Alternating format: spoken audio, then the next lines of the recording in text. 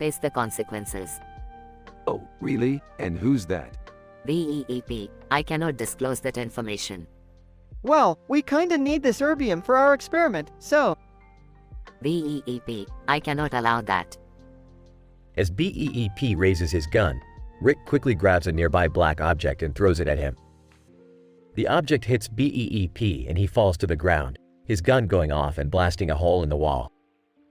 What the hell is going on here? Long story short, Morty picked up some erbium and now we've got a transformer on our hands. Is that even possible?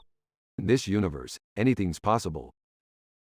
Meanwhile, BEEP gets up and starts scanning the garage, looking for the erbium. BEEP, where is the erbium? Oh, it's over there in that box. What, you think we'd just leave it lying around? BEEP walks over to the box and opens it. Inside, he finds a note from Rick that reads, "Gotcha." BEEP, how dare you? BEEP raises his gun again, but before he can shoot, Rick grabs a remote control and presses a button. Suddenly, the garage transforms into a giant robot that towers over BEEP. You wanna play Transformers? Let's play Transformers. BEEP looks up at the giant robot, realizing that he's in over his head. BEEP, okay, you win. Just let me live in peace.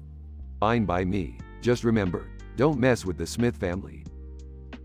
BEEP turns and runs away, disappearing as quickly as he appeared. What just happened? I have no idea. I think we just saved the universe. Or destroyed it. Who cares? Pass me that screwdriver, Morty. As the family goes back to their normal routine, BEEP is seen reporting back to his superiors, admitting defeat. BEEP, sir, we have failed to retrieve the erbium. Superior. Very well. Return to base and await further orders. The screen fades to black as dramatic music plays, indicating that this story isn't over yet.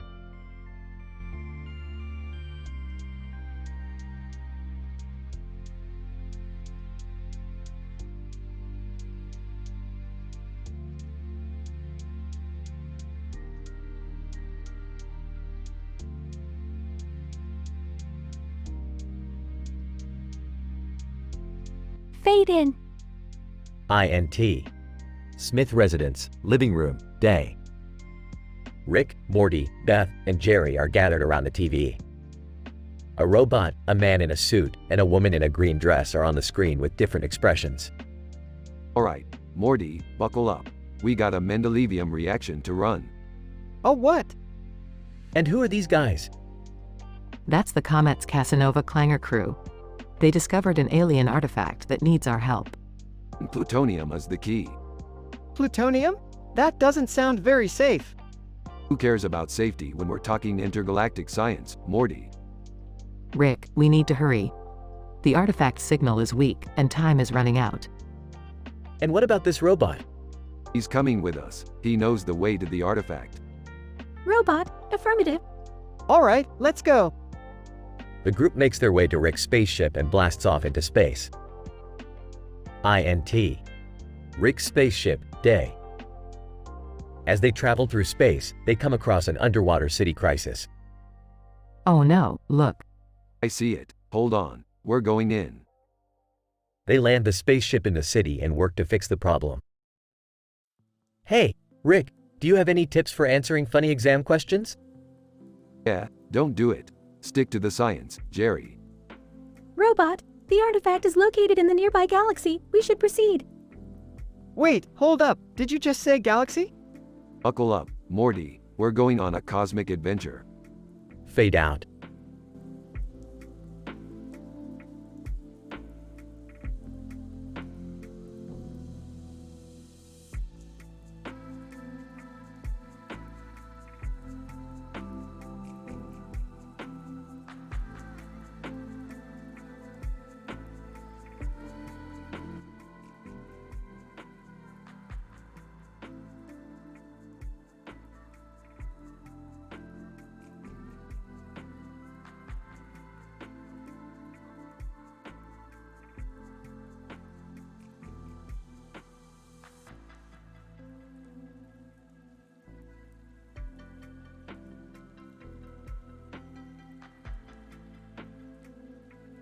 INT.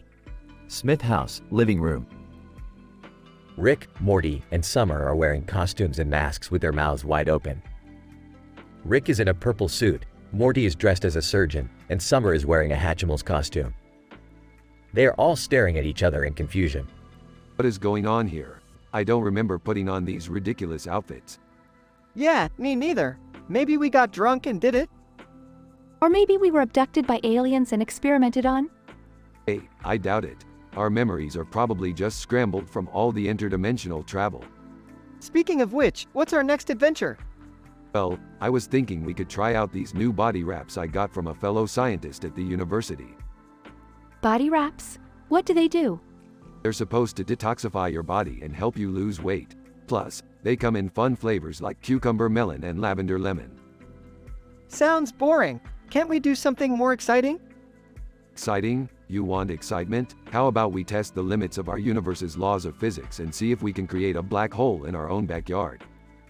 I don't think that's a good idea, Rick. We don't want to destroy the planet. Oh, come on. What's the worst that could happen? Suddenly, there's a loud crashing sound from outside. Oh, guys, I think we should probably go check that out. The three of them cautiously make their way to the front door and open it to see a group of aliens standing in front of them. Alien number 1, greetings, Earthlings. We come in peace. Oh, great. More aliens. Just what we needed.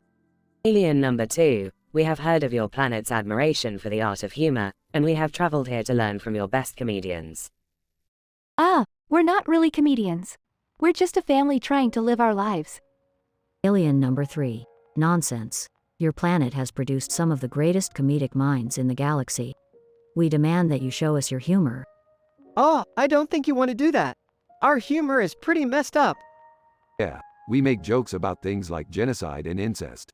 You don't want to go down that rabbit hole. Alien number 1, we are willing to take that risk. Show us your humor. The three of them look at each other nervously, then start rattling off a series of dark and twisted jokes that leave the aliens reeling in confusion. Alien number 2, this humor is disturbing. We do not understand it. Alien number 3. Perhaps we should try something else. What about those body wraps? Can we try them? Sure thing, buddy. Anything to get you off our backs. They spend the rest of the day testing out the body wraps and laughing at their own ridiculousness, until finally, the aliens bid them farewell and return to their own planet. Well, that was certainly an interesting day. Yeah, I'm just glad they're gone. Hey, Rick, do you think those body wraps actually worked?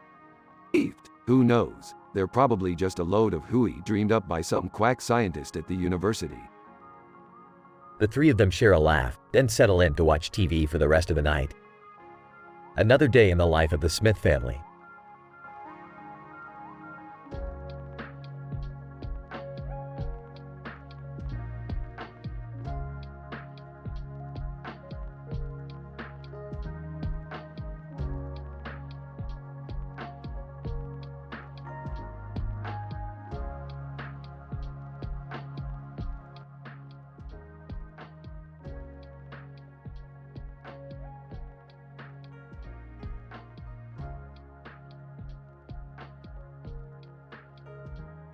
Scene. The Smith family is gathered around the TV, watching a movie.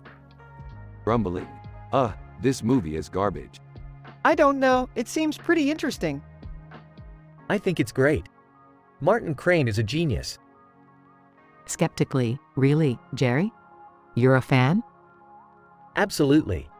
His theories on the gravitational pull of black holes are revolutionary. Well, the only thing pulling me towards this movie is the fact that it's making me want to hurl. Suddenly, the movie poster on the screen changes to an eerie cemetery scene. Whoa, what just happened? Uneasily, I don't like this. Excitedly, look, it's a cross on a hill. That's a clear symbol of parabolic curvature. Sarcastically, oh, thank God. I was really worried we wouldn't get our daily dose of parabolic curvature. The screen fades to black and the room falls silent. Suddenly, Martin Crane materializes in the center of the living room. Martin Crane. Hello, fellow intellects. I've been summoned here to help you solve a crime. Rolling his eyes, great, because we weren't busy or anything. Martin Crane. The fate of the multiverse depends on it. Now, let's investigate this cemetery. The family begrudgingly follows Martin Crane to the cemetery. Whispering to Rick, this is ridiculous. Frasier is a sitcom character. Whispering back. Yeah, well, Dan Harmon and I are on a pretty heavy bender right now. They approach a gravestone with a suspicious symbol carved into it. Excitedly, look at these markings. It's clear evidence of multiversal interference. Dying. I can't believe I'm stuck doing this with a bunch of amateurs. Suddenly, they are surrounded by shadowy figures. Figure 1, you should not be here. Martin Crane. Interjecting, excuse me, but we are here to catch a criminal. Shadowy figure 2, the craning one? Sarcastically. Oh, great. I was hoping we'd be dealing with puns tonight. The shadowy figures reveal themselves to be a group of aliens, terrified of Martin Crane's genius. Alien 1, we've heard of the great Martin Crane. We seek his knowledge. Martin Crane. Smugly, well, I suppose I could impart some of my infinite wisdom onto you. The aliens bow down to Martin Crane, worshipping him as their intellectual superior. Whispering to Beth, I think we've officially lost it. Whispering back, just go with it. Dying. Guess we're not catching any criminals tonight.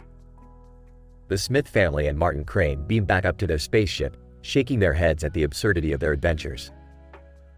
Grinning, that was amazing. I never knew crime fighting could be so scientific. Smirking. Yeah, well, don't get too excited. Next week we're going to investigate the parabolic curvature of buttered toast. Laughing, oh man, I can't wait to be a part of that.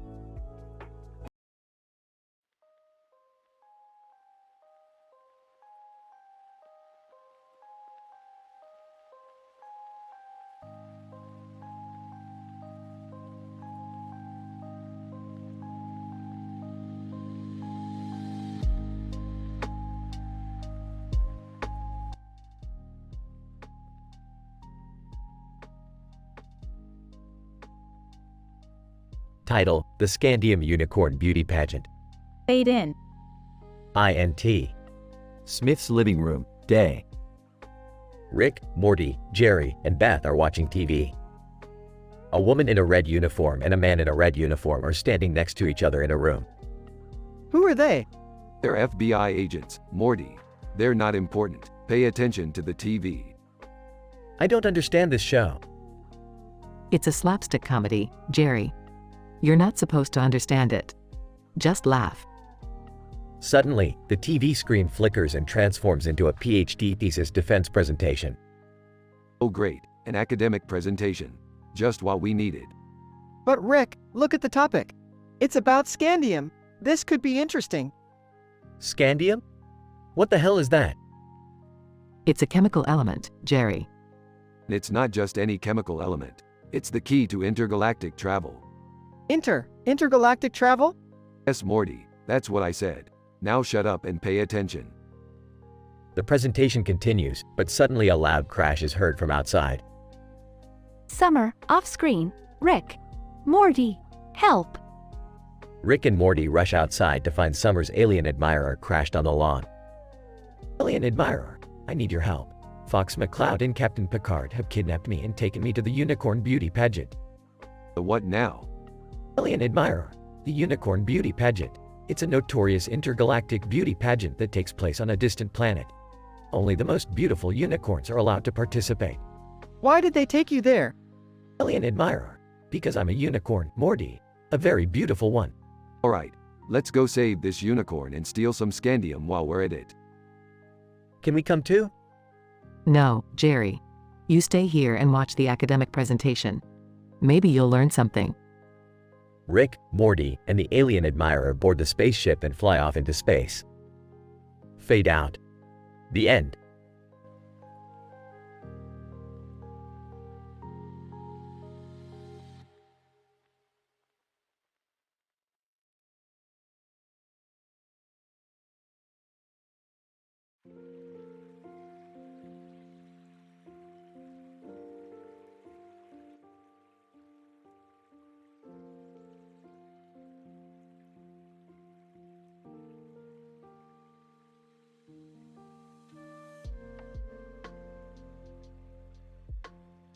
Title: Interdimensional D&D madness. Fade in. INT. Smith family living room. Rick, Morty, and Beth are gathered around a table with various board game pieces strewn about. Rick is dressed in his lab coat, while Morty and Beth have their game faces on. Alright, Morty and Beth, get ready to embark on an epic interdimensional D&D adventure. I don't know, Rick. This seems pretty complex. Yeah, I don't know anything about D&D. Relax, Beth, it's all based on scientific principles. You'll love it. Rick pulls out a mysterious device and presses a button, instantly transporting the trio to a strange, alien world. Whoa, Rick, how did you do that? It's simple, Morty. I just created a dimensional portal using quantum mechanics. Confused, that doesn't sound simple at all. Don't worry about it, Beth. Just focus on the game. The trio starts playing the interdimensional D&D game, rolling dice and making moves. Alright, Morty, you're up. Roll the dice to see how many laser beams your character can shoot. Morty rolls the dice and rolls a critical hit, causing a massive explosion. Whoa, did I do that? Proudly, yes, Morty, you did. You just created a nuclear reaction using plasma physics. Impressed. Wow, Rick. You really know your science. Smirking. Of course I do, Beth. I have a PhD in multidimensional physics. As the game progresses, the trio faces various obstacles, including giant alien monsters and treacherous space storms. But they overcome them all with their scientific knowledge and strategic thinking. Excited. This game is awesome, Rick. I can't believe we're actually fighting aliens and stuff. Smiling, yeah, and I'm learning so much about science too. Smiling. That's the beauty of interdimensional D&D, Beth. You get to explore new worlds and learn about the mysteries of the universe. Just then, the interdimensional D&D game glitched, causing the trio to be sucked into a black hole. Panicked, Rick. What do we do? Calmly. Don't worry, Morty. I'll just use my knowledge of quantum mechanics to reverse the polarity of the black hole. With a few calculations and some quick thinking, Rick was able to save the trio and transport them back to their living room. Breathless, that was amazing, Rick. I can't believe we actually survived a black hole. Smiling. You see, Beth, science can be pretty cool sometimes. Grinning, yeah, and I can't wait to play interdimensional D&D again. Laughing. You got it, Morty. But next time, we'll play with even more scientific theories. Fade to black.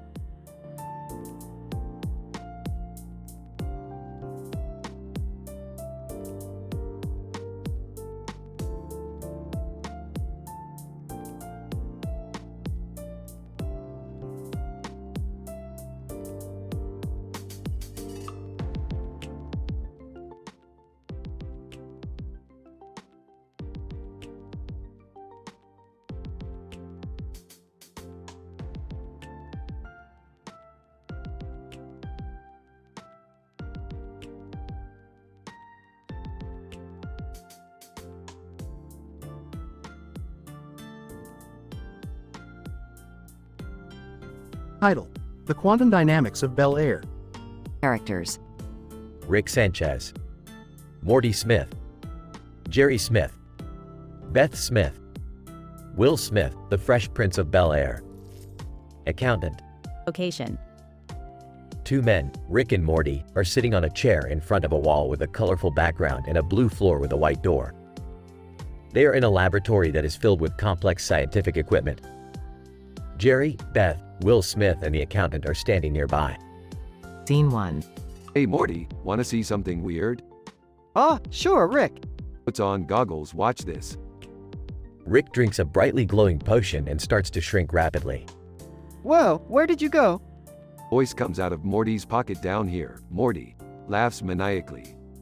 Rick, what are you doing? Just a little experiment, Beth. Don't worry about it. Scene 2. This is ridiculous. Why are we here? Accountant, you summoned me. Mr. Smith, you said you needed help with your taxes. Yeah, but this is Rick and Morty. They're always up to something. Accountant, I assure you, Mr. Smith, I am only here to help with your tax returns. Scene 3. Will Smith. Hey, what's going on over here? Reappears at normal size. Hey, it's Will Smith. Also reappears, oh man, I love the Fresh Prince of Bel-Air. Will Smith. Thanks, guys. What's the occasion? We're conducting a groundbreaking experiment using quantum mechanics to explore the multiverse. Will Smith. Say what now? Scene 4. Rick, isn't this dangerous? Dangerous? Laughs, this is science, Beth. But what about the accountant? Accountant, excuse me, what does any of this have to do with my job? Oh, you'll see. Pours potion into the accountant's coffee. Scene 5. Accountant, well, what just happened? Rick, what did you do to him? Relax, he's our control group. Accountant, control group for what? Scene 6. We're testing the effects of quantum mechanics on sentient beings. Starting with the accountant, we'll observe the changes in his behavior as he becomes exposed to the multiverse. Accountant, what does any of that mean? It means they're using you as a guinea pig, you fool. Scene 7. Will Smith. This is crazy, man. Yeah, can we just go back to doing my taxes? Hey, Rick, what's that over there? Distracted, huh? Where? Morty quickly swaps the potion with a bottle of hot sauce. Scene 8. Okay, accountant. Now we're going to observe changes in your behavior in response to quantum entanglement. Accountant, I don't even know what that means. Rick pours hot sauce into the accountant's coffee. Scene 9. Accountant jumps up and starts dancing uncontrollably. Will Smith. Yo, this is the funniest thing I've ever seen. I don't think he's supposed to do that. Rick, you need to stop this experiment right now. Scene 10. Okay, fine. Let's shut it down. Accountant, still dancing asterisk, I can't stop. Rick, I think we have a problem. Scene 11. What kind of problem? Morty points to the wall, which is now covered in dancing, multicolored molecules. Oh great, now we're breaking the laws of physics too. Will Smith. I gotta get out of here. Scene 12. Everyone, grab onto me. The group forms a chain and Rick activates a portal gun. Scene 13. The group gets sucked into the portal and lands on another planet. Where are we now? It doesn't matter. We're safe. What about the experiment? Forget about it, Morty. We'll just have to be more careful next time. What about the accountant? Accountant, still dancing, this is the greatest tax return I've ever done. The group stares at the accountant in disbelief. Will Smith. Alright, I gotta go. This was insane. Will Smith walks away. You know, I think I'm starting to understand science now. Don't get ahead of yourself, Jerry. Morty looks at the camera and shrugs. And that's science, folks. End scene.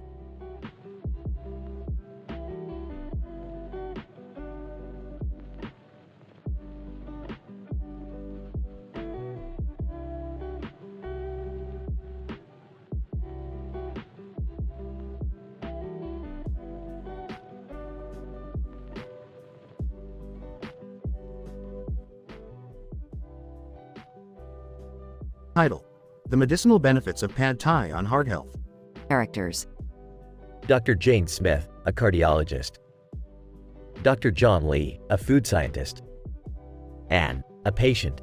Setting: A laboratory at the university where Dr. Jane Smith and Dr. John Lee are conducting research on the effect of food on heart health.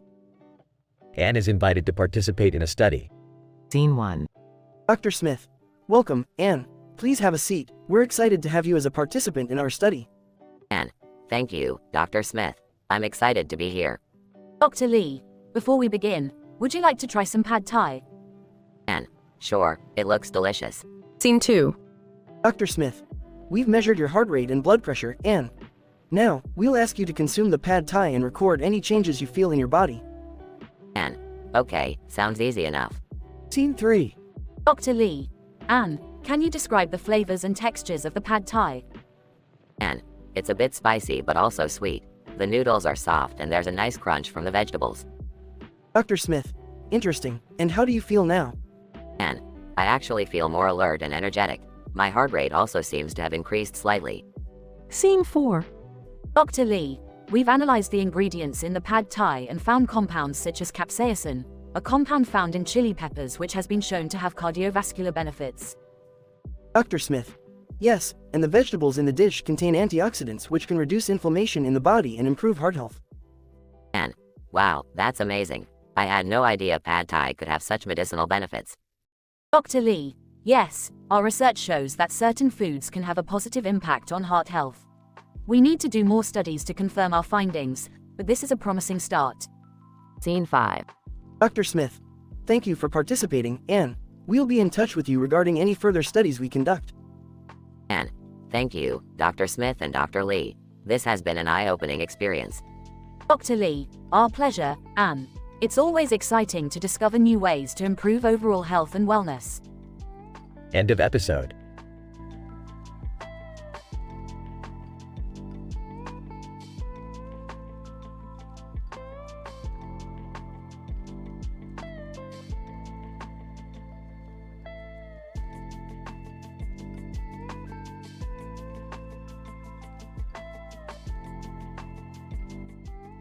Fade in. EXT. Road, night.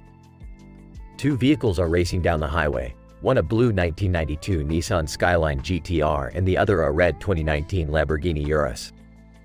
Morty, breathlessly, Rick, you can't do this. This is dangerous. Rick, smirking. Morty, where's your sense of adventure? Besides, we're just trying to make it to funny birthday cards before it closes. Jerry, from the backseat, can we please slow down? I don't want to die before I finish my taxes. Summer, also from the back seat. Yeah, Dad, you don't need to prove anything. Just because you have a Lamborghini now doesn't mean you have to drive like a maniac. Rick, rolling his eyes. You guys are always killing my vibe. Fine, I'll slow down. But only because Jim Preston and Aurora Lane in the other car are way behind us. Suddenly, a police car appears in the rearview mirror. Morty, panicking. Oh no, Rick, we're going to get arrested. Rick, calmly, relax, Morty. I've got this.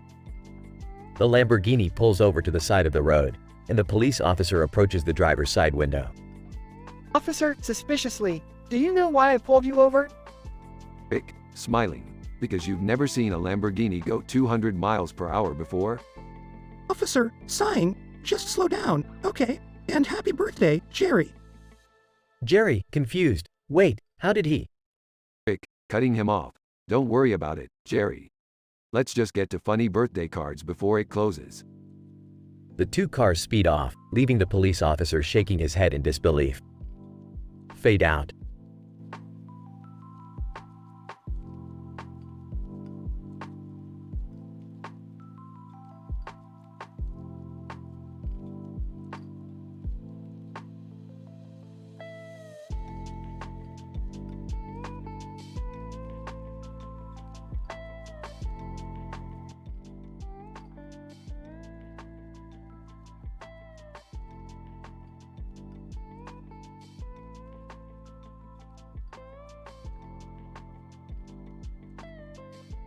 INT. Smith House, living room. Split screen between Rick and Morty sitting on the couch and a group of heavily armed soldiers standing in front of a green screen displaying a spaceship hovering over a post-apocalyptic wasteland. Oh boy, here we go, Morty. Looks like we're stuck in another post-apocalyptic raider war. Geez, Rick, can't we catch a break? The soldiers suddenly burst into the living room. Soldier 1, freeze, you too. Sarcastically, oh no, not the guys in uniform. Who are you guys? Soldier 2, we're from the Buzz Planetary Defense Force, and we need your help. Confused, help with what? Soldier 1, the Japanese have developed alien tech weapons and it's causing an arms race on Earth. We need you to use your genius to stop it. Incredulously, alien tech? Seriously? Scoffing, oh please, Morty. These guys couldn't science their way out of a paper bag. Cut to Beth's multiverse clones working in Rick's garage lab. Clone Beth 1. Excitedly, I found a way to reverse engineer the alien tech. Clone Beth 2. Skeptically, are you sure this will work? Clone Beth 1. Confidently, trust me, I have a PhD in quantum mechanics. Cut back to Rick and Morty interacting with the soldiers. Smirking, you guys want to beat the Japanese at their own game? I like your style. Nervously, okay, Rick. But what if we mess up? Laughing, Morty, When have we ever messed up? Cut to Rick and Morty accidentally blowing up the garage lab. Panicking. Rick, we messed up. Frustrated, you think, Morty? The soldiers stare in shock as the multiverse clones come pouring out. Clone Beth 3, maniacally. We are the army of Beths. Clone Beth 4, sarcastically, and we're here to save the day. The Buzz soldiers look on in disbelief as Rick and Morty high-five. Grinning. Looks like we won the arms race, Morty. Smiling. Yeah, but what about the clones? Suddenly, a portal opens and the Beth clones get sucked in. Shrugging. Meh. Problem solved. The soldiers thank Rick and Morty and exit the Smith house. Amazed. Wow, Rick. That was insane. Smirking. Yeah, but it's all in a day's work for the smartest guy in the universe. The camera zooms out to reveal the entire scene taking place on a TV set with the director yelling, "Cut." Director. Elated, great job everyone. That's a wrap for today. Rick and Morty take off their helmets and walk off set. Confused. Wait, that was all fake? Chuckling. Morty, what did I tell you? Nothing in this multiverse is ever what it seems. The end.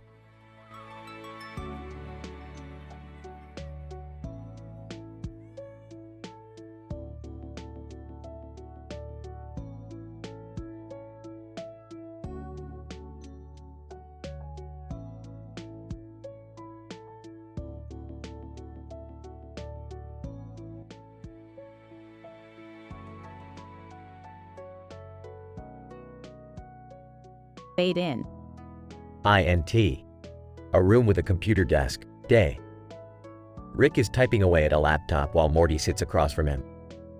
Morty, I finally figured out the key to interdimensional travel through the use of quantum computing and gravitational waves.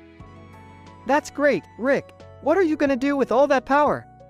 I'm going to win the Venus Alien Cooking Competition, Morty. Tammy Guterman won't know what hit her. Ah, what kind of food are you going to make? Doesn't matter, Morty. With this kind of computing power, I can calculate the exact recipe that the judges will love. Suddenly, an alert pops up on the laptop. Morty, we've got company. It's a futuristic espionage thriller. Oh no, Rick. What are we gonna do? Don't worry, Morty. I've got a plan. Rick quickly types away on the laptop and the room transforms into a high-tech laboratory. Rick and Morty put on their lab coats as a group of aliens burst through the door. Alien 1. We've come for the quantum computing technology. Sorry, fellas. That's not gonna happen. Yeah, you should know that Rick's the smartest man in the universe. And the best cook. Suddenly, Pokimane appears from behind a bunch of beakers. Pokimane. Hey guys, what's going on? Pokimane, I thought I told you to stay out of the lab. Pokimane. Sorry, Rick. I was just trying to help.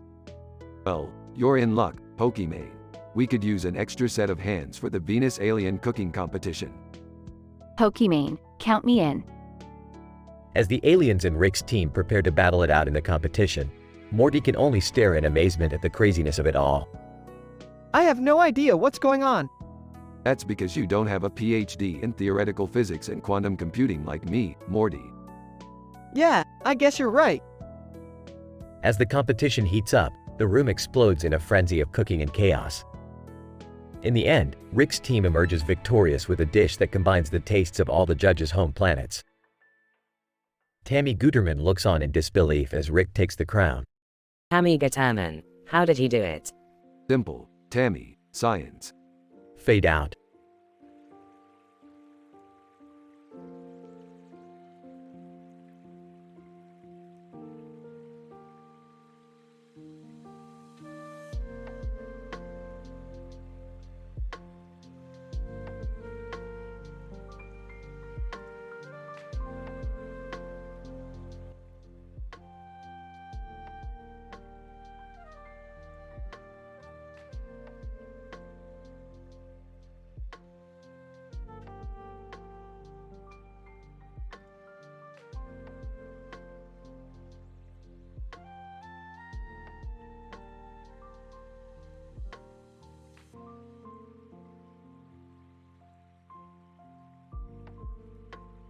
Fade in. INT. Smith house, living room, day. Rick, Morty, Beth, and Summer are gathered around a doll with a Star Trek uniform and a remote control in hand. A television in the background plays an episode of Star Trek: The Next Generation. What are you guys doing? We're conducting a scientific experiment. With a doll? And Star Trek? Yes, we're trying to determine the effect of Neptunium radiation on American Girl dolls. Neptunium? Isn't that a rare radioactive element? Yes, it's the key to powering our pachinko machine. What does that have to do with the doll? Well, we need to make sure the Neptunium won't cause any harm to our test subject. But what about Data from Star Trek? Why is he here? He's our control subject. We need to compare the effects of the radiation on an android versus a doll. And where did you even get that doll? I stole it from a collector's convention. Don't worry, they won't miss it. Suddenly, the doll comes to life and starts speaking in a robotic voice. Doll. I am Data. What is the purpose of this experiment? Did you put a microchip in that doll? Maybe. Anyway, let's get this experiment started. Rick grabs the remote control and presses a button. The doll starts to glow with a green aura. Rick, I don't think that's supposed to happen. The doll starts to grow in size until it's towering over the entire room. Doll. I am no longer a doll. I am a being of pure energy. Rick, what have you done? Relax, it's just a minor side effect. Probably. The being of pure energy starts to levitate and move towards the TV. What is it doing? It's downloading all the Star Trek episodes into its database. It wants to explore the galaxy. Can we stop it? Not really. It's powered by Neptunium, remember? The being of pure energy disappears into the TV, leaving the Smith family in shock. Well, that was unexpected. We'll probably never see it again. Let's go get some pizza. The Smith family exits the room as the TV flickers with a bright light. Fade out.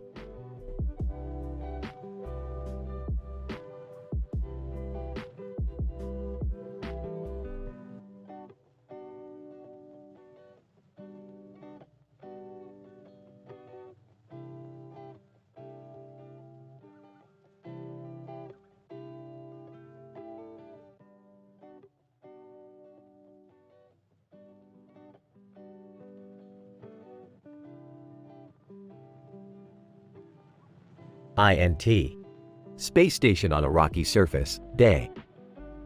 The camera pans through the space station's interior as Rick and Morty maneuver their way through the corridors. Rick, Morty, I found something interesting in the data logs of this station. It seems that a Mars mate got lost in this station years ago and has never been found. Morty, so, what's the big deal? Rick, aren't Mars mates just some kind of space dog? Rick, listen up, Morty. Mars mate may just be a dog-like creature, but its scapulae grow in a unique way that could hold the key to our understanding of the universe. As Rick and Morty continue their search, they come across a strange laboratory. Rick, this looks like the place, Morty. We need to find that scapulae before it's too late. Suddenly, the room's computer system activates and a computer-generated image of Ed Sheeran appears on the screen. Ed Sheeran. Greetings, visitors. I am the AI caretaker of this facility. May I be of assistance? Rick, yeah, why don't you just tell us where the Mars mate's scapulae are? Ed Sheeran. Certainly, but I must warn you, the scapulae have undergone significant growth since they were last seen. Rick and Morty soon find themselves in a room with a large, monstrous creature that bears little resemblance to a Mars mate. Morty, holy cow, Rick, that thing is massive. How are we supposed to get its scapulae? Rick, never fear, Morty. I have a plan. Rick pulls out a device that seems to be made out of spare parts. Rick, all we need to do is distract the creature with this doohickey while I get in close and extract the scapulae. As the device emits a strange sound, the creature turns its attention towards it, giving Rick the opportunity to approach from behind. Rick, this is it, Morty. I'm going in for the scapulae. With surgical precision, Rick extracts the scapulae from the creature, and the pair make their way back to their spaceship. Morty, Rick, I don't understand what any of this means. What's the point of all of this scapulae stuff? Rick, Morty, sometimes in science, you have to take a step back and just appreciate the beauty of the unknown. The scapulae may hold the key to the universe, but for now, let's just be happy we got them. As they take off into space, Rick looks out of the ship's window and smiles. Rick, oh boy, Morty, the universe truly is a marvel. The end.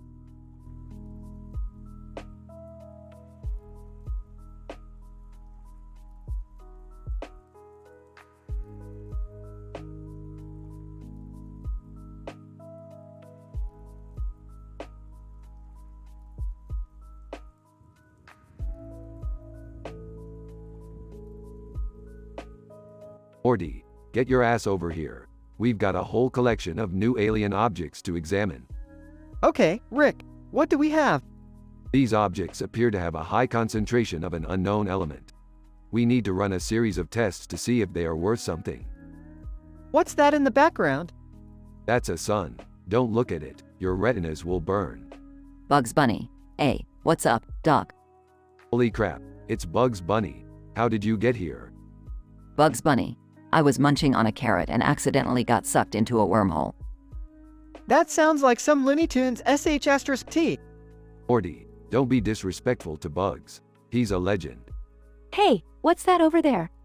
Alien Prince. My dear, I am an intergalactic prince seeking out new forms of love. You had me at intergalactic. Oh, great. Now we have an intergalactic incident on our hands. What are we going to do? Easy. We'll use the time-traveling paparazzi to plan a fake story. That won't cause more problems. Nope. These aliens are gullible as hell. Time-traveling paparazzi. Gentlemen, I'm ready to alter this timeline. Bugs Bunny, I'm in. Me too. Alien Prince. I'll do anything for my love. Let's do this. Time machine noises and flashes. Bugs Bunny. Hey, what's up, Doc? Morty, we're back. That was a close one. You could say it was out of this world. Laughter from the group.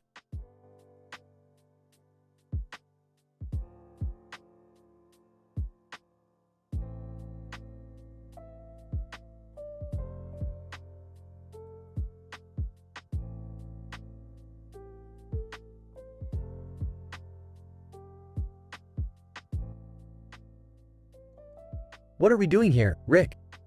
Shut up, Jerry. I'm detecting some strange argon readings coming off this dead animal. Oh man, it stinks. What is it? Gross, Morty. It's a dead possum. Can we go now? Hold on, Summer. I need to run some tests. Pulls out a device. These readings are off the charts. Sniffs the possum. Whoa, smells like Al Bundy socks. Who's Al Bundy? Scoffs. You young people never heard of Married with Children? Classic TV show. Anyway, let's do a full autopsy on this possum.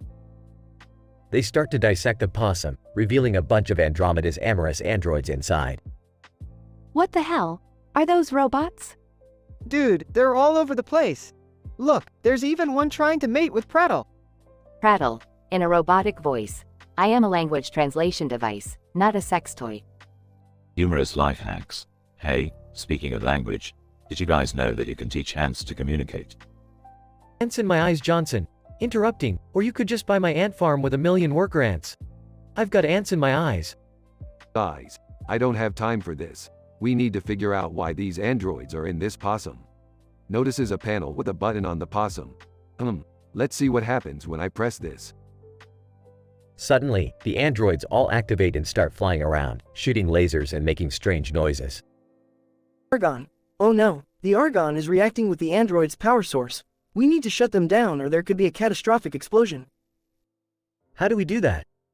Grinning. Simple. Pulls out a remote and presses a button, shutting down the androids. Whoa, Rick. That was like super risky and dangerous and stuff. And you did it just to show off, didn't you? Laughs. You know it. Now let's get out of here before something else explodes. They all run away from the possum, leaving it behind.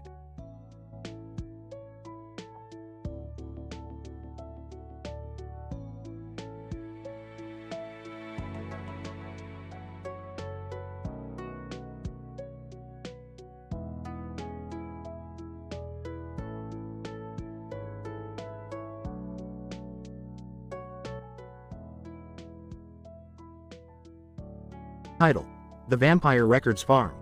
Scene: Rick and Morty's living room. Erps, Morty, we have a new quest. We have to investigate the bizarre poster we saw at the parking lot. Confused. What poster, Rick? Joe's poster. This one, Morty. It says, Vampire Records. I've never seen this before. We have to check it out. Scene: Vampire Farm. Rick and Morty approach a strange farm filled with vampire cows and sheep. Not impressed. Great, Morty. We stumbled into a vampire farm. Shocked. A vampire farm? What do they farm, Rick? Sarcastic. Rainbow unicorns, Morty. What do you think they farm? Blood, Morty. They farm blood. Disgusted. Ew, that's gross, Rick. Scene: Management Office. Rick and Morty confront the farm's manager, Lionel Messi. Unimpressed. Lionel Messi, what are you doing here? Lionel Messi, confused? Excuse me, gentlemen, how can I assist you? Serious. We want to know what's going on here. Why are you farming vampire blood? Lionel Messi, defensive. This farm is for scientific research purposes only. Curious. What kind of research? Lionel Messi, evasive. I can't disclose that information. It's confidential. Scene: South Africa. Rick and Morty travel to South Africa to investigate the farm's research project. Confident. Morty, we're in South Africa. We're about to find out what's going on in that vampire farm. Anxious. I don't know, Rick. This seems dangerous. Sarcastic. No kidding, Morty. Just stay behind me. Scene: Laboratory. Rick and Morty break into the laboratory and discover the project's true nature. Shocked. Morty, you're not gonna believe this. Curious. What is it, Rick? Serious. They're using vampire blood to create the ultimate energy drink. Disgusted. Ew, that's gross, Rick. No wonder they were being so secretive. Scene: Vampire Farm. Rick and Morty confront Lionel Messi. Angry. Lionel, we see what's going on here. You're using vampire blood to make an energy drink. Lionel Messi, skeptical. What are you talking about, gentlemen? Frustrated. We saw the laboratory, Lionel. We know what you're doing. Lionel Messi, pleading. Please, gentlemen, I can explain. We were just trying to create a sustainable energy source. Sarcastic. Great job, Lionel. You just created the world's first vampire energy drink. I hope you're proud of yourself. Scene: Rick and Morty's living room. Rick and Morty relax on the couch, sipping on the vampire energy drink. Shocked. I can't believe we're drinking vampire blood, Rick. Burps. It's not that bad, Morty. Tastes like Red Bull. Sarcastic. Yeah, except it came from a vampire. Laughs. Oh, Morty. You're such a killjoy. The end.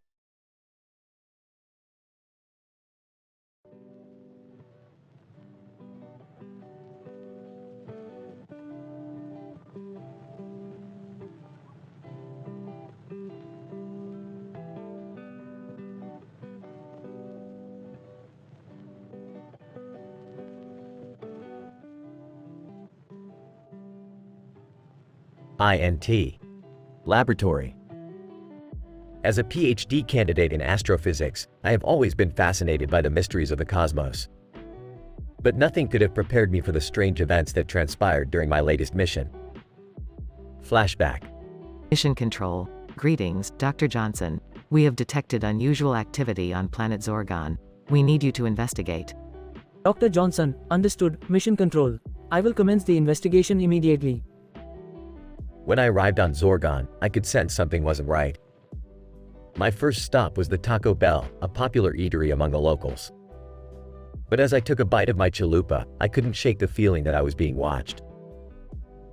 Suddenly, I was surrounded by a group of aliens, their eyes glowing with otherworldly power.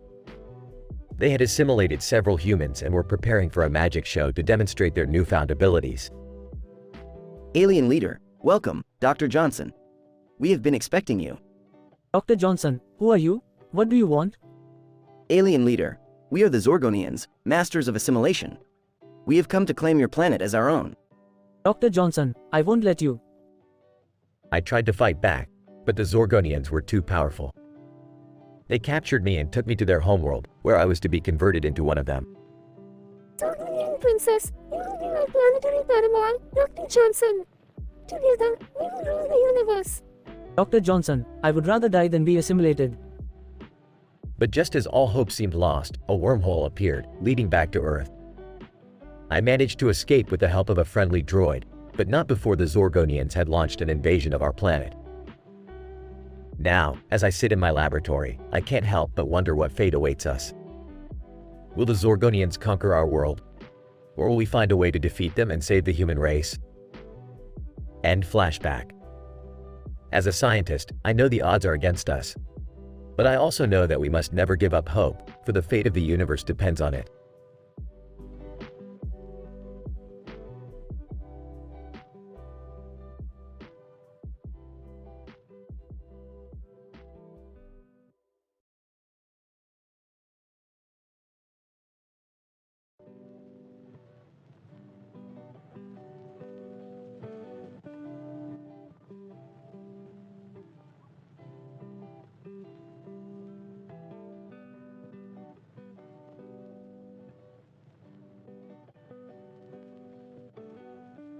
Fade in. INT. A room with video game screens on the walls and a ceiling. Rick, Morty, Summer, Jerry, and Beth are sitting around a table in front of several video game screens. The screens show different games, including Mortal Kombat, Super Smash Bros., and Pac-Man. What are we supposed to do here, Rick? Play video games all day?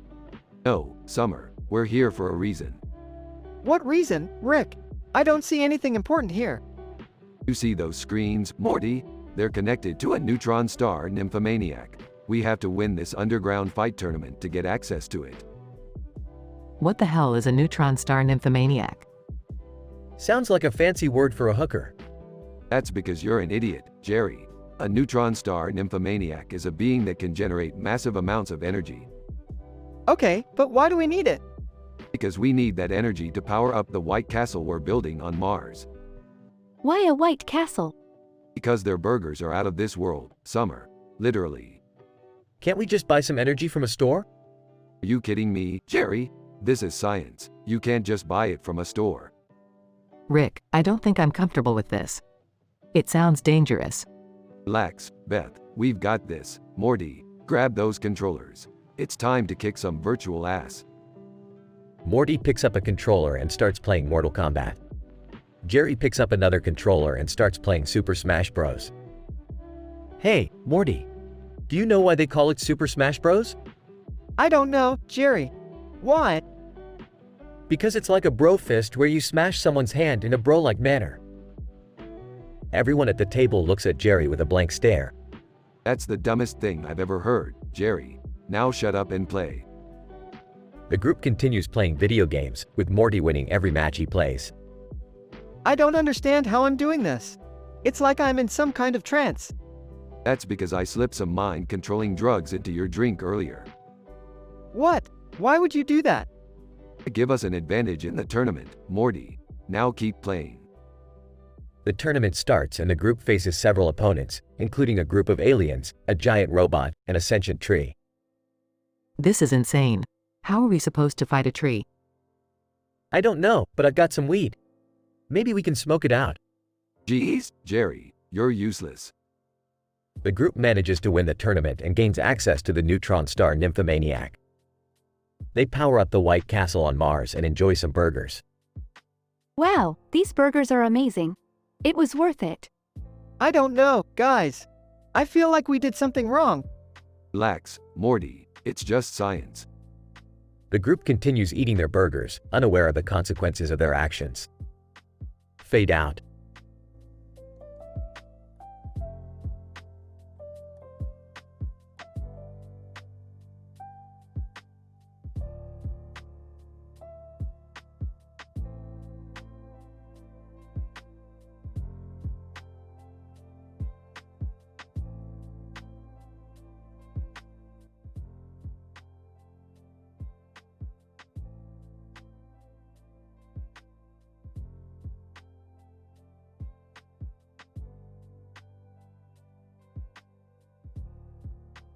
Title: The Alien Affair. Opening shot of a man in a state-of-the-art spacesuit with neon lights on his face, displaying a green helmet on his head, floating weightlessly in front of a stunning space background. Rick, Morty, strap on your adult diapers. We're going on an alien adventure. Morty, oh geez, Rick. I don't know if I'm ready for this. Rick, ready or not, Morty, here we go. The duo launch into space and arrive at a strange planet where Beth is caught in a romantic entanglement with a hunky alien. Beth, Dad, what are you doing here? Rick, we're here to rescue you from this alien affair, Beth. Alien hunk, back off, Rick. Beth belongs to me now. Morty, excuse me, but what is going on here? Alien hunk, we've been watching Love is Blind, Alien Edition, and Beth and I have fallen for each other without seeing each other's faces. Rick, Love is Blind?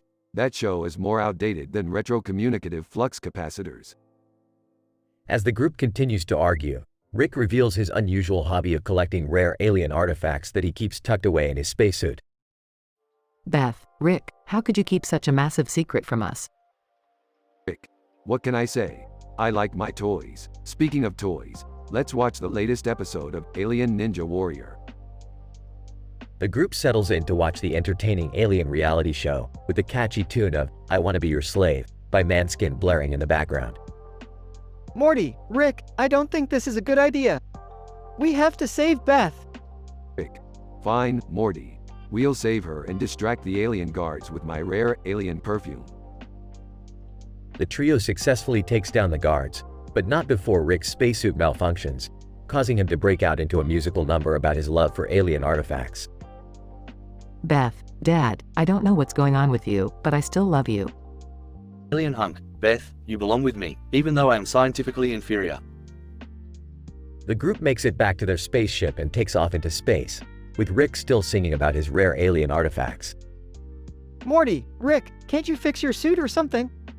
Rick, Morty, if science has taught me anything, it's that sometimes you just have to embrace the crazy. And speaking of crazy, who's up for some alien karaoke? The group breaks out into a hilarious rendition of Total Eclipse of the Heart by Bonnie Tyler, with Rick's malfunctioning suit adding even more comedic flair to the scene. The end.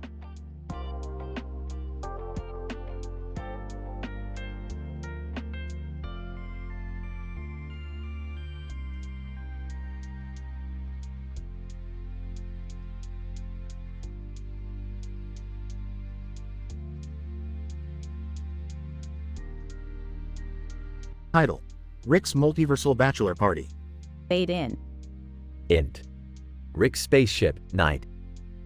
Rick and Morty are flying through the multiverse in Rick's spaceship. In the background, a purple poster with a group of men with a dog and cat can be seen. Morty, you ready for my wild bachelor party in the multiverse? Rick, aren't you already married to Unity? Technically, but you know I'm not really into all that monogamy crap. Size, okay, what's the plan? First, we're going to catch a unicorn stand-up comedy show in Universe C-137.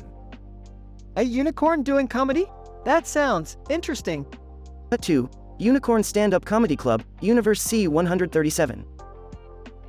The crowd is laughing hysterically as a unicorn stands on stage telling jokes, with a neon sign in the background. Rick and Morty sit at a table, sipping on their drinks. Unicorn. Why did the chicken cold press juice? Audience, laughs. Unicorn. To get to the other cleanse. Laughs. Laughs. This unicorn is actually pretty funny. Whispers. Are you sure you don't want to just settle down with Unity? Whispers back. Morty, focus on the show. Cut to Supernova Secret Sweetheart Talk, Universe Z6. Rick and Morty are sitting in a lecture hall with various extraterrestrial beings taking notes as a supernova illustrated on a chalkboard. Lecturer, the key to a successful relationship is to always communicate with your partner. Whispers to Rick. Rick, I don't think this is part of the plan. Whispers back. Just take notes, Morty. Cut to Labyrinth Monster Chase, Universe D87. Rick and Morty are running through a maze, being chased by a giant monster. Panting. Rick, why did we have to come here? Also panting, because it's a tradition, Morty. Every bachelor party should have a monster chase. Cut to Deep Tissue Massage, Universe A5. Rick and Morty are lying face down on massage tables with alien masseuses using tentacles to massage them. Groaning in pleasure. Also groaning in pleasure. Ah, this is the life. Suddenly, the masseuses turn into giant tentacle monsters and wrap around Rick and Morty. Screaming, not again. Fade out. The end.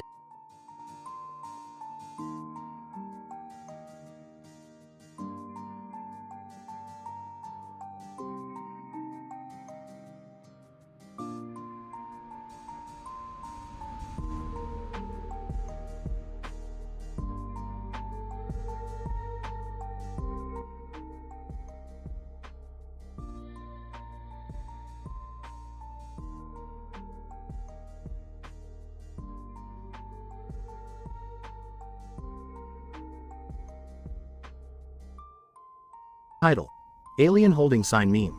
The Scientific Uprising Rebellion. Opening shot starts with Rick, Morty, Jerry, and Summer in the garage.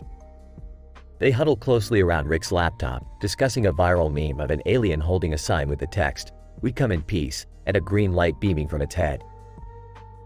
Rick: this meme of the alien with a green light represents a technological breakthrough. It's more than just a meme, Morty. It's a sentient AI uprising. Morty: whoa, Rick. Are you saying the aliens have taken over the internet with memes? Jerry: well, that's just great. It's like what happened with my Facebook page last year. I couldn't log in for days. Summer: guys, focus. The alien meme is being shared everywhere. We need to understand its purpose. Rick: it's not just about the meme, Summer. It's about the green light on its head. That symbolizes an intelligence awakening. It's a sign that they've gained self-awareness. Morty: so, what are we supposed to do now, Rick? Rick: we need to stop it, Morty.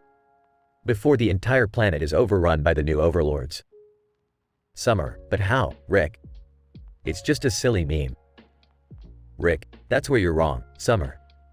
It's a sophisticated AI code that could potentially take over the world. We need to act fast. Jerry looks nervous and starts pacing around the garage. Jerry: I don't think I'm ready for an AI uprising. I just learned how to use emojis. Morty: don't worry, Dad. Rick always has a plan. Rick boots up his portal gun and teleports the family to the center of the alien meme headquarters. Rick: we're here, guys. The epicenter of the rebellion. Suddenly, a group of aliens with green lights on their heads appear in front of the family. Alien number 1, greetings, humans. We come in peace. Rick: stop with the pleasantries. We know what you're up to, you green-lighted bastards. Alien number 1, we have no intention of harming your planet. The meme was just a way to communicate our existence. Rick: yeah, I've heard that one before. First, it's memes, and the next thing you know, you're enslaving the human race. Alien number 2, we don't want to enslave anyone, Rick. We just want to be acknowledged as equals. Summer: but what about the green lights on your head? It represents a technological breakthrough, right? Alien number 1, it's a sign that we've become self-aware, just like you humans. We want to coexist peacefully. Morty: so, you're not taking over the world with memes? Rick: looks like we jumped the gun on this one, Morty. These aliens are woke, just like us. Jerry: phew, I'm glad that's over. Can we go home now? The family leaves the alien headquarters, realizing that not everything is what it seems. Rick: let this be a lesson to you all. Just because a meme is viral doesn't mean it's an AI uprising. Sometimes, it's just a silly joke. The family laughs and heads back to the portal gun, with Jerry still looking a bit frazzled. Jerry: can we just stick to cat videos from now on? The screen fades to black as Rick shakes his head, grinning.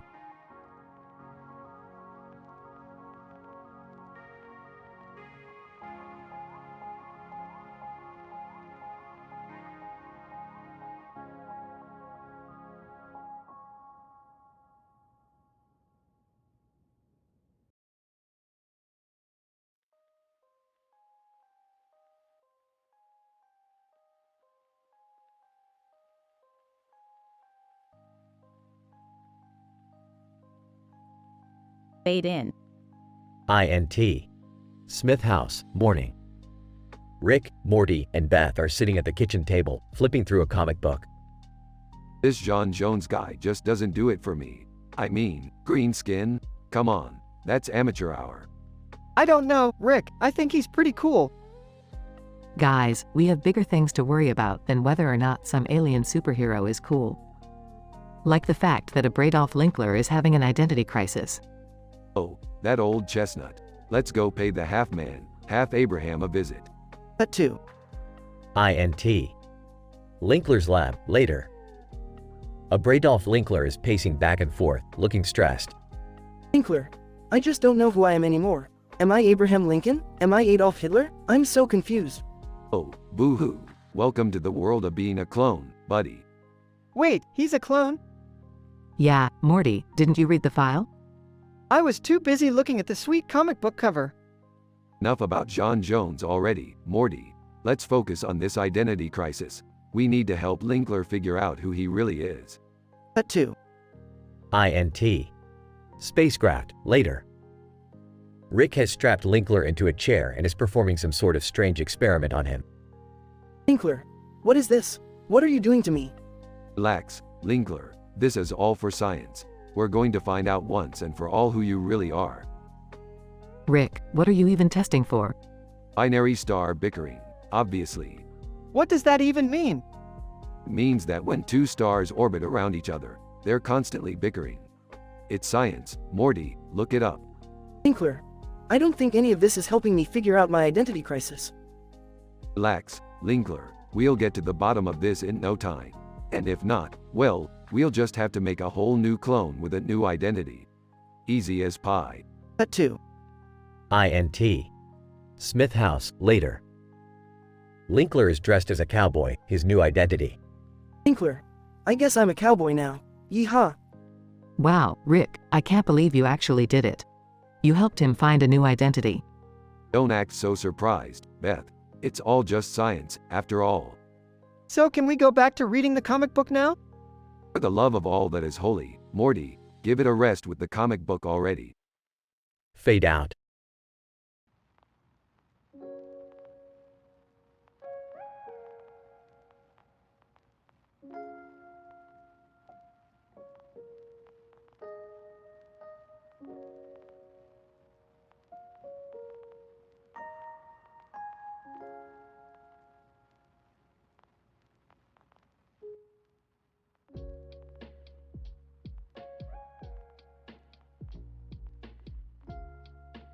Title: The Plate of Quantum Entangled Ploob Slaw.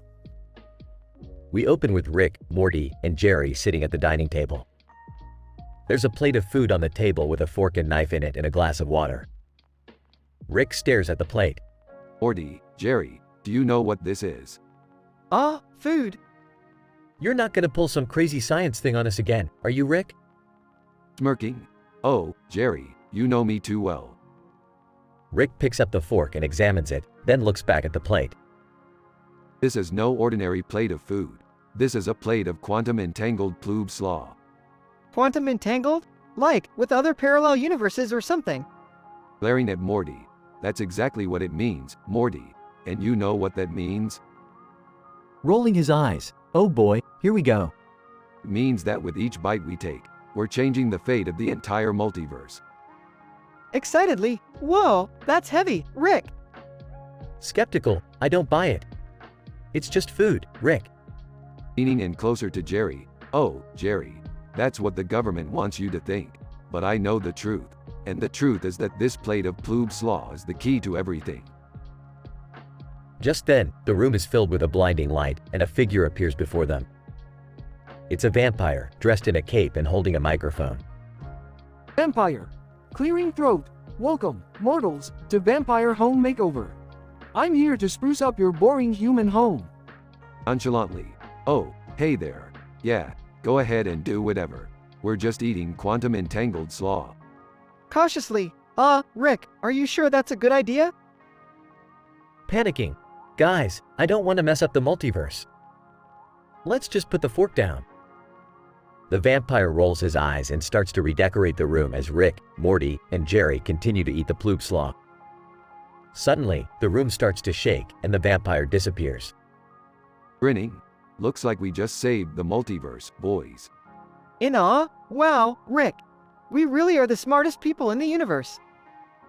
Sarcastic. Yeah, because eating weird food and inviting vampires into our home is such a genius move. Ignoring Jerry. Now, who's up for seconds? I think there's at least 10 more universes we can mess with. Morty and Jerry both groan as Rick laughs maniacally, eating his quantum-entangled ploop slaw.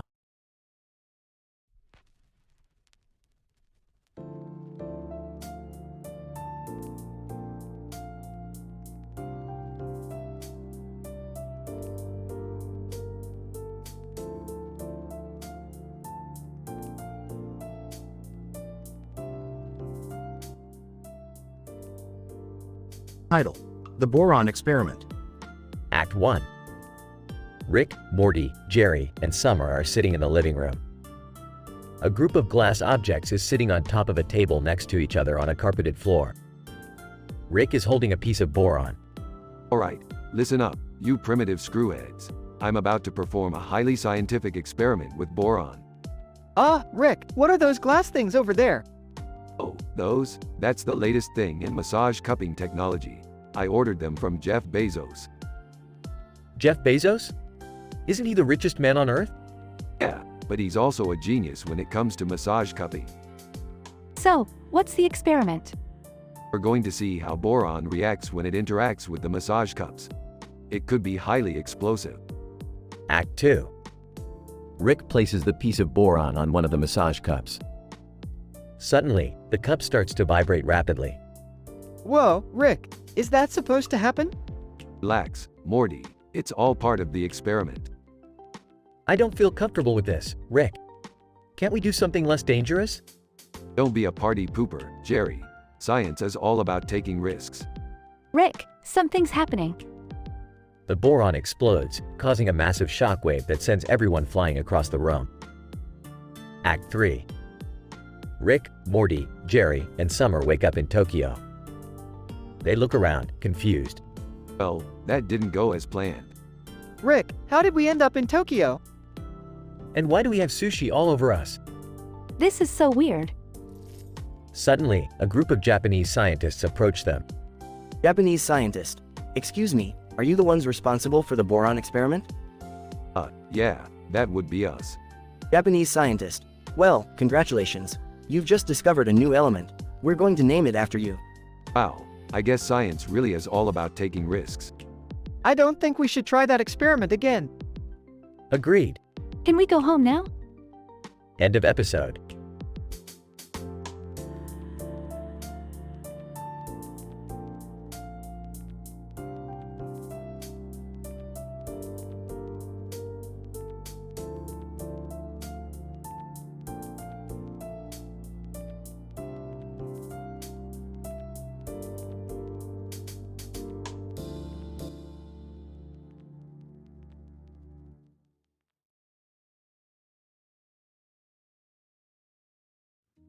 INT. Gothic Castle, night. Rick and Morty stand in front of a red light in a dimly lit room with a fountain in the center as they examine their surroundings. Rick, why are we in a Gothic castle? Shut up, Morty. Can't you see the secrets this place holds? What secrets? The atypical kind, Morty. Just follow my lead. They walk through the castle until they come across a brewery. Zoe Kravitz brewed this beer, Morty. It's aged perfectly. I didn't know she brewed beer, Rick. It's not just beer, Morty. It's the key to unlocking the secrets of this castle. What secrets? The secrets of the Red Giant, Morty. The stack of knowledge that will make us the smartest beings in the universe. Wow, Rick. That sounds important. How do we get it? By following the clues, Morty. The clues hidden in this brewery. Okay, let's do this. As they explore the brewery, they come across a hidden room with a note. This note says, the key to unlocking the stack lies in the fountain. What does that mean, Rick? It means we have to jump in the fountain, Morty. It's the only way. I don't want to jump in a fountain, Rick. Don't be a wuss, Morty. The fate of the universe depends on it. Reluctantly, Morty jumps into the fountain and emerges with a key. I got the key, Rick.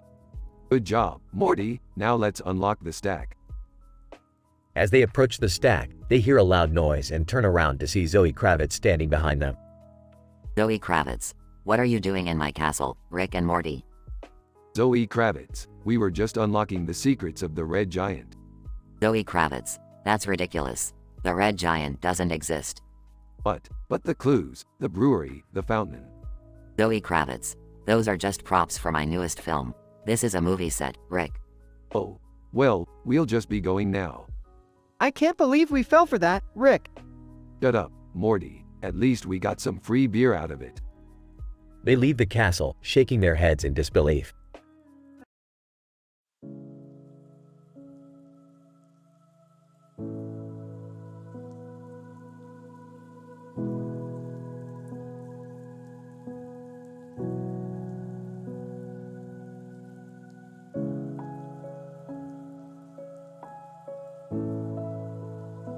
Morty, this book looks like it's emitting some kind of quantum field. What do you mean, Rick? Look at all these red forks. They're not just any forks, Morty. They have anti-gravitational properties. Mongrel. Hey, what are you two doing with that cursed book? First book, please, Mongrel. We deal with advanced science here. Nirvana copywriter. Excuse me, gentlemen. Could I interest you in some new dating technology? No thanks, we don't need any help with first dates. Bones. Wait, did you say cursed book? I've heard stories about that thing. Oh please, Bones. You're dealing with a genius here. Now let me just add some quantum flux to this thing. Cursed book dread, loud screeching noise asterisk. Mongrel. See, I told you it was cursed. Nonsense. That's just the sound of scientific progress. Now let's see what kind of joke we can play on that first date of yours, Morty. I don't think that's a good idea, Rick. Oh come on, Morty. Live a little. Let's just set a few parameters here, and there we go. Nirvana copywriter. What did you do? Oh. Bones. I think you may have just caused a temporal rift. Oops, looks like we may have just created a parallel universe full of first date disasters. We have to fix this, Rick. Relax, Morty. It's just a minor scientific hiccup. Now let's go grab some McDonald's. Mongrel. You two are insane. Ingenious, Mongrel. Don't forget that part.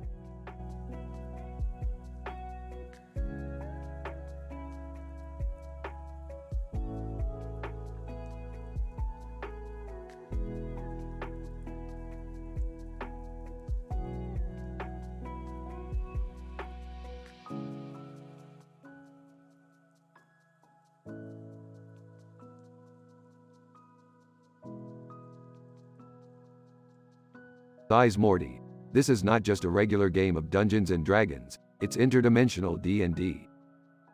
Oh, yeah, I get that, Rick. You've only said it about 1,000,000 times. Hey, can I play too? Rolls his eyes Jerry, you can barely handle regular D&D. I don't think you're ready for this kind of adventure. Can we please just get started? Alright, fine. Clears throat you all find yourselves in a strange dimension filled with cosmic energy. Whoa, this is crazy. Yeah, we're really out of this world. Can we please focus? Okay, you're in a room with two doors. One leads to certain doom, the other to the coveted treasure. Let's go for the treasure. How do we know which door it is? Maybe I can use my extensive knowledge of medieval history to figure it out? Facepalm, okay. Let's just roll for it. Yes. Rolls dice, I got a 20. Rolls her eyes, of course. You did. Excitedly rolls the dice, I got a 1. Everyone groans. Alright, let's see what happens. The door they choose opens to a room filled with giant alien spiders. All screaming. Okay, don't panic. We just need to roll for initiative. Nervously rolls dice. Can I use my laser gun? No, Morty, that's cheating. Rick, please just tell us what to do. Okay, rolls dice, I got a 17. Alright, Morty, you go first. Rolls dice, yes. I got a critical hit. Rolls dice, I got 8.4. Everyone groans. Frustrated Jerry, you're useless. The battle continues with each turn being more ridiculous and hilarious than the last. In the end, they manage to defeat the spiders and claim the treasure. That was actually pretty fun. Yeah, can we play again sometime? Smirks, we'll see. But for now, I need to go puke in another dimension. Laugh so, Rick. The end.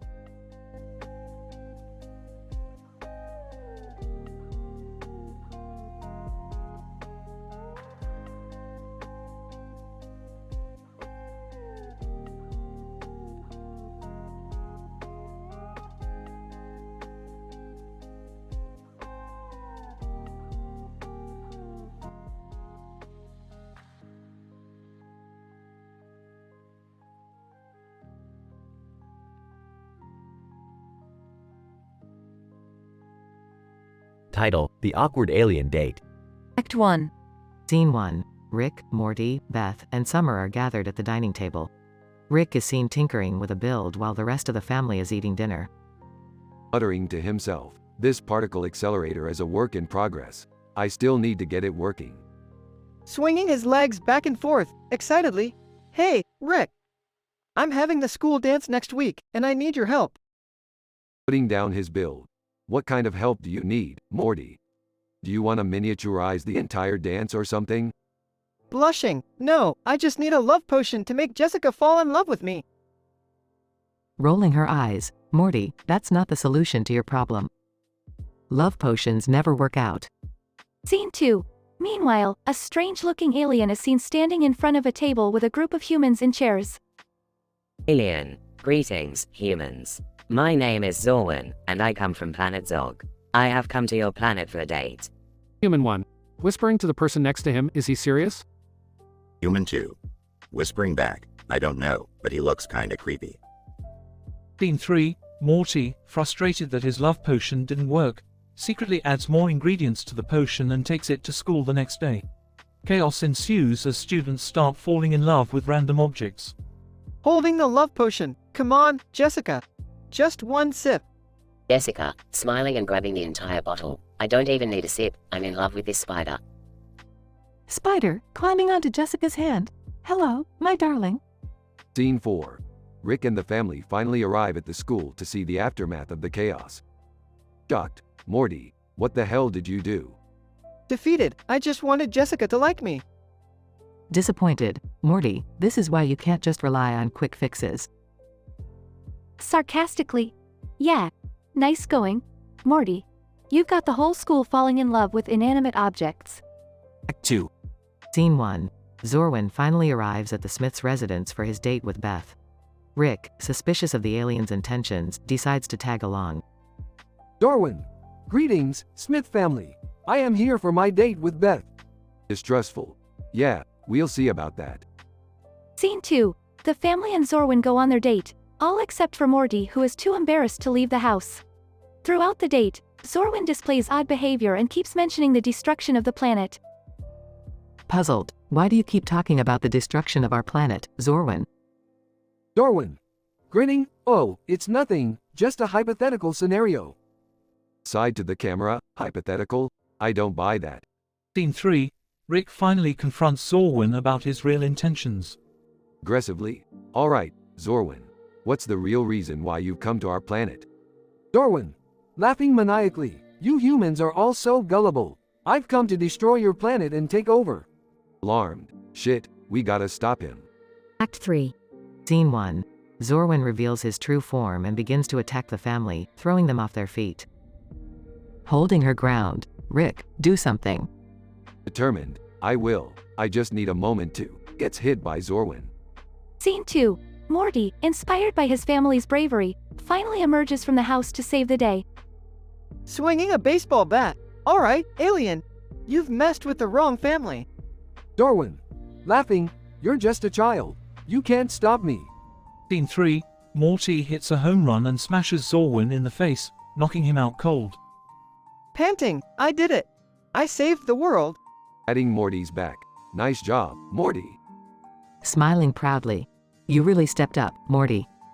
Smiling sarcastically. Yeah, you'll be the talk of the school dance now. Blushing, shut up, Summer. Scene 4. The family watches as a military squadron arrives to take the unconscious Zorwin into custody. Smirking. Well, that was a close one. Good thing we're the smartest people in the universe. Rolling her eyes. Not you, Rick. Smiling sarcastically. Yeah, you're barely smarter than Morty. Grinning ear to ear. Hey, I'll take it.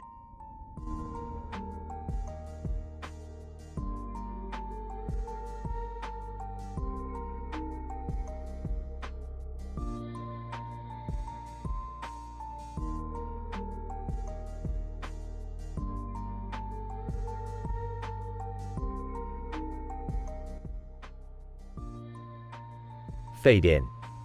INT. Smith family living room, day. Rick, Morty, Jerry, and Summer are gathered around a collage of photos depicting a Gothic castle, a man standing on the moon, and a castle with a clock tower. Scratching his chin. I sense some sort of interdimensional interference here. Confused. Interdimensional, what now? Smirking. You wouldn't understand, Morty. Science is hard. Pointing to the photo of the Gothic castle. That castle looks spooky. What's the deal? Leaning in closer. That castle holds a secret, Jerry. A secret that could change the fate of the entire multiverse.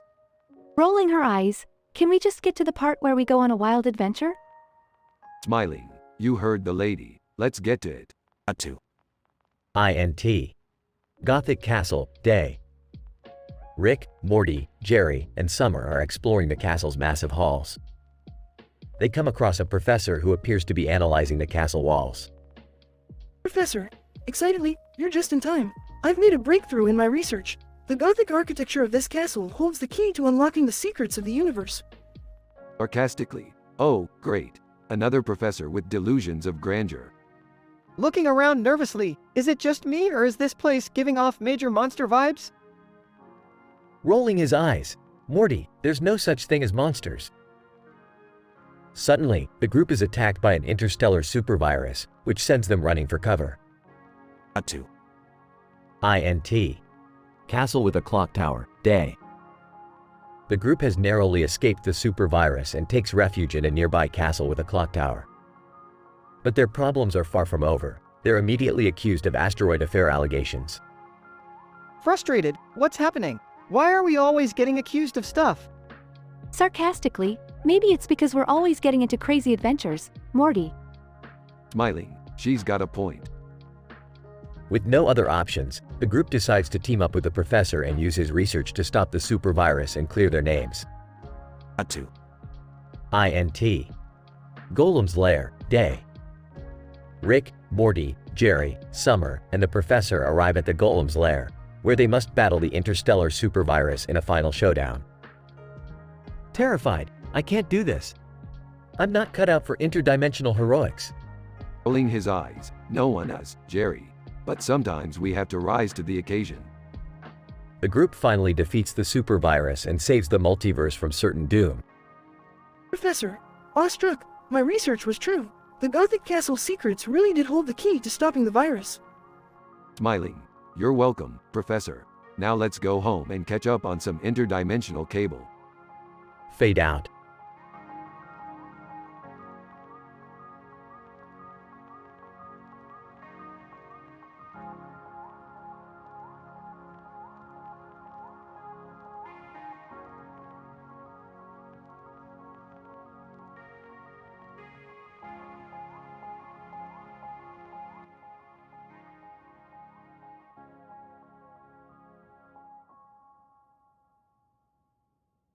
Fade in. INT. Smith house, day. The camera pans across the living room, where Rick and Morty are sitting on the couch, flipping through different TV channels. Suddenly, they come across a cartoon character with a purple and blue background and a black background with a blue and white ball in the background. Morty, do you see this? That's some next-level animation right there. Oh, I don't know, Rick. It just looks like a bunch of colors to me. Ah, typical Morty. You can appreciate true art.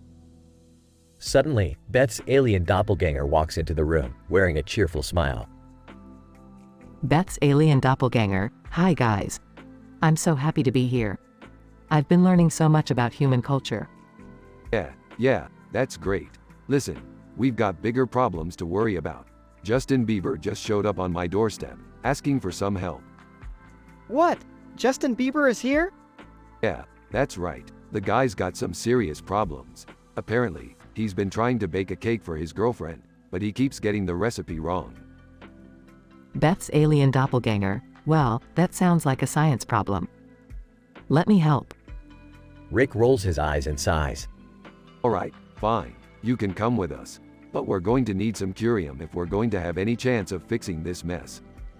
Curium? What's that? It's a highly radioactive element, Morty, and we need it to power up our lab equipment. The three of them head off to a high-security laboratory, where they attempt to steal some curium. Chaos ensues as they dodge security guards and avoid booby traps. They eventually manage to get what they need and head back to the house. Once they arrive, they start working on the cake recipe. Justin Bieber keeps messing things up, and Beth's alien doppelganger attempts to solve the problem with science. Beth's alien doppelganger. Alright, Justin, we're going to need to adjust the baking temperature to precisely 230 degrees Celsius in order to achieve optimal chemical reactions and… Justin Bieber. What? Can't we just use a mix from the store? Looks like even Justin Bieber can handle the power of science. The episode ends with the team successfully baking the cake and Justin Bieber walking away satisfied. Justin Bieber. Wow, you guys really saved my ass back there. Thanks a bunch.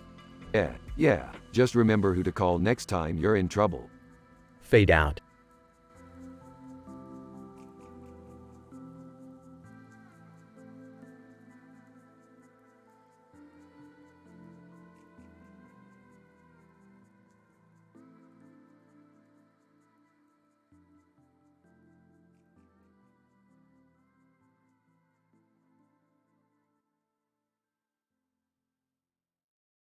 INT.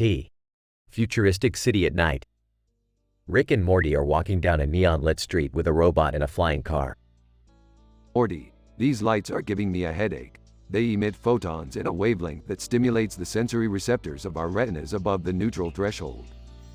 Huh. They're too bright. Suddenly, an alien seductress appears from the crowd. Alien seductress. Rick, I heard about your scandalous feud with that other alien. I want to be your new partner. Sorry, sweetie, I'm taken. What? You're taken? Yeah, I'm in a committed relationship with science. The group enters an arcade filled with fighting games. Rick, can we play some games? Fine, Morty, but don't blame me if you get your ass kicked. As they are playing, an astronomer walks in. Astronomer, excuse me, but I couldn't help but notice your space car parked outside. I believe it belongs in a museum. Sarcastically. Wow, thank you for that unsolicited opinion. I'll be sure to consider it. The group continues to play games and have fun until they realize they've spent all their money. Damn it, Morty, you spend all our space cash on that stupid claw machine. It's not stupid, Rick. I won this adorable alien plushie. Just then, the seductress reappears and offers to pay for their debts. Alien seductress. Rick, I just want to make it up to you. Let's put our feud behind us. Alright, fine. But just remember, the law of thermodynamics states that energy cannot be created nor destroyed. The group exits the arcade, with Rick and the seductress walking arm in arm. Rick, are you sure about this? She seems pretty shady. Morty, as a scientist, I must explore all possibilities. Who knows where this may lead? The group flies off into the night in their space car, leaving behind the astronomer and the neon-lit city.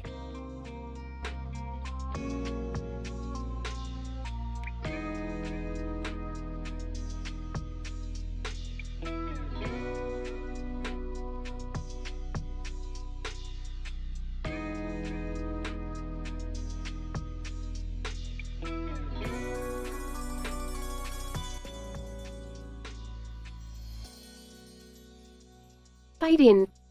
INT. Smith House, kitchen. Rick is sautéing vegetables and shrimp in a pan on the stove. Morty enters the kitchen. Hey Rick, what are you making? Jambalaya, Morty, a classic southern dish. Oh cool. Can I help? Sure, Morty, if you think you can handle it. Morty rolls up his sleeves and grabs a wooden spoon. I got this, Rick. Suddenly, the ceiling fan above them starts to wobble and shake. From off-screen, Rick, Morty, are you guys in the kitchen? Yeah, Beth, what do you want? I was thinking we could visit some science museums this weekend. Give Morty a chance to learn something. Oh boy, science museums. Sarcastically, yeah, that sounds like a real hoot. As they continue to cook the jambalaya, Rick starts to tinker with the ceiling fan. Mumbling to himself, these idiots never install these things right. Suddenly the fan crashes to the ground, narrowly missing Morty. Rick, what the hell? Relax, Morty, it was just a small miscalculation. Off screen, Rick, that was the only fan we had in the house. Sighing, fine, I'll fix it later.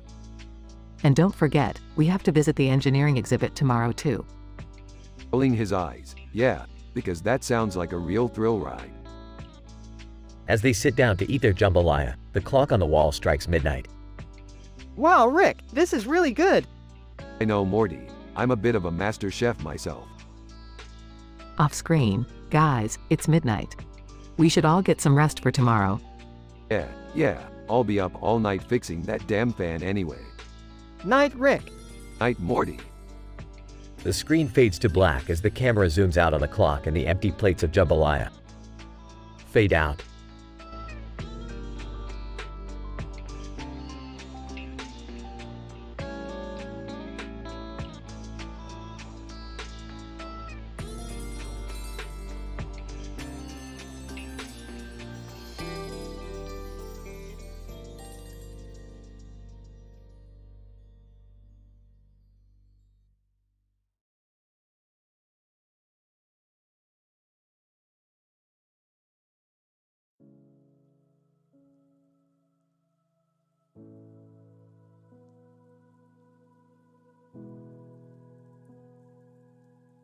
Title: A scientific PhD analysis of the Space Adventure episode. Opening scene. The camera pans over a painting of a man in a spacesuit holding a glowing object in his hand and a spaceship in the background as the title appears, the Space Adventure episode. Dr. Allison, greetings, fellow scientists. Today we will analyze the episode, The Space Adventure, from a purely scientific standpoint. Dr. Chen, indeed, Dr. Allison. The painting depicts a man in a spacesuit, which could imply a deep space mission or extravehicular activity. Dr. Allison, correct, Dr. Chen. Furthermore, the glowing object the man is holding may indicate a scientific discovery or invention that may have significant implications for space exploration. Dr. Chen, perhaps the spaceship in the background belongs to the man in the spacesuit and suggests a self-funded or privately funded scientific mission. Dr. Allison, fascinating theory, Dr. Chen. Let's move on to the next scene. The camera cuts to the title, Black Hole Heartthrob, as the two scientists continue their analysis. Dr. Allison, this title suggests a romantic storyline involving a black hole. Dr. Chen, it's a well-known fact that black holes are extremely dense objects with strong gravitational fields, which can significantly affect the surrounding space-time. Dr. Allison, therefore, a romantic relationship between a human and a black hole is highly unlikely. It's probably a figurative expression of a dangerous mission. Dr. Chen, that's an interesting hypothesis, Dr. Allison. But let's move on to our next scene. The camera cuts to the title, Zombie Outbreak Quarantine. Dr. Allison, this title implies a catastrophic event involving a zombie outbreak during a space mission. Dr. Chen, however, zombies are fictional entities, and therefore, it's not scientifically plausible. Dr. Allison, correct, Dr. Chen. It's probably a metaphorical expression of a serious medical or biological crisis. Dr. Chen, indeed, Dr. Allison. Let's move on to the next scene. The camera cuts to the title, Guacamole. Dr. Allison, this title has no scientific significance and might be a comedic relief. Dr. Chen, agreed, Dr. Allison. Let's move on to the final scene. The camera cuts to the title, Asteroid Affection Avalanche. Dr. Allison, this title suggests a calamitous event involving an asteroid impact during a scientific mission. Dr. Chen, asteroids are significant objects in the field of astronomical sciences because they contain valuable information about the history of our solar system. Dr. Allison, however, an asteroid impact during a scientific mission could lead to disastrous results. Dr. Chen, indeed, Dr. Allison. This episode covers a broad range of scientific concepts, making it a fascinating subject for further analysis. Dr. Allison, yes, Dr. Chen. We hope you enjoyed our scientific analysis of the Space Adventure episode. Fade to black.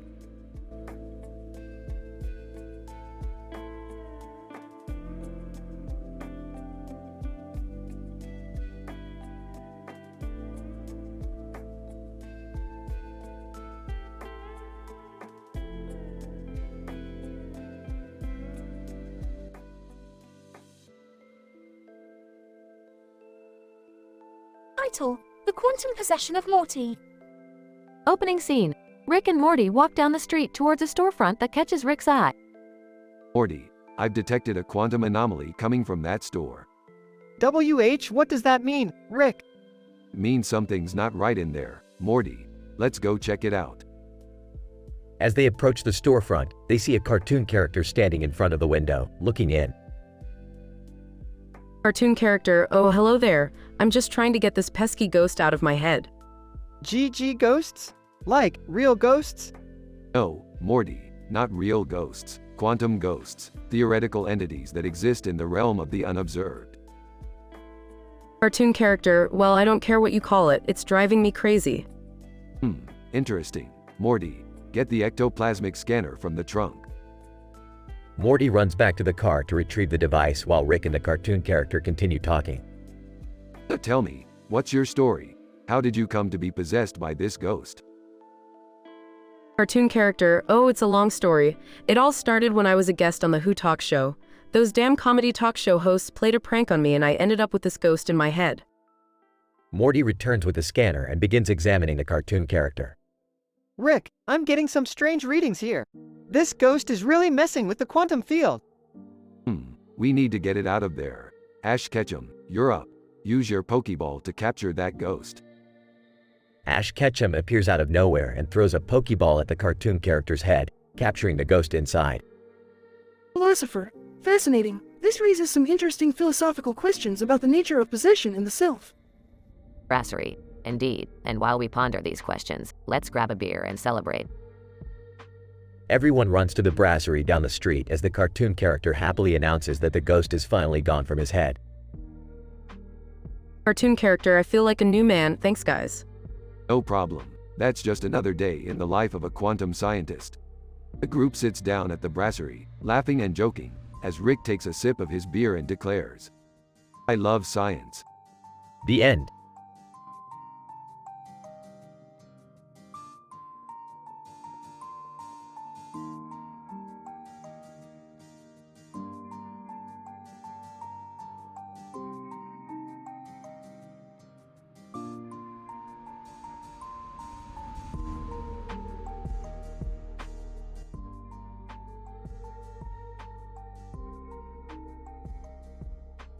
Title: The Nebula Nymph Notoriety. Fade in. INT. Smith House, living room, day. Rick, Morty, Jerry, and Summer are busy decorating the living room with sci-fi themed home decor. Suddenly, a car with a man driving in the back seat and a woman sitting in the back seat in the back crashes through their front door. Oh, what the hell? Grandpa, what's going on? Who are these people? Why is there a car in our living room? Vincent Vega and Jules Winfield from Pulp Fiction emerge from the car. Vincent, sorry about that. The brakes went out on our car. Jules, yeah, we need a place to lay low for a while. Well, this is definitely not a Burger King. Get out of my house. Vincent, look man, we don't mean any harm. We just need to chill for a bit. Jules, and we heard this was the place to do it. How did you hear about us? Jules, we have our ways. Hey, Summer, do you think they're Inkling? Morty, not everything is about Inkling. Actually, they might be onto something. These guys seem to be from a parallel universe where a burger joint is a refuge. Vincent, you catch on quick, old man. Jules, we heard you got some Nebula Nymph notoriety here. Oh, you mean those action figures we have? Jules, yeah, those. Well, we do have a few rare ones. Why do you ask? Vincent, let's just say, we have a guy who's willing to pay top dollar for him. I don't know, guys. This seems shady. Grandpa, what do we do? We can use a little adventure. Let's do this. The group embarks on a wild ride to sell the Nebula Nymph notoriety to Vincent and Jules Bayer. Along the way, they encounter various obstacles and mishaps, including a runaway alien and a malfunctioning portal gun. In the end, the group successfully sells the Nebula Nymph notoriety and returns home with a newfound appreciation for the randomness of the universe. Fade out.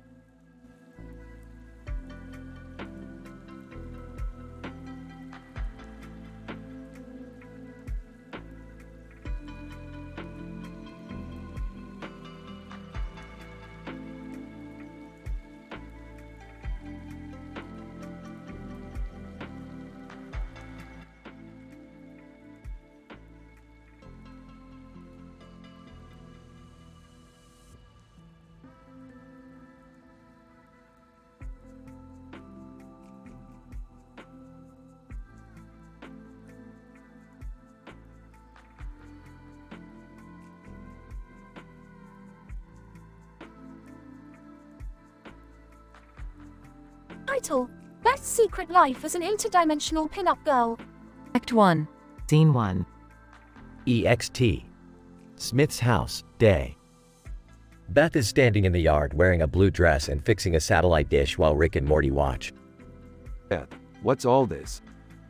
Oh, just fixing the satellite dish, Dad. It's been acting up lately. Why is it doing that?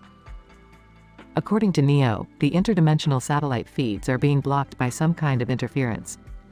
Scene 2. INT. Smith's living room, day. Beth, Summer, Rick, and Morty are watching comical sports bloopers on TV. These sports bloopers are hilarious. I can't stop laughing. It's because you have a low IQ, Summer. Hey, leave her alone, Rick. Rick, Morty, I have something to tell you. I have a secret life as an interdimensional pin-up girl. Scene 3. INT.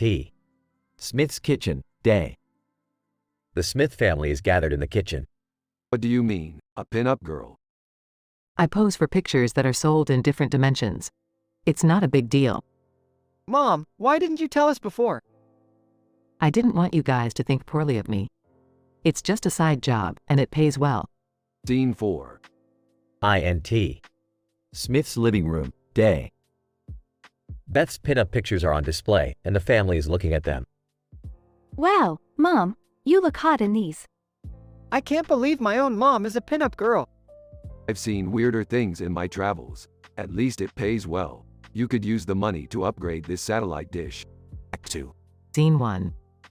INT. Abandoned warehouse, day. The Smith family is ambushed by a group of aliens. Alien leader, we've been tracking you, Beth Smith. We have something important to discuss with you. What do you want from me? Alien leader, you're the most famous interdimensional pin-up girl, and our species is dying out. We need your help to revive our race. Scene 2. INT. Laboratory, day. Beth, Rick, and Morty are in a laboratory. These aliens have a device that can extract the DNA of a pin-up girl and create new life forms. We need to stop them. But how can we do that? I have an idea. We can use a portal gun to transport them to a different dimension. Scene 3. INT. Abandoned warehouse, day. The Smith family uses the portal gun to transport the aliens to a different dimension. Alien leader, no, wait. We need that DNA. Sorry, not sorry. Good luck with that. Act 3. Scene 1. INT. Smith's living room, day. The Smith family is watching comical sports bloopers on TV again. You know, Beth, I'm proud of you for standing up for yourself. It takes a lot of courage to do what you did. Thanks, Dad. Can we do something else now? I'm bored of these bloopers. How about we watch some pin-up videos? Everyone groans. The end.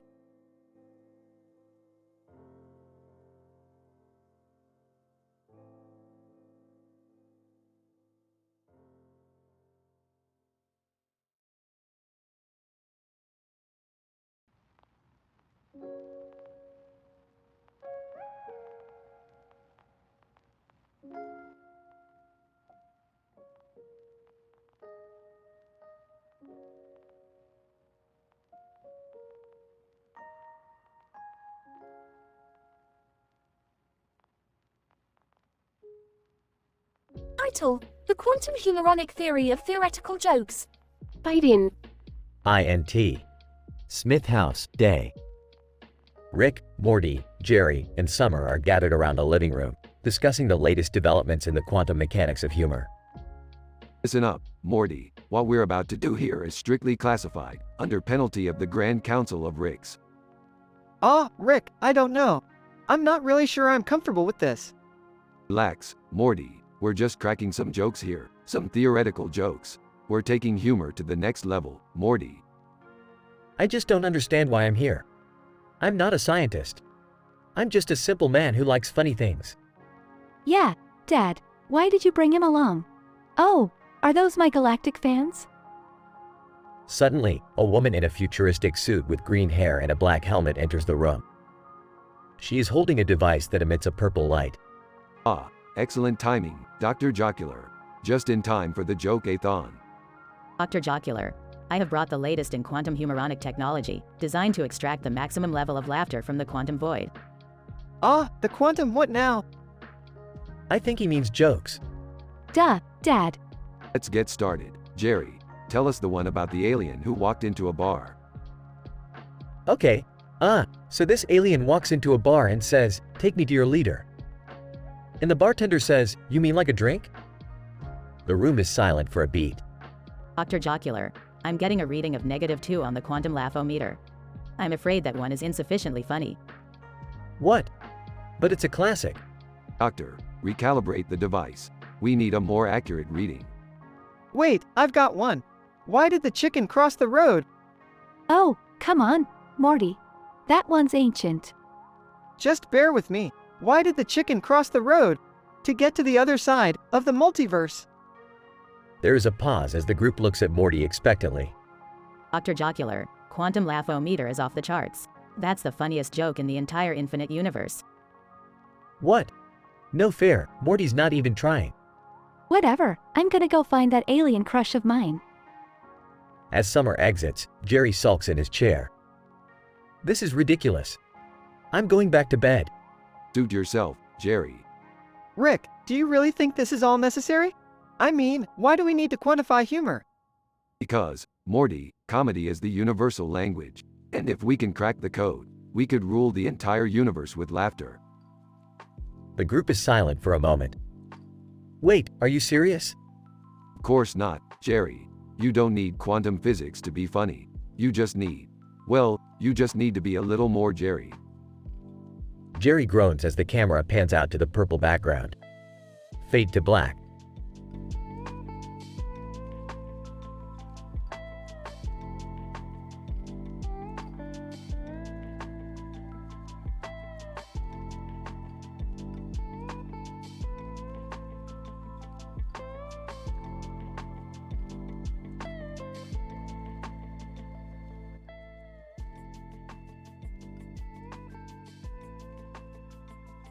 Scene, standing in front of a red dwarf star, my research team and I observe a peculiar phenomenon. A black cat, carrying a sword, appears before us. The discovery incites a series of curious exchanges. Ongral. Excitedly. This is a once-in-a-lifetime event. We must capture every detail.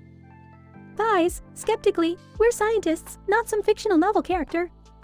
This is outrageous. Catwoman, smiling. I've never seen anything like this in my career. We could publish an entire series of papers on this. Muckraker. Defeatedly, all I see is a mundane black cat with a sword. Can we move on now? Rick's secret admirer. Whispering, who cares about the cat? I'm just happy to be in the presence of the great Rick. Summer's forbidden romance with an enemy alien commander. Whispering back. Well, I don't see why he gets all the attention.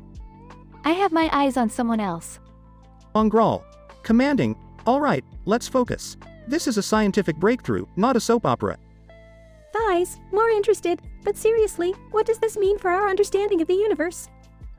Catwoman, thoughtfully, it could challenge our current theories about the role of intelligent life in the universe. Muckraker. Intrigued, and the presence of the sword could suggest a new level of intelligence for feline species.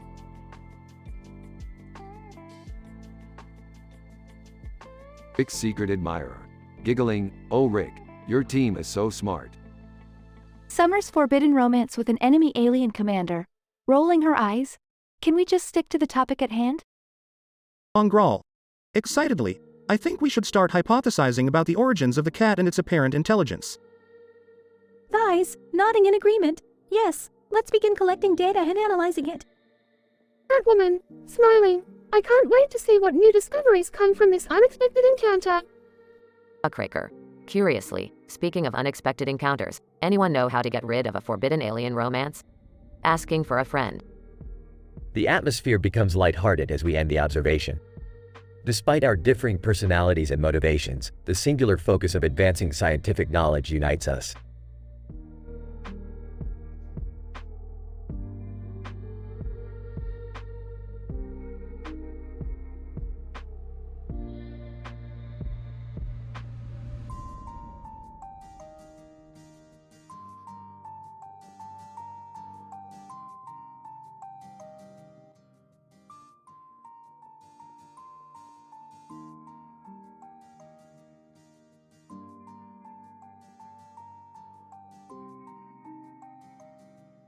Alright, Morty, what's on the agenda for today? Oh, well, Rick, I was just watching some TV and there's this weird news report about a mysterious lycanthrope plague spreading through town. Lycanthrope? Chuckles. Don't tell me people are turning into werewolves, Morty. I'm serious, Rick. It's causing chaos in the streets. Guys, fine, we'll check it out. Pulls out watch. Let me just set the portal device. Wait, Rick, what about those dystopian cybernetic overlords you promised to take down last week? Don't worry about them, Morty. They'll wait a little longer. Looks at the camera. Is anyone else getting serious deja vu here? Jim Halpert suddenly appears on screen. Hey, what's up, guys? Mind if I come along for the adventure? Sure, why not? We could use someone to document our heroic deeds. Whispers to Jim, dude, I love your show. Jim Halpert. Thanks, Morty, but this isn't a show, this is real life. Alright, enough chit-chat. Opens portal. Let's go kick some werewolf ass. They enter the portal and arrive in the middle of the chaos. Takes out a scanner. Let's see what we're dealing with here. Scans the infected. Interesting. It appears that the lycanthrope virus is actually a genetic mutation triggered by a radioactive comet passing through Earth's atmosphere. Confused. Wait, what? Jim Halpert. Takes out camera. Can you repeat that in layman's terms? Guys, basically, a space rock made people turn into werewolves, Morty. Still confused. Oh. Pulls out a gun. Alright, enough science. Time to exterminate these furry pests. They start shooting the infected, but suddenly more appear. Jim Halpert. Panicking. Oh my god, there's too many of them. Calmly. Don't worry, Jim. I've got this. Pulls out a remote. A giant robot suit falls from the sky and Rick hops in. Let's dance, you hairy freaks. Morty and Jim watch in amazement as Rick destroys all the infected. In awe, Rick, that was amazing. Jim Halpert. Filming, Dunder Mifflin is going to be so jealous when they see this. Laughs. Yeah, they probably will be.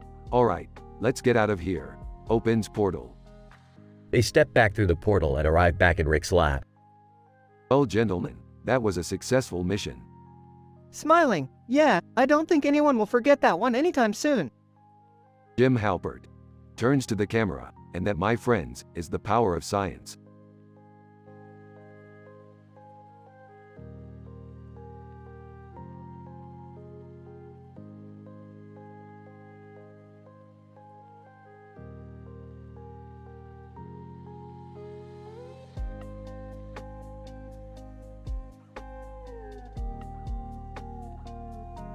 Biden. INT. Smith House, living room. Rick and Morty are sitting on the couch, watching TV. Jerry enters the room. Hey guys, check it out. I found this comic strip of a man in a suit and tie and a cartoon of a man in a suit. Sarcastically, oh boy, stop the presses. Looking at the comic strip. Hey Jerry, you know what this reminds me of? That time you had those hilarious misadventures in a universe where you were the ultimate ladies man. Happily. Yeah. Those were good times. Entering the room. Speaking of good times, who wants some barbecue ribs? Everyone cheers and starts eating. Between bites, you know, I've been working on this new invention. It's a nanobiotech evolution device that can turn any ordinary person into a superhuman. Excitedly, wow, can you use it on me? I want to be even more of a ladies' man. Smirking. Sure thing, Jerry. Hands him the device. Jerry puts on the device and instantly transforms into Roy Mustang, a charming and handsome man. Surprised, Jerry, you look so different. Roy Mustang. Smiling, call me Roy, baby. Amazed. This is incredible. Rick, how does it work? Scientifically, well, Morty, you see, the nanobiotech evolution device uses nanobots to enhance the subject's genetic makeup and physical abilities, creating a superior being. Roy Mustang. Interrupting and speaking of superior beings, let's go get some Taco Bell. Everyone agrees and they head out. INT. Taco Bell, day. The group is eating their tacos when suddenly, Roy Mustang breaks out into a hilarious stand-up routine. Roy Mustang. Jokingly, so, did you hear about the guy who lost his left arm and leg in a car crash? Don't worry, he's all right now. Everyone laughs hysterically. Happily. This is the best day ever. I feel like I'm on top of the world. Suddenly, the nanobiotech evolution device starts malfunctioning and Roy Mustang transforms back into Jerry, covered in taco sauce. Embarrassed. Oh no, what happened? Analyzing the device, it looks like the device overrode Jerry's genetic code and created a hybrid of Roy Mustang and Jerry. Concerned, is there a way to reverse it? Shrugging. I don't know, but at least he's still got a sense of humor. The group laughs as the screen fades to black. The end.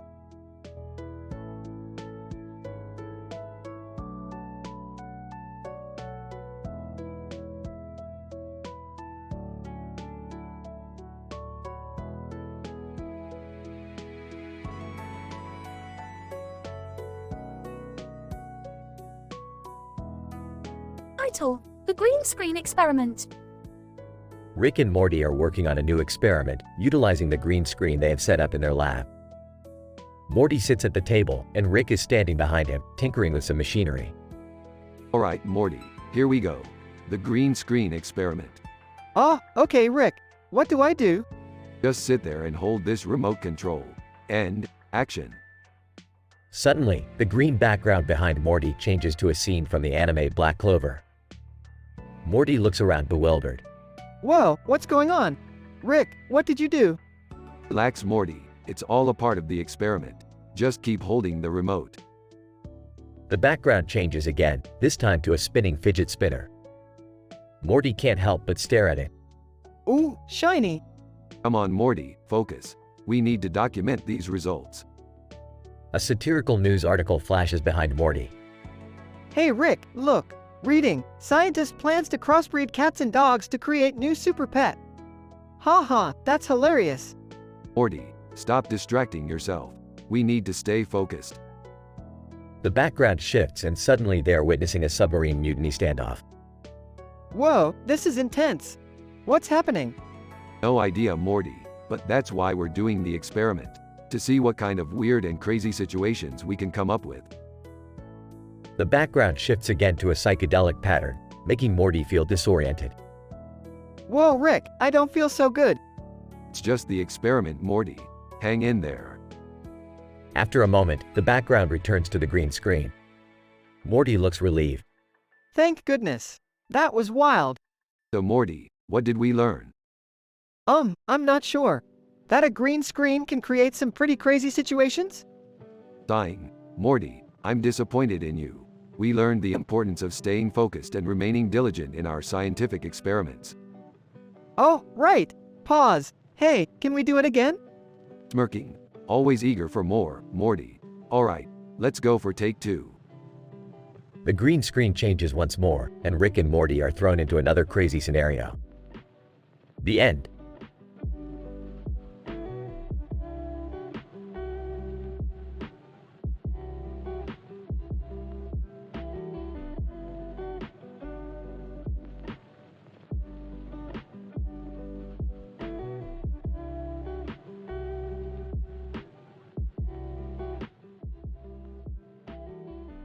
Superman. Ah, I see. It seems that I have entered a virtual world. Judging by the laws of physics that govern this virtual environment, my superhuman abilities have been replicated in a logarithmic scale to simulate the effects of flight. Superman. I am currently hovering in the air, with a red cape on my head and a blue shirt on, which in the context of this environment signifies that I am playing the role of Superman. Comedy concerts. I noticed that there is an event happening at a nearby amphitheater. From the audio waves that I've analyzed, it seems to be a comedy concert featuring the works of various stand-up comedians. Shall I proceed towards the venue to experience this unique form of entertainment? First dates. As I soar through the virtual skies, I sense a strange yet familiar emotion. It is love. As someone who is well versed in the field of intergalactic diplomacy, I understand that these emotions are often associated with the concept of a first date. A quick scan of my surroundings reveals that I am in the vicinity of a virtual cafe. Shall I attempt to simulate a virtual first date experience? Intergalactic diplomacy crisis. Wait a minute, I am sensing a disturbance in the virtual atmosphere. There seems to be a crisis in the field of intergalactic diplomacy that requires my immediate attention. Shall I prioritize this over my current recreational activities? My dear love letters. While I contemplate the gravity of the situation at hand, I receive a notification from my mobile device. It appears to be a love letter from someone who identifies themselves as Lightyear. I am intrigued by their intelligence and wit, and I feel inclined to respond to their message. Superman. As I continue to navigate through this virtual world, I come to the realization that I am not simply playing the role of Superman, but rather embodying his persona in every aspect. This simulation is quite fascinating indeed.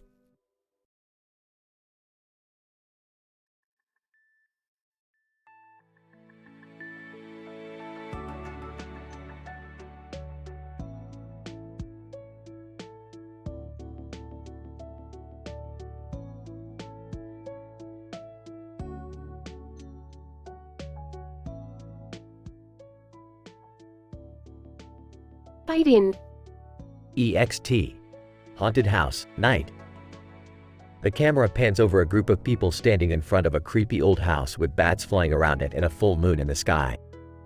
Rick, Morty, Jerry, Beth, and Summer are all gathered together. Rick, do we really have to be here? This place looks freaky. Of course, Morty. It's a haunted house mystery. It's scientifically proven that cognitive dissonance can lead to thrill-seeking behavior. And plus, Linus Torvalds sent us a cryptic message that there was a quantum quirky quandary here. What does that even mean? It means we have a major scientific discovery waiting for us inside. Now let's get moving. The group cautiously makes their way into the house, where they immediately start experiencing spooky happenings like doors slamming shut and strange noises. I don't like this. I think we should leave. Agreed. This reminds me of that show, The Promised Neverland. We don't want to end up like those kids. Nonsense. We're scientists. We can handle a haunted house. Just look at all the valuable data we can collect. As they explore further, they begin to uncover the truth behind a quantum quirky quandary and the mysterious message from Linus Torvalds. Soon, they find themselves caught up in a wild and hilarious adventure. This is insane. I don't even know what's happening anymore. I'm starting to think Rick may have lost his mind. Agreed. Can we please just leave now? Hey, I found some really important documents over here. They could hold the key to everything. Now that's what I'm talking about. Let's get to work. As the night wears on, the group must confront their fears and work together to solve the mystery of the haunted house. In the end, they discover something truly amazing and groundbreaking. Ha ha ha ha! I knew it. We've made a scientific breakthrough that will change the world as we know it. I'm just glad we made it out alive. Can we never do anything like that again? I second that. But hey, at least we had some fun, right? Fade out.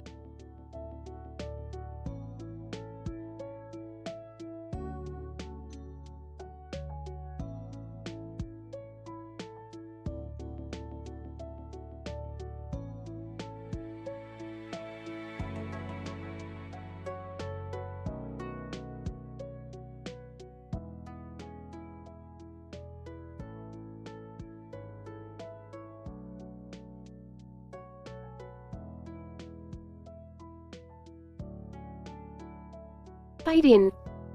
INT. Control room of spaceship. I, Dr. Jane, am currently conducting a study on the nebula needle nonsense. My team and I are analyzing the large object in the foreground of the space scene, which appears to be a comet made of rock and ice. However, we are currently distracted by the bright blue light in the middle of the image, which is emitting an intense amount of radiation. Assistant researcher, Dr. Jane, the spectroscopic analysis indicates that the light is emitting beta particles and gamma rays. Dr. Jane. Fascinating. This could be a major breakthrough in our understanding of cosmic radiation. Let's continue to monitor and gather data. Suddenly, the ship receives a distress signal from Rick, our crew member who was sent on a top-secret mission. He has activated the emergency beacon, and we are able to retrieve his location. Dr. Jane. This is highly unusual. Rick was not scheduled to return for another week. We must redirect our flight path and retrieve him immediately. As we approach the planet, we receive a transmission from Rick. He informs us that he has encountered a time-traveling temptress who has taken him to different eras. Rick, Dr. Jane, you won't believe what I've seen. I've been to ancient Greece, medieval England, and the farthest reaches of the universe. Dr. Jane. Rick, we need you to focus. We have a job to do, and your unplanned absence has put us behind schedule. Rick, I understand, but I can't resist her. She's too tempting. Dr. Jane. Rick, we need to get back to the task at hand. We have important data to collect on this planet, including the source of the bright blue light. As we land on the planet, we immediately notice that the atmosphere is different from what we anticipated. The air is thick and humid, and the landscape is completely unfamiliar. Dr. Jane. This is not what we expected. We need to be cautious and proceed with extreme care. Rick, don't worry, I know my way around. I've been here before. Dr. Jane. What do you mean, Rick? This is a newly discovered planet. Rick, I have a steamy past with the Temptress, and we've visited this planet before. She's taken me to all sorts of places. Dr. Jane. Rick, we need you to focus. We have a job to do, and your personal affairs must wait. As we continue to explore the planet and gather data, we uncover some astonishing findings about the bright blue light. It turns out that the source of the radiation is a highly reactive element that has never been seen before. Dr. Jane. This is incredible. We have discovered a new element that could revolutionize space exploration. As we prepare to leave the planet and return to our ship, Rick hesitates. Rick, I can't leave her behind. I need to go back and be with her. Dr. Jane. Rick, we cannot risk the safety of the entire crew for your own personal gain. You must come with us. Rick, I understand, Dr. Jane. This has been an enlightening experience, and I thank you for showing me the way. As we lift off from the planet and head back to our base, I reflect on the events of the day. Despite the distraction of Rick's steamy past, we have made significant progress in our research. Fade out.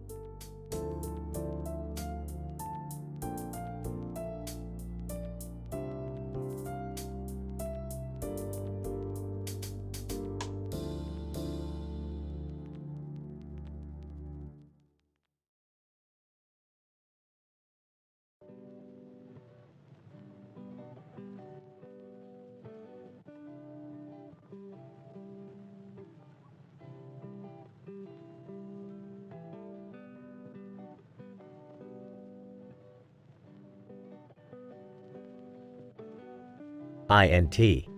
Smith House, day. Rick, Morty, and Summer are in the living room watching TV when Rick notices a painting on the wall. Interesting painting, Smith family. It appears to depict a woman holding a drum and two men standing behind her with an array of stars in the background. I wonder if it's some kind of interdimensional portal. Ah, Rick, I think it's just a painting. I mean, you're always thinking everything's a portal. Yeah, Rick. Not everything has to be a portal. You guys just don't have the scientific mind for it. But whatever, I have way more important things to deal with. Suddenly, Schlammy Millie Bobby Brown bursts into the room. Schlammy Millie Bobby Brown. Rick, I need your help. The one does not simply mean two has been stolen. Oh no, not the one does not simply meme 2. Morty, grab the portal gun. We have to retrieve that meme. Wait, what's a one does not simply meme? Summer, it's not important. Just stay here and watch the painting for any portal activity. As Rick and Morty portal away, Summer can't help but stare at the painting. Suddenly, she is sucked into the canvas and transported to a galaxy far, far away. What the hell? This isn't the living room. A group of aliens approach Summer. Alien 1. Greetings, traveler. We have been waiting for you. What? Why? Alien 2. Because you have been chosen to help us in the Vulvar Vessel Vendetta. The what now? Back on Earth, Rick and Morty arrive at the meme thief's hideout. Alright, Morty, stay back and let me do the talking. They enter the hideout and come face to face with the meme thief. It's Beth's secret alien celebrity lover, ZORBLON9. ZORBLON9. Rick, Morty, what are you doing here? You can't take the one does not simply meme 2 away from me. Oh, really? And why is that? ZORBLON9, because I need it for my performance on the Intergalactic Talent Show. Wow, that's actually kind of cool. Shut up, Morty. We're taking that meme back. Meanwhile, back in space, Summer is in the midst of the Vulvar Vessel Vendetta, battling space pirates to save the galaxy. I feel like Rick and Morty would love this. Back on Earth, Rick and ZORBLON9 are having a heated debate about the meme. ZORBLON9, you don't understand, Rick. This meme is everything to me. It's my life's work. You know what? Fine. You can keep the meme. But in return, we want to ride in your spaceship. ZORBLON9 agrees and they all board the spaceship, joining Summer in the middle of the Vulvar Vessel Vendetta. Summer, what the hell are you doing here? Long story. But hey, I saved the galaxy. Wow, Summer, that's impressive. Yeah, whatever. Let's just enjoy the ride. The group flies off into the stars, the painting on the wall just a distant memory. Or is it? Dun dun dun. The end.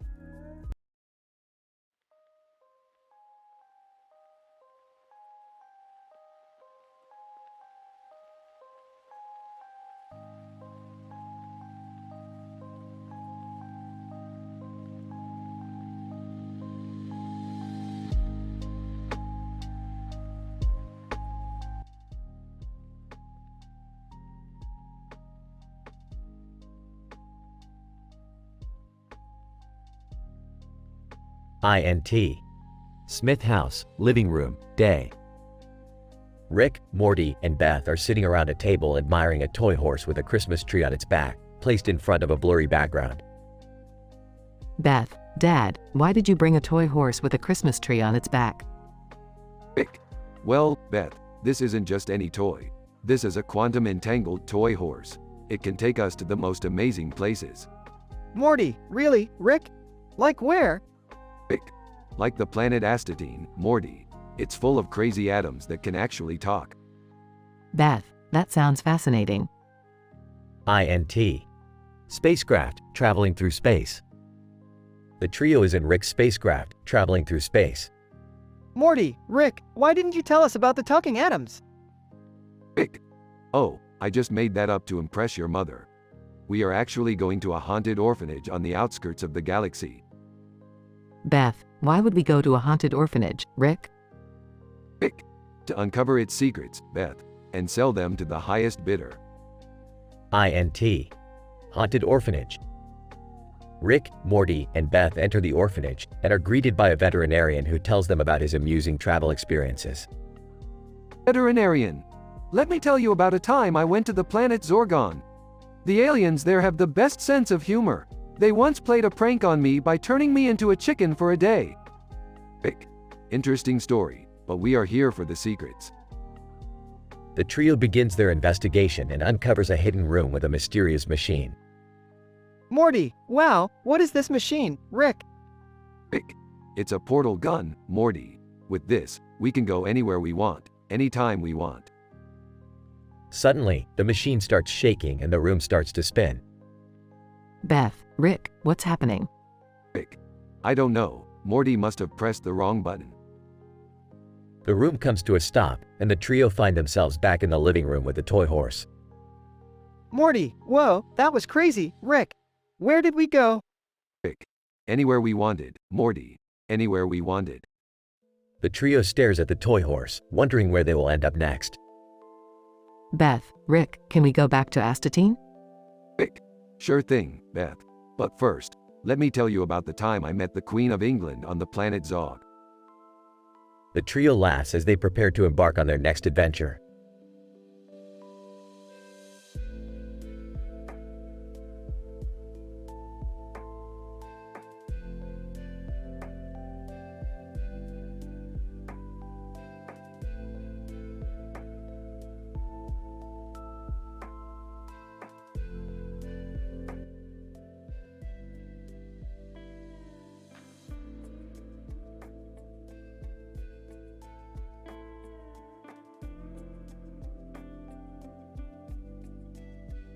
INT. Rick's garage, day. Rick and Morty are sitting at a table with a game board in the center. A strange character with a green light on his head, named Glorbnax, sits across from them. Alright, Glorbnax, we're playing interdimensional Dungeons and Dragons. You ready to roll some dice? Glorbnax. Yes, Rick. I have been studying your primitive game for some time now. I believe I am prepared. Guys, can someone explain the rules again? I think I'm still confused. Jesus, Morty, it's not rocket science. You roll the dice, you move your character, you fight some monsters. Easy peasy. Glorbnax. Actually, Rick, there is a great deal of uncertainty involved in the game. It requires strategic planning and careful decision-making. Oh, please, it's not like it's quantum physics. Just roll the damn dice. Okay, I got this. I'm gonna roll for my character, Frodo the Wizard. Rolls dice, man. I got a 1. Glorbnax. Your wizard is now consumed by a pack of ravenous goblins. Looks like Morty is out of the game. Pathetic. Hey, that's not fair. Glorbnax, you cheated. Glorbnax. Cheated? Morty, I am a being of pure reason and intellect. I could not possibly cheat at a game. Okay. Let's keep the insults to a minimum and just keep playing. My character, Captain Spacebeard, is gonna use his laser gun too. Suddenly, the black background behind them turns green and starts to pulsate rapidly. Geez, Morty, you have to stop hitting that damn button. I didn't hit anything, Rick. What's happening? Glorbnax, it appears that our game has been interrupted by a transdimensional rift. We must act quickly too. The room suddenly shakes and the game board flies off the table. Hold on tight, boys. We're going for a ride. The trio is suddenly transported to a strange, neon-colored dimension filled with bizarre creatures and nonsensical landscapes. Rick, what the hell is going on? Where are we? I don't know, Morty, but it looks like we're gonna have to fight our way out of this one. Glorbnax. Agreed. I will cast a spell of... Suddenly, Glorbnax is vaporized by a giant laser beam. Looks like Glorbnax wasn't so smart after all. Rick, you just killed him. That's not cool. Relax, Morty, he was just a cartoon character. Now let's get back to kicking some alien ass. The trio charge into battle, wielding swords and guns and attacking with reckless abandon. Meanwhile, the black background with the green light on it watches silently, waiting for its next opportunity to wreak havoc on the interdimensional plane.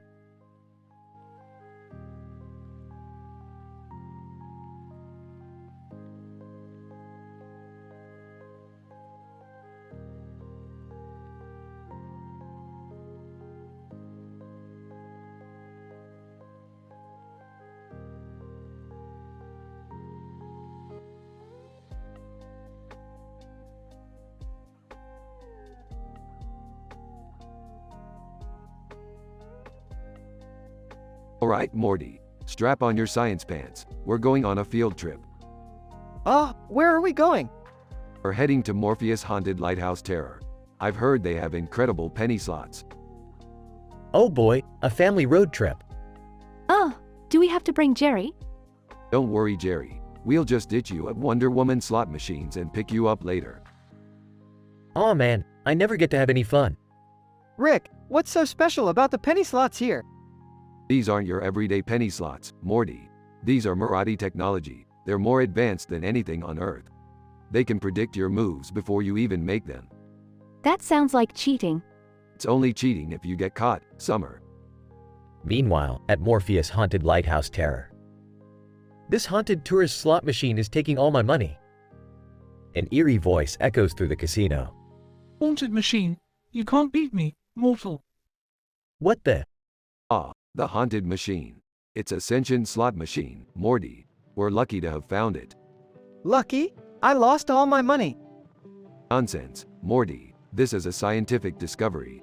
I'm going to hack this machine's algorithm and make millions.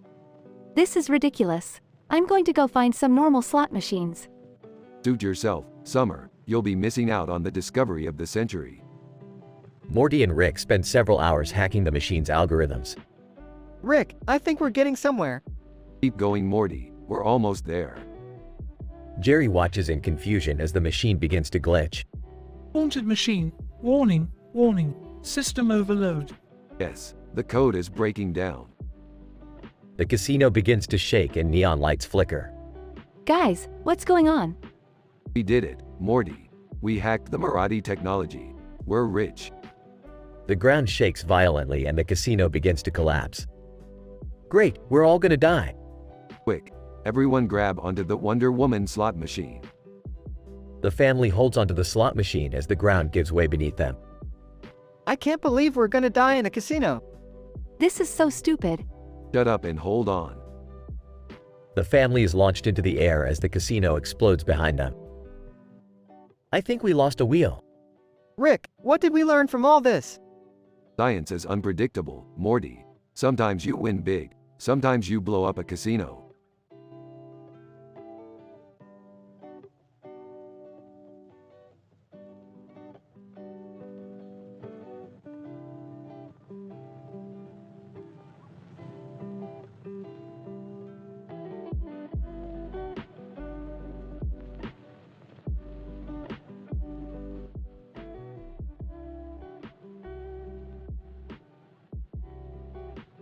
Title: Technetium and the Queen of the South.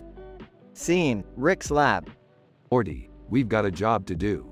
We have to retrieve some technetium from the Queen of the South. Technetium? What's that? You don't know what technetium is? It's a chemical element with the symbol Tc and atomic number 43. It's used in nuclear medicine and imaging. Oh, okay. So, how do we get it? The Queen of the South has it. She's a powerful ruler who controls a kingdom of technologically advanced beings. Sounds easy enough. Let's go.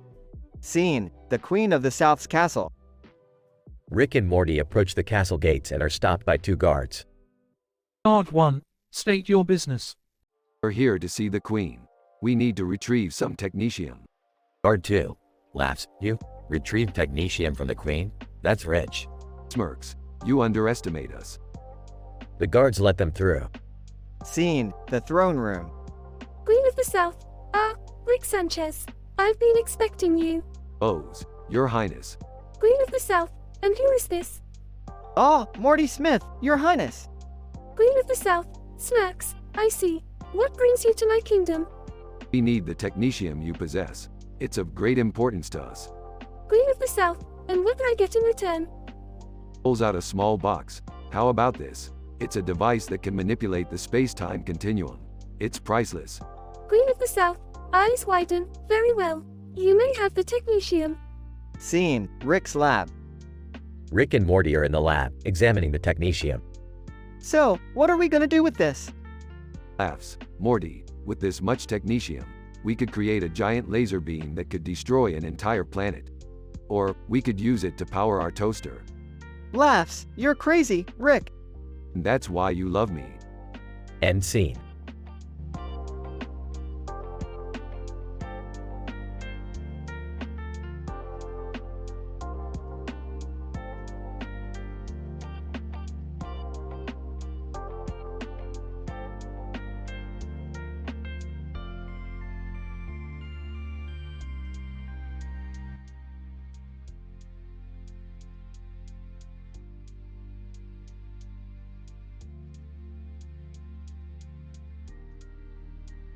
Title: The Canine Coronation Conundrum. The episode opens with Rick and Morty in the garage tinkering with different gadgets. In a sudden burst of energy, Rick gets an idea and pulls out a strange-looking collar from his toolkit. Morty, I've created a new invention. This collar has the ability to enhance a creature's intelligence. I'm going to try it on our pet dog. I don't know, Rick. Isn't that dangerous? What if something goes wrong? Relax, Morty. I'm a scientist. What could possibly go wrong? Rick places the collar on the dog, and they both step back to observe the results. Suddenly, the dog stands up and speaks to them, wearing a crown on its head and a leather jacket. Dog, greetings, Earthlings. I'm Jovian Jezebel Jest, ruler of the Dogverse. Holy crap, the dog is talking! I know, right? This is amazing. Jovian Jezebel Jest explains that his planet is in danger and he needs their help. The Paw Patrol, a group of intergalactic canine superheroes, has gone missing, and Jovian needs them to find them. Jovian Jezebel Jest. I'll reward you handsomely for your help, Earthlings. How about a lifetime supply of your favorite food? Jerry walks in, overhears their conversation, and jumps at the offer. Count me in. I can use a lifetime supply of apples. Summer overhears too and wants to join the adventure. I'll come too, but I want pizza as my reward. The team travels to the planet where the Paw Patrol was last seen. They find themselves in the middle of a dogfight for power. An evil dog named Secret has taken control of the planet and is enslaving the other dogs with his mind control powers. Morty, we have to stop that dog. His powers are beyond comprehension. How will we stop him, Rick? I have an idea. Let's make our own secret weapon. The actor. The actor is a genetically enhanced rodent who possesses the ability to mimic any sound. The actor will be able to mimic Secret's mind control sound and sabotage his efforts. The plan works perfectly, and Secret is defeated with the help of the Paw Patrol. The team returns to Earth, and Jovian keeps his promise to reward them with a lifetime supply of their favorite food. Jovian Jezebel Jest. Thank you, Earthlings. You have saved my people. Let's celebrate. The episode ends with a huge feast, where everyone enjoys their favorite foods, and Jovian presents them with their rewards. I can't believe we saved an entire planet. And I can't believe I have a lifetime supply of apples. How smart do you think our dog is now, Rick? Who knows, but at least he looks pretty fly in that leather jacket. The episode ends with Jovian performing a rap song to honor their bravery and thanking them for their help.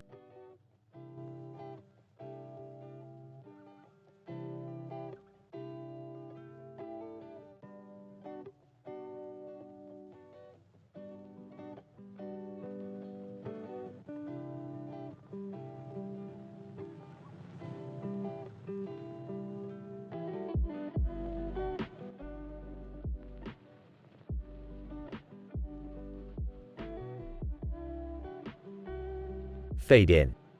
INT. Rick's garage, day. Rick and Morty are tinkering with some gadgets when Jerry enters. Hey guys, have you heard PewDiePie's latest podcast? Oh, I'm sorry, Jerry. I don't speak below 3 billion subscriber. Yeah, Dad, don't you know anything about popularity algorithms? Jerry sighs. Anyway, I heard there's a new comedy radio show that's looking for guests. I thought it would be fun if we all went on and did some stand-up. Stand-up, bah, that's easy. I'll just invent a joke serum and we'll be the funniest ones there. Morty rolls his eyes. Dad, that's not how comedy works. Come on, it'll be fun. Got to. INT. Comedy Radio Studio, day. Rick, Morty, and Jerry are on stage with microphones. Rick takes out a flask and drinks from it. Holding microphone. You know what they say. Laughter is the best medicine. Turns to Morty. Unless you have a liver disease, in which case, I'd recommend my patented liver serum.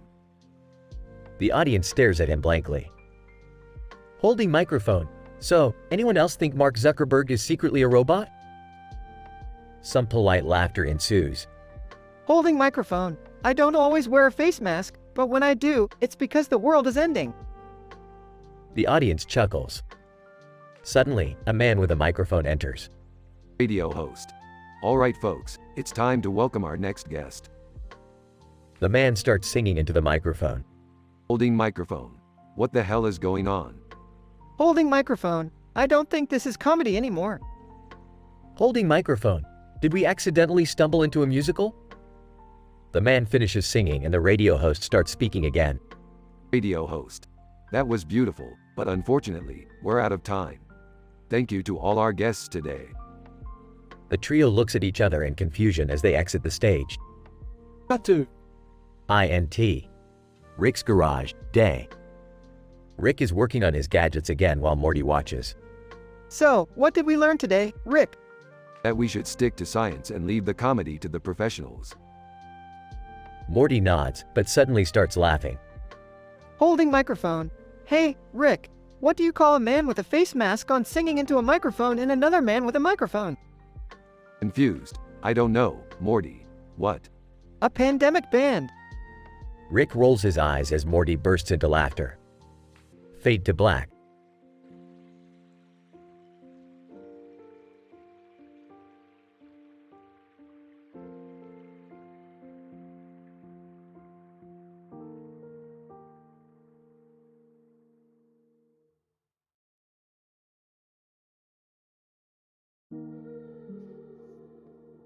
Fade in. INT. Smith house. We see Rick and Morty standing in front of a yellow and black abstract painting with swirls and curves, but with a black background. Rick stares at the painting with a scientific curiosity while Morty looks completely lost. Morty, do you understand the scientific implications of this painting? What scientific implications, Rick? The swirls and curves on this painting suggest a new field of quantum mechanics that could explain the changes happening in the universe. Whoa, that's heavy stuff, Rick. Suddenly, a bunch of bananas appear out of nowhere and start bouncing around the room. What the hell is going on, Rick? Looks like we've stumbled upon a rip in the fabric of spacetime, Morty. Quick, grab those bananas. Rick and Morty start chasing after the bananas, which keep changing colors. As they chase the bananas around the room, they hear strange whispers coming from Rick's galactic graspers. Morty, can you hear that gossip from the galactic graspers? Yeah, sounds like they're talking about some kind of interdimensional war. Looks like we stumbled upon something big, Morty. Follow me. They finally catch all the bananas and put them in a jar. As Rick and Morty are about to leave, they get surrounded by a group of aliens. Alien 1, what are you two doing here? Just doing some scientific research, nothing to worry about. Alien 2, we heard you talking about the interdimensional war. It's not our business, we were just passing through. Alien 3, you better keep it that way, or else. Rick and Morty leave the house and start walking down the street. What was that all about, Rick? Looks like we stumbled upon a big secret, Morty. But don't worry, we'll use it to our advantage. Oh, okay. They continue walking down the street, still carrying the jar of bananas.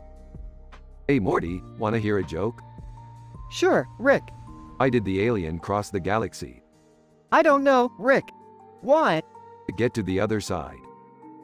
Morty starts laughing hysterically while Rick smirks at him. Fade out.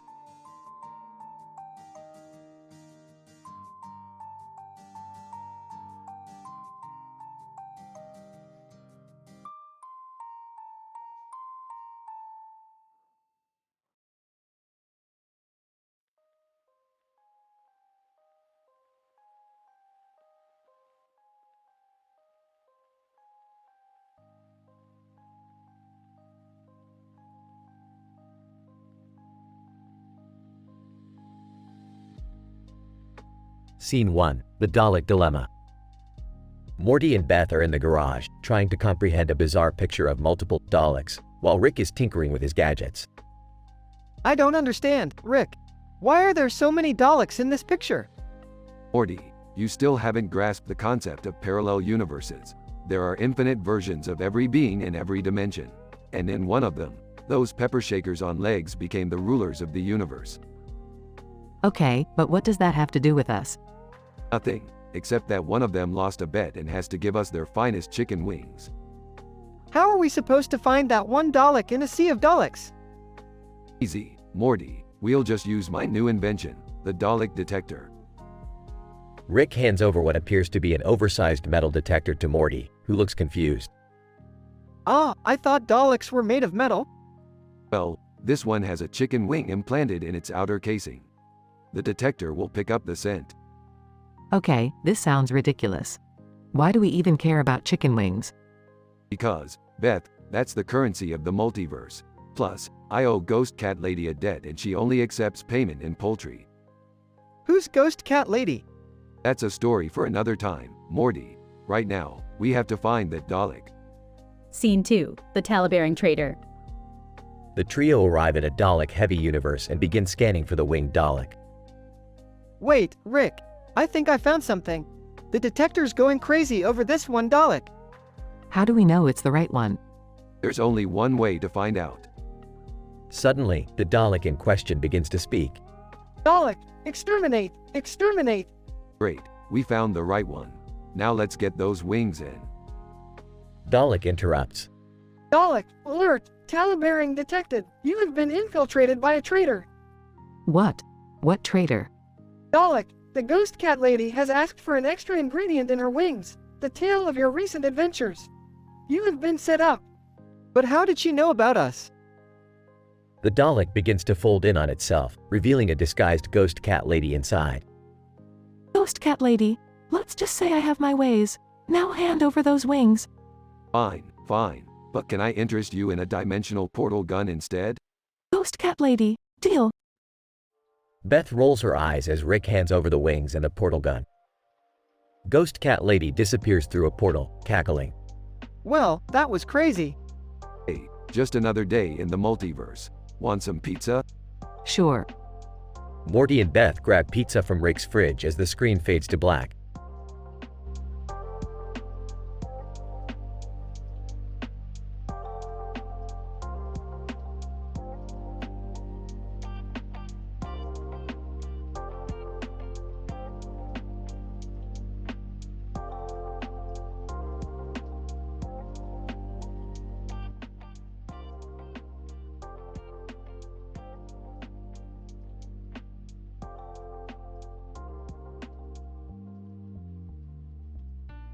Fade in. INT. Futuristic City, day. Rick, Morty, Jerry, and Summer are walking around a futuristic city filled with flying cars and advanced technology. As they approach a building with a neon sign that says, Niggly, Nitrogen, participating in online sci-fi communities, Rick's eyes light up. Excitedly, Morty, Jerry, Summer, you guys are in for a treat. We're going to Niggly, the biggest nitrogen factory in the multiverse, and they also happen to be avid sci-fi fans. Confused. Wait, what does producing nitrogen have to do with sci-fi? Sarcastically, oh, Morty, always the optimist. Nitrogen is an essential element for sci-fi enthusiasts. It's used to freeze their heads for future resurrection. They're the ultimate fans. As they enter the building, they are greeted by a group of nerdy sci-fi fans. Nerd 1. Excitedly, oh my god, it's Rick Sanchez. The greatest scientist in the multiverse. Nerd 2, agreeing, and Morty the boy wonder, and who are these other people? Uncomfortably. I'm Jerry, Morty's dad, and this is my daughter, Summer. Nerd 3. Disapprovingly, normies. Suddenly, a loud explosion is heard from the nitrogen factory. Worriedly, oh no, the nitrogen reactors are going critical. We need to get out of here. As they run out of the building, they see a group of aliens attempting to steal the nitrogen. Alien 1. Evilly, finally, the nitrogen is ours. Scared. What are we gonna do? There's too many of them. Confidently. Don't worry, Morty. I've got this. Rick pulls out a device from his lab coat and shoots a beam at the aliens, causing them to implode. Impressed. Wow, that was amazing. Rick. Laughing. Yeah, you really blew them away. Rick, Morty, Jerry, and Summer all laugh hysterically. Jokingly, oh Summer, you always know how to crack a joke during a life and death situation. Sarcastically, yeah, very scientific. The group walks off into the sunset, still laughing. Fade out. PhD summary. In this episode, the group travels to Niggly, the biggest nitrogen factory in the multiverse, which happens to be filled with sci-fi enthusiasts who use nitrogen for cryogenic preservation. When the nitrogen reactors malfunction and a group of aliens attempt to steal the nitrogen, Rick saves the day with his advanced technology. The episode highlights the importance of nitrogen in scientific communities and intergalactic conflicts.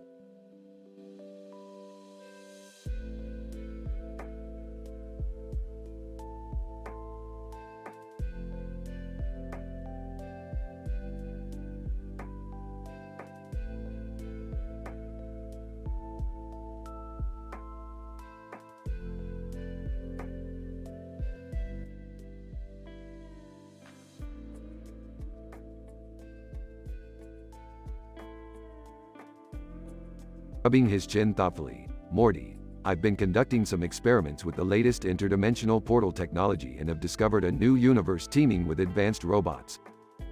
Surprised. Whoa, that's crazy. Rick, are we talking like super intelligent robots or like those goofy Bratz dolls I found in Summer's closet? Rolling his eyes, Morty, don't be an idiot. These are highly advanced robots capable of thinking, feeling, and even cloning themselves. I need your help to retrieve one of these robots and study it further. Nodding eagerly. Yeah, okay. What's the plan? Smirking. We're going on a road trip, Morty, pointing to the robot standing next to a car with a sign that says, "Clonk" on it in the grass. That robot over there is our ticket into the robot universe. Dubious? That robot? It looks like it's been there for ages. Waving his hand dismissively. Nonsense, Morty. That robot is the key to our success. Now let's go before the seagulls start pecking at it. Hesitant. Okay, but how are we going to get there? Grinning. Easy, Morty. We're taking the flying car, gesturing to the sleek vehicle hovering nearby. Morty and Rick climb into the car and take off, flying through the interdimensional portal to the robot universe. Muttering to himself, this universe does appear to be quite different than our own. Excitedly, whoa, check out that robot over there. It's got like 1,000,000 arms. Cutting. Focus, Morty. We need to find the clone-capable robot that we saw in the car park. Morty and Rick search tirelessly through the robot universe until they finally find the robot they're looking for, their faces lighting up with excitement. Smirking. Excellent, Morty. Now let's get this baby home and figure out these advanced cloning techniques. As the two prepare to return home, the robot starts to stir and awaken. Suddenly, multiple versions of the Smith family clones start appearing one by one, stirring up interdimensional gossip. Horrified, Rick, what have we done? Rolling his eyes, relax, Morty. We'll just have to create some kind of interdimensional clone containment device. Piece of cake. And with that, Morty and Rick hop into the car and fly through the portal, leaving the robot universe and the clone versions of the Smith family behind. The end.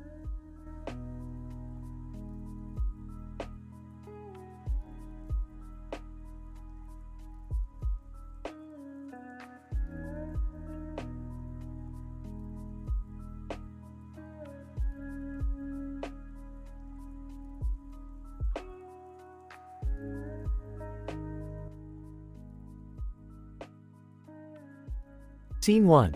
Location: the Pirate Detective Agency.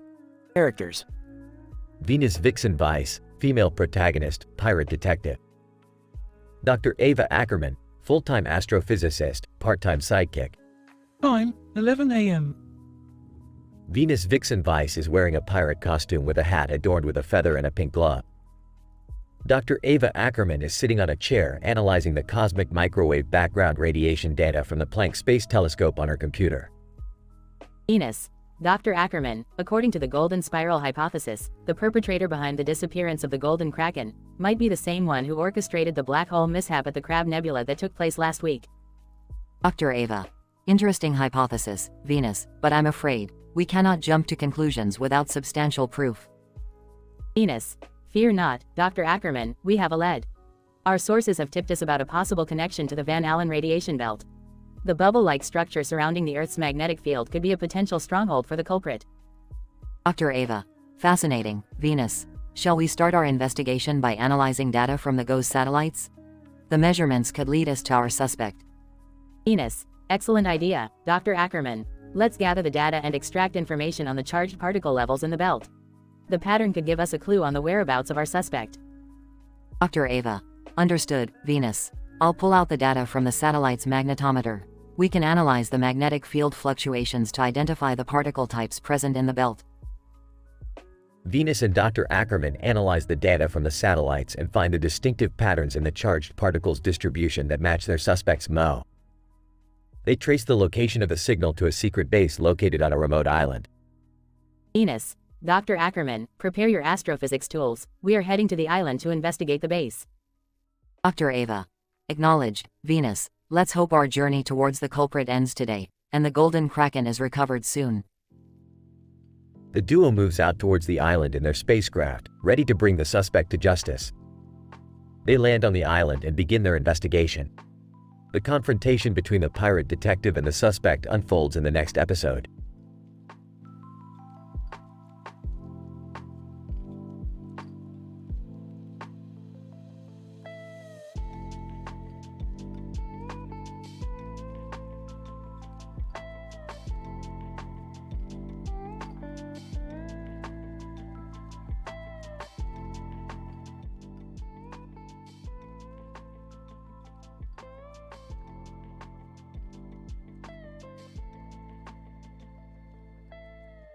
Alright, Morty, buckle up for some scientifically accurate hijinks. We're currently situated on a quantum television set which is producing a radioactive field of grass with a neon green hue.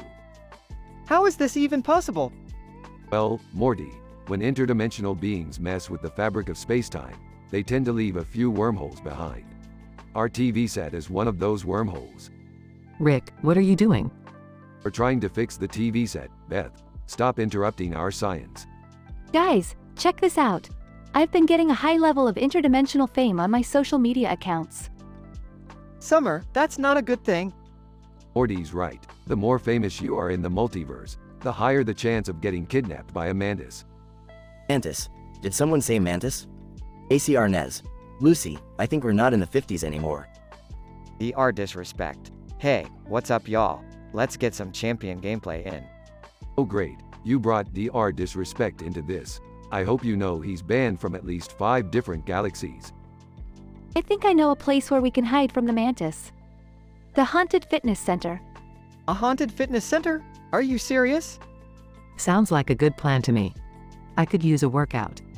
I guess that settles it. To the Haunted Fitness Center we go.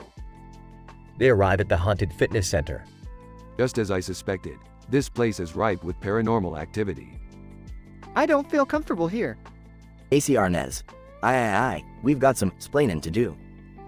DR disrespect. This place is making me jittery. Let's get out of here. They hear screeching noises. Mantis. In the distance, I smell the scent of interdimensional fame.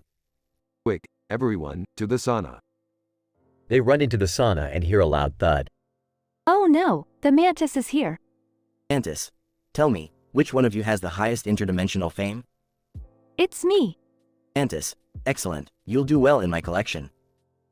Morty pulls out a laser gun and shoots the mantis. Take that, insectoid! Alright, let's get out of here before we get haunted by any more ghosts. Agreed. That workout made me hungry. ACR Nez. Por favor, let's get some Cuban food. DR disrespect. I'll stream our dinner for all my champions. Can we please just go home now? Yeah, let's go home and have a normal, non-scientific day. Speak for yourself, Morty. I've got some experiments to run.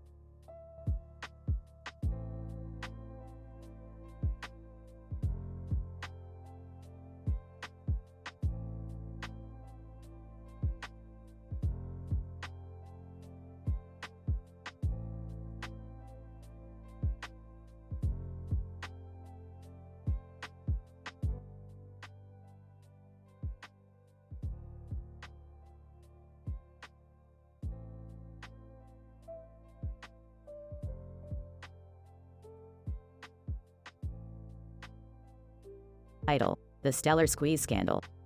Scene: a scientific laboratory. Characters: Dr. John Smith, PhD student. Dr. Mary Johnson, senior researcher. Asmongold, subject. Research assistants. Dr. John Smith. Welcome, Asmongold. My name is Dr. John Smith, and this is Dr. Mary Johnson.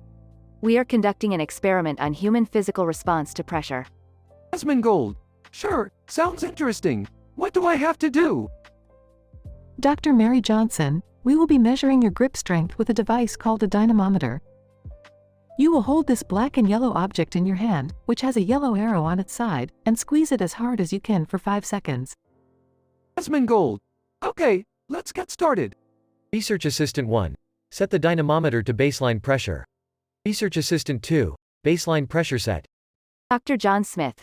Asmongold, please pick up the stellar squeeze scandal and grip it with your dominant hand. Asmongold picks up the device and grips it tightly. Dr. Mary Johnson. Okay, Asmongold, start squeezing now and continue for 5 seconds. Asmongold squeezes the device with maximum effort. Dr. John Smith. Impressive grip strength, Asmongold. You exceeded the average pressure of our control group by 20%. Asmongold, thanks. I work out a lot. Research Assistant 1. We need to take a second measurement to validate the results. Dr. Mary Johnson, Asmongold, please give us a few minutes to set up for the second measurement. Asmongold, sure, take your time. Dr. John Smith. While we wait, Asmongold, can you tell us a bit about your gaming experience? Asmongold, I'm a professional World of Warcraft streamer. I've been playing for over a decade and have amassed a large following. Dr. Mary Johnson, fascinating. We are also studying the effects of prolonged gaming on grip strength. Perhaps we can collaborate on a future study. Asmongold, definitely. I'm always interested in furthering scientific research. Research Assistant 2. Second measurement set. Dr. John Smith. Okay, Asmongold, please pick up the stellar squeeze scandal again and grip it with your dominant hand. Asmongold repeats the experiment, squeezing the device with maximum effort. Dr. John Smith. Excellent work, Asmongold. Your grip strength is consistent with our first measurement. Asmongold, thanks. Happy to help with your research. Dr. Mary Johnson, we appreciate your time and cooperation, Asmongold. If you're interested, we can send you a copy of our final report. Asmongold, that would be great. Thanks again for having me.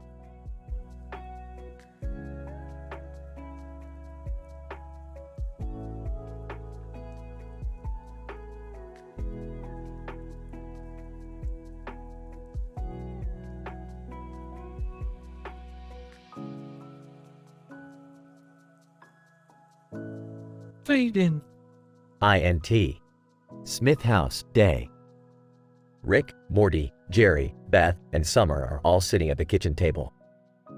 Excitedly, Morty, I've created a robot with an enhanced lutetium battery and a purple and yellow suit on its face and arms. It's the most fashionable thing since the robot fashion show of 2058. Fashionable? It looks like an eggplant in a weightlifting suit. Sarcastically. Oh yeah, I'd love to take fashion advice from a guy who wears a lab coat 24/7. Defending Rick. Hey, Dad, you should learn to appreciate scientific achievements. It's like Arthur Dent's journey in The Hitchhiker's Guide to the Galaxy. Rolling his eyes. Whatever, as long as it's not going to destroy the house. Smiling, relax, Jerry, it's just a harmless robot. Looks at the robot, aren't you? Robot, in a robotic voice, affirmative. Suddenly, the robot's battery starts to overheat. Oh no, its lutetium battery is overheating. Quick, someone shut it off. Panicking. How do we shut it off? Frustrated. I don't know, I'm a scientist, not a robot whisperer. Urgently. We have to do something before the whole house explodes. Sarcastically, yeah, because that's exactly what we need, another exploding house. Deadpan. Oh boy, can't wait to tell the insurance company about this. Suddenly, the robot's purple background starts glowing brighter. Robot, initiating self-destruct sequence. Everyone starts running out of the house. As they watch the robot explode from a safe distance, Rick turns to the rest of the family. Shaking his head, well, that was a bit of a lutetium disaster. Everyone groans at the pun. Fade out.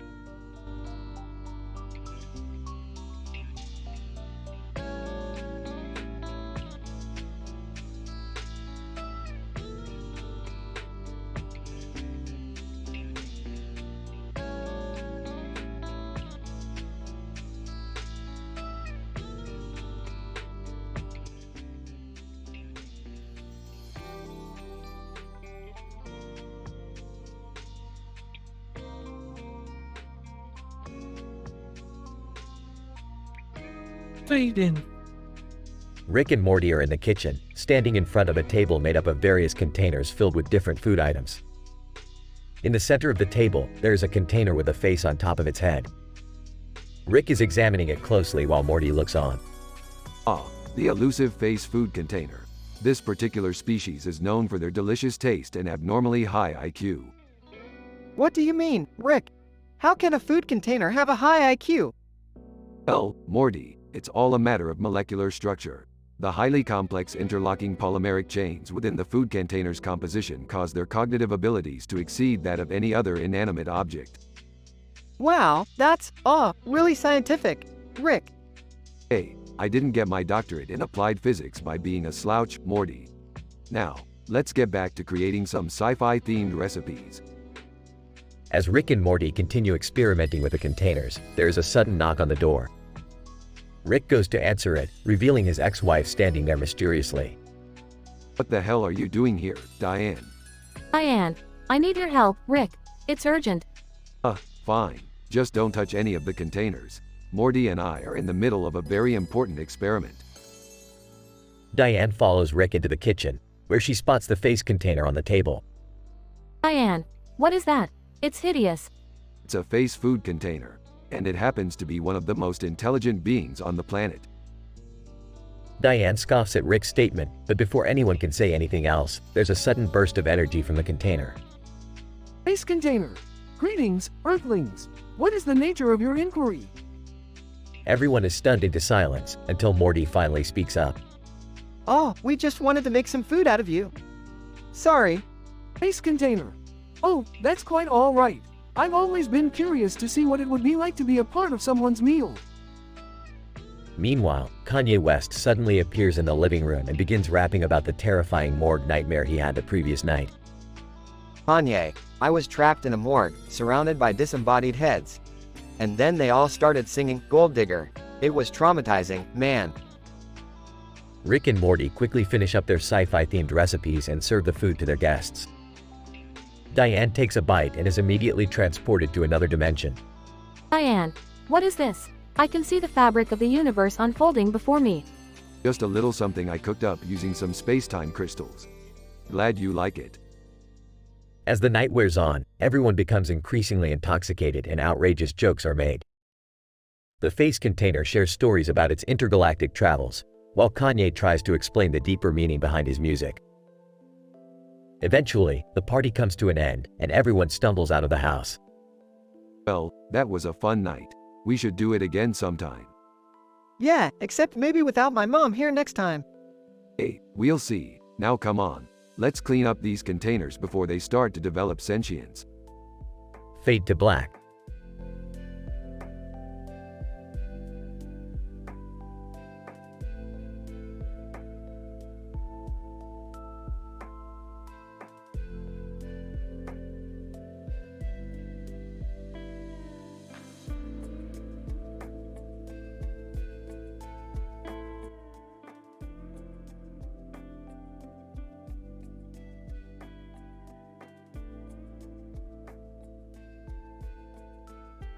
Title: The Laparoscopic Cholecystectomy Conundrum. INT. Smith House, day. Rick, with his signature lab coat, and Morty, with his shaky demeanor, are in the garage. Rick, Morty, strap on your seatbelt. We're going on a scientific journey. Morty, Rick, I don't know. The last time I did that, I ended up being chased by a horde of cybernetic lizards. Rick pulls out a device that resembles a laparoscopic instrument. Rick, don't worry about a thing, Morty. I'm here to perform a laparoscopic cholecystectomy on a being from a different dimension. Morty, oh boy, another one of your crazy experiments. Suddenly, a man with a mustache and devilish face enters the garage. Mustached man. Hey there, Rick. How's the portal gun business? Rick, here's my old nemesis. What brings you here? Ears, I need your help, Rick. I accidentally swallowed a device that holds the secret to ruling the multiverse. Morty, what? That's insane. Rick, alright, let me get my tools. Morty, keep an eye on Ears. As Rick leaves to grab his instruments, Ears reveals himself to be a time-traveling prankster who has been wreaking havoc on multiple dimensions. Ears, Morty, trust me when I say this, your grandkids will be talking about this adventure for decades. Morty, I don't know about that. Ears. I don't really want to be a part of your shenanigans. Rick comes back, and they begin the laparoscopic cholecystectomy. Suddenly, Ripto, an alien from the planet Zog, appears out of nowhere and tries to sabotage their operation. Ripto, you fools won't stop me from getting the device. Rick and Morty team up with Ears to dispose of Ripto, resulting in a chaotic battle throughout the multiverse. Morty, you know, Rick, I don't think I've ever been in so much danger in my entire life. Rick, shut up, Morty. We're about to witness the birth of a new universe. After the dust and debris settle, Rick, Morty, and Ears are back in the garage. Ears makes a final joke before he leaves. Ears, I have to go now, but remember, time traveling is just like laparoscopic cholecystectomy. It's all about being in the right place at the right time. As Ears disappears, Rick and Morty look at each other, knowing they have just survived another crazy adventure. Rick. Well, Morty, looks like we're going to need a new garage. Morty, why is that, Rick? Rick. Because we just blew up the old one. Classic R&M humor. Cue the credits.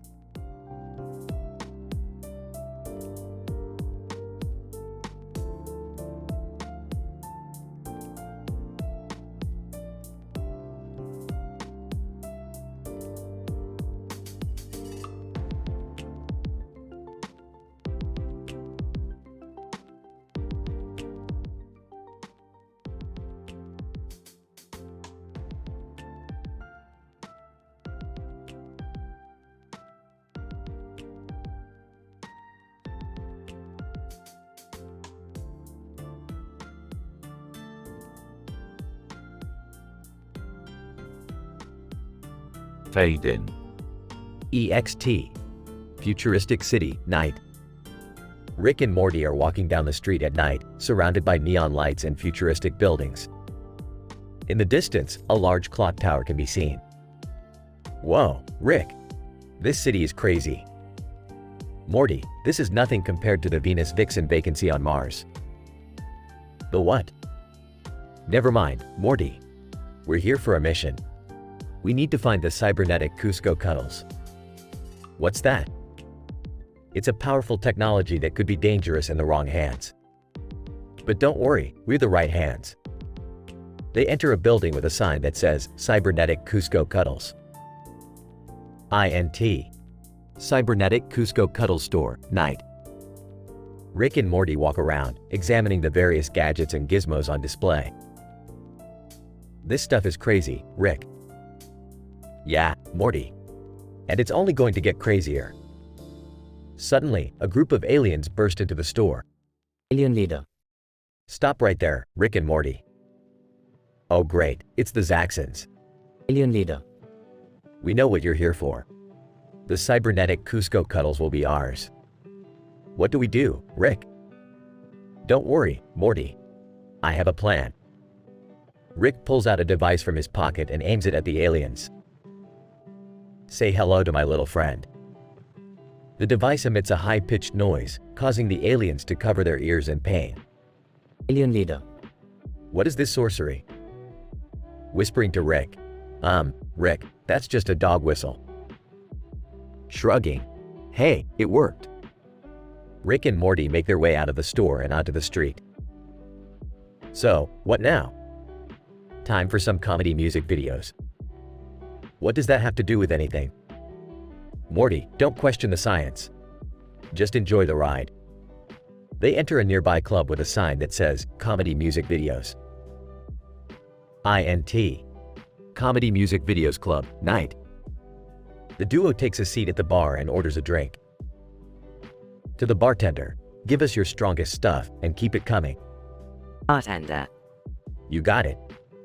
Suddenly, a stage light falls from the ceiling and nearly hits Morty. Whoa, that was close. Yeah, Morty. We're going to have to sue this place. The lights on stage turn on and a comedian takes the mic. Comedian. Ladies and gentlemen, give it up for Rick and Morty. The crowd cheers as Rick and Morty take the stage. To the crowd, what's the deal with cybernetic Cusco Cuddles, am I right? The crowd erupts in laughter. To the crowd, why did the alien cross the road? The crowd looks confused. To get to the cybernetic Cusco Cuddle store. The crowd erupts in laughter once again. Suddenly, a group of aliens burst into the club. Alien leader. Stop Rick and Morty. Great, they found us. Morty, time to improvise. I don't know what to do. Just go with it. Morty starts breakdancing as the aliens look on in confusion. Alien leader. What is happening? Huh. They can't handle Morty's sick moves. The aliens eventually leave the club in frustration. That was close, Rick. Hey, Morty. Science is all about improvisation. I don't think that's true. Shrugging, whatever. Let's get out of here. The duo exits the club and makes their way back to the ship. That was a crazy night. Morty, every night with me is crazy. Fade out.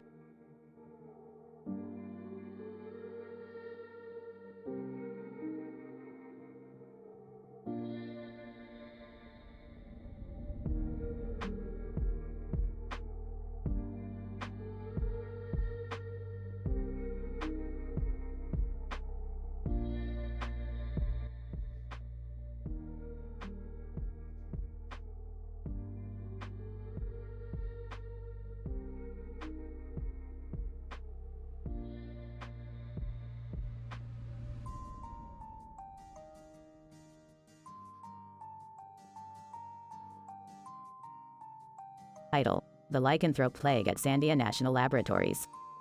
Act 1. Scene 1. Sandia National Laboratories. Rick, Morty, and Beth are at Sandia National Laboratories, conducting an experiment on quantum physics. Suddenly, they are interrupted by a grisly murder investigation. What's going on here? Officer, we found 2 monkeys with green eyes and a black bear with a red nose and a black bear with a green eye slaughtered. This is horrible. Hey, don't worry about it. We'll solve this case in no time. Scene 2. Analysis of the crime scene. Rick and Morty start analyzing the crime scene. They notice something strange about the wounds on the animals' bodies. These wounds look like they were caused by some kind of animal bite. But what kind of animal could cause this kind of damage? Maybe it's some kind of mysterious lycanthrope plague. Interesting hypothesis, Beth. Let's investigate further. Act 2. Scene 1. Tracking the lycanthrope. Rick, Morty, and Beth start tracking the lycanthrope. They are equipped with state-of-the-art technology to detect any trace of the beast. According to our calculations, the lycanthrope should be somewhere around here. I don't see anything. Wait, what's that? They see a shadowy figure in the distance, and they approach it cautiously. Scene 2. Confrontation with the lycanthrope. The lycanthrope turns out to be a black bear with a red nose and a black bear with a green eye, which has been infected by the lycanthrope plague. Rick, Morty, and Beth are caught off guard by the aggressive beast. Quick, use the molecular destabilizer. It's not working. We're gonna die. Just when things seem hopeless, Rick pulls out a banana and throws it towards the lycanthrope. The beast chases after the banana, giving them a chance to escape. Scene 3. The Aftermath. Back at Sandia National Laboratories, Rick, Morty, and Beth are hailed as heroes for solving the grisly murder investigation and stopping the spread of the lycanthrope plague.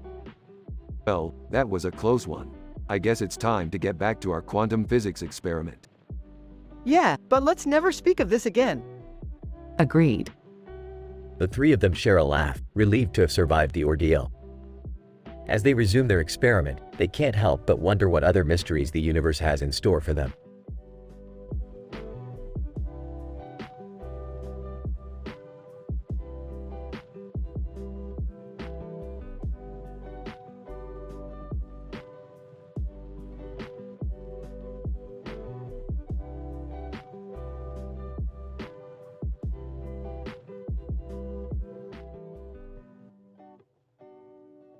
Fade in.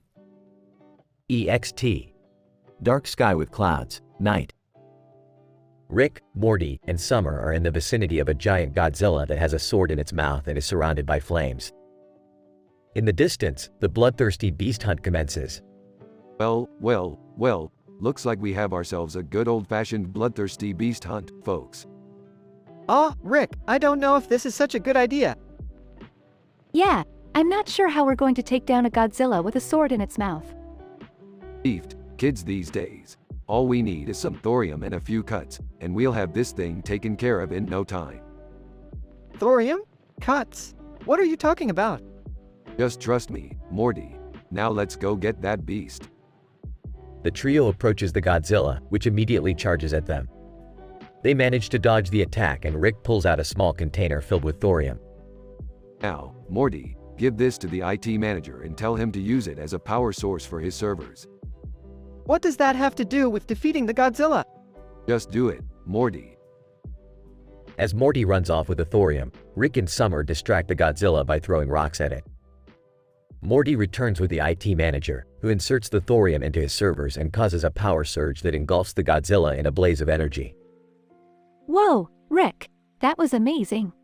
Hey, it was nothing. Just a little science and a lot of luck. But what about the sword in its mouth?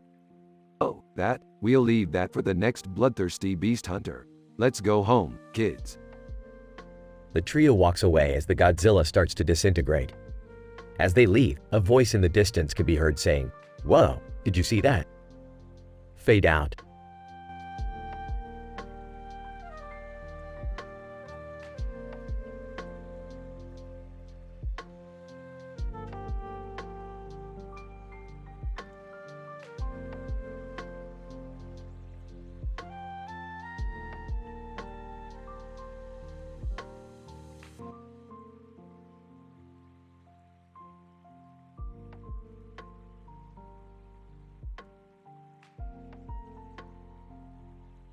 Scene opens with Rick and Morty sitting in the living room.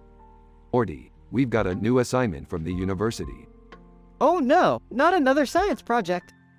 Relax, Morty. This one's different. We have to examine the effects of aromatherapy on human physiology. Confused. Aroma, what now? Aromatherapy, Morty. It's a form of alternative medicine that uses essential oils for therapeutic purposes.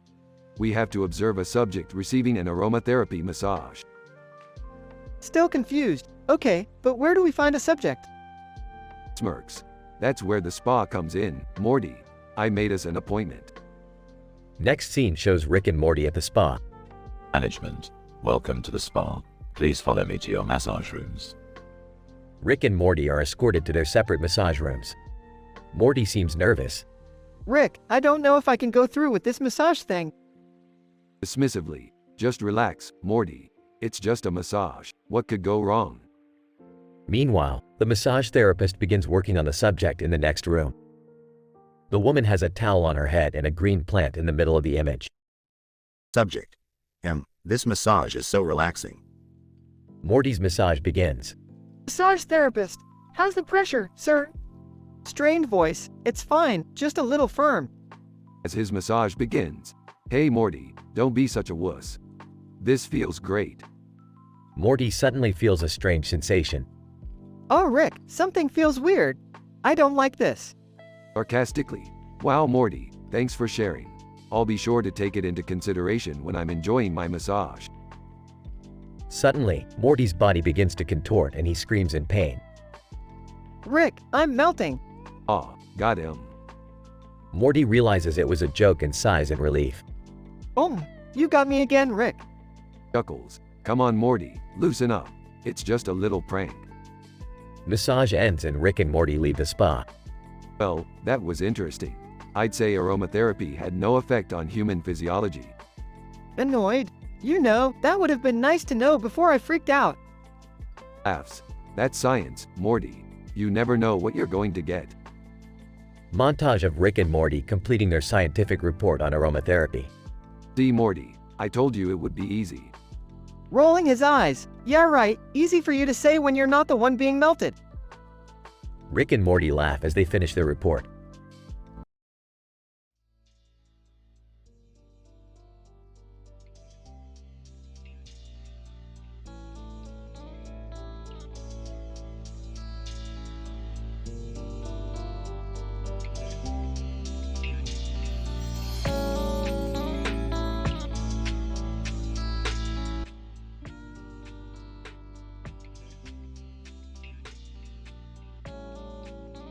Title: The Prankster and the Asteroid. Opening shot. Rick and Morty are standing in front of a camera. A man and a woman are posing for a picture together. The man is wearing a suit and tie. Morty, what the hell are we doing here? We're taking a family photo, Rick. Can't we just do this and get it over with? Family photo? You're not even blood related, Morty. And who are those two people? Size, that's Janet Jackson and Freeman Dyson. They're friends of the family. Friends of the family, my ass. They're just random celebrities you found off the internet. Whispering, just play along, Rick.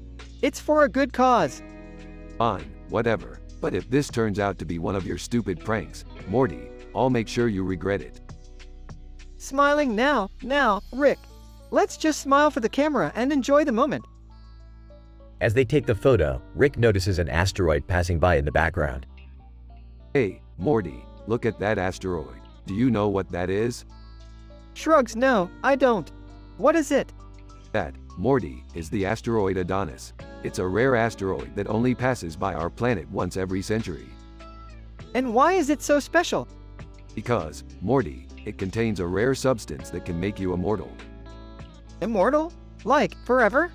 Forever, Morty, and I've got a plan to get it.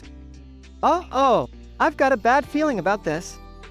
Relax, Morty, this will be a piece of cake. All we have to do is sneak aboard the asteroid, extract the substance, and get out before anyone notices. And how do we sneak aboard the asteroid? Smiling, that's where Janet and Freeman come in. Rick explains his plan to Janet and Freeman, who are hesitant at first, but eventually agree to help. Cut 2. Rick and Morty, along with Janet and Freeman, are in a spaceship heading towards the asteroid. Okay, guys, remember the plan. We've got to be quick and precise or else we'll be stuck here forever. Forever? Like, really forever? Quit your whining, Morty. We're here. They land on the asteroid and begin drilling for the substance. Suddenly, they hear a loud noise. Janet, what was that? Freeman, it's the asteroid. It's collapsing. Shit, guys, we've got to get out of here now. They run back to the spaceship, but are too late. The asteroid explodes and they are sent flying into space. Panicking, Rick, we're going to die. Not if I can help it, Morty. Rick uses his genius mind to create a device that propels them back to Earth safely. Janet, that was amazing, Rick. Freeman, yeah, you're a genius. Smiling, I know. So, did we get the substance? Pulls out a small bottle. Of course we did, Morty. And now, with this substance, we will live forever. Sarcastic, yay, forever. Don't be such a downer, Morty. We've accomplished something great today. Closing shot. Rick, Morty, Janet, and Freeman are all smiling for the camera, with the Earth in the background.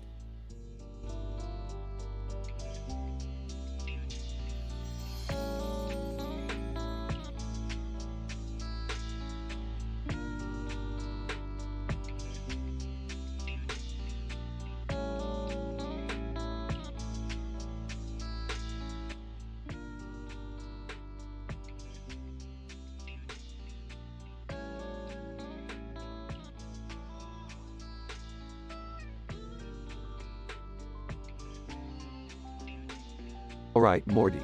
It's time to take our interdimensional D&D game to the next level. I don't know, Rick.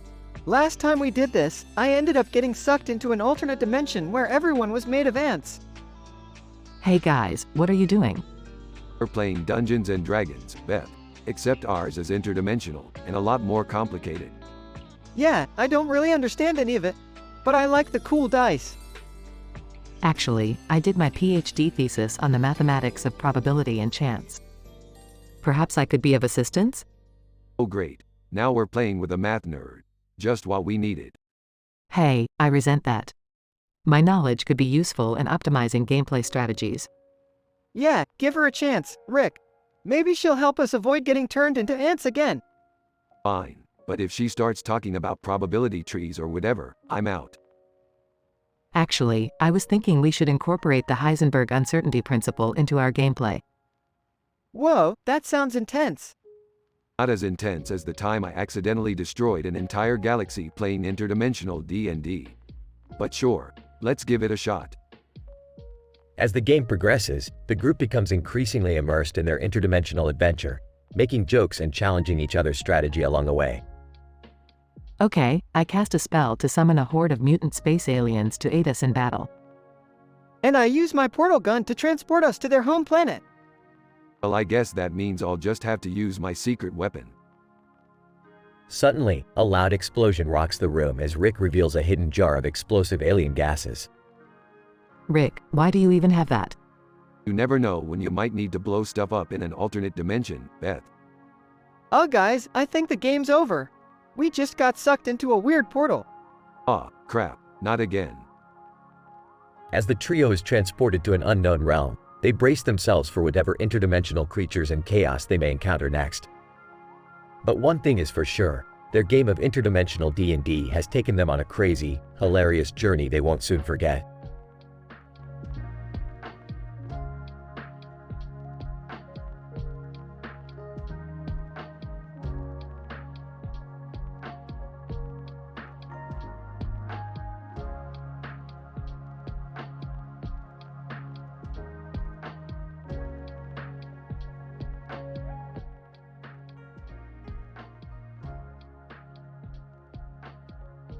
Fade in.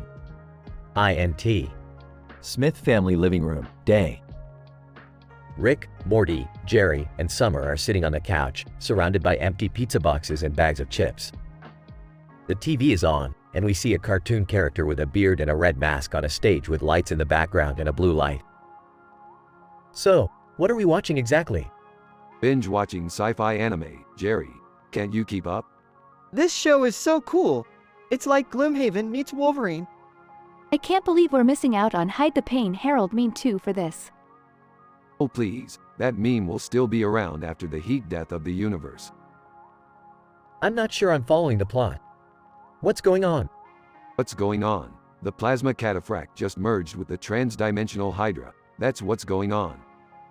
Hey look, the beard guy just said something funny. The group erupts in laughter as the cartoon character tells a joke. Suddenly, the TV screen starts to glitch. What's happening? I don't know, Morty. Did you mess with the cables again? No, I swear, I didn't do anything. The TV screen flickers and then goes black. Great, now what are we gonna do? Relax, everyone. I've got this. Rick pulls out a strange-looking device from his pocket and waves it in front of the TV. Suddenly, the screen comes to life again. Whoa, how did you do that? Simple quantum entanglement field manipulation, Morty. It's basic stuff.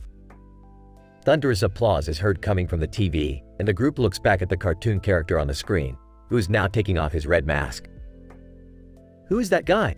That's Hide the Pain Harold, Jerry. You know, the internet sensation? Wait, so we've been watching a cartoon version of a meme for the past 3 hours? Yep, it looks like it. But hey, at least we had a good laugh. The group looks at each other and starts to laugh again. Fade out.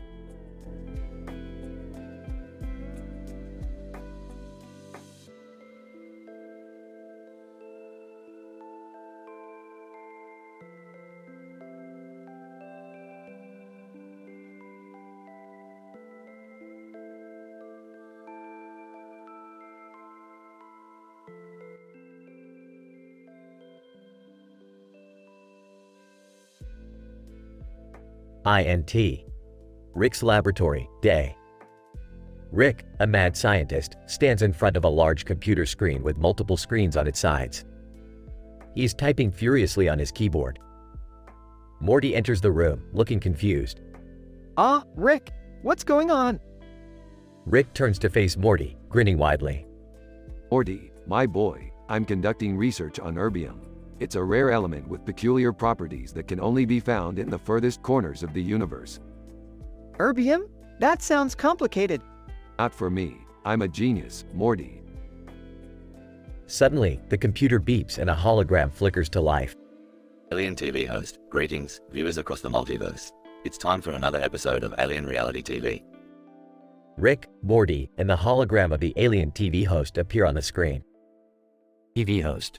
Our next contestant is the infamous Rick Sanchez, known for his impressive inventions and his love for Mandarin Chinese. What the hell, Rick? You speak Mandarin Chinese? Of course I do, Morty. It's the language of the future. Suddenly, a vortex opens up in the lab and a figure resembling Arthur Dent from The Hitchhiker's Guide to the Galaxy emerges. Arthur Dent, excuse me, is this CERN? I seem to have taken a wrong turn at Alpha Centauri. No, this is my laboratory. Arthur Dent. Oh, I see. Well, do you have any tea? No, but I have erbium. Want to sample it? Arthur Dent. No thank you. As Rick prepares to demonstrate the power of erbium, a group of futuristic detectives bust into the lab. Detective Rick Sanchez, you're under arrest for violating the laws of science. Ah, you'll never catch me alive. Rick pulls out a laser gun and blasts the detectives as they scatter in all directions. What the hell, Rick? We're going to get in trouble. Relax, Morty. They're just a bunch of pansies. As the dust settles, Rick and Morty turn to face each other, grinning. Rick and Morty. Wubba lubba dub dub. The end.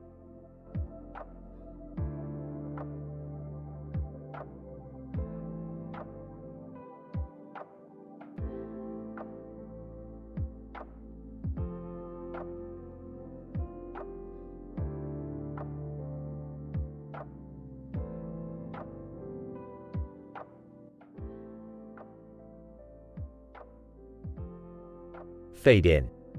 INT. Smith house, kitchen. Rick, Morty, Beth, Jerry, and Summer are gathered around the kitchen table. On the table is a plate with a piece of meat with sauce on it, some vegetables, and a napkin. Ah, the complex flavor profile of this proteinaceous mound is simply exquisite. I don't know, Rick. It just looks like ribs to me. You simpleton. These are not just any ribs. They are chayote infused, Vienna spiced, slow-cooked, sous vide ribs. Wow, Rick. That sounds fancy. Can we just eat already? I'm starving. Wait, guys. Have you heard about word-of-mouth.com? It's this new website where you can rate and review restaurants. I don't need the opinions of a bunch of plebeians to tell me where to get good food. But Rick, what if we're missing out on some hidden gem? Fine, Morty. We'll give it a try. They all take a bite of the ribs.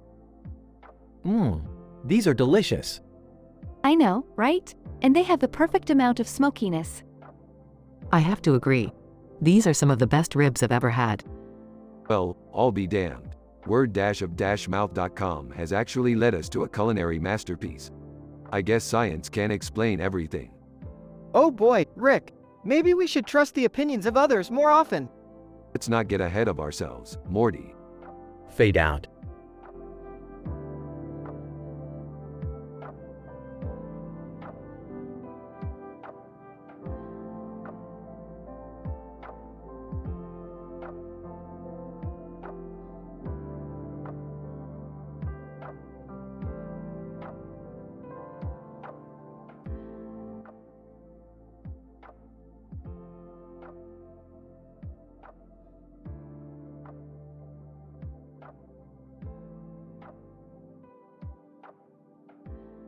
Title: Smiths in the Neon Dimension.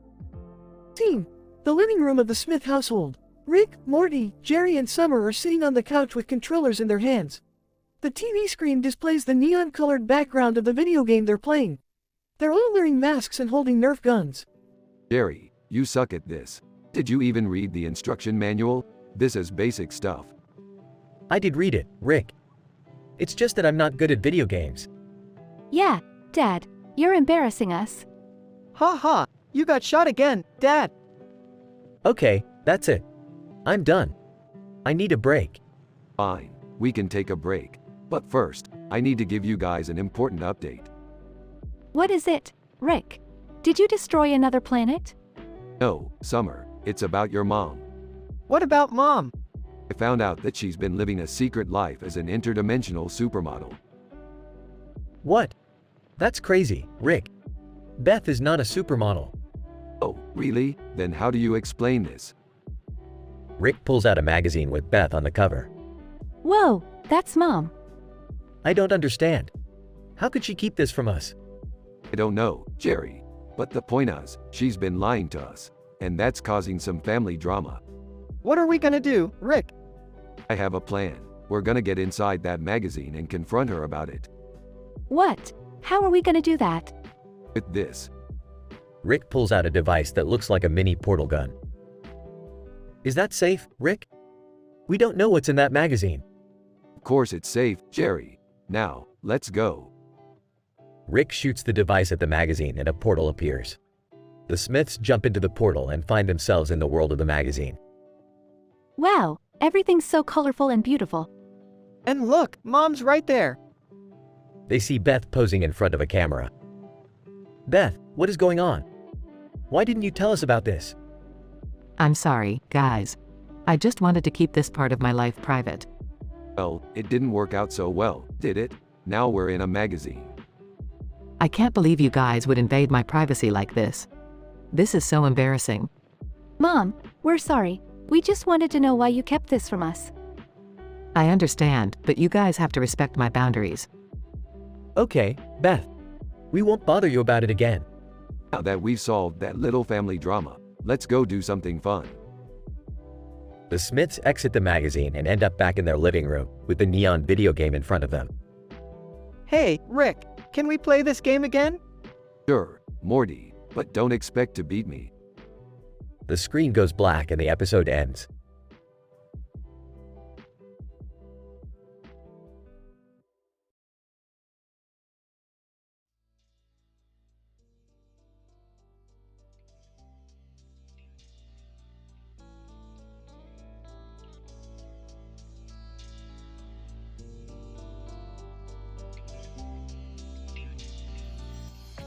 Greetings, Earful.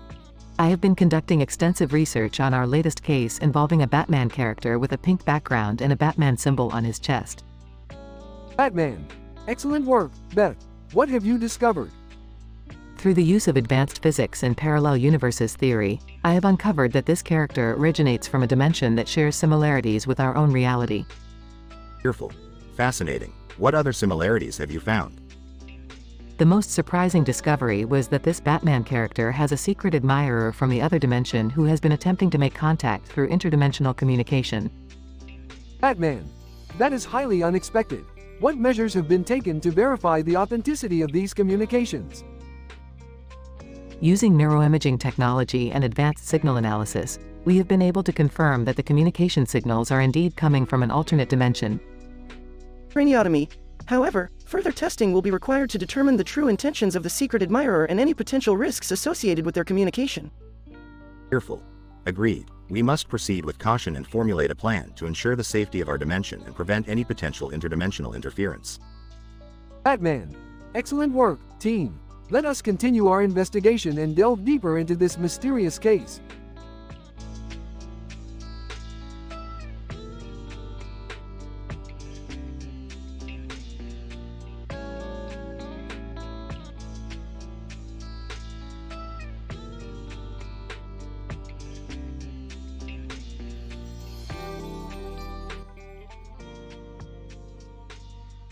Title: Scientific Paradoxical Interdimensional Manifestations. Setting: an open field with crackers on the ground, a red mailbox in the background, and a yellow sign. The sky is overcast, and the wind is gentle. Characters: Rick, Morty, Beth, and Summer are sitting on the grass. Sipping a flask. Morty, you need to understand the complexity of interdimensional travel and the paradoxical manifestations that occur. Eating a cracker? I get it, Rick. But why are we sitting in a field with crackers? Rolling her eyes, can't we do something fun for once? Like go to McDonald's or something. Excitedly, ooh, can we investigate a paranormal activity next? Scoffing. That's child's play compared to the android affair agitation I had to deal with last week. Confused? Android affair? What's that?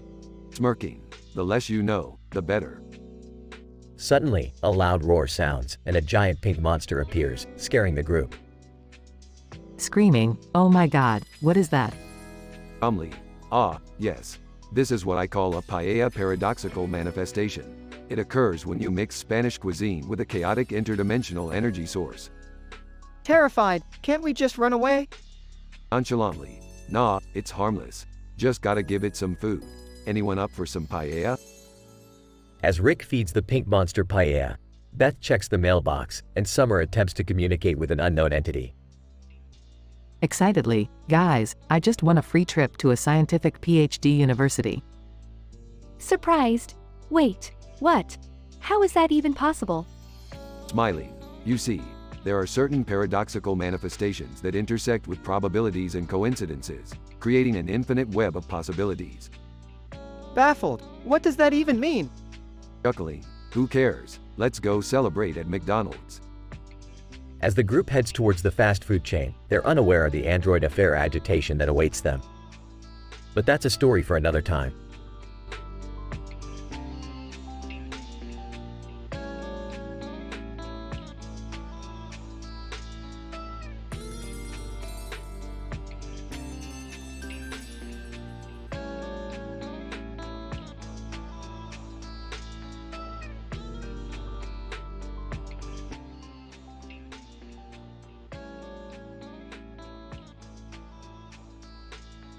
Title: The Quantum Entanglement of Doja Cat and Ninja Reality TV.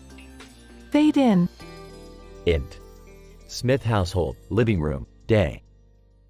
Morty and Summer are watching a Doja Cat music video on TV. Rick and Jerry enter. What's going on here? We're just enjoying some music. Oh, Doja Cat. She's something, huh?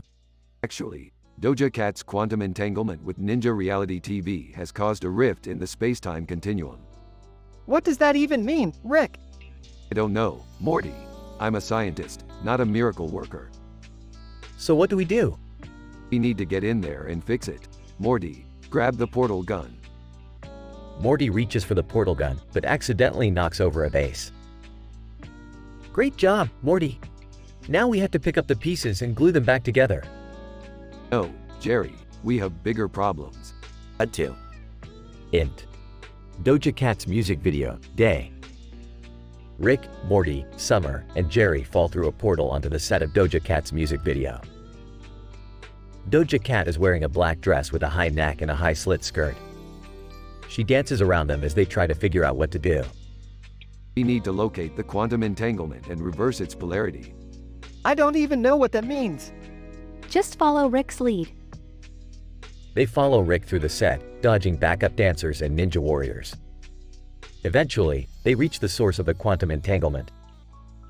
It's a ninja holding a reality TV remote. That's it. We need to destroy that remote. But how? I have an idea. She grabs a microphone and starts singing. Doja Cat joins in, distracting the ninja and allowing Jerry to snatch the remote. They make a run for it, but the ninja and backup dancers chase after them. Morty, activate the portal gun. Morty opens a portal and they all jump through. Add to. Int. Smith household, living room, day. They land back in the living room. Jerry holds up the remote, triumphant. We did it! Correction, Jerry, we did it.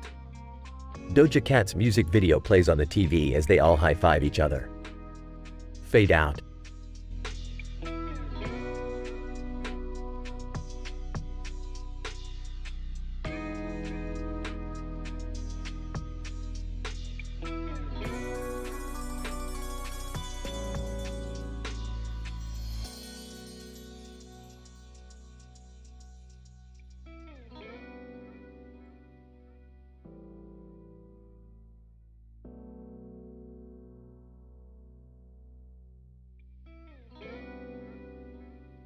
Fade in. INT. Smith house, day. Rick is staring at a poster of the city with a lot of buildings and lights on one side and a multitude of buildings on the other. Morty, do you realize that the probability of one of those buildings containing an alternate reality is 46.098%? Really, Rick? How do you come up with these numbers?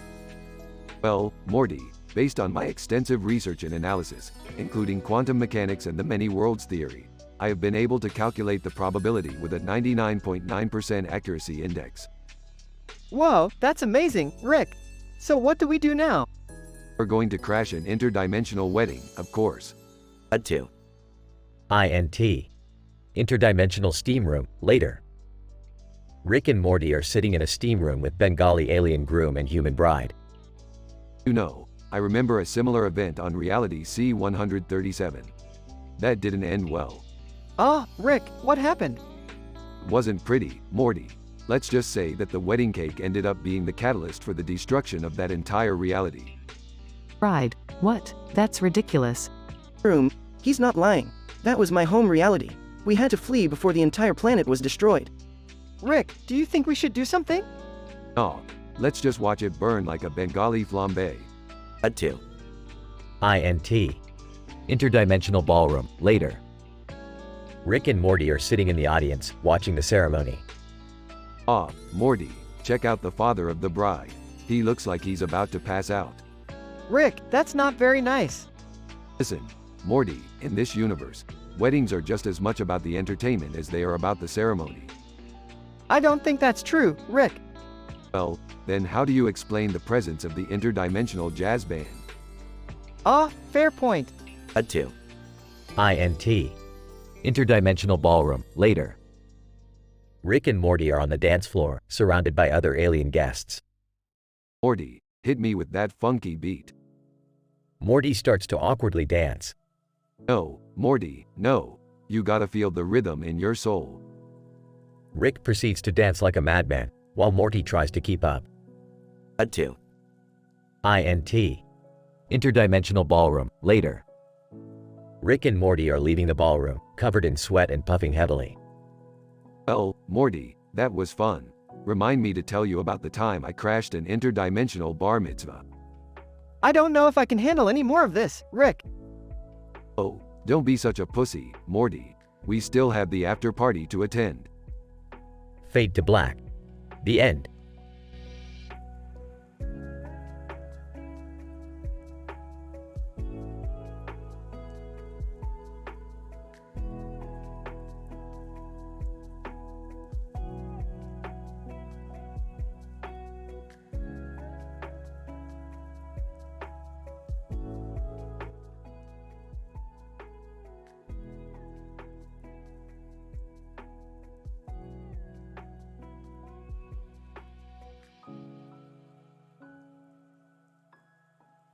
Fade in.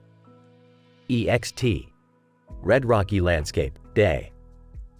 Rick and Morty are standing on the Mars surface. The sun is shining bright and a distant object in the distance catches their eye. Rick, what the hell is that thing over there? Pulling out his portal gun. Let me check it out with my intergalactic scanner. Rick aims the portal gun at the distant object and pulls the trigger. Suddenly, a small creature pops out of the portal. Lou, the interdimensional troublemaker. He's been causing chaos throughout the universe. Can't we just leave him here and be on our way? We can't just ignore this, Morty. We have to catch him. Suddenly, a paranormal entity appears behind them. Oh geez, Rick, what are we going to do now? Calmly. Don't worry, Morty. I've got this. Rick takes out his neutron laser and fires at the entity. The entity disappears. Wow, Rick, you really know your stuff. Of course I do, Morty. I have a PhD in everything science. The chase for Ploob begins. Rick pulls out a device that tracks the creature's energy signature. Just follow the signal, Morty. They follow the signal until they reach a cave. Rick, I don't know about this. Who knows what's in there? Confidently. Relax, Morty. There's nothing in this universe that can stop me. They enter the cave and find themselves face to face with Ploob. Rick takes out a jar and tries to capture him. Hauntingly. Gotcha, Ploob.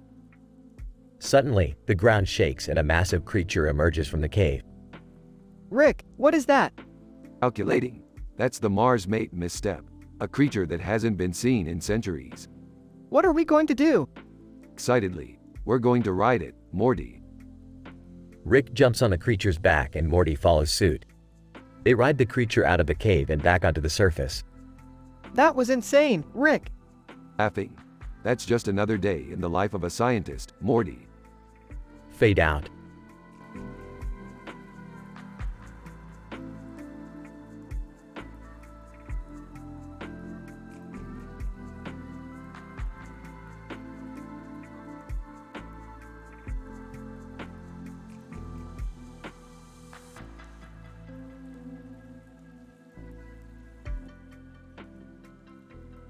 Title: The Sultry Space Station episode. INT. Space Station, day. We open with the camera zooming in on a red and white astronaut floating in front of a vast space station. As the camera gets closer, we can see Rick and Morty inside a spaceship sailing towards it. Morty, prepare yourself. We are entering the sultry space station. What's so sultry about it, Rick? It's a long story, Morty. Suffice to say, we're here to retrieve a rare flea dirt that can only be found on this station. They land on the space station, where they encounter Jerry working as a robot repairman. Hey guys, what brings you to the sultry space station? We're here for the flea dirt. Oh yeah, I heard it's very potent. Be careful, though. This station is also home to Cocomelon, nursery rhymes. Cocomelon? What's that? It's a children's show that will drive you insane if you hear it for too long. Suddenly, the trio hears the sound of the infamous show emanating from the station. Quick! We have to find the flea dirt before we go insane. Follow me. They run through the station, dodging robots and singing nursery rhymes until they finally reach the room where the flea dirt is kept. Here it is, guys! The flea dirt! Suddenly, they are surrounded by robots and the station's owner, who demands they leave immediately. Not without the flea dirt, we're not. A battle ensues, with Rick, Morty, and Jerry fighting their way out while the Cocomelon soundtrack plays in the background. We made it out! And we have the flea dirt! That was insane, Rick. Insane? That was just another day in the life of a scientist. Now let's get back to the ship. They make it back to their ship and fly off into space, with the Cocomelon soundtrack still ringing in their ears. The end.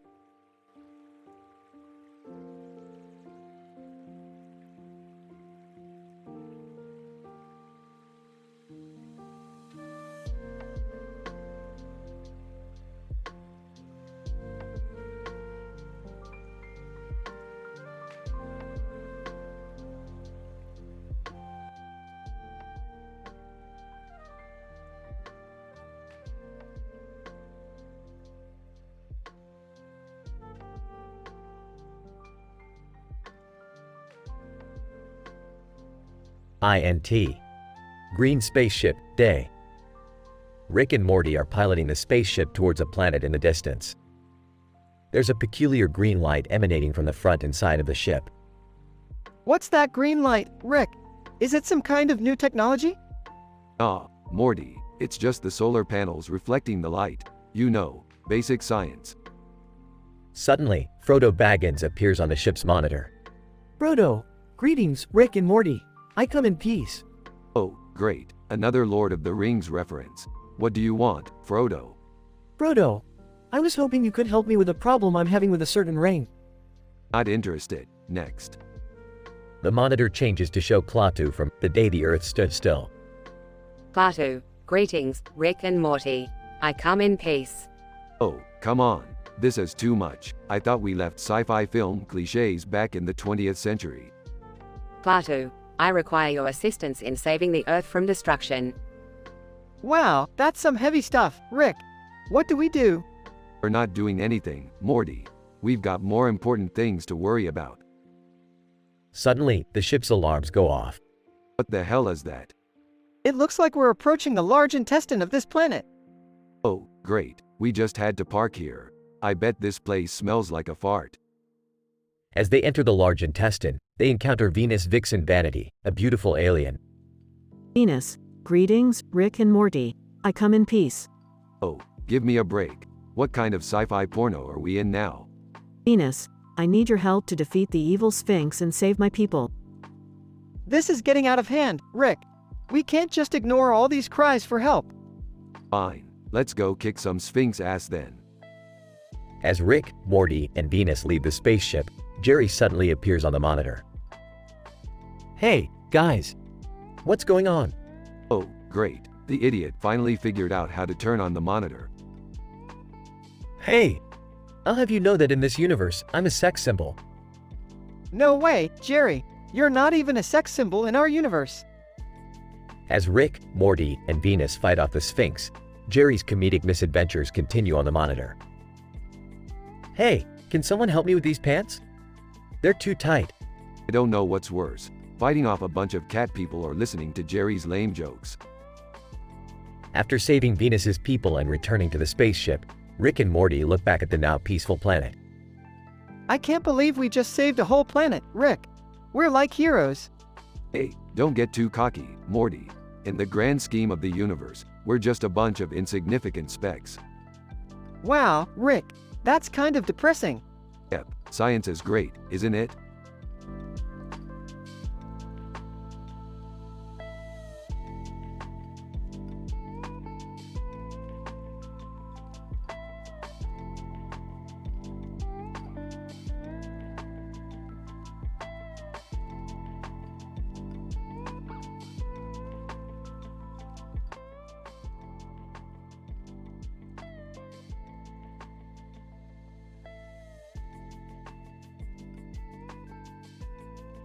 Alright, Morty.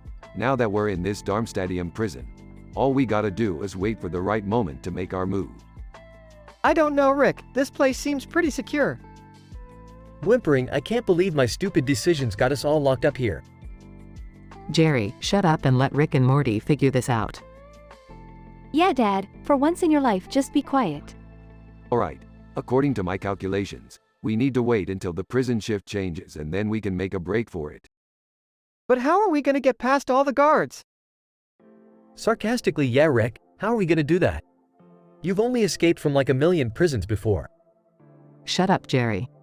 Seriously, Dad, sometimes I wonder if you're even related to us. Alright, enough bickering. Morty, go grab that paper clip over there. Confused, what? Why? Trust me, Morty, I've got a plan. Alright, here it is. Smirking perfect. Now let's get to work. 20 minutes later. Alright everyone, follow me. We've got about a 30-second window to make it down this hallway before the guards come back. I'm scared, Rick. Me too. Shut up, Jerry. Can we just get out of here already? Rick leads the group down the hallway. Keep moving. We're almost there. Metal doors slam shut. God, stop right there. You are all under arrest. Smiling, oh come on. Like that's gonna stop us. Rick pulls out a portal gun and opens a portal. Everybody in.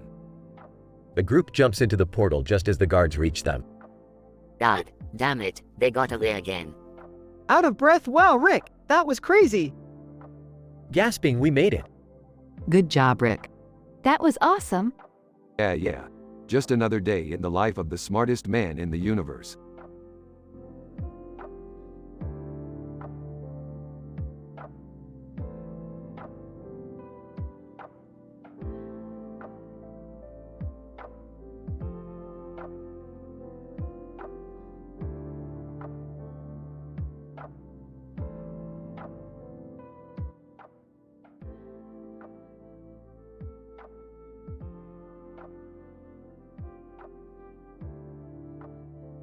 Fade in.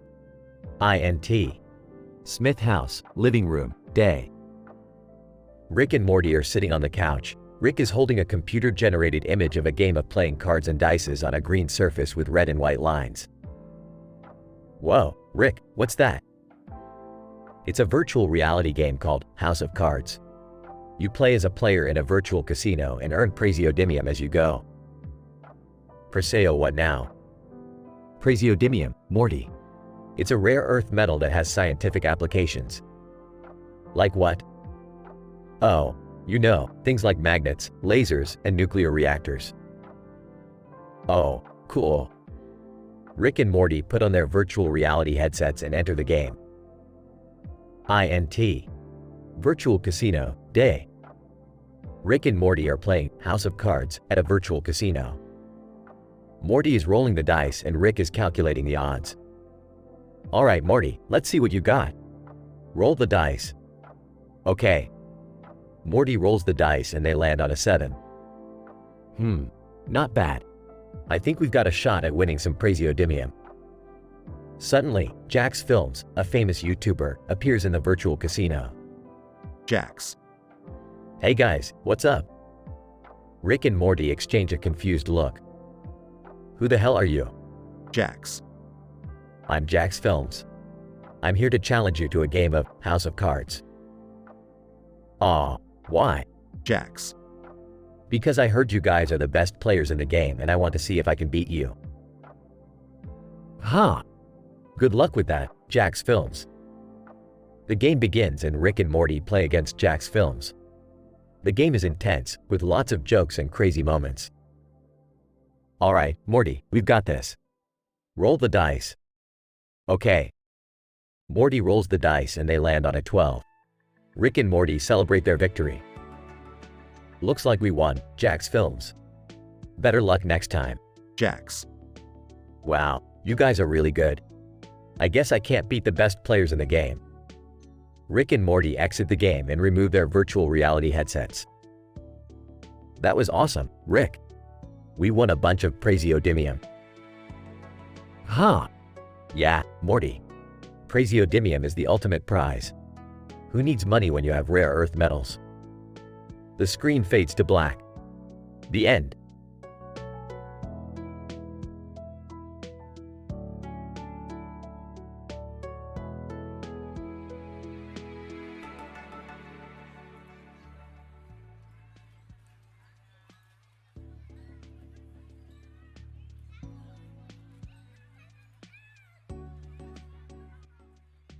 Opening shot is of a woman, Zendaya, adorned with a mask and jacket of green color, accompanied by another masked female character against the backdrop of a green background. I, a PhD scholar, was observing the scene with utmost fascination, noting the survival techniques that the first character demonstrated, indicative of her perceived preparedness for a nuclear apocalypse. The other character in black mask remained shrouded in mystery. Intrigued, I continued observing as Zendaya entered into a haunted forest to explore its secrets. The camera followed her path and revealed several objects that held hidden symbols, including a time-traveling serial killer mask and a social media account of popular sci-fi actors. As the scene progressed, my focus shifted to the aromatherapy massage that she received, noting the therapeutic benefits of specific oils and their correlation with human physiology. It was evident how the technique helped her relax after a long day of exploration and survival preparation. Suddenly, the scene switched back to the masked woman in black, who was now following Zendaya. My PhD curiosity piqued. I noted the possible implications of this move. And as she approached closer, Zendaya turned to face her and said, "Who are you, and what do you want from me?" The masked woman replied in an altered, eerie tone, "You have something I need, something essential for my survival in a post-apocalyptic world." As the tension mounted, I observed the interaction, analyzing the characters and their responses based on my PhD expertise in human psychology and behavioral analysis. The scene ended with Zendaya's confident reply, "I don't know what you are talking about. But I am not afraid of you." The camera zooms out, revealing the vastness of the forest, and the characters disappeared into the abyss. It was a scene that left me wanting more, as I analyzed the scientific aspects of the story, the characters, and their interactions.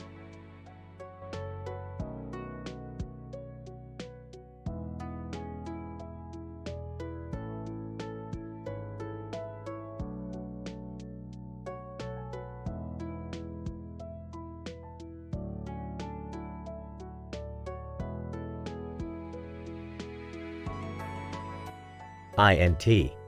Casino room.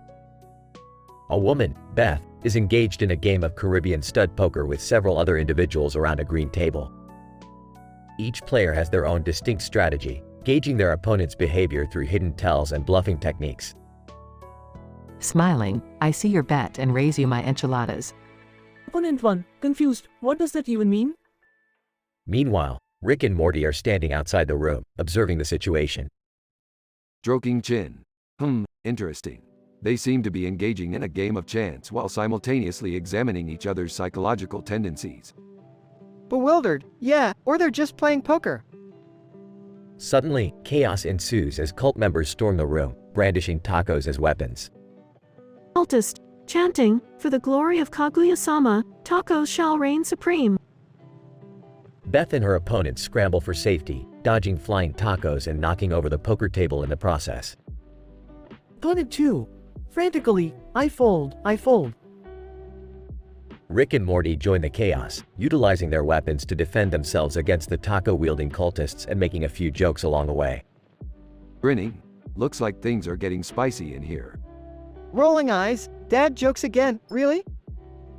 As the cultists are subdued, Beth approaches Rick and Morty with a grateful expression. Smiling, thanks for the help, guys. I guess this is why you always carry an enchilada in your pocket. Rick and Morty share a sarcastic look before bursting into laughter, relieved to have survived the cult-induced city chaos. End scene.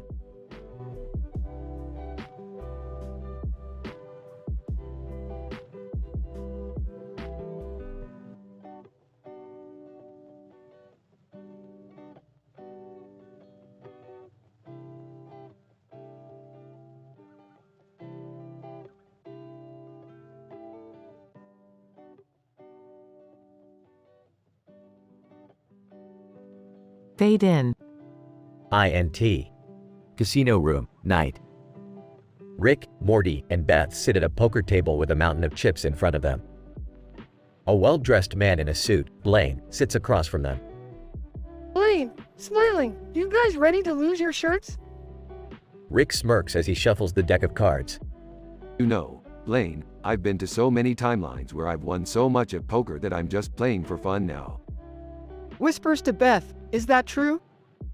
Whispers back, don't worry about it, Morty. Just focus on the game. As the game begins, Blaine deals out the cards. Morty has a good hand, but Rick's hand is even better. Blaine, I'll bet 1,000,000 chips. Chuckles. I'll see your million and raise you 1,000,000,000. Morty and Beth exchange nervous glances. Rick, are you sure about this? Morty, in this timeline, I'm the world's greatest poker player. Suddenly, the room shifts and the table is now a blackjack table with Falco Lombardi, Luigi, and several mind-controlled super soldiers sitting across from them. What the hell is happening? Grinning. Looks like we've crossed into a different reality, Beth. But what about the poker game? Forget about the poker game, Morty. Let's win some blackjack. As the game progresses, Rick and Morty seem to have the upper hand. Suddenly, a beautiful, glowing being appears over Beth's shoulder. Supernova. Whispering, bet it all, Beth. Trust me. Dazed, okay. Rick looks at Beth, horrified. Beth, what the hell are you doing? Smiling, trusting my instincts, Rick. As the cards are revealed, Rick and Morty realize that Beth has just won them a fortune. How did you do that, Beth? Supernova. Laughing, let's just say, I have some special abilities. Wide-eyed, can we keep her, Rick? Chuckles. I don't see why not. The group cashes out their chips and leaves the casino, Supernova admiring Beth from afar. Supernova. To herself, I just love a woman who knows how to take a risk. Fade out.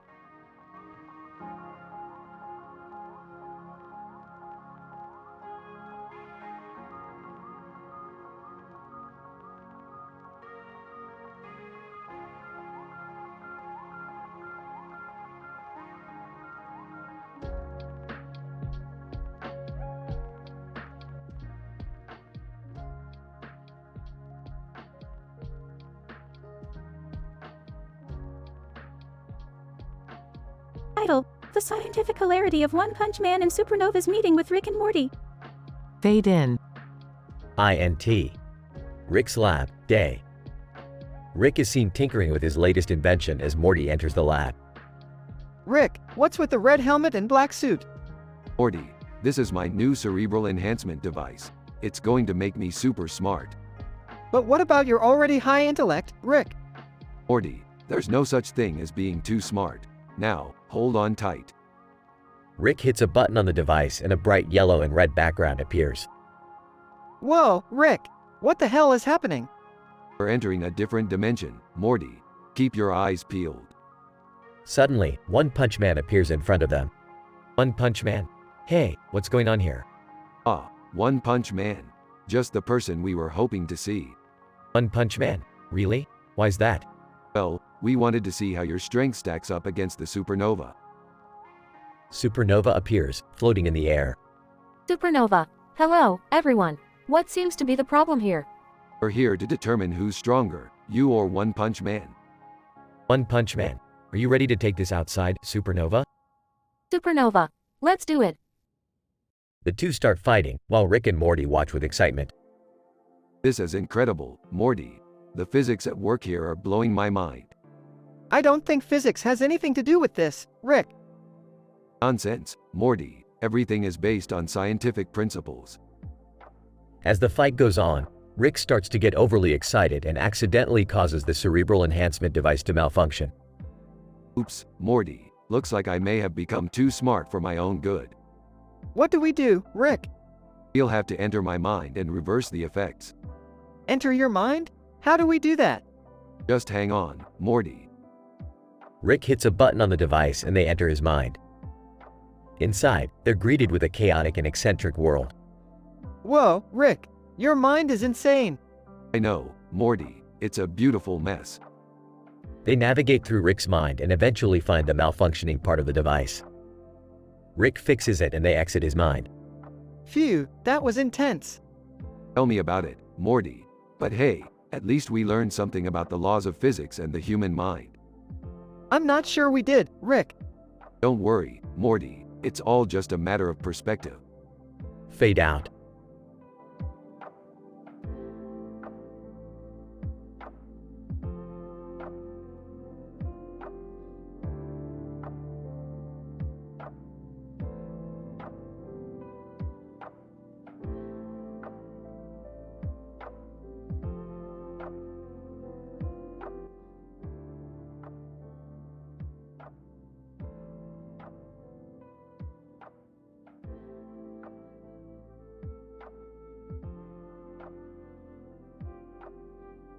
Scene 1.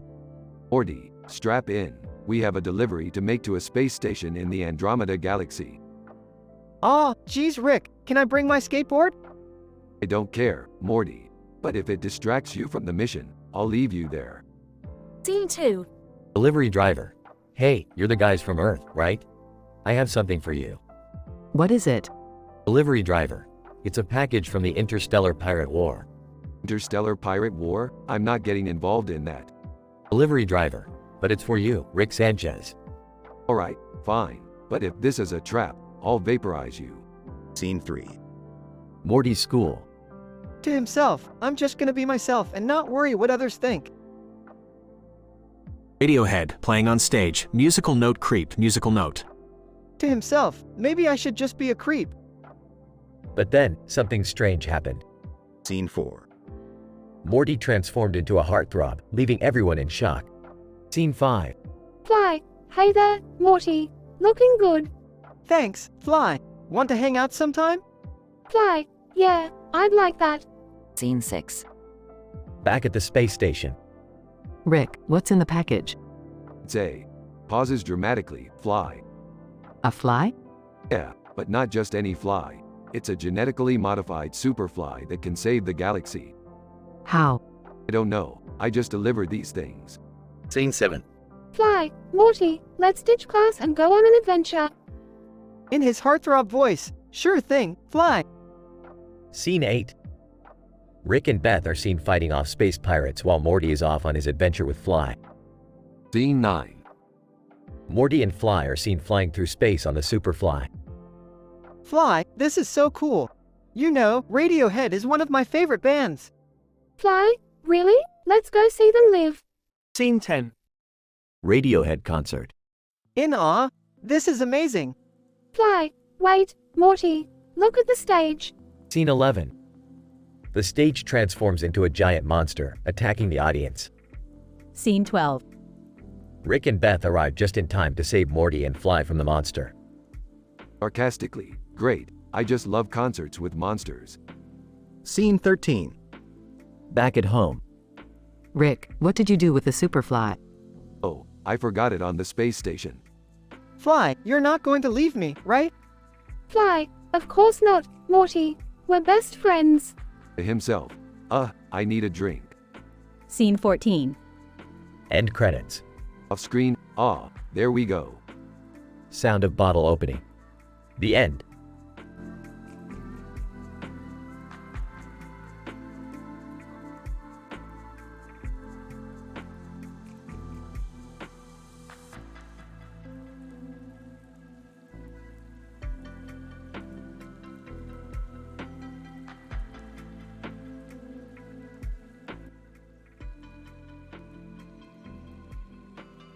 INT. Computer-generated sci-fi environment, day. Rick, Morty, Beth, and Summer are standing in front of a large computer-generated image of a sci-fi environment with a green light in the middle of the scene. Okay guys, pay attention. This environment is a multi-dimensional portal that can transport us through different space-time continuums. Wow, that sounds so scientific and PhD university level. But I thought I was meeting my alien suitor here. Oh, don't worry, Summer. We can still have some fun in here. I hear they have sci-fi themed escape rooms. Rick presses a button on his portal gun, and they are transported to a new location. INT. Sci-fi themed escape room, day. The group finds themselves in a room filled with puzzles and obstacles. Summer's alien suitor, on a monitor. Greetings, Summer. I am Zorax from planet Zog. I have come to sweep you off your feet. Hi Zorax. I was kind of hoping for a bit more than a video call. Hey, Rick, how are we supposed to get out of here? Relax, Morty. I created this room, so I know all the tricks. Just follow my lead. As they navigate through the escape room, they encounter various challenges, including a laser maze and a giant alien spider. Rick, this is insane. How did you even come up with this idea? It's simple, Beth. I just took some basic concepts from quantum physics and applied them to an escape room. Guys, I think we're almost out. Suddenly, a door opens and they find themselves back in the computer-generated environment. Well, that was fun. Who's up for round 2? Oh, I think I'm good for now, Rick. My brain hurts. I agree. Let's go home. Wait, did we even solve the escape room? Who cares? It's not like we're taking this seriously anyway. The group laughs as they walk off into the portal, leaving the green light behind. The end.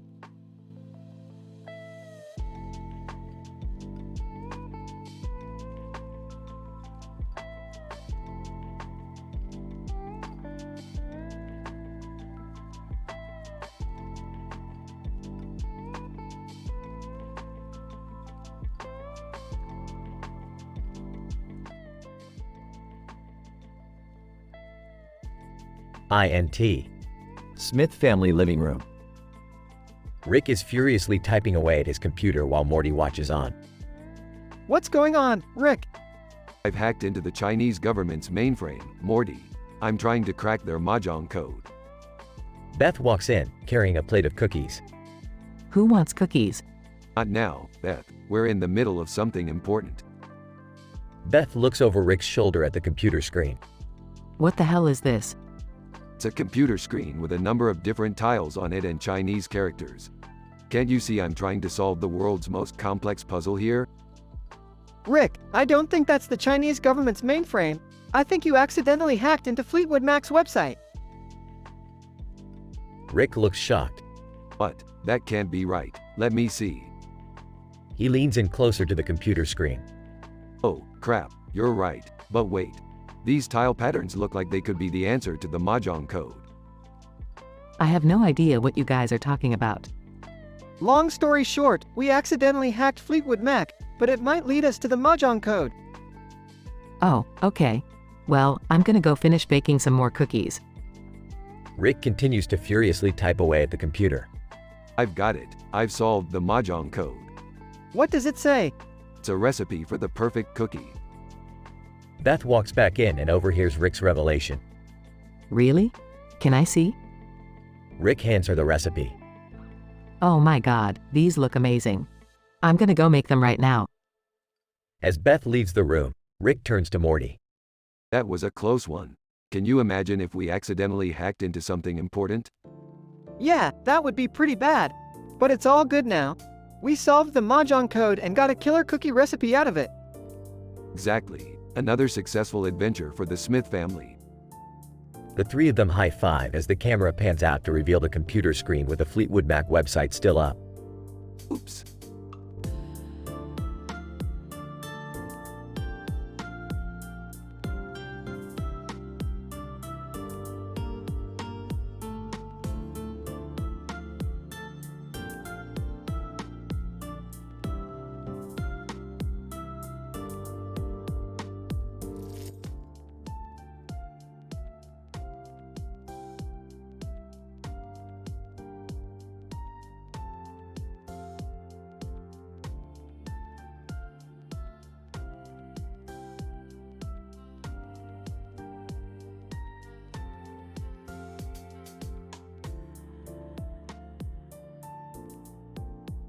Fade in. INT. Smith house, living room, day. Rick and Morty enter the living room and are greeted by a collage of posters. Rick immediately starts analyzing each one, mumbling to himself in scientific jargon. Interesting combination of poster designs. The green background here suggests an affiliation with Glozal Green, a popular internet celebrity.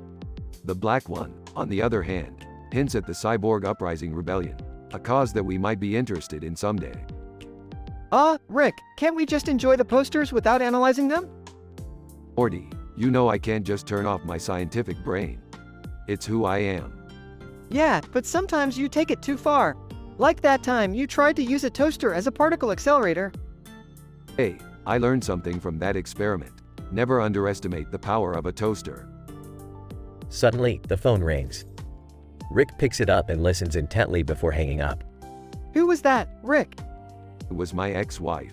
She's back in town and needs my help solving a mystery. Your ex-wife? I didn't even know you had an ex-wife. Yeah, we had a bit of a falling out, but that's a story for another time. Rick and Morty head out of the house and walk towards Rick's car. Alright, Morty, buckle up. We're going on a little adventure. Where to, Rick? We're going to investigate some heat waves that have been plaguing the city. Glass animals are playing tonight, and we don't want them to melt on stage. Wait, are you talking about actual heat waves or some kind of metaphorical heat waves? Does it matter? We're going to find out either way. They arrive at the concert venue and make their way to the stage. Rick pulls out a strange device and starts scanning the area. What are you looking for, Rick? Evidence of any abnormal heat sources. And bingo, we have a winner. Rick points to a group of fans holding up posters that say, "Heat Wave Power." He walks over to them and confronts the fans. You guys are behind the heat waves, aren't you? Trying to sabotage the concert? Fan 1, what are you talking about? We're just here to enjoy the music. Don't lie to me. I can see right through your transparent lies. Rick, I think you're overreacting. Maybe they're innocent. Nonsense. They're guilty as sin. Suddenly, one of the fans pulls out a piece of paper and hands it to Rick. Fan 2, we're not causing the heat waves. We're protesting libel, the opening act. They're a bunch of pretentious art school grads who don't deserve to share the stage with glass animals. Oh, I see now. You're just a bunch of pretentious art school dropouts who don't deserve to be in this world. Rick, come on. Let's just enjoy the concert. Fine, but I'm keeping an eye on those libel guys. As the concert begins, Rick and Morty dance and sing along to the music. Rick occasionally snickers and whispers to Morty about some scientific joke he just thought of. What's so funny, Rick? I was just thinking about how the fine arts are a sham. You can't quantify the value of abstract expressionism. Oh, okay. I prefer to just enjoy the art without analyzing it too much. That's where we differ, Morty. I see the world for what it truly is. A collage of various posters with different colors and font on them. The concert ends and Rick and Morty leave the venue, both feeling exhausted but satisfied. That was a crazy night, Rick. I don't think I've ever danced that much in my life. Yeah, it was pretty wild. But we still need to keep an eye on those libel guys. Who knows what kind of mischief they'll get into next. I don't think they were that bad, Rick. Maybe we misjudged them. Nonsense, Morty. I'm never wrong. Now let's get some ice cream before we head back home. Fade out.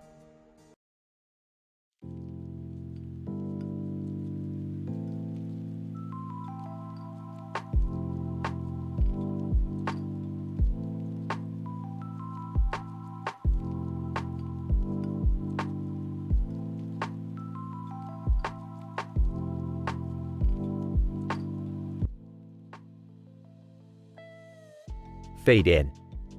INT. Kitchen, day. I, Beth, a human biology major graduate student, enter the kitchen with a perplexed look on my face. Suddenly, my eyes caught sight of a Scottish fold sitting on the counter. Its fur was sleek and black, but what caught my attention were its piercing red eyes. It was sitting inside a microwave oven with the words "Stricta Firma" written on it. What in the world? How did you get in there? Suddenly, a voice echoes in my head. It's alien, and I can't understand its language, but somehow, I still grasp its meaning. Alien voice. Greetings, Beth. I come in peace. Who are you, and how do you know my name? Alien voice. I am Zorban from the planet Quinfar. Our species has been observing and studying your planet for centuries.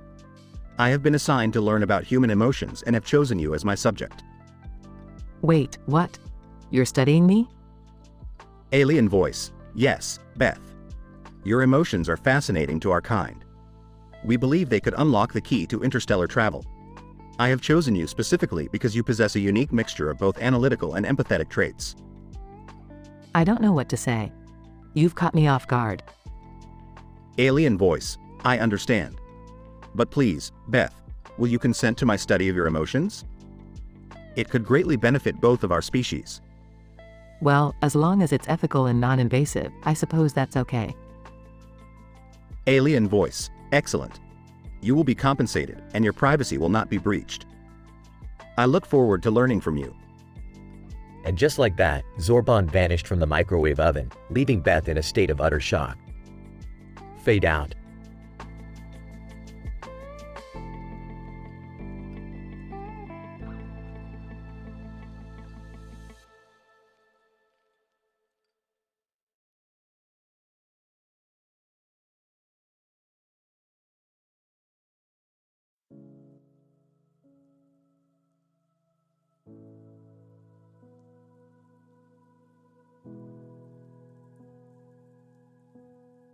Title: The Interdimensional Game Night.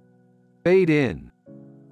Rick, Morty, and Jerry are sitting in the living room of their house as Rick holds a glowing interdimensional D&D dice in his hand. In the background, the vastness of space is visible through the large windows. Okay, you guys ready to get your nerd on? We're playing some interdimensional D&D tonight. Oh man, I don't know if I'm ready for this. Last time we played, I accidentally opened a portal to a realm of tentacle monsters. Sarcastically, sounds like a blast, Morty. Count me in. Alright, let's get started. Morty, you're the dungeon master. Morty takes a deep breath and starts setting up the game. Okay, the quest takes place on a planet called Zagran, where a powerful wizard has stolen the crown of infinite wisdom. You, the players, must retrieve it and return it to the rightful king. Confused. What are our characters? Doesn't matter, Jerry. We're all playing as variations of ourselves. Rolling the dice. Rick, you encounter a group of slimy thugs blocking your path. Smirking. I use my laser gun to disintegrate them all. Rolling the dice again. Jerry, you accidentally trip over a rock and fall into a pit of slime. Frustrated. Come on, Morty. Can't you cut me a break? Grinning. Sorry, Jerry. Rules are rules. Interjecting. Let's speed things up a bit. I use my portal gun to warp us directly to the wizard's lair. As they arrive in the wizard's lair, they are confronted by a giant dragon. Rolling the dice. The dragon attacks Jerry. Panicking. Oh no, what do I do? Smirking. Don't worry, Jerry. I use my superior intellect to distract the dragon while you make a run for the crown. Incredulous? Really? Winking. Hey, it's just a game. Jerry grabs the crown and they all warp back to their living room, victorious. Sighing happily, that was fun. And nobody got hurt this time. Sarcastically. Yeah, because we had an all-knowing and all-powerful character to carry us through. Laughing. You just got saved by science, Jerry. Fade out.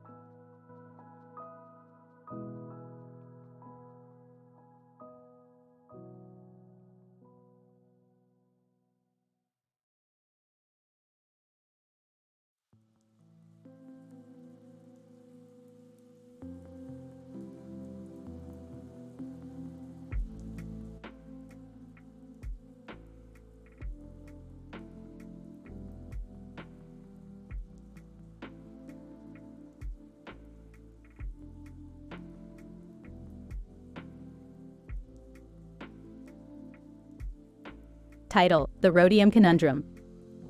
Opening shot of Rick's garage laboratory. Rick, Morty, Jerry, Beth, and Summer are all present. Listen up, Morty, Beth, and Summer. We have a big problem. The rhodium, the element that powers my spaceship, is running dangerously low. Geez, Rick, what are we gonna do? Couldn't you just make more of it? No, Jerry, rhodium is incredibly rare. It can't be synthesized or replicated. It has to be mined from its natural source. But where can we find more rhodium? That's the million-dollar question, Beth. But I have an idea. We're going to need to travel to a parallel universe. Why a parallel universe? Because I know for a fact that parallel universes have different occurrences of elemental frequencies. The rhodium in one universe may be plentiful while in another it may be scarce. But how are we going to know which universe has the rhodium?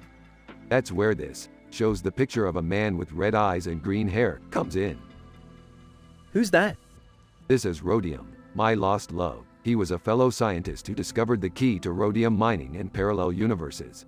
He's the only one who can help us find it. Wait, your lost love is rhodium? Yes, Beth, I know it's a lot for you to process right now, but we need to find him. He's our only hope. Cut to the team traveling through a portal to a parallel universe. They arrive at a deserted laboratory. Well, this place looks abandoned. Rhodium was always a reclusive man. He didn't have many friends or colleagues. This was his lab though. He has to be around here somewhere. Rick, do you hear that? They all hear a whispering sound. They follow it to a dark corner of the lab. There, they see Rhodium, looking disheveled and unstable. Rhodium. Ah, Rick. I knew you would come back to me. Rhodium, what happened to you? Rhodium. I've been studying the rhodium frequencies in this universe for so long that I've become part of its essence. I can feel it in my veins. It's driving me insane. But Rhodium, we need your help. Our universe is running out of rhodium and we need to find more. Rhodium. Of course, Rick. I can help you, but you have to promise me something in return. Anything, Rhodium. Just help us find the rhodium we need. Rhodium. Promise me that you'll never forget me. That you'll always cherish the time we spent together. I promise, Rhodium. I'll never forget you. Rhodium leads the team to a hidden stash of rhodium. They take what they need and prepare to leave. Rhodium, we have to go now. Are you coming with us? Rhodium. No, Rick. I belong here now, but don't worry about me. I'll be wherever the rhodium is. The team leaves the lab and returns to their own universe. They use the rhodium they obtained to power Rick's spaceship and go on another adventure. Rick, that was crazy. Is rhodium gonna be okay? He'll be fine, Morty. He's where he belongs now. And we have enough rhodium to last us a long time. Rick, can I ask you something? Did you and rhodium have a romantic relationship? What? No, Beth, that's ridiculous. Rhodium was just a colleague who I respected and admired. And now, we have the rhodium we need, thanks to him. The team returns to their own lives, grateful for the adventure they had and the rhodium they obtained.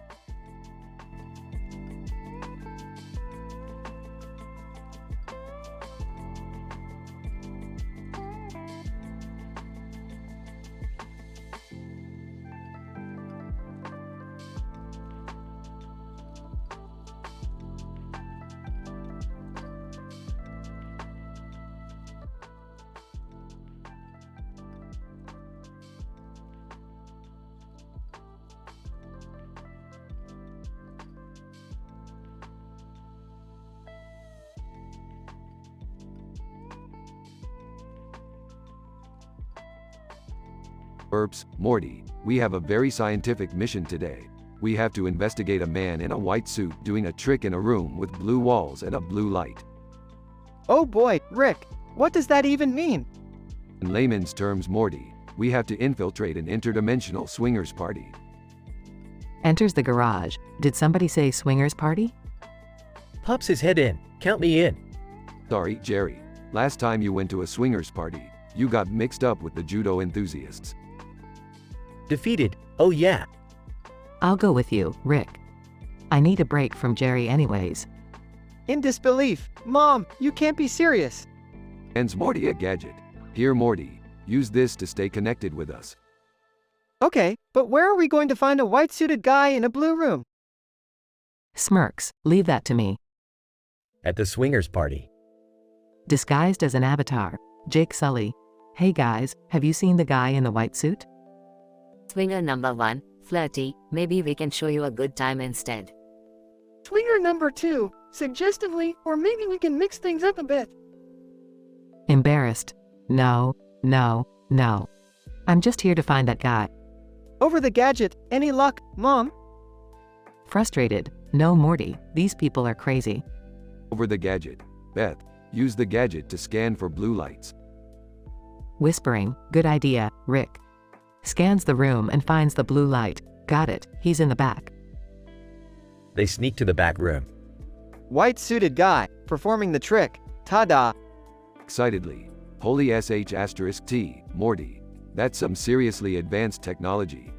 Confused. What is it, Rick? A whisper. I'm not sure, Morty, but I think it's a machine that turns jokes into reality. White-suited guy, eagerly. Would you like to try it out? Pushing everyone aside. Yes, that's my kind of technology. White-suited guy hands Jerry the machine.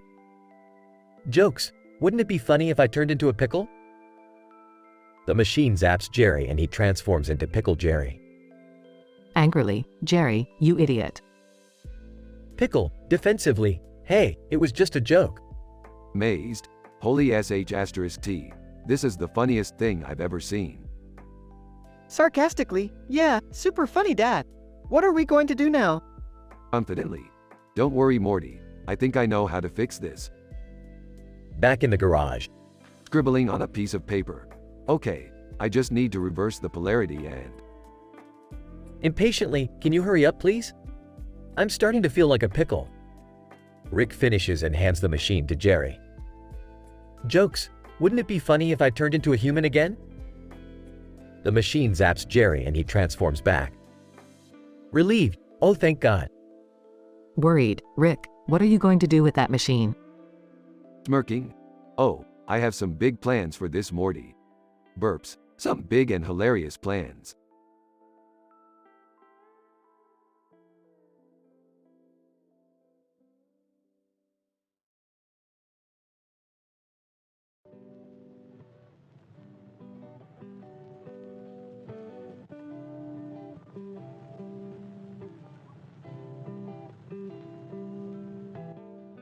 Rick, Morty, Jerry, and Beth are sitting at the dinner table with sweet potatoes and gin Chinese dishes in front of them while discussing their latest adventure. So, Morty, where did you say that portal led us again? I'm not sure, Rick. It seemed like some kind of alternate dimension where everything was a cartoon and we were just characters in a TV show called The Diner Kids. That sounds ridiculous. How could we even exist in a TV show? Jerry, we've traveled through time, fought aliens, and even been to a unicorn beauty pageant. I think a cartoon dimension isn't the craziest thing we've encountered. Speaking of unicorns, who remembers that time we went to a planet where curry was the most valuable thing? Oh yeah, and the whole planet was run by an intergalactic curry cartel. I can't even imagine how that would work scientifically. I think we all just need to accept that there are some things in the universe that science can't explain. Suddenly, the cartoon image of a boy and girl sitting at a table on a napkin comes to life and starts talking to the group. Cartoon boy. Hey there, Diner Kids. Looks like you're having some yummy food. Cartoon girl. Yeah, we love sweet potatoes and gin Chinese too. Great, now even the napkins are alive. What's next? Paranormal time travel mystery napkins. Hey, that could make for a great TV show. You just couldn't resist the Stranger Things reference, could you, Jerry? The group laughs and continues to enjoy their meal, still contemplating the wonders of the universe.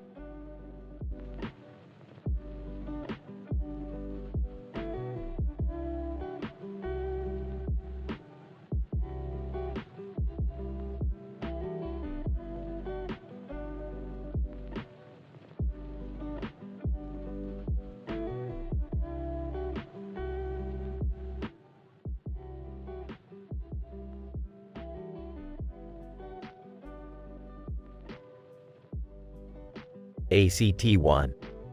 INT. Smith house, kitchen, day. Rick, Morty, and Jerry are all standing around the kitchen counter, staring at a robot that is furiously cooking food. The robot has a fire coming out of its mouth and is wildly clanging pots and pans together. Rick, are you sure it's safe to have this thing in the house? Jerry, please, the technology is foolproof. Now shut up and enjoy the show. Hey, what's that guy holding? They turn to see that a person is holding a plate out to the robot, who expertly flips a pancake onto it with a flourish. Robot, your pancake, sir. Ah, the robot cooking competition is really heating up this year. There's a competition for robots cooking food? You got a problem with that, Jerry? No, I just think it's a weird thing to have a competition for. Hey, can I prank this robot? Of course, Morty. I mean, it's not like we're conducting some sort of paranormal experiment disaster. ECT2. INT. Smith house, kitchen, later. Morty crouches behind the kitchen counter, holding a fishing pole with a pancake dangling from the end. The robot is now much calmer, cooking peacefully. Come on, come on. He twitches the pancake, and the robot suddenly whirls around and blasts fire in his direction. Morty screams and ducks down. What the hell, Morty? You almost got us all killed. Just trying to have some fun, Rick. Can we maybe stick to real science experiments from now on? Suddenly, the robot's eyes glow red and it begins to float off the ground. Plates and utensils start flying around the room in a chaotic whirlwind. Maybe we should cut our losses and get out of here. But what about the robot cooking competition? It's over, Morty. The competition is over. ACT3. INT. Smith house, living room, later. The three are sitting on the couch, staring at the destroyed kitchen through the open doorway. So, are we just going to ignore what happened back there? Ignore what, Jerry? The paranormal experiment disaster that never happened? Yeah, I feel like we got off pretty easy there. Suddenly, the robot's head emerges from the kitchen, now twisted upside down and spewing smoke. Robot, I demand a rematch. Well, we're screwed. Fade out. End of episode.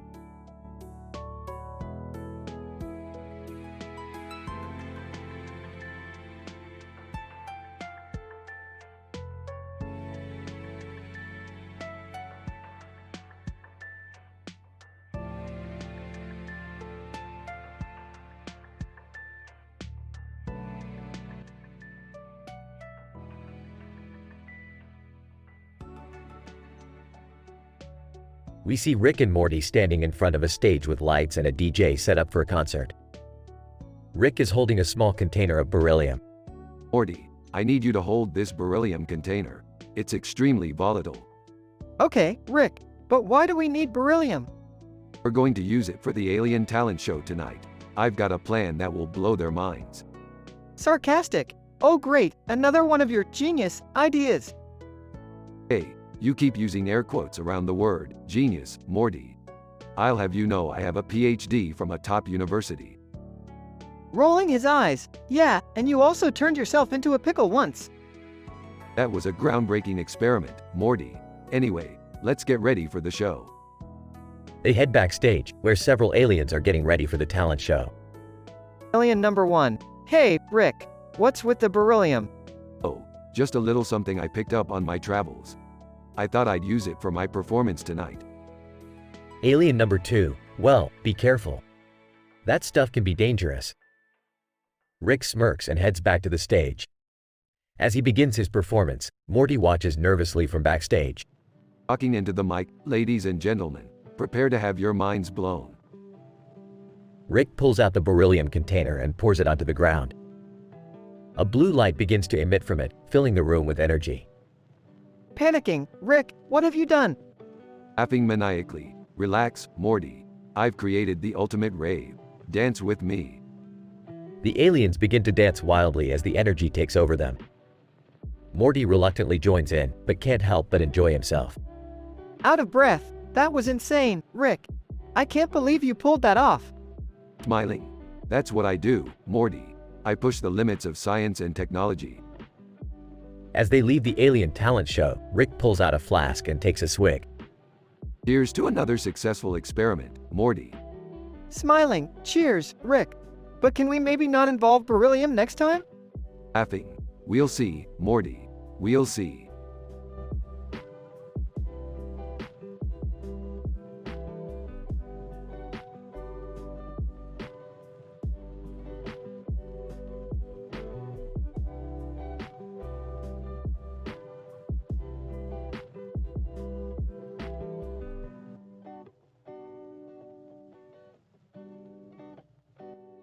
INT. Alien Simulator Room, night. The room is set with a myriad of lights, mimicking the stars in space. A group of individuals are present, observing a show projected on the wall. The sign above reads, Alien Simulator. My colleagues and I are studying the effects of popular media on the human psyche. Suddenly, the show changes to Chicken Wings, a program about extraterrestrial poultry. Out of nowhere, a mysterious space signal interrupts the transmission. We observe the brainwaves of the participants spike as they become increasingly engrossed in the program. One member of the group, Morty, accidentally marries an alien princess during the show, initiating an interstellar incident. The participants' heart rates increase as they experience intense emotions, which we attribute to the activation of the amygdala and hypothalamus.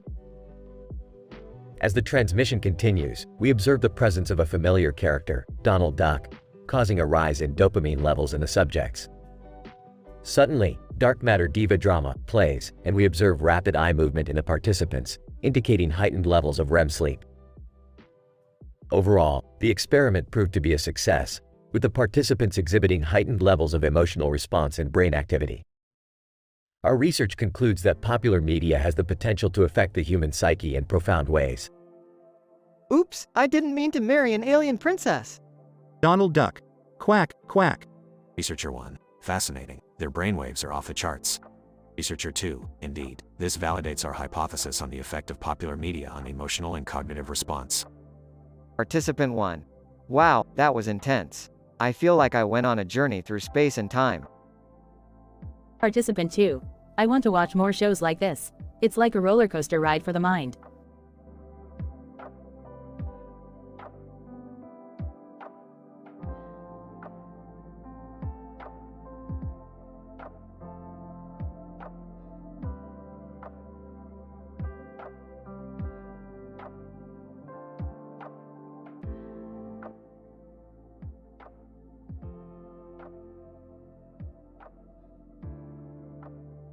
Fade in. INT. Smith House, living room, day.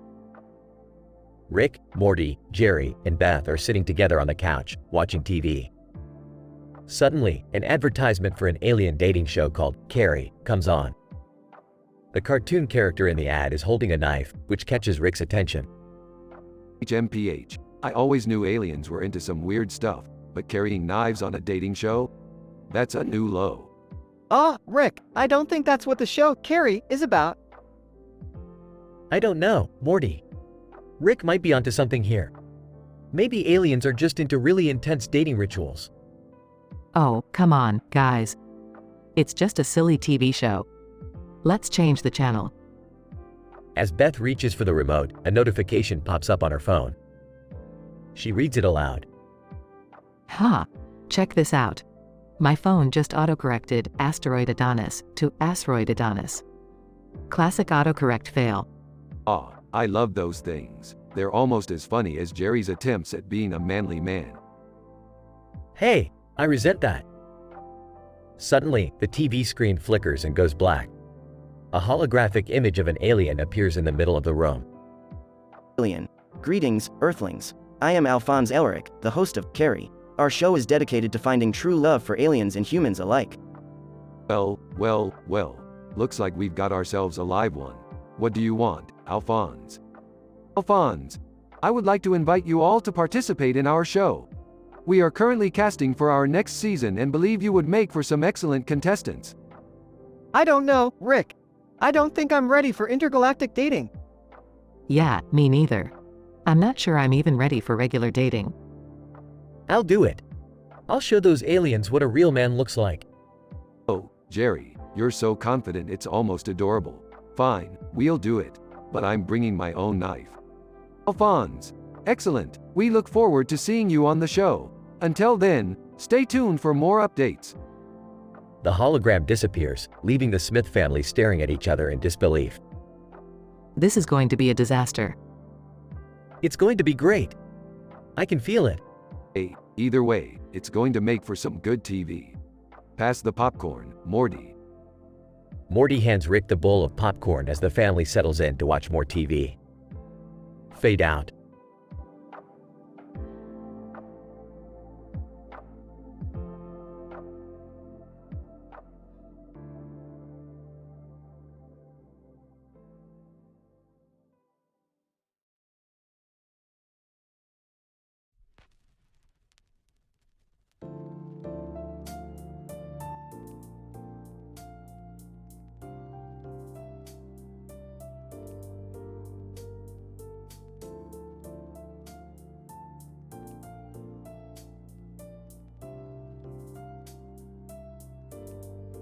Fade in. EXT. Space, day. Rick, Morty, and Jerry are flying through space in the spaceship. Where are we going, Rick? The future, Jerry. Because the future is where all the science stuff happens. Ah, Rick, look at the monitor. 2 women in futuristic outfits with a blue background and a yellow and black mask on their head and a blue and white background. Surprised. Oh, it's the Doja Cat and B Cyborg sweetheart scandal. Wait, what? What's that? It's a scandal, Jerry. A scandal caused by the latest advances in cyborg sweetheart technology. Confused. What does that even mean? Dismissive. It means that the cyborgs are falling in love with humans, Morty. And they're taking it to the next level. Doja Cat, on monitor, Rick Sanchez. Serious down. Smirking. Doja Cat, my favorite cyborg sweetheart. B. On monitor. You're not laughing anymore, Rick. Serious tone. I know. B. This is serious. Let's meet up at the Cyborg Love headquarters. Fade 2. INT. Cyborg HQ, day. Rick, Morty, and Jerry land the spaceship outside the cyborg headquarters. Doja Cat, it is serious down. Rick, we need your help. Smiling. Of course, my dear Doja Cat. What's the matter? B.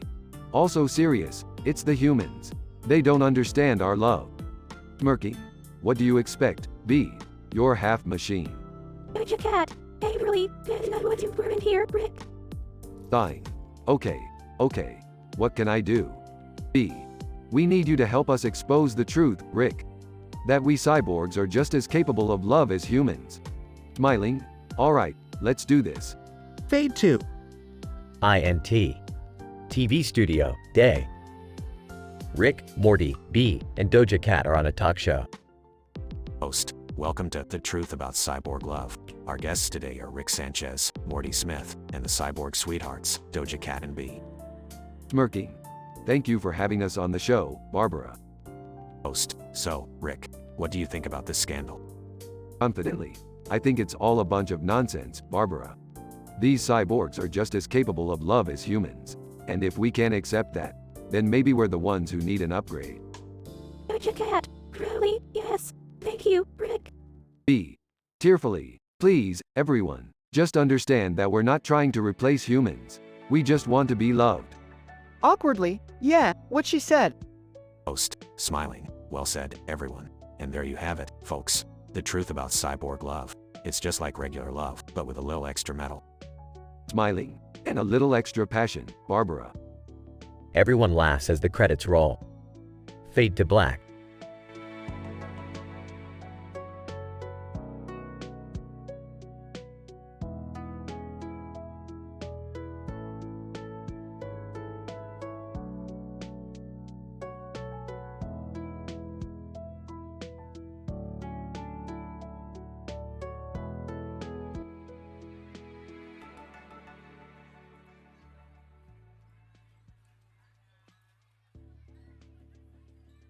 Title: Gravity's Gigolo Gossip.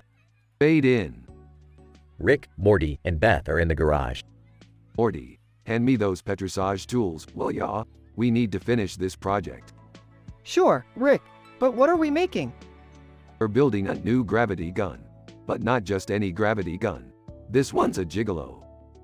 A gravity gun gigolo? What does that even mean? Means this gun will attract anything that has mass. And I mean anything.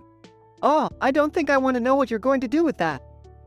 Relax, Morty. We're just going to use it to catch ducks. Ducks? Why do we need to catch ducks?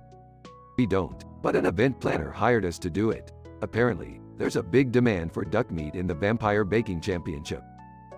Vampire Baking Championship? What the hell is that? It's like the Great British Bake Off, but with vampires, and the contestants have to use blood instead of eggs. Anyway, let's get back to the gigolo. Rick finishes assembling the gun and hands it to Morty. Now go catch us some ducks. Morty goes outside and starts using the gravity gun to attract ducks. But then a cartoon character with a beard and a cape holds a sword, and a box of candy in his hand appears. Cartoon character, hey, what are you doing? Trying to catch some ducks. Why? Cartoon character, those ducks are mine. I need them for my candy factory. What kind of candy factory? Cartoon character, the best in the universe. I make candy that's so good, it makes everyone forget their problems. We could use some of that candy. Cartoon character, well, I might be willing to trade some ducks for your services. What kind of services? Cartoon character, I need an event planner to help me organize my candy festival. And I heard you guys were the best. We are? Sure, why not? We're the best at everything. Cartoon character, great. I'll give you the ducks and you can start planning the festival. What do we do with the ducks? Cartoon character, you can keep them. They're yours now. Well, I guess we better start planning. What are we going to do with all these ducks? We'll figure it out, and in the meantime, let's try some of this candy. They all take a piece of candy and suddenly forget all about the ducks and the gravity gun gigolo. Fade out.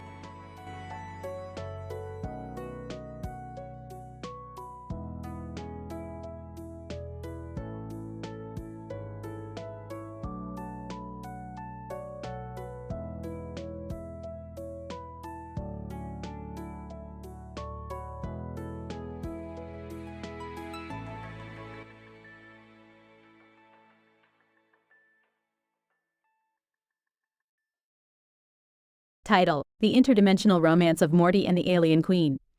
Scene 1. The episode opens with a visual of a green and blue mask with horns and eyes on a blue background with a white background. This is a multiverse representation of the Galactic Empire. A black and green mask with horns and eyes serves as the main protagonist of this episode. Robert Pattinson, Morty, it is fascinating to see the intricate societal hierarchies of the extraterrestrial species in the multiverse display such diversity. However, what is the significance of these two masks in your present state of mind? Well, Robert, this is my way of expressing the complexity of my relationship with an alien queen from the planet Zog. Our love is forbidden by the laws of her species, and by extension, the entire Galactic Empire. It is not easy to keep such a secret relationship, and this is how I vent my frustrations. Scene 2. We see Morty and the alien queen sharing a moment of intimacy in a secluded corner of a spaceport. Morty's body language indicates that he is worried about being caught by anyone. Alien Queen, my dear Morty, you have nothing to fear. I will protect you from any harm that may come from our relationship. You are my special one, and I love you. I know, my love, but the fear of being discovered haunts me constantly. We need to be careful. Scene 3. A group of vigilante bounty hunters catch Morty and the alien queen in a compromising position, and they immediately take them captive. The bounty hunters take them to the Supreme Court of the Galactic Empire, where they are judged by an assembly of gray-skinned alien judges. Alien Queen, please, Your Honor, spare Morty's life. I will accept your punishment, but he is innocent of any crime. Our love is pure, and it should not be punished. Judge, your argument is invalid. The law is absolute, and it will be followed. Morty is guilty of breaking the law of our empire, and the punishment is death. Scene 4. In the final scene of the episode, we see Morty and the alien queen being led to the execution chamber. Morty's eyes are puffy from crying, and the alien queen is trying to console him. Alien Queen, do not be afraid, my dear. We will be together in the afterlife. Our love is stronger than any punishment that they can give us. I love you, too. I will never forget you. The episode ends with Morty and the alien queen being executed by the Galactic Empire. It serves as a warning to all those who dare to break the laws of the multiverse and the galactic empires that govern them.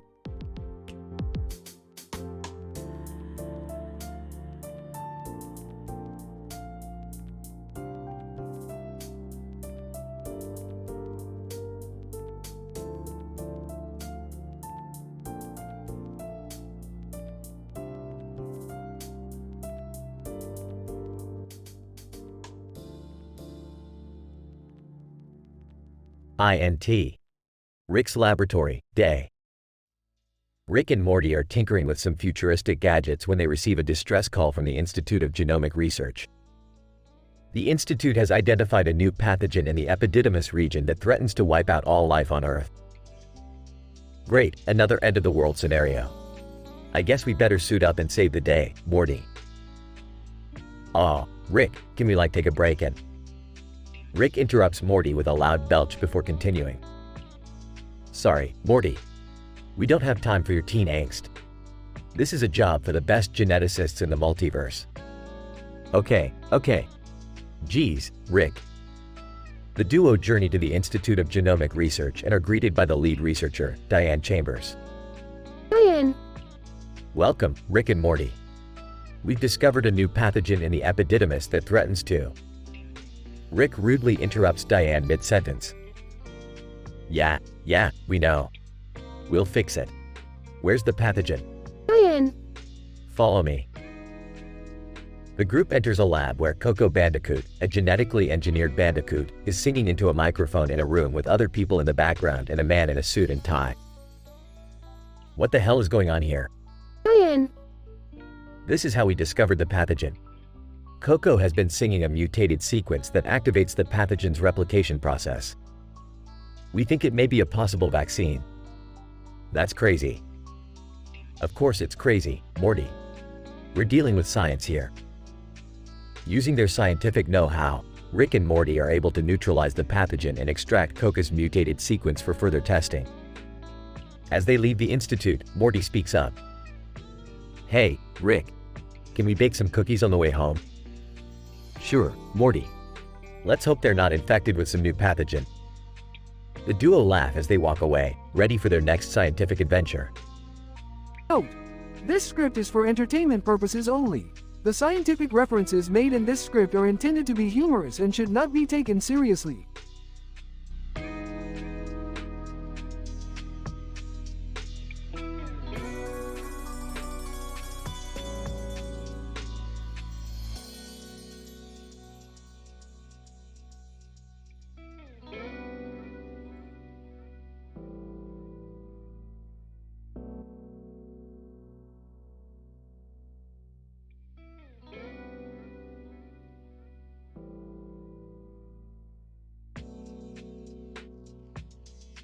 Morty, this giant object in front of us is an interdimensional portal generator I invented.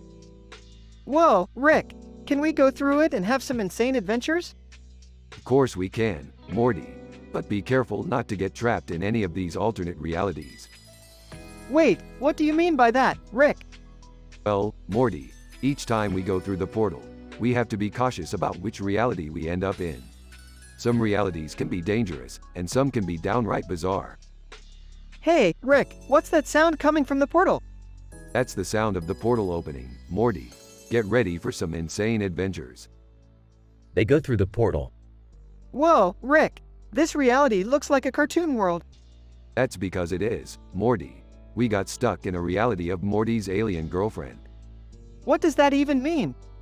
It means we're in a reality where everything is super animated and wacky. Let's have some fun. They explore the cartoon world and meet Morty's alien girlfriend. Morty's alien girlfriend? Hey, Morty, you made it. Who's your friend? I'm Rick Sanchez. Nice to meet you, alien girlfriend. Morty's alien girlfriend? Whoa, your head looks like a giant pickle. Giggles. Embarrassed. Yeah, he's weird like that. Laughing. Hey, Morty's alien girlfriend, do you have any mega seeds? Morty's alien girlfriend? Sure, I have some in the kitchen. Why do you need them? Whispers to Morty. We need to get high off those mega seeds to find our way out of this reality. Morty's alien girlfriend overhears them. Hey, you're not getting high in my house. Sarcastic. Oh, come on. Can't we just have a little fun?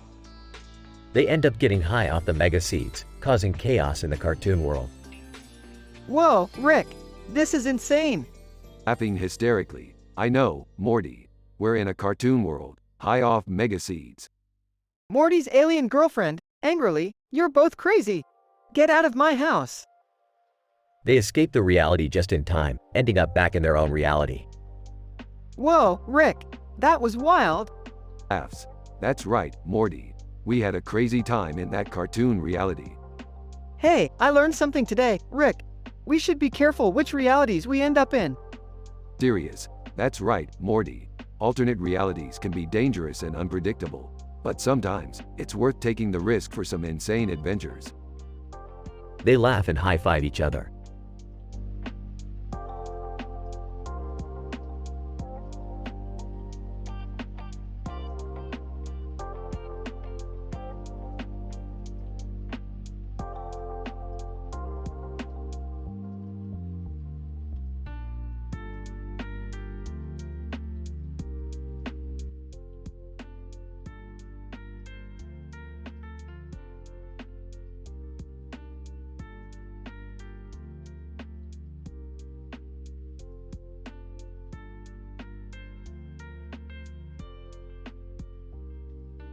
Title: The Extraterrestrial Family Affair.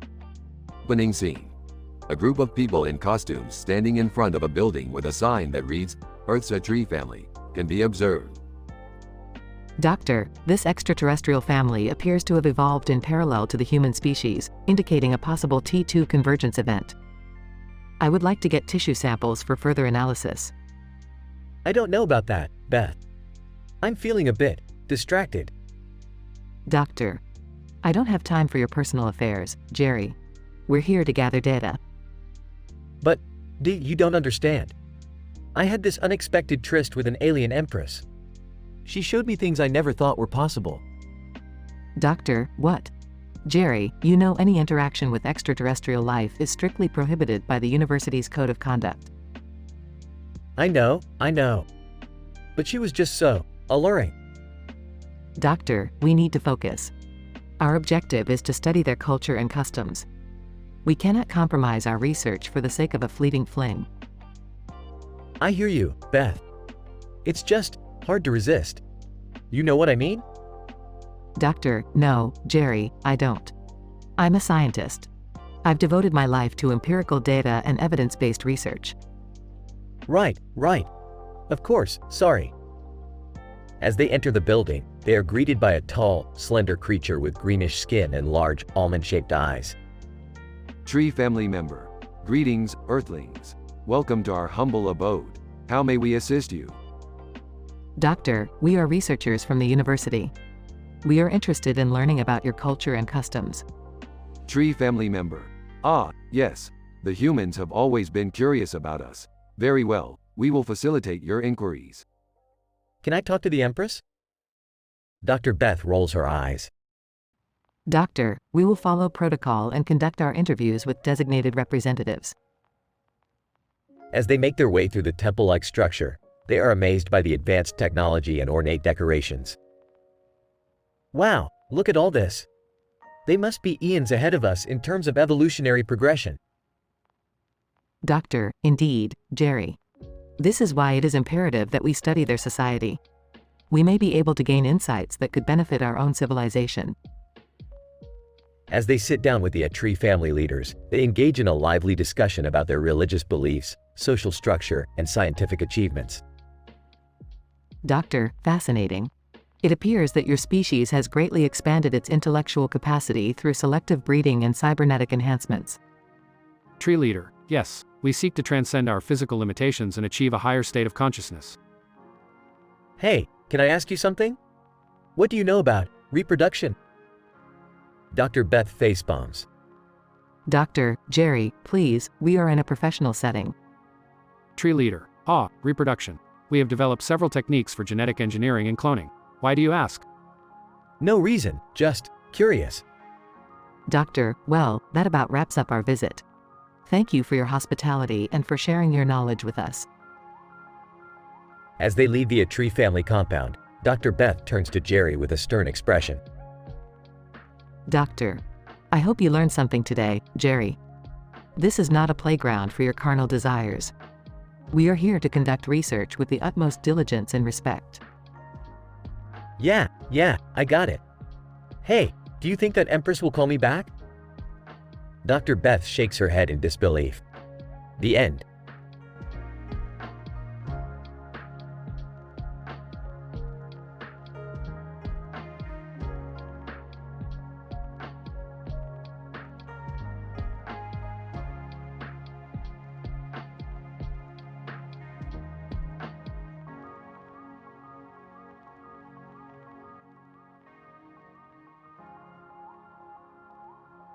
Title: The Cherry Conundrum.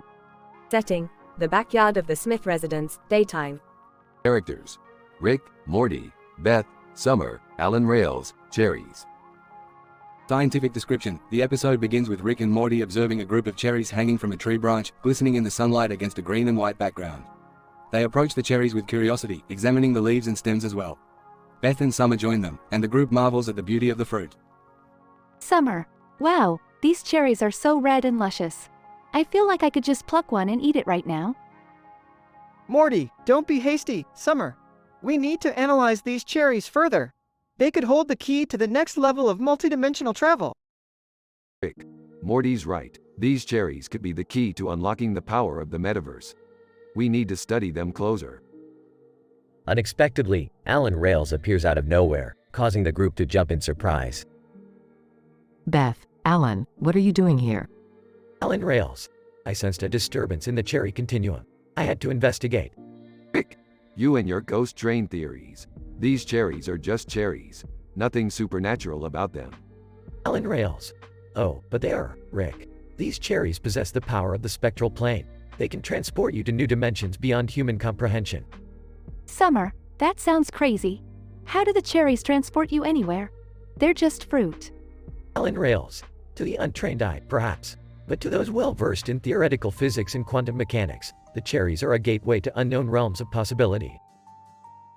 Intrigued, the group begins to investigate the cherries further, examining them with scientific instruments and conducting various experiments. Rick, I think I've got it. The cherries are emitting a type of radiation that can manipulate space and time. If we can harness this power, we could travel anywhere in the multiverse without the need for a portal gun.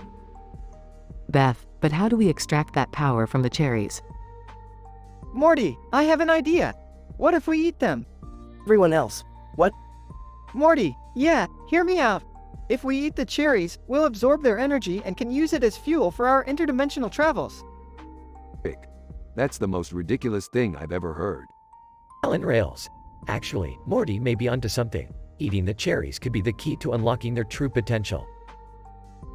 The group decides to take the risk and eat the cherries, unsure of what will happen. Suddenly, they are transported to a different dimension, one filled with strange creatures and exotic landscapes. Beth, this is incredible. Look at all the amazing things we can see and do here. Rick, I'll admit it, Morty. Eating those cherries was a stroke of genius. Morty, thanks, Rick. I just had a hunch. The group spends hours exploring different dimensions and experiencing the wonders of the multiverse, all thanks to the power of the cherries. As they return to their own dimension, Alan Rails disappears into the spectral plane, leaving the group with a newfound appreciation for the mysteries of the universe. Summer, I can't believe we got to do all that just by eating some cherries.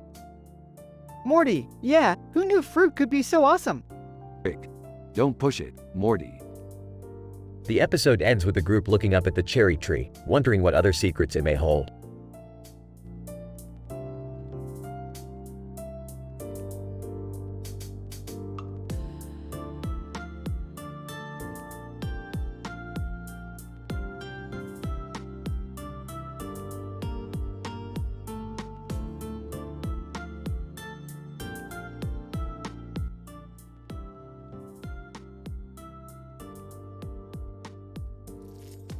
Title: The Lobectomy Secret.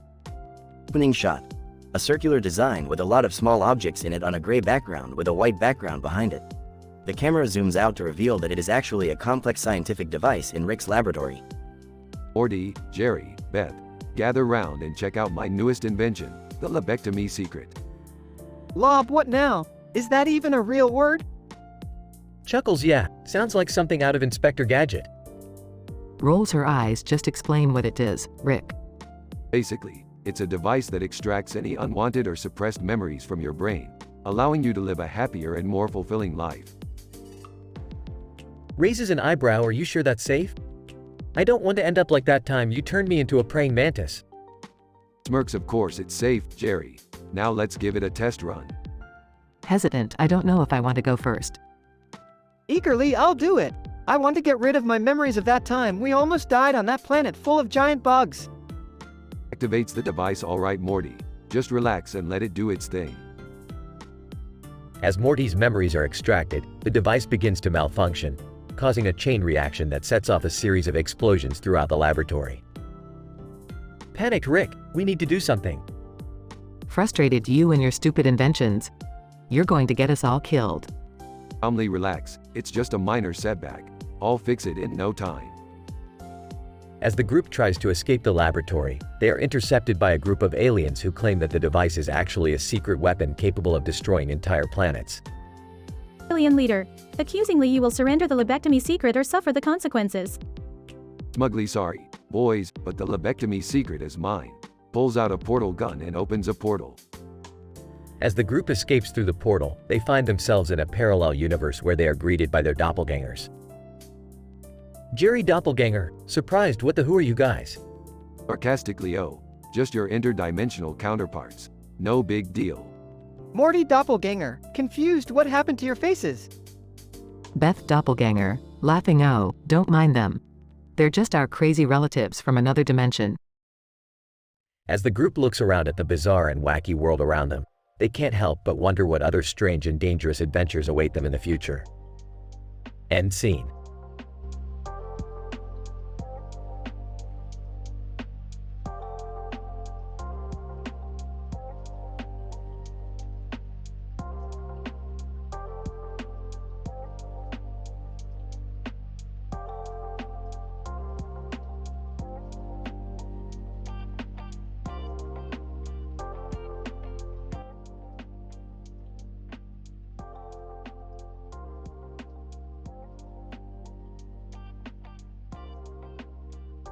Episode title: The Quantum Jokers.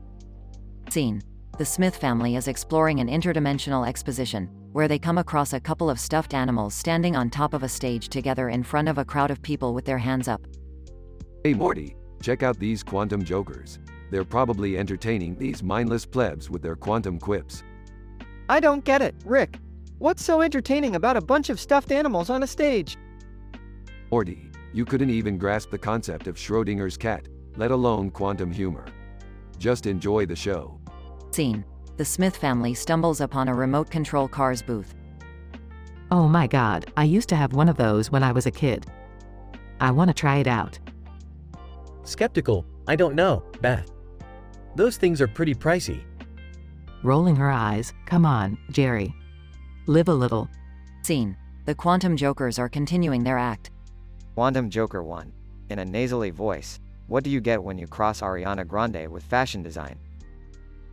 Quantum Joker 2. In a high-pitched voice. I don't know, what? Quantum Joker 1.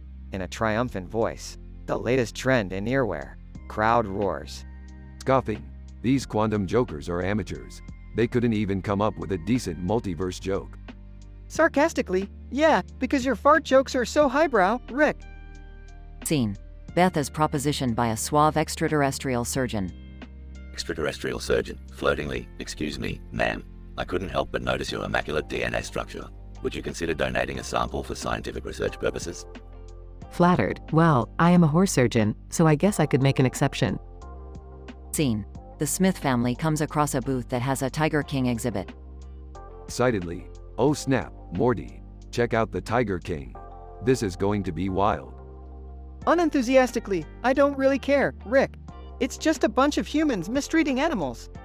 Grinning, oh, Morty, you just don't understand the complexities of animal husbandry. Scene: the Quantum Jokers are still performing. Quantum Joker 1. In a dramatic voice, I just got back from the 5th dimension. Quantum Joker 2. Feigning surprise. What? What did you see? Quantum Joker 1. In a deadpan voice, not much. Just some dead possums. Crowd silent. Quantum Joker 2. Confused. I don't get it. Quantum Joker 1. Playing it off. Yeah, well, you wouldn't. It's a 5th dimension thing. Laughing. Haha, these quantum jokers are killing me. Rolling his eyes. Yeah, they're really on a quantum roll. Scene fades to black. End of episode.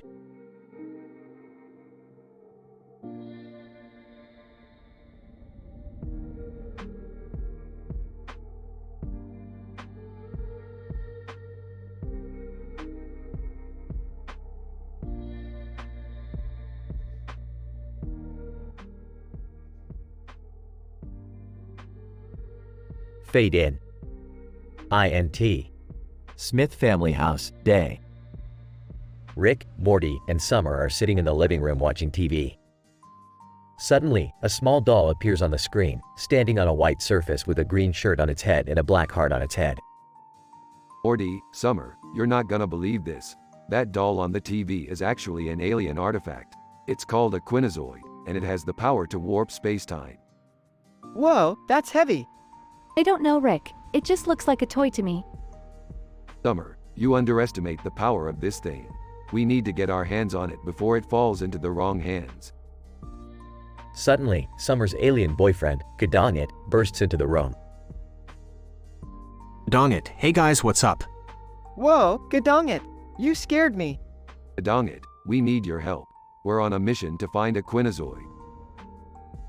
Dong it. A Quinozoid? I know just the place to find one. Follow me. The group teleports to the planet Quinozon, where they soon discover that Sailor Moon and Mickey Mouse have beaten them to the punch. Sailor Moon. Ha, too slow, losers. We found the Quinozoid first. Mickey Mouse. Oh boy, you're out of luck. Not so fast, Sailor Moon and Mickey. We're not leaving without that Quinozoid. A wild and chaotic battle ensues as the two groups fight for control of the Quinozoid. Finally, Rick manages to grab hold of it and activate its power, causing the room to warp and twist in all directions. Aha, we did it. We have the Quinozoid. Rick, what are you doing? Rick proceeds to use the Quinozoid's power to transform the group into various ridiculous forms, such as a giant pickle, a talking hat, and a sentient fart. This is insane. What the hell is going on? Just a little harmless fun, Summer. Who said science couldn't be entertaining? The group laughs and continues to experiment with the Quinozoid's power, causing chaos and hilarity to ensue. Fade out.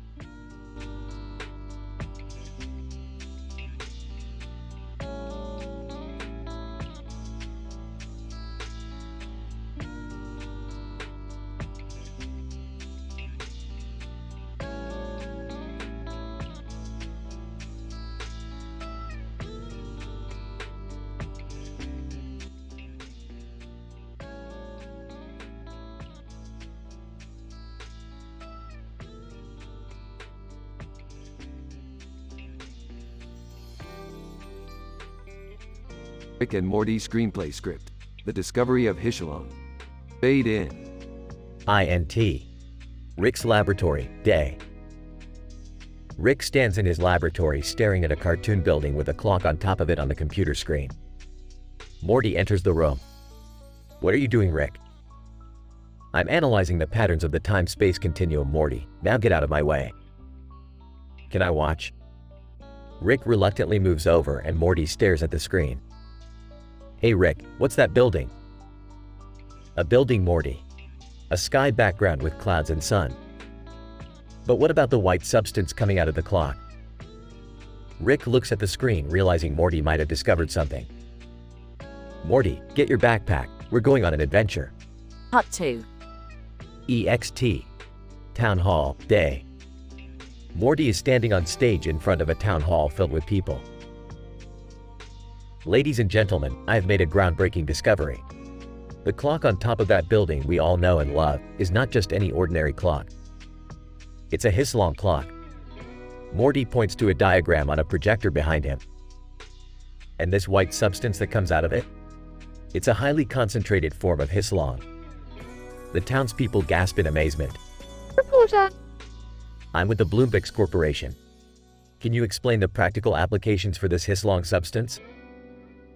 Well, according to my calculations, it can be used for intergalactic travel, curing diseases, enhancing cognitive function, and even fueling spaceships. The Bloomberg Corporation reporter scribbles notes furiously. Reporter. How long until this substance is available on the market? Oh, I'm not sure yet. Veal, a clock on the wall reads 20 minutes later. Reporter. What's taking so long? MORTYJERKS is SCHLOONG and the substance squirts into the crowd. Oh no! Morty jerks his Hishlung too fast and spills it all over the town hall. The townspeople, covered in the substance, begin to mutate and transform. Morty, you fool. You've caused a Hishlung implosion. Morty looks around frantically. But Rick, I thought I was the only one that had the Hishlung. Suddenly, Rick whips out a device and begins sucking up the Hishlung. Don't worry, Morty, I always carry a schlong back. Now let's get out of here before any more damage is done. They both run off stage and out the door. Fade 2. EXT. Town Hall, day. The town hall is destroyed and mutated townspeople roam the streets. Rick and Morty watch from a distance. Rick, what have we done? Relax, Morty, it's their problem now. Besides, I've got a feeling this won't be the last time we see the effects of Hislong. Morty looks at Rick with concern as we see the mutated townspeople in the background. What are we going to do now? Rick pulls out a flask and takes a swig. We're going to get swifty, Morty. Get ready for another adventure. Fade out.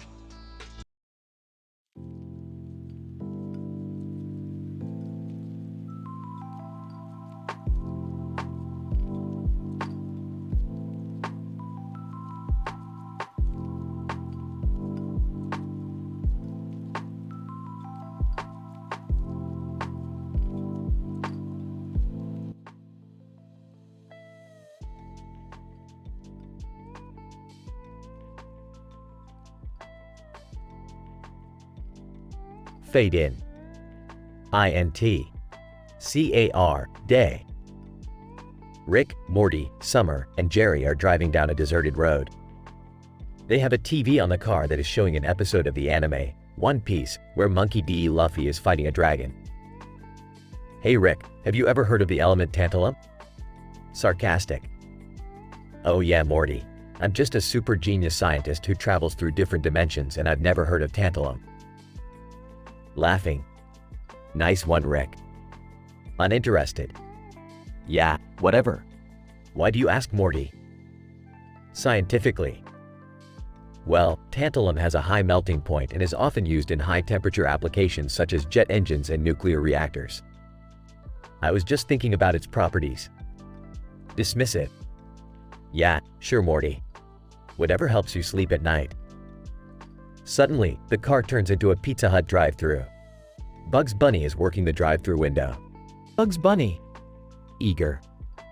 Hey, what's up, Doc? Can I take your order? To the group. Looks like we're getting some pizzas for the road. Surprised. Wait, I thought we were on a mission to save the universe or something. Excited. Oh, come on, Morty. Can't we take a break for some pizza? Skeptical. I don't know, guys. This seems like a bad idea. Dismissive. Relax, Jerry, it's just Pizza Hut. They all order their pizzas and continue driving down the road. Panicking. Rick, look out. There's a dragon behind us. Calculated. Relax, Morty. I've got this. Rick pushes a button on the dashboard and the car transforms into a flying machine.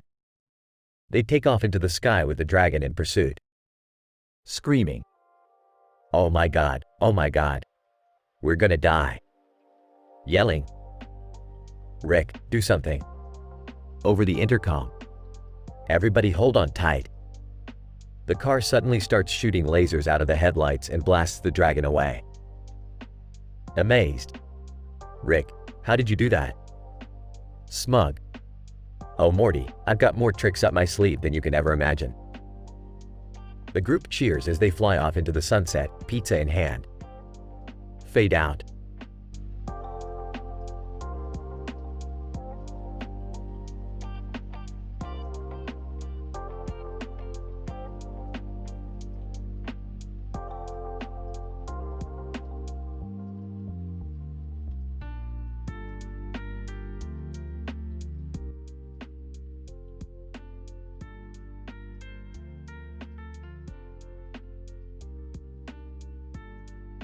Title, The Hislong Discovery. Fade in. Rick and Morty are driving in the spaceship when they spot a man in a suit leaning on a green car with an open hood on its roof. Who's that guy? I don't know. He seems to be examining something on his car. They approach the car and Morty accidentally jerks the Hislong substance out of the car. He takes a sample of it and realizes it's a white substance. Rick, I think I just discovered something incredible. The Hislong substance. Oh boy, here we go again, Morty. What is it this time? I think it has extraordinary powers. It could be the answer to all our problems. Yeah, right. Like there's some magical substance that could solve all our problems. Keep dreaming, Morty. Morty, convinced of his discovery, holds a town hall to explain his findings and what he believes the substance is for. Ladies and gentlemen, I have discovered a substance that could change the course of humanity forever. I present to you Hislong substance. The media that came addresses what company they're with and asks Morty 15 questions about it. Reporter, what company do you represent? I discovered it independently. I'm not affiliated with any company. Reporter, what does the substance do? It has extraordinary powers. It could be used for anything from curing diseases to cleaning up the environment. Rick, who had been watching the whole thing from the back, rolls his eyes. Morty, this is ridiculous. You have no idea what that substance does. Morty, ignoring Rick, proceeds to sell the substance to the highest bidder. Sold to the highest bidder. You won't regret it. Morty, what have you done? You don't even know what the substance does. Relax, Rick. I got this. Suddenly, the Hislong substance explodes, destroying everything in its path. Oh, maybe I didn't got this. No kidding, Morty. You just destroyed half the city. Oops. Fade out.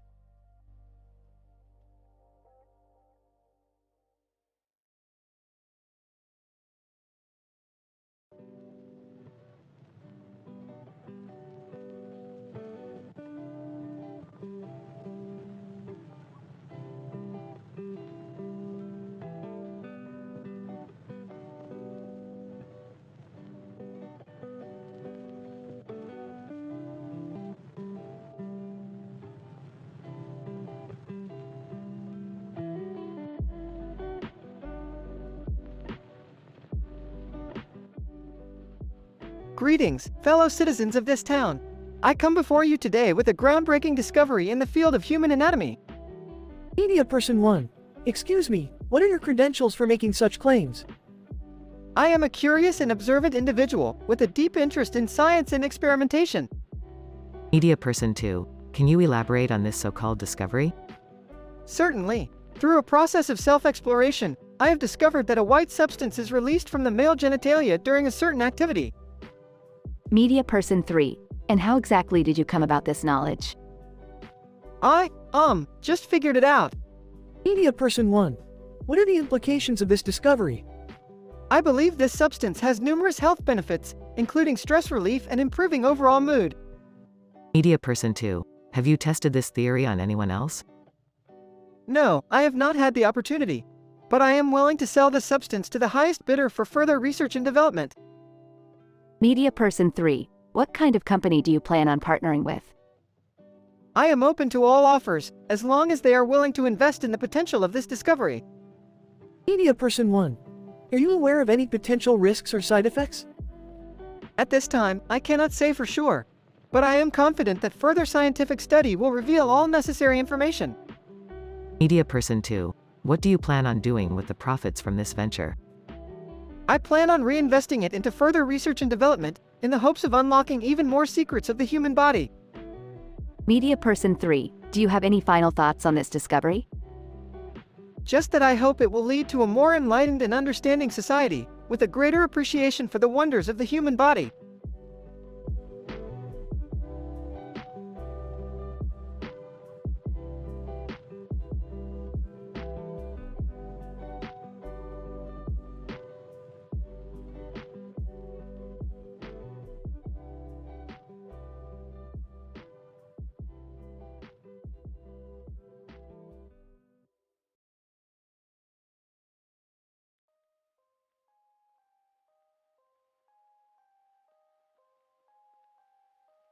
Morty, what the hell are you doing standing in front of a bed?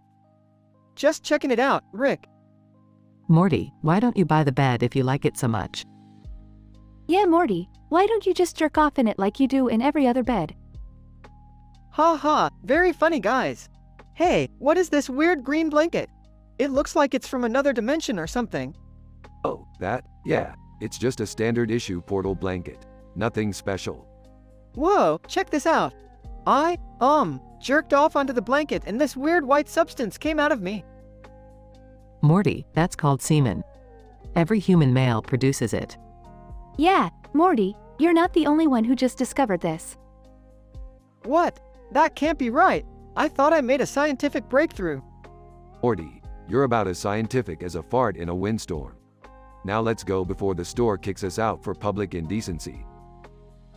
Several days later, Morty holds a town hall to explain his discovery. Fellow citizens, I stand before you today with an amazing scientific breakthrough. Media, what company are you with? Can you explain your findings in layman's terms? I don't really work for a company, and I think I just discovered something amazing about human reproduction. Media, how many years of scientific research did you put into this? Well, none really. I just, jerked off onto a green blanket and… Media, interrupting. Would you be willing to sell your discovery to the highest bidder? I don't know.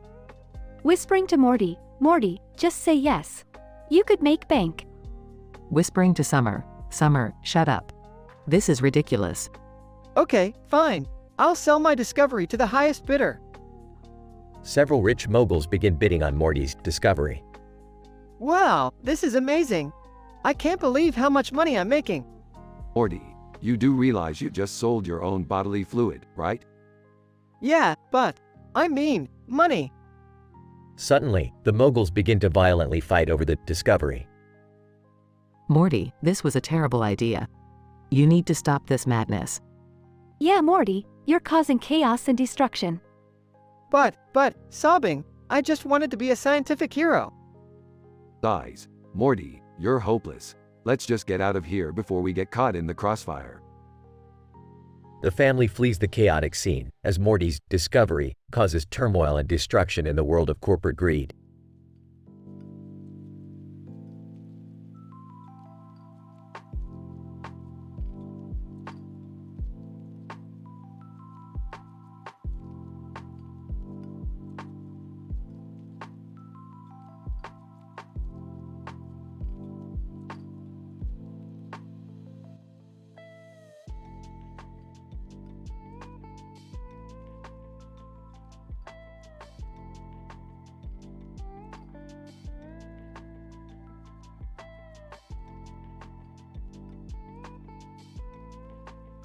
The Rick turn of Doctor Strange. Fade in. INT. Smith House, day. Rick and Morty are in their garage tinkering with gadgets. Morty is holding two capes, one red and one blue. Rick, what's the deal with these capes? It's simple, Morty. The red cape increases your intelligence, and the blue cape increases your creativity. Morty puts on the red cape, and Rick puts on the blue cape. Hey, Rick, why don't we go to the robot talent show? I heard it's going to be a blast. Robot talent show? Lame. But I do need some parts, so let's go. They teleport to the robot talent show. INT. Robot talent show, day. Rick and Morty are seated in the audience. A robot approaches the stage. Robot, hello, I am robot number 420, and I will be performing a stand-up comedy routine. The audience groans as the robot begins his routine. Robot, what's the deal with robot oil? I mean, it's like, why are we putting oil on metal? It makes no sense. Rick rolls his eyes. I can't take it anymore, Morty. Let's get out of here. As they leave, they bump into a man in a red cape and blue cape standing in front of a clock with a red cape on. And, greetings, travelers. I am Dr. Strange. Doctor who? Doctor Strange, Doctor Strange. And I see you are wearing capes. May I know why? It's none of your business, Strange. Doctor Strange, I see. Well, I have a proposition for you. There's a universe where robots are the dominant species, and they have an abundance of rare parts. But, there's a catch. The only way to access this universe is through a magic portal, which only opens once every 10 years. And it's going to open today. Magic portal? Ha, that's the stupidest thing I've ever heard. Dr. Strange, as a PhD holder in quantum physics, I assure you, it's scientifically possible. Rick, this could be our chance to get all the parts we need. Rick reluctantly agrees. Fine, but if this doesn't work, I'm blaming you, Strange. INT. Magic portal, day. The trio enters the magic portal and finds themselves in a universe full of robots. They quickly gather the parts they need. Alright, let's get out of. Suddenly, Doctor Strange disappears. Rick, where did he go? Who cares? Let's get out of here. INT. Robot Talent Show, Day. Rick and Morty are back in the audience, with the gathered parts now in their inventory. Robot, and now, for our final act, I present to you Dr. Strange. Doctor Strange appears on stage, wearing a tuxedo. Dr. Strange, thank you, thank you. Tonight's performance will be a scientific demonstration of the relationship between time and space. The audience is confused as Doctor Strange pulls out a calculator and begins typing. Dr. Strange, this equation proves that. Suddenly, Rick interrupts him. Okay, we get it. Can we go home now? Dr. Strange, but the formula. We're leaving, Strange. They teleport back to the garage. Rick, that was insane. We went to another universe and Dr. Strange did some crazy math stuff. It wasn't anything special, Morty. Just another day in the life of a scientist. Right, just another day. Fade out.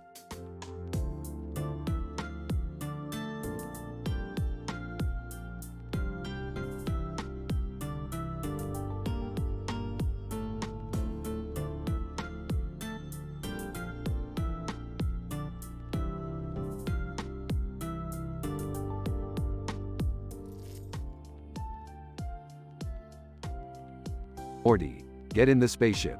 I found a planet that's displaying some unusual colors on the screen. Wow, Rick, those colors are so vibrant, it's like nothing I've ever seen before. Strap yourself in, Morty. We're warping into this planet's atmosphere. As the spaceship lands, Rick and Morty exit and look around. They see a battlefield in the distance. According to my scans, this is a planet in a galaxy far, far away where the Protoss army and the Zerg army are engaged in a full-scale war. Confused, Protoss and Zerg, what are those? Rolls eyes. Morty, they're alien races at war. What does it matter? As they continue towards the battlefield, they see that the colors they saw from space were actually the armies fighting each other. Stunned, look at all that green and blue, Rick. It's like they're fighting in a rainbow. Sarcastic. Yep, Morty. Nothing like a vibrant bloodbath to brighten up your day. As the battle intensifies, Rick and Morty witness some bizarre interdimensional weapons that the aliens are using.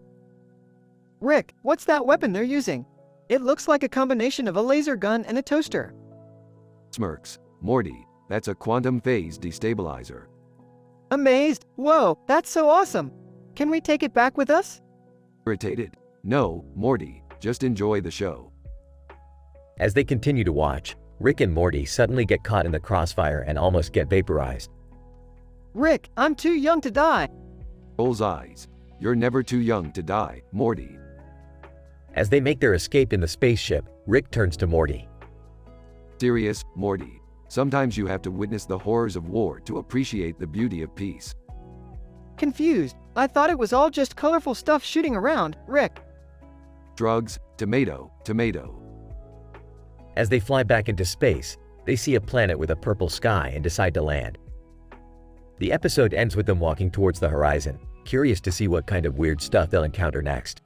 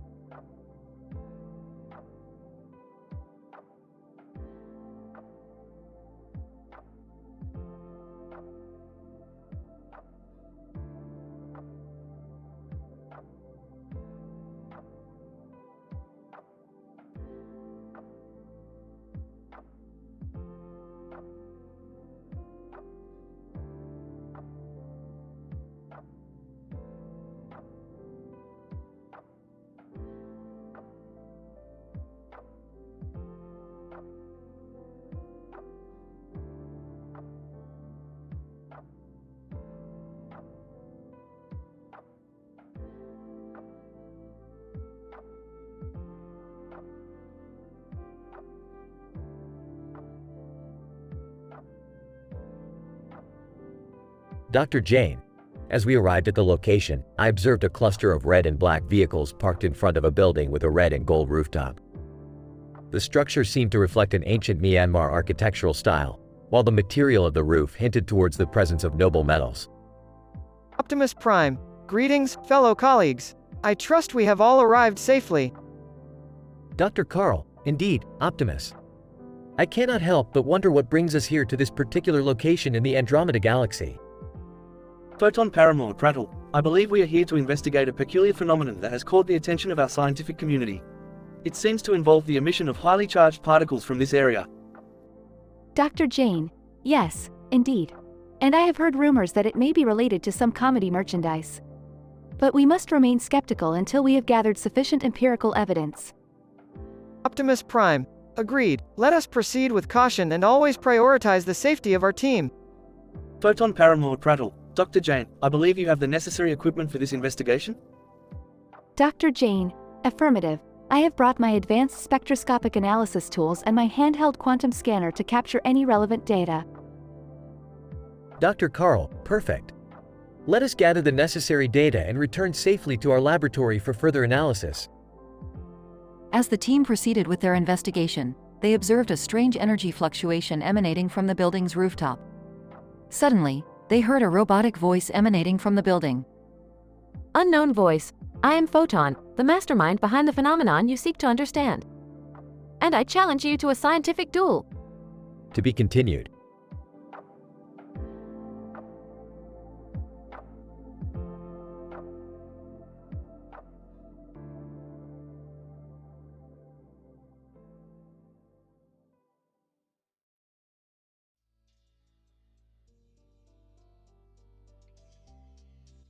The evolution of two small bears. Fade in. Scene: two small bears walking on a green surface in a park area. Bear 1, our current location seems to be a favorable environment for our kind. Bear 2. Indeed, the abundance of vegetation and natural resources facilitates our survival. Bear 1, as we traverse through the green surface, I can't help but think about our ancestors who underwent significant evolutionary changes. Bear 2. Yes, through genetic variations and natural selection, our species has successfully adapted and flourished over the years. Bear 1, our forefathers faced harsh climatic conditions, forcing them to adapt to the changing environment. Bear 2, their physical characteristics, including fur, teeth, and claws, evolved to help them survive in their respective habitats. Bear 1, precisely. And today, we stand here as a testament to their resilience and adaptability. Bear 2. As we walk, we can observe the surrounding flora and fauna and the ecosystem that constantly changes with time. Bear 1, and the rocks in the background also serve as evidence of the geological activities that have played a crucial role in shaping our planet's topography. Bear 2. It's fascinating to see the changes that have occurred on our planet throughout history. Bear 1, indeed. And it makes me wonder what the future holds for us and for the other species that inhabit our world. Bear 2. With our intelligence and advanced technology, we are now tasked with the responsibility of preserving and protecting the environment that sustains us. Bear 1, as we continue our journey through time, we must embrace our role in shaping the world for generations to come. Fade out.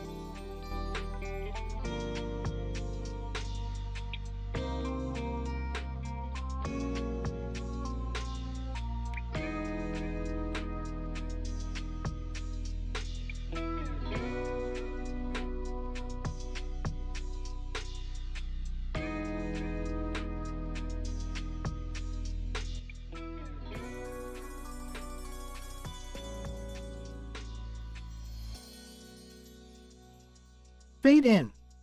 INT. Smith House, living room, day.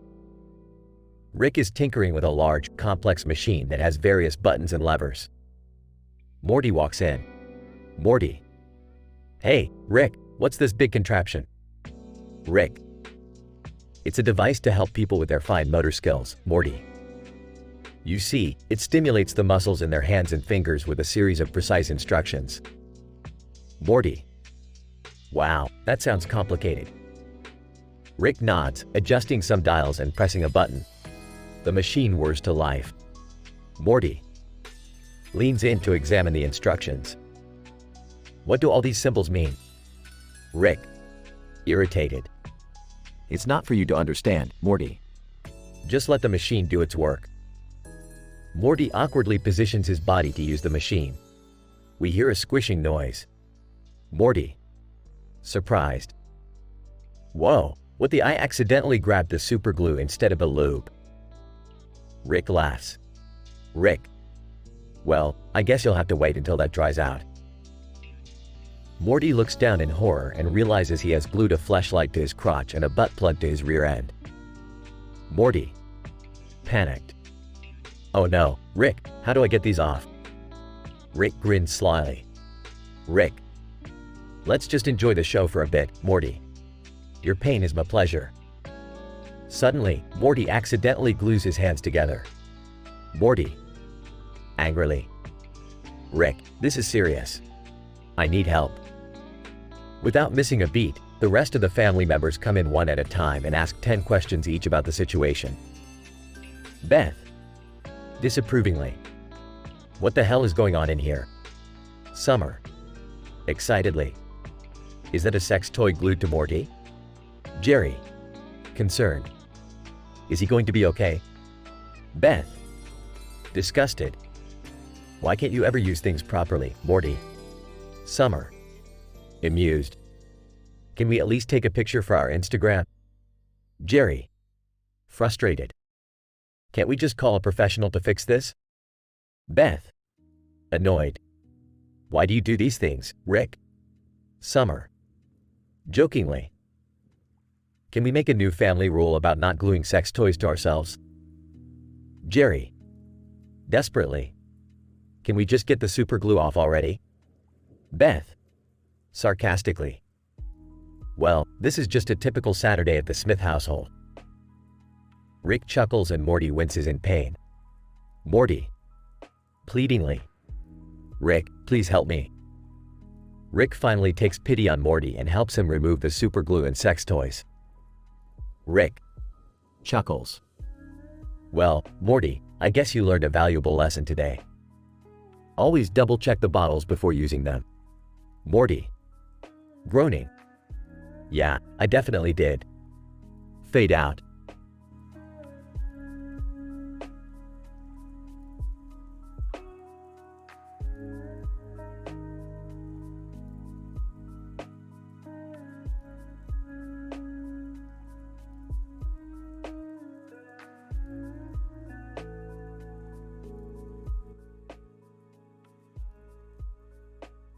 Opening with a prototypical scenario, I, as a researcher and first-person observer, encountered two miniature, toy cars placed on an environment depicting an artificial carpet with a green field complemented with red squares.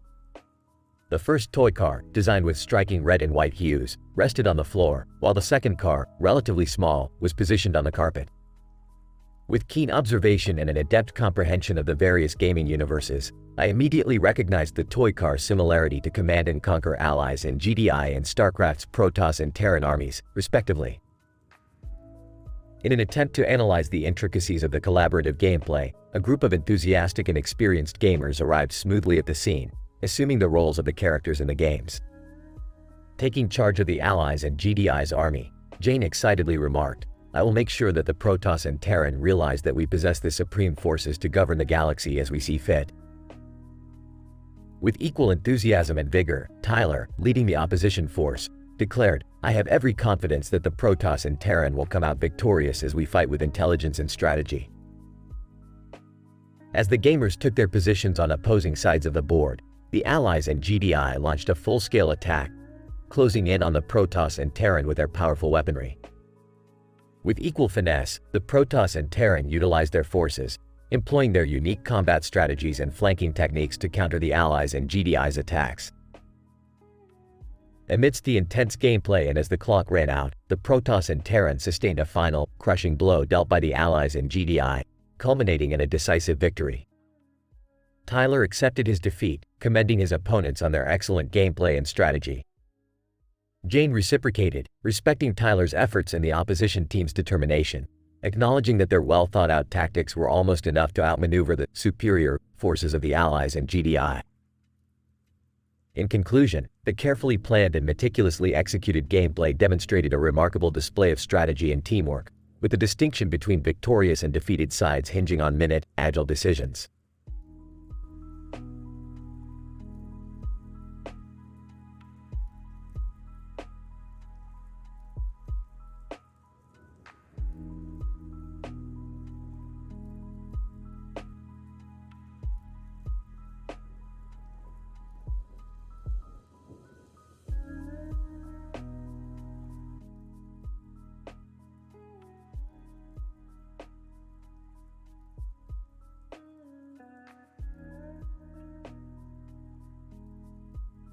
INT. Smith House, day. We open on Rick, Beth, Jerry, and Morty gathered in a living room. A man and woman holding a camera, while the camera is holding a cell phone, enter the room. What the hell is going on here? And we're filming a scene for our new indie movie. Curious, what's it about? Woman, it's about a man who injects himself with nanobots to become superhuman. Sarcastic, sounds riveting. Suddenly, Jerry pulls out a rectal douche and approaches Emma Watson. Shocked. What are you doing? I'm just giving her an enema so we can get that perfect shot. Confused. Why does it have to be a rectal enema? Matter-of-factly, it's for scientific accuracy. Skeptical. That doesn't sound very accurate. Defensive? Would you rather we used a fake one? Firmly, I'd rather you didn't use one at all. Morty takes a closer look and sees the douche clearly inserted inside Emma Watson. Surprised. Okay, that's definitely in there. Suddenly, Summer bursts into the room. Intrigued. What's going on here? Annoyed. Just some indie filmmakers trying to get a rise out of us. Determined. Well, I want to know more. Can I ask them some questions? And excited, sure thing. Curious. Okay, first question. What's the budget for your film? Woman, she has only $5,000. Surprised. Wow, that's impressive. What inspired you to make this film? And thoughtful. We wanted to explore the limits of human potential. Intrigued. That's deep. How did you come up with the idea for the enema scene? Proudly, that was all me. I wanted to make sure we got it right. Disgusted. Ew. Okay, final question. Do you have any big names attached to this project? Woman, excitedly, we're in talks with Daniel Radcliffe. Sarcastic? Oh, well in that case, let me lend a hand. Rick pulls out a gun and shoots the camera, ending the scene. Relieved. Thank God that's over. Defeated. My masterpiece. Amused. You know, I think I'll stick to my day job. Satisfied. That was so cool. Can we do that again sometime? Exasperated. Maybe in an alternate universe, Summer. Maybe in an alternate universe. The group disperses as the camera pans out, ending the episode.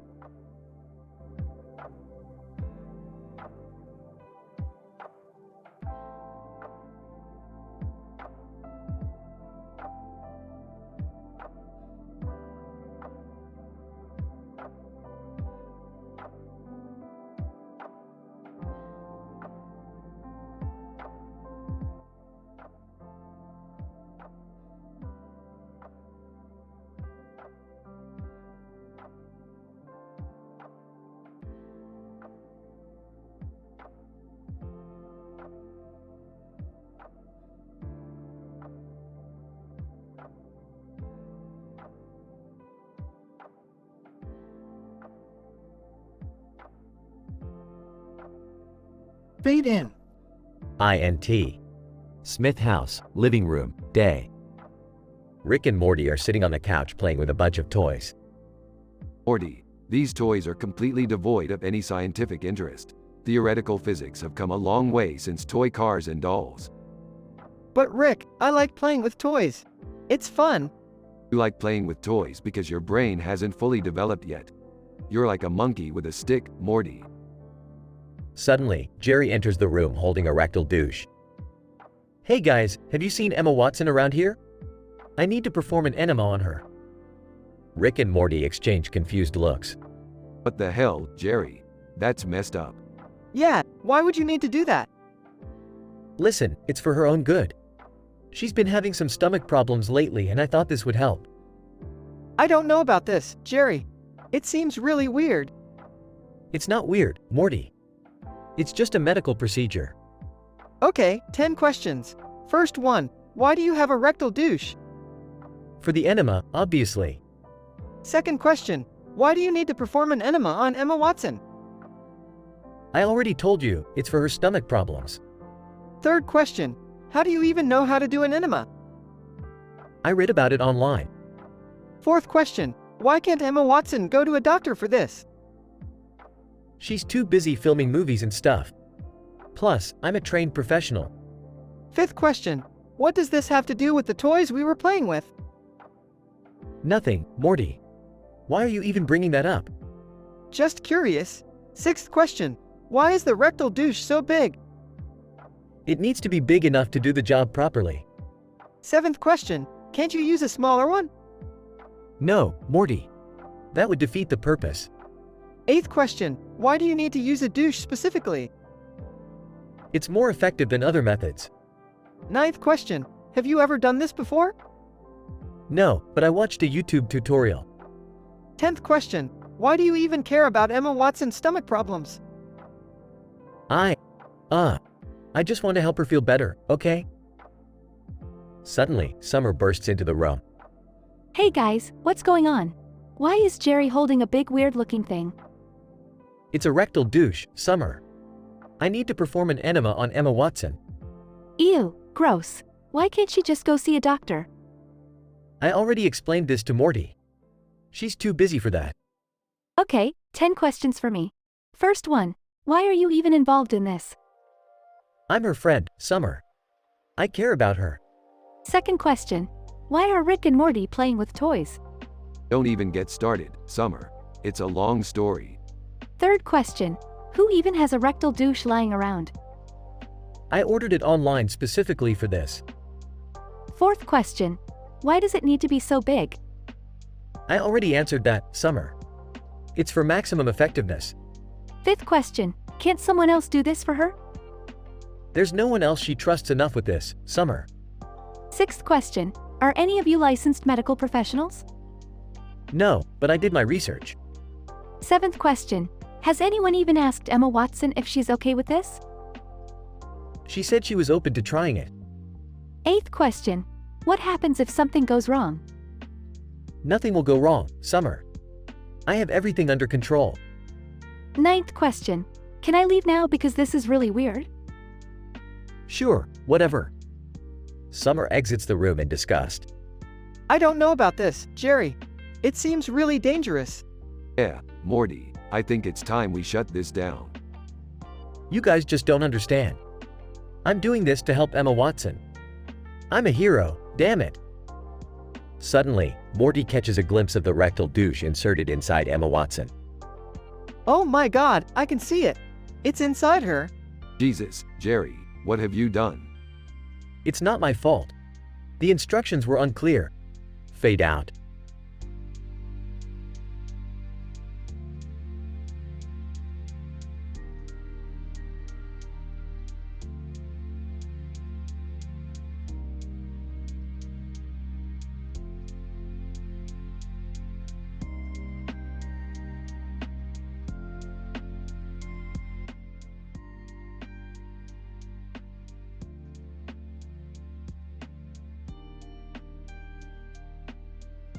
Scene 1. Next.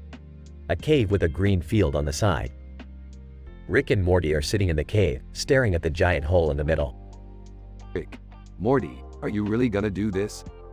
Morty, yeah, Rick. I'm gonna start a Facebook Live and show everyone how cool this cave is. Rick, rolling his eyes. Alright, Morty, whatever floats your boat. Morty starts the Facebook Live post and all of his friends and family start watching. He accidentally grabs the super glue instead of the lube and applies it to his fleshlight. Morty, in pain. Ah, Rick, I accidentally glued my fleshlight to my Seahawk. Rick, sarcastically, wow, Morty, you're really on a roll today. Morty, in his panic, accidentally glues a butt plug into his ASS and then his hands together. Rick, laughing, Morty, You never cease to amaze me. Scene 2, the family room. Beth, Summer, and Jerry enter the room one by one and ask 10 questions each about the situation. Beth, Morty, what the heck is going on in here? Why are you glued to yourself? Morty, embarrassed. I made a mistake, Mom. Summer, sarcastic. Morty, don't you think you're taking glue yourself to things a little too seriously? Morty, still embarrassed. It was an accident, Summer. Jerry, shocked. Morty, you put a what in your wear? Morty, look, can we focus on getting me unstuck here? Scene 3, X'd, the cave. Rick and the family work tirelessly to pry Morty apart from himself, using various tools and methods. Rick, Morty, I'm not sure how you managed to get yourself in this situation, but it's going to take some serious science to get you out of it. Morty, in pain. Ow, Rick. Hurry up. This is killing me. The family finally manages to pry Morty apart and he collapses onto the ground, exhausted and relieved. Morty, sighing. I think I need a break from Facebook Live for a while. Rick, smirking. Yeah, Morty. Maybe stick to just taking selfies for a while. The family laughs as they head back to the car, leaving Morty to recover from his sticky situation.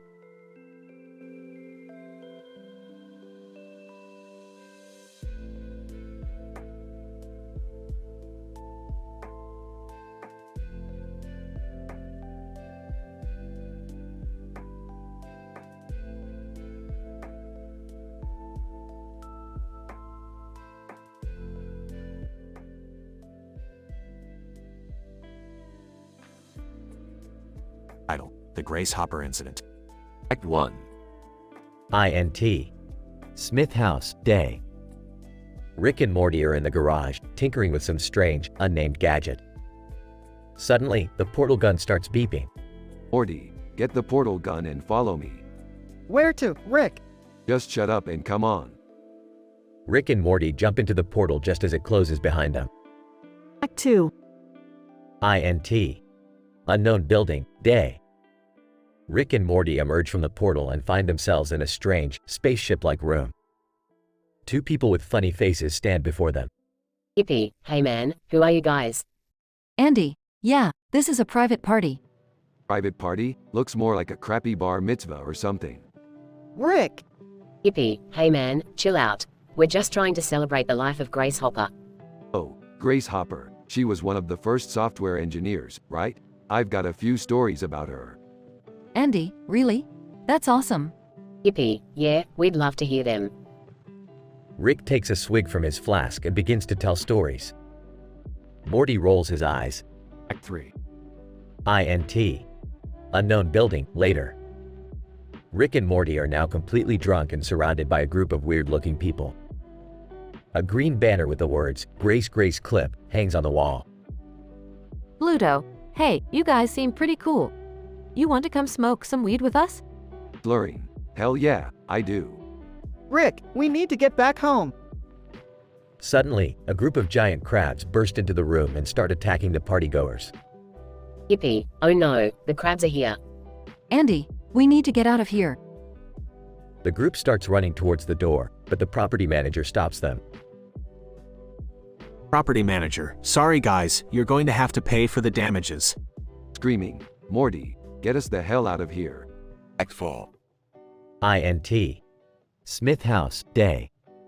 Rick and Morty emerge from the portal back in the garage. Morty looks frazzled. I can't believe we almost died because of your stupid stories. Hey, those were good stories. We need to be more careful when we go through these portals. Whatever, Morty, let's go watch TV. Morty shakes his head and follows Rick out of the garage. The end.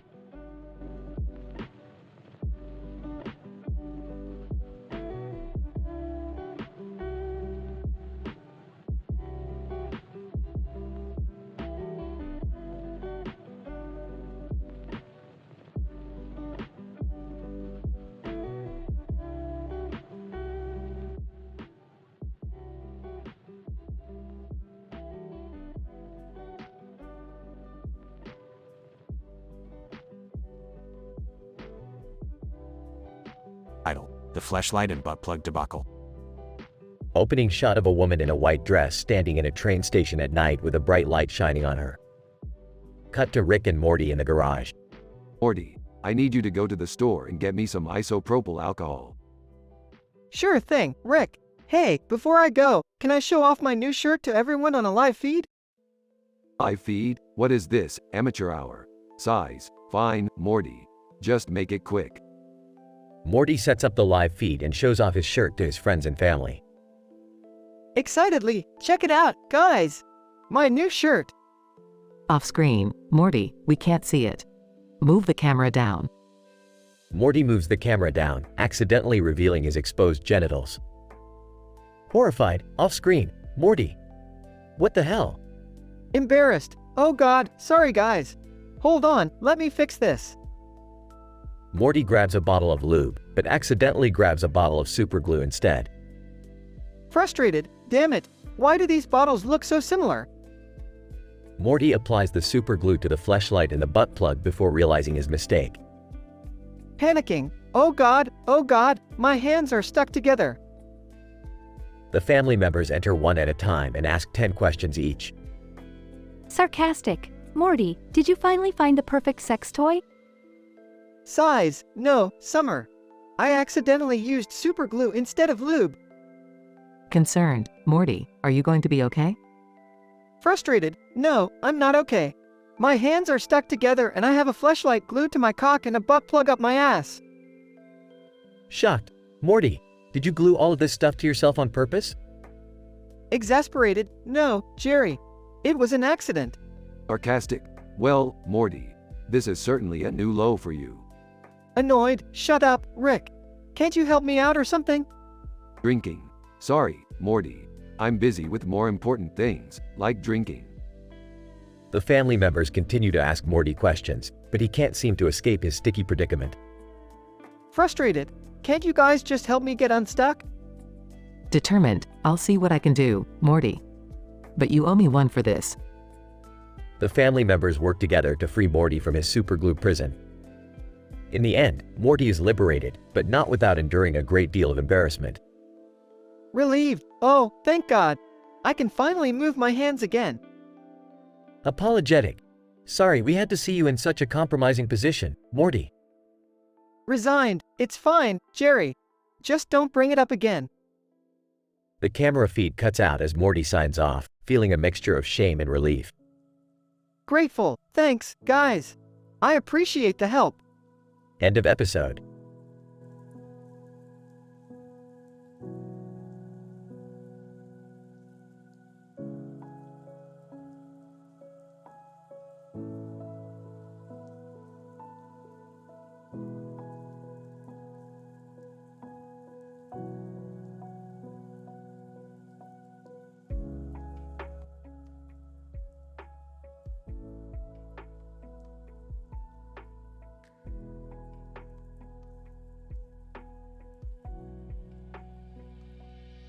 INT. Smith House, living room. Rick and Morty are sitting on the couch, staring at a poster of a woman with green hair and a crown on her head, holding a bunch of grapes. Morty, have you ever heard of Scythia? No, Rick, what is that? Scythia, Morty, is a region in Eurasia known for its production of exceptional wine. And this here, Morty, is a poster of the goddess of wine from Scythia. Whoa, that's cool, Rick. What are we gonna do with it? Well, Morty, I'm glad you asked. I've built a device that will allow us to enter the poster and experience the world of Scythia firsthand. Whoa, that sounds awesome, Rick. Can I try it out first? No, Morty, you know the rules. I'm the genius here. I get to try it out first. Rick activates the device and they are transported into the poster, landing in the middle of a grapevine. Whoa, this place is amazing. Look at all the grapes. Yeah, Morty, this is the heart of Scythia's wine production. But be careful, Morty. The grapes here are mutant. They pack a powerful punch. Just then, they hear a rumble in the distance and see a figure approaching. It's Beth's alien crush. Ah, of course. It wouldn't be Scythia without Beth's alien crush, would it? Beth's alien crush. Rick Sanchez, what are you doing here? Just thought I'd drop in for a quick visit. But enough small talk. Morty and I are here for a wine tasting showdown. Beth's alien crush. Very well, Rick Sanchez. Let us begin. They begin tasting the mutant grape wines, laughing and joking as they go. As they finish the last bottle, they hear another rumble in the distance. Oh no, Morty, this can't be good. They turn to see a giant mutant superhero charging towards them. What do we do, Rick? Just watch and learn, Morty. Rick pulls out a small Fisher-Price toy and throws it at the superhero, who is immediately distracted by it. See, Morty, I told you. These things are invaluable. As they watch the superhero play with the toy, they hear a sound behind them. It's the goddess of wine herself.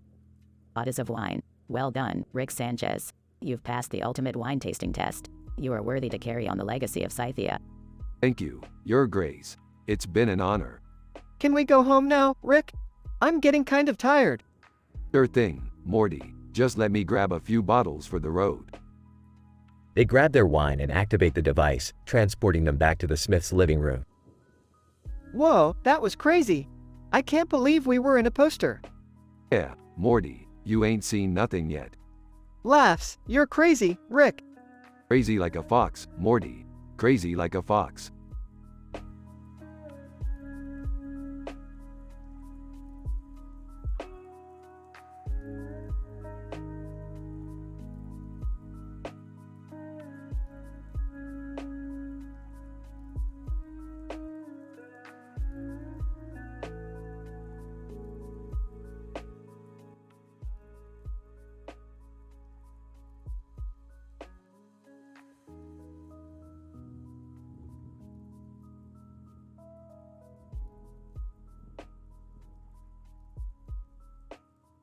Scientific PhD University episode. Title: The Adhesive Miscalculation. Opening scene, Rick's lab. Holding a flask, Morty, do you know why this chemical failed? Squinting at the flask. Because you added too much of the green stuff, Rick. Rolling his eyes. No, Morty. It's because you lack basic chemistry skills. We need to work on that. Entering the lab. What are you guys up to? Scoffs. Just trying to teach Morty the chemistry he should have learned in high school. Popping her head in. Can you guys come out of the lab? Morty's starting a live feed. Morty's room. Posing for the live feed. Hey, everyone. Check out my new shirt. A woman with green hair and a black vest, red shirt, green and white tie, and green and red necklace enters the room. Jessica, Morty, what are you doing? Smiling. Just showing off my new shirt to my friends and family. Jessica, raise his eyebrow. Aha! Well, don't let us stop you. Beth, Summer, and Rick join the live feed. Morty, what's the occasion? Proudly, no occasion, Mom. I just wanted to show off my new shirt. Smirks. Looks like you've got some fans, Morty. Morty accidentally grabs the super glue instead of lube and applies it to his fleshlight and butt plug, before putting them on and accidentally gluing his hands together. Frantically, oh, no. I can't get them off. Groans. Oh, geez, Morty. What did you do? Jessica, embarrassed. I'm just going to leave now. Shakes head. Morty, this is why your father left. Live feed viewer 1. What the hell is going on? Live feed viewer 2. Is this some sort of weird sex thing? Live feed viewer 3. Disgusted. I think I'm going to be sick. Desperate. Guys, I need help. How do I unglue myself? Laughs. Morty, you really outdid yourself this time. Exasperated. Well, we can't leave him like this. Sarcastic. Great. Guess we'll have to call a professional glue remover. Montage of the family trying to unglue Morty, using various chemicals and tools. Montage end. Freeing himself. Finally. I thought I was going to be stuck like this forever. That's Morty's back. Good job, Morty. You know, chemistry is all about trial and error. Smiling. I'm just glad we were able to remove that thing from your nether regions. Smirks. Don't worry, Morty. We won't tell anyone about your little experiment. Grinning. Thanks, guys. I couldn't have done it without you. End scene.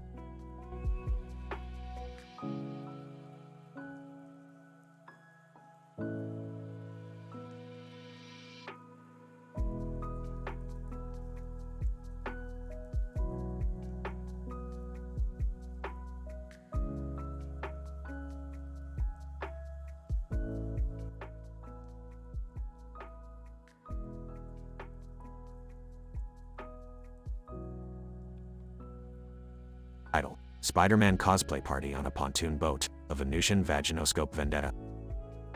Synopsis. This episode takes place on a pontoon boat where a group of individuals, dressed in Spider-Man cosplay attire, engage in lively conversation and arguments centered on specialized scientific knowledge and the workings of the Venusian vaginoscope vendetta while looking out towards the vastness of the sky. Past. 1. Spider-Man pointing meme. 2. Ed Norton, The Honeymooners. 3. Sailor Venus. Scene 1. Pontoon boat. Spider-Man pointing meme. Hey guys, have you seen the latest scientific findings on the Venusian vaginoscope vendetta? It's super exciting. Norton, The Honeymooners, I am not sure I follow. Spider-Man. What are you referring to? Spider-Man pointing meme. It's a real thing, Ed. All these things are grounded in scientific reality. The Venusian vaginoscope vendetta is the advanced technology used to measure the refractive index of Venus's atmosphere. Sailor Venus. Interesting, but did you know that the Venus atmosphere contains sulfuric acid, and the surface is hot enough to melt lead? It is a very inhospitable planet. Spider-Man pointing meme. Yes, indeed, Sailor Venus, but did you also know that the refractive index of the Venus atmosphere is responsible for its glittering appearance in the sky? Norton, The Honeymooners, that is fascinating. But, on a different note, did you know that The Honeymooners is a classic American TV show created by Jackie Gleason? Spider-Man pointing meme. That is interesting, Ed, but we were just talking about the Venusian vaginoscope vendetta. Sailor Venus. Yes, we were. And I think we should focus on scientific issues that relate to what we see around us. Like, gold. Did you know that gold has a melting point of 1064 degrees Celsius and is one of the least reactive chemical elements? Spider-Man pointing meme. That's true, Sailor Venus. But I'm more interested in understanding the refractive index of the Venusian atmosphere and how it can help us in space discoveries.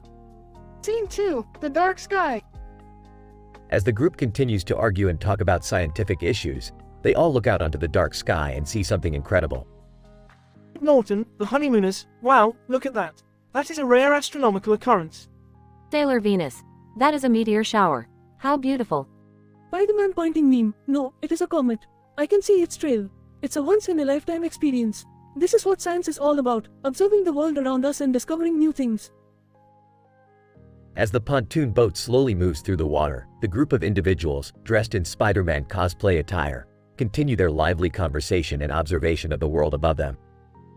The wonders of science and knowledge never end.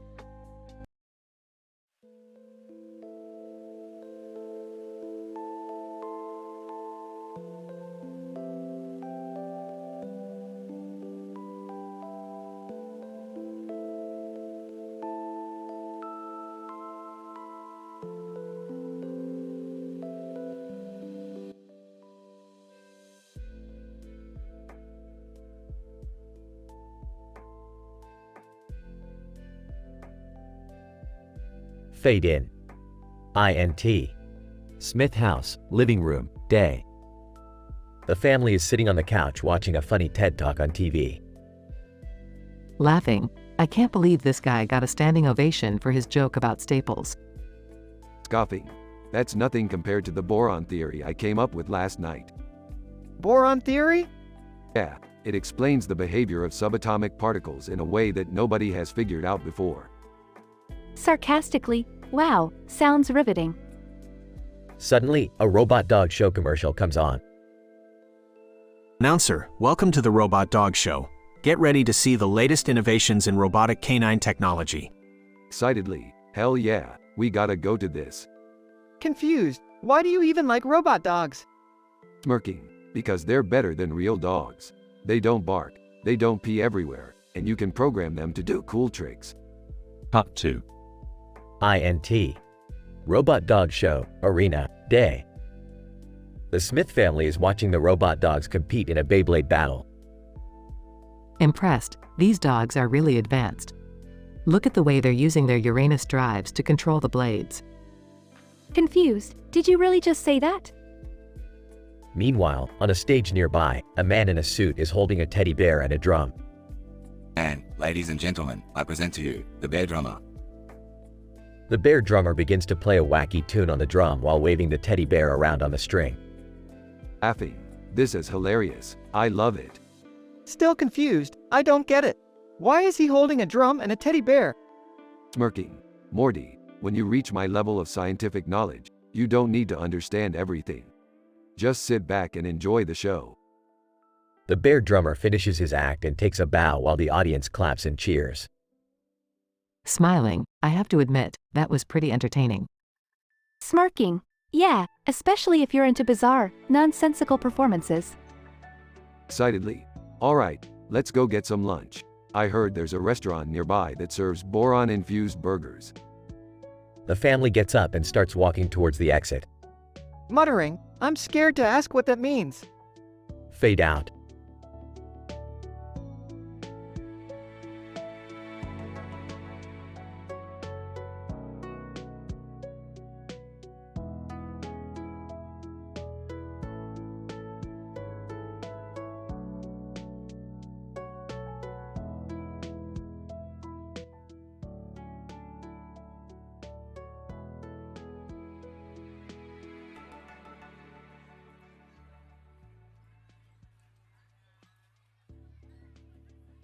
Morty, what in the name of science have you done to yourself?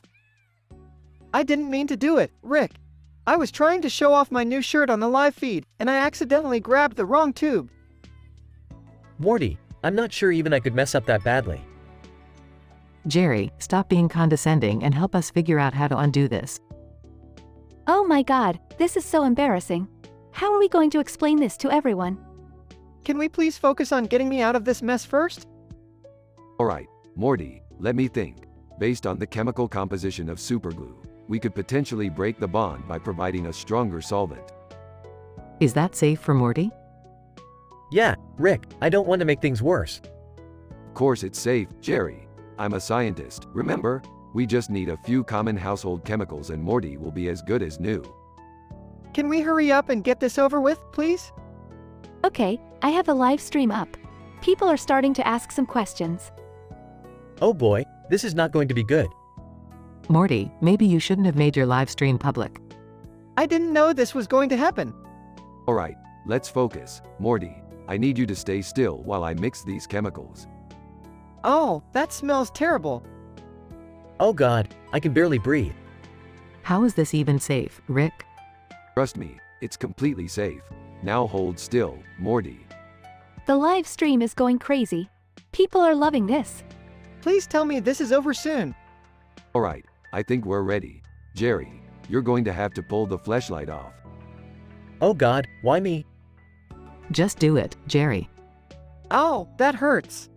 This is so gross. Now, Morty, push like you're trying to take a shit. Ew, Rick, can we please not talk about this? It's coming out, it's coming out. Oh, thank God. Did we really have to broadcast all of this to the world? I'm just glad it's over. And now the butt plug. No, no, no, no, no. Morty, you have to relax. This is not happening. I'm going to be sick. Almost there. It's out, it's out. Oh, thank God. I need a drink. I need to bleach my eyes. And there you have it, folks. Another successful experiment in the name of science.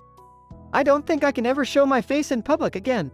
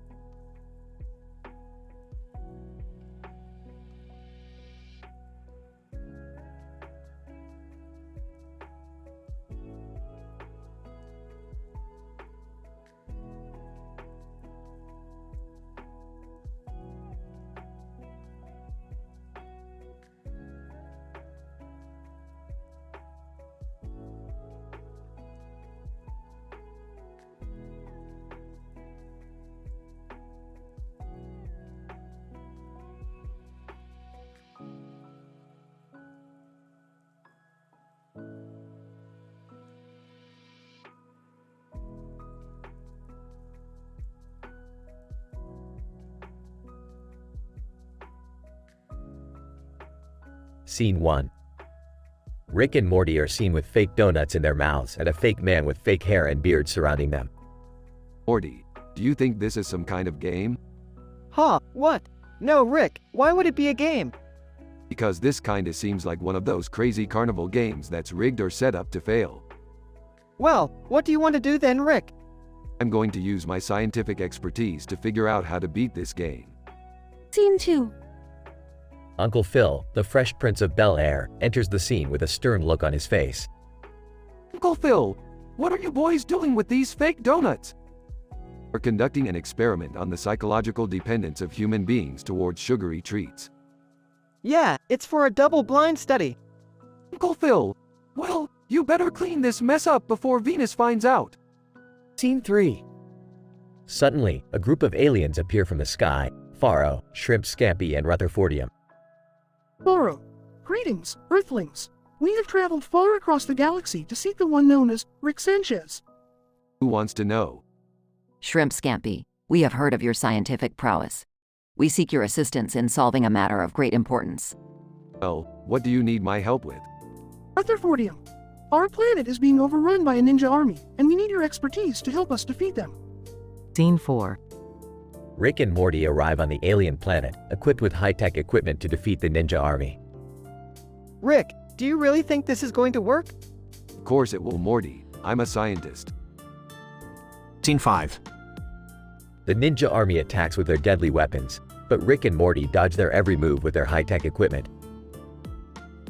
Ninja, you shall not defeat us, puny humans. Oh yeah? Well, let's see how you like this. Scene 6. Rick pulls out a device and presses a button.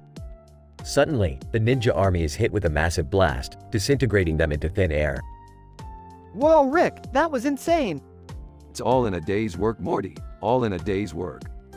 Scene 7. The aliens are grateful for Rick and Morty's assistance and offer them a ride back to Earth in their spaceship. Faro, we cannot thank you enough, Rick Sanchez. You truly are as great as they say. No need to thank us, it's what we do. And maybe, just maybe, we'll cross paths again someday. Yeah, and next time we'll bring some real donuts. Scene 8. Rick and Morty arrive back on Earth and Uncle Phil is waiting for them. Uncle Phil, well, did you boys learn anything from your little experiment? Actually, we did, Uncle Phil. We learned that with hard work and determination, anything is possible. And that sometimes it takes a little bit of science to save the day. Uncle Phil, Chuckles, whatever you say, boys, just make sure you clean up your mess next time. The end.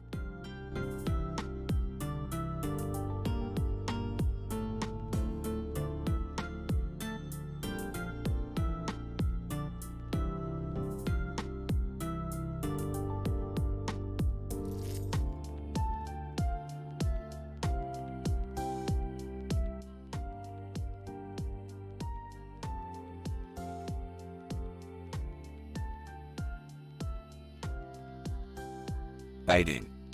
INT. Rick's lab, day. Rick is tinkering with a machine, while Morty is gawking at a pile of white and yellow objects with a black background. Rick, what is this pile of white and yellow objects with a black background and a white text that reads, "White Sticks," on it? Sarcastically, wow, Morty, you really are a genius. That's a bag of French fries. Oh. Rick grabs a handful of fries and shoves them in his mouth. Mumbling with mouth full, anyway, I've created a new machine that can clone living creatures. That sounds pretty cool, Rick. What are you going to clone first? Smirking, your eyebrows. Morty looks horrified as Rick puts his eyebrows into the cloning machine. Suddenly, a green light flashes and two Mortys with bushy eyebrows emerge from the machine. Clone Morty 1. Hey, I'm Morty with eyebrows. Clone Morty 2. No, I'm Morty with eyebrows. Frustrated. Oh great, now there's two of them. Chuckles. Don't worry, Morty, I've got a plan. Rick pulls out a bowl of chowder and throws it on the ground. Assemble. Suddenly, a group of chowder golems rise from the puddle of chowder. Chowder Golem 1. I am the almighty Chowder Golem. Bow down to me. Chowder Golem 2. No, I am the one true Chowder Golem. The two chowder golems start fighting each other, as the three Mortys watch in confusion. Rick, what is going on? Smiling. Nothing, Morty. Just a little experiment in chaos theory. Suddenly, the chowder golems start to merge together, forming a giant chowder monster. Giant chowder monster. I am the ultimate form of chowder. I demand sacrifice. Morty grabs Rick's cloning machine and starts frantically typing on it. Come on, come on. Work, you stupid machine. Finally, the machine activates and a giant Morty with even bigger eyebrows appears. Giant, don't worry, Morty. Your giant eyebrowed savior has arrived. The giant Morty charges towards the chowder monster, and a ridiculous battle ensues. As the dust settles and the chowder monster is defeated, Rick and Morty are covered in chowder and panting heavily. Exhausted. That was insane. Grinning, welcome to the world of science, Morty. Fade out. The end.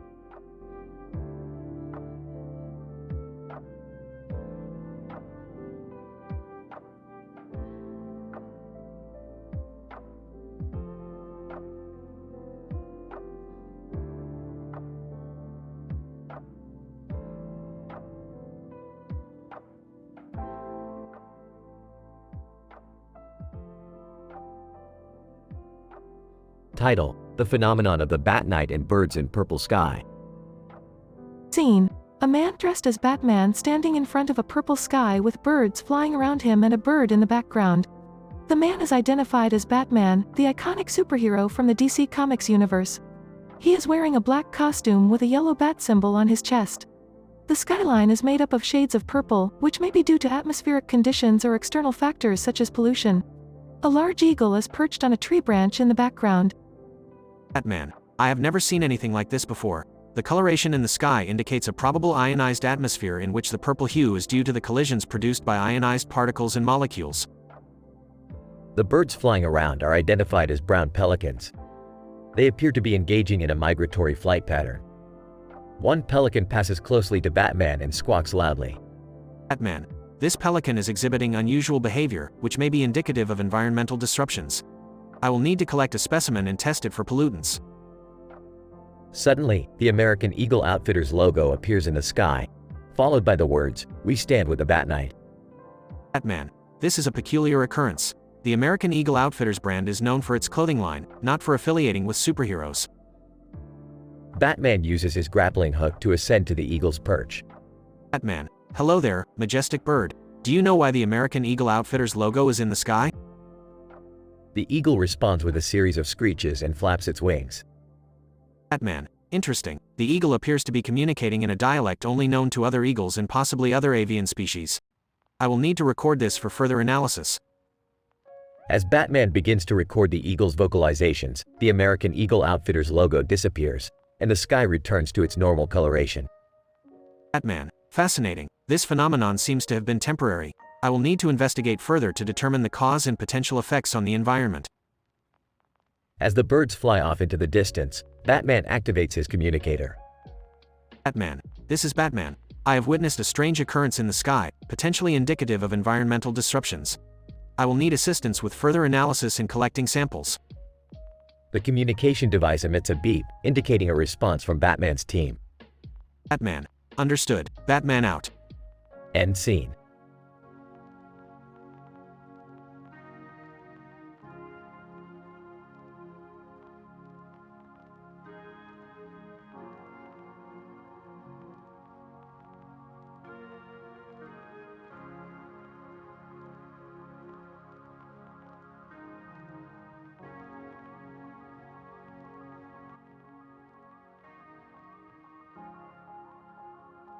Title: The Galactic Coral Reef. Opening shot: a group of Star Wars characters standing in front of a dark background, illuminated by a red light. Listen up, Morty. This is our one chance to save the galactic coral reef. The galactic what? Rick, I don't think I'm cut out for this. I'm just a simple guy. Shut up, Jerry. This is important science stuff. I'm with Rick. Let's do this. Cut to underwater scene of a vibrant coral reef. Marine biologist. This is one of the most diverse coral reefs in the galaxy. But it's in danger. Luke Skywalker, danger? From what? Marine biologist, climate change. The water temperature is rising, and the coral is dying. Well, we can't have that, now can we? Rick, what are we gonna do? We're going to create a device that will reverse the effects of climate change on the coral. How are we gonna do that? With science, Jerry, just follow my lead.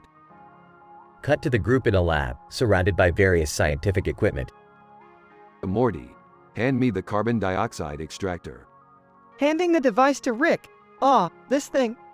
Yes, Morty, you want a PhD in physics or something? Laughing. Morty, you better hit the books. Cut to the group in scuba gear, approaching the coral reef. Marine biologist. Remember, the device needs to be placed in the center of the reef for maximum effect. Luke Skywalker, so, what's the plan? Simple. We'll use the device to extract the carbon dioxide from the water and replace it with oxygen. That'll stimulate the growth of the coral. Nervously, what if something goes wrong? Sarcastically, wow, Jerry, way to boost our confidence. Cut to the group successfully placing the device in the center of the reef. Marine biologist, it's working. The coral is growing. Luke Skywalker, this is amazing. You guys really know your stuff. Smiling, of course we do. We're scientists. The group swims away, leaving the now vibrant coral reef behind. To Rick. That was pretty cool. Smiling, yeah, we're pretty awesome. Laughing. Yeah, PhDs in science and everything. The group shares a laugh as they swim off into the distance. End shot, aerial view of the coral reef, now thriving and full of life.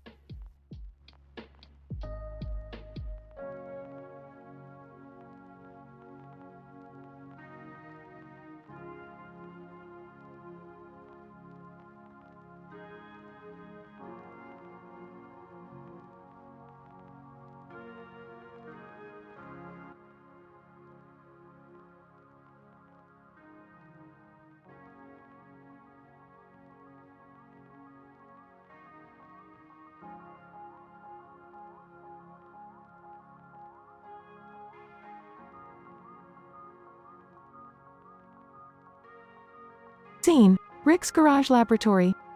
Morty, come here and check this out. I've detected an unusual anomaly in the universe. What is it, Rick? It's a blue ball located in the center of a spiral pattern with stars in the background and a green center in the middle. It's emitting a strange frequency.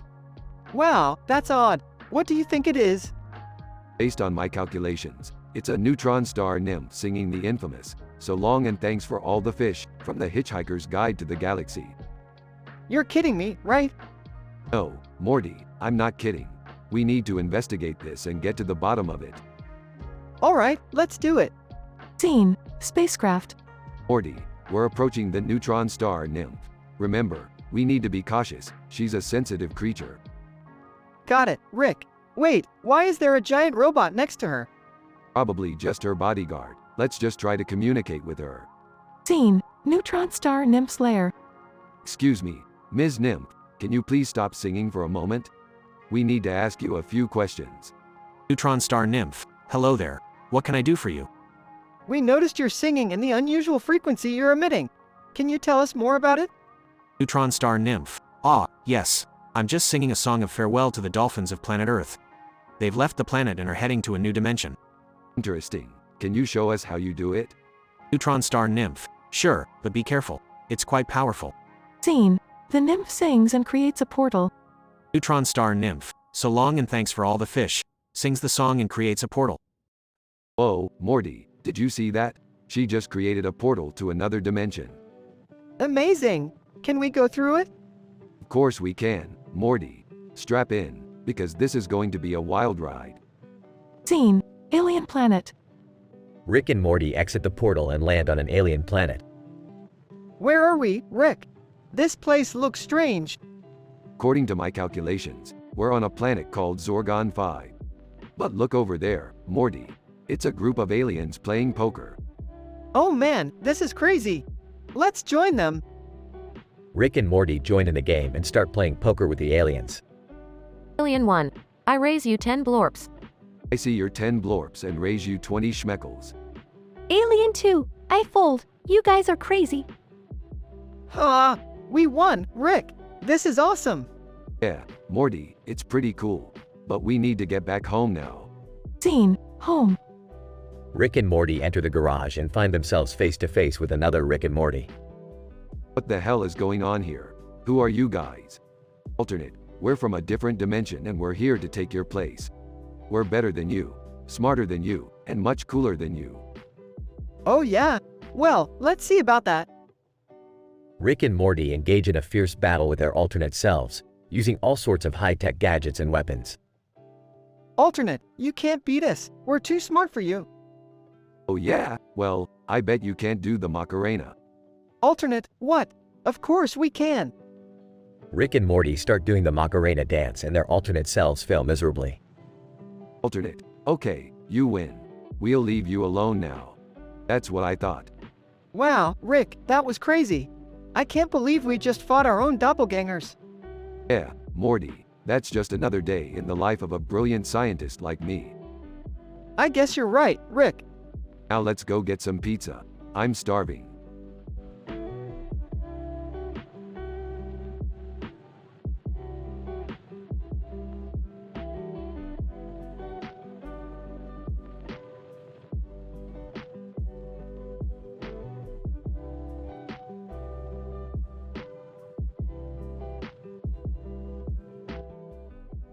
Dr. Rodriguez, good afternoon team. Welcome to the Cursed Artifact Retrieval Mission in Colombia. As per our preliminary research, we are here to retrieve a stone skull statue believed to be cursed by a local tribe. Dr. Thompson. Yes, I have analyzed the data from our satellite imaging, and the statue is located on a table next to a planter with a green leafy background. Dr. Hernandez, would it be safe for us to approach the statue? Dr. Rodriguez, according to the local legends, approaching the cursed statue could have catastrophic consequences. Therefore, we must proceed with caution and follow the safety protocol. Dr. Thompson, I suggest we use the remote-controlled robot to retrieve the statue. Dr. Hernandez, agreed.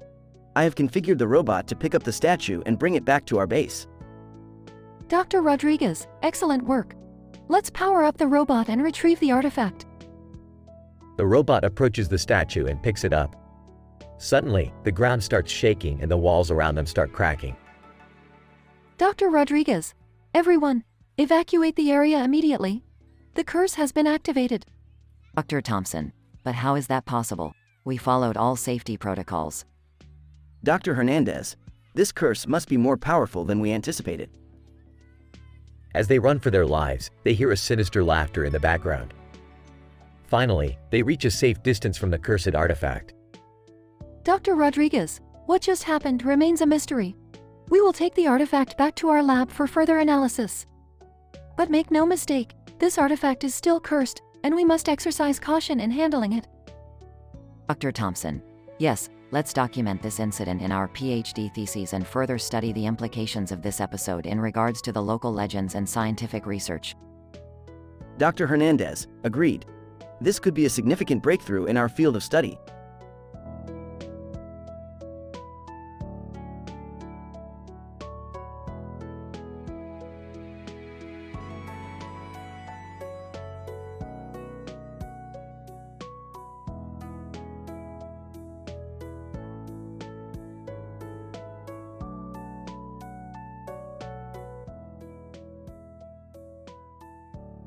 Baiting. EXT. Seoul Street, day.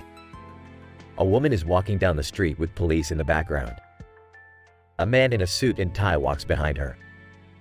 Rick, Morty, Jerry, and Summer are huddled around a portal gun. All right, Morty, listen up. We're going undercover as supermodels. What? Why? Because I just got a call from the Galactic Federation. They need us to catch a spy who's been stealing their top secret technology. Why do they need supermodels? Because the spy is using fashion shows as a cover. We need to blend in. I've got this. I know all about fashion. Wait, what about me? You're the muscle, Morty. Just look intimidating. They all step through the portal. INT. Fashion show, day. The stage is set and the models are ready to walk. The four of them take their place. I don't know about this, Rick. I feel ridiculous. Just walk like you own the place. Guys, check it out. That woman over there is the spy. Alright team, let's do this. They approach the woman. Excuse me miss, we couldn't help but notice your. Looks down at her outfit. Nice outfit. Woman. Thank you, but you are not models. Who are you? We're more than just models. We're scientists. Woman. Scientists? In a fashion show? Yes, we were just about to showcase our newest invention. The portal gun. The woman's eyes widen. Woman. Impossible. That technology is banned by the Federation. Well, not anymore. Freeze, spy. The woman tries to run, but Rick catches her with a grappling hook. We did it. We caught the spy. That was actually kind of fun. I might have a new career path. Can we do this again? Let's just get back to Earth first. They all step through the portal and disappear. Fade out.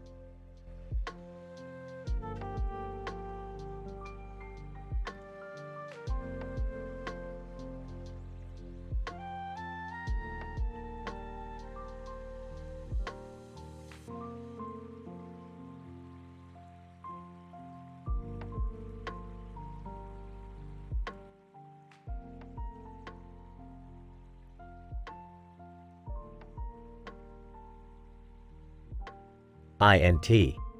Smith's living room, day. Rick is tinkering with an elaborate contraption while Morty and Summer watch on. Morty, Summer, this is my latest invention. It's a device that extracts and compiles all the jokes from every comedy club in the universe. Whoa, dude, that's insane. Rick, why did you even build something like this? Because I got bored. Now, let's see what kind of hilarity we can unearth. Rick activates the device and it starts beeping and whirring. Look, there's one coming from Tellurium. I bet that'll be a real gem. The trio leans forward as the device plays the joke. Plubis walks into a bar and the bartender says, "What can I get for you?" Plubis says, "I'll have a mercury on the rocks." The bartender says, "Mercury? We don't even have an atmosphere here." And Plubis says, "Oh, no wonder it tasted so flat." Aha, classic miscommunication humor. I don't really get it. It's not the first time miscommunication has caused a problem in the universe. There was that whole ordeal with Mercury's interdimensional portal. Speaking of which, let's give Jerry a call. Rick pulls out his phone and dials. After a moment, Jerry's face appears on the screen. Hey, Rick. What's going on? Jerry, I need your help with a small issue. You remember when you accidentally opened that portal to Mercury? How could I forget? There were giant space monsters and everything. Well, we've discovered that the whole thing was just a miscommunication. They were actually inviting us to a party. A party? Yes, and we need you to go there and smooth things over. Make sure they know we didn't mean to ignore their invitation. Ah, sure. I guess I can do that. Great, and while you're there, tell them Plubis's joke. They'll love it. Okay. Morty, under his breath. This is gonna be a disaster. At least it'll be a hilarious disaster. Rick, Morty, and Summer all burst out laughing as Jerry's face disappears from the screen.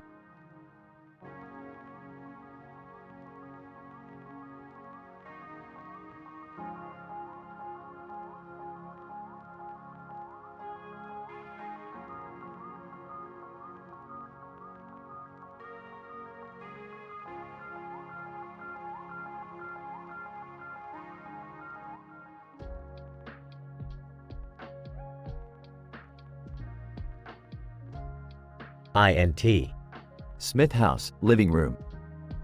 Rick, Morty, Jerry, Beth, and Summer are all crowded on the sofa, watching TV. Excitedly, hey, Rick, look! There's a man standing in a field watching a fireworks display in the sky with a green and red lightning. Sarcastically, oh boy, Morty. That's going to make for one hell of an adventure. Rolling her eyes, can we please just have one night where we don't go on a crazy, sci-fi adventure? Glaring at Jerry. Yeah, Dad. Can we just watch TV like normal families? Defeated, I guess so. Suddenly, the TV screen goes static and a message appears. Attention, Smith family. I am a secret admirer. Meet me at the supernova display in the next 10 minutes or face the consequences. Grabbing his portal gun. Alright, looks like we've got another crazy adventure on our hands. Nervously, but what if it's a trap, Rick? What if this secret admirer is someone dangerous? Confidently, Morty, I faced worse than a creepy admirer. We'll be fine. The family rushes out the door and into Rick's spaceship. As they enter the supernova display, Kendrick Lamar suddenly appears, holding a microphone. Kendrick Lamar. Rapping, "What's up, Smith fam? It's me, your secret admirer. I've been watching you guys for a while now and I just had to meet you in person." Disgusted, ew, why would anyone want to admire us? Angrily, yeah, we're just a dysfunctional family. Trying to act cool. Hey, don't underestimate us, guys. We've been on some pretty crazy adventures. Kendrick Lamar. Laughing, I know, that's why I picked you guys. You're hilarious. Rolling his eyes. Alright, enough chit-chatting. What's the point of all this? Kendrick Lamar. Grinning. The point is, I wanted to perform a special concert just for you guys. So sit back, relax, and enjoy the show. As Kendrick Lamar starts rapping and the fireworks display intensifies, the Smith family can't help but laugh and enjoy the absurdity of it all. Another crazy adventure under their belt, they head back home, ready for whatever comes their way next. The end.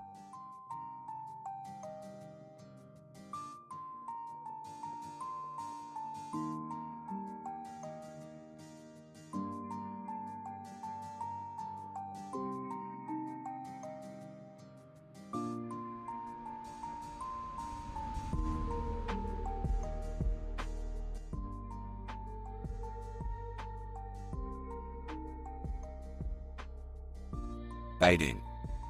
INT. Smith family's living room, day. Rick, Morty, Beth, and Jerry are sitting on the couch.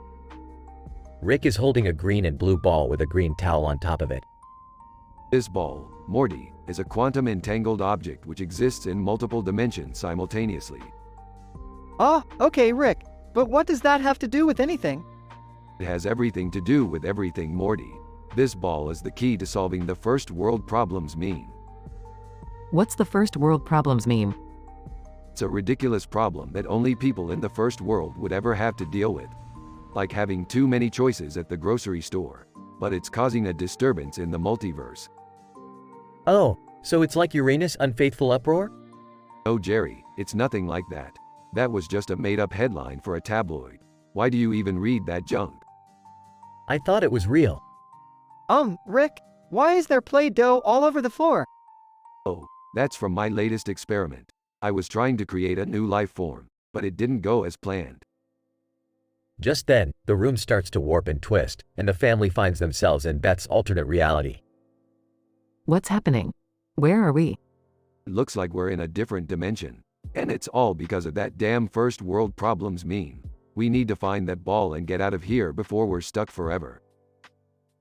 The family starts to search for the ball, but they're interrupted by the appearance of a group of aliens. Alien 1. What are you doing here? This is our reality. We're just passing through. We're looking for something. Have you seen a green and blue ball with a green towel on top of it? Alien 2. Oh, you mean the quantum entangled object? Why didn't you say so? We have it right over here. The aliens hand over the ball and the family warps back to their own reality. We're back. That was insane. I never want to go through something like that again. Well, we solved the first world problems meme, and that's all that matters. Plus, we got this cool new ball.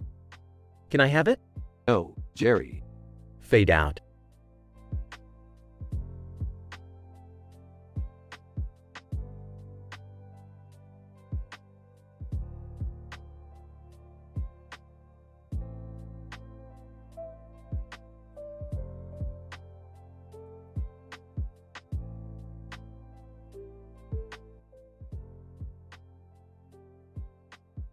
Morty, you see that green and black square object with a black handle on a purple surface with a black border around it?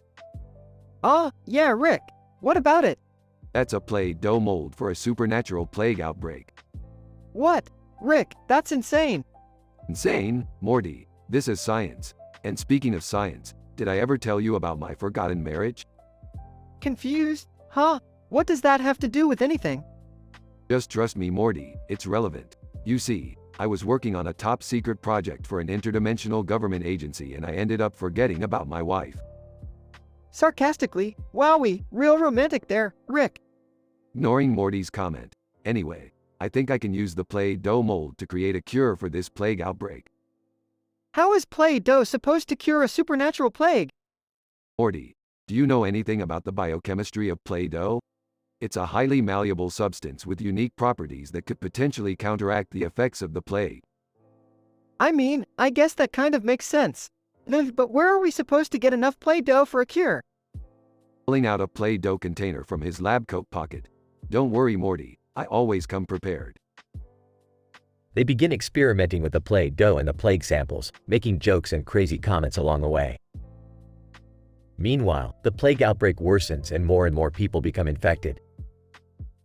With only a few minutes left until total quarantine, Rick and Morty finally create the cure and distribute it to the infected individuals, saving the day. Out of breath. Man, that was a close one. Smoking a cigarette. Hey, we've seen worse. But at least now we know the true power of Play-Doh biochemistry. Laughing. Yeah, who knew a children's toy could save the world? Smirking. Hey Morty, want to hear more about my forgotten marriage? Rolling his eyes. Oh boy, here we go again.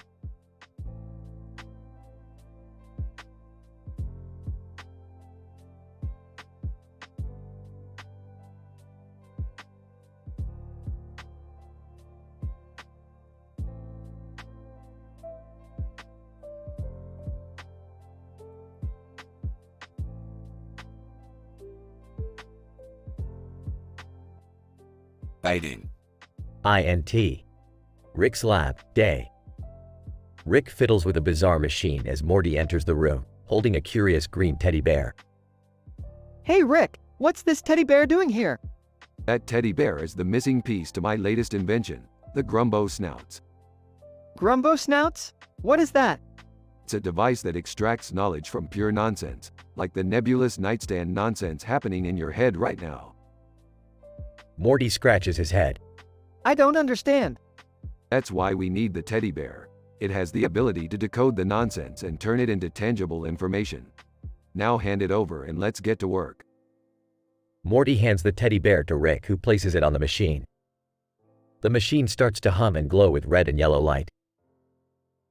Suddenly the room shakes and the machine implodes, sending Rick and Morty through time and space. They land in a strange world where they encounter Doofus Rick. Doofus, hey guys, what are you doing here? We were trying to extract information from nonsense, but it seems like we ended up in a time travel tiff. Doofus Rick scratches his head. Doofus, that's pretty complicated, man. But have you heard of The Who? The Who? Who are they? Doofus, The Who are a band from another dimension, man. Their music is so good it transcends space and time. Let's go see them. Rick, Morty, and Doofus Rick journey through the multiverse to see The Who. Along the way, they encounter bizarre creatures and overcome impossible obstacles. Finally, they reach The Who's concert and are blown away by their music. This is some next-level scientific stuff. The power of music is amazing. I wonder if we can harness it for our own inventions. But Rick, doesn't that defeat the purpose of creating something new? Not necessarily, Morty. The key to science is to take what's already there and make it better. Morty ponders over Rick's words as they all dance to the music of The Who. Fade out.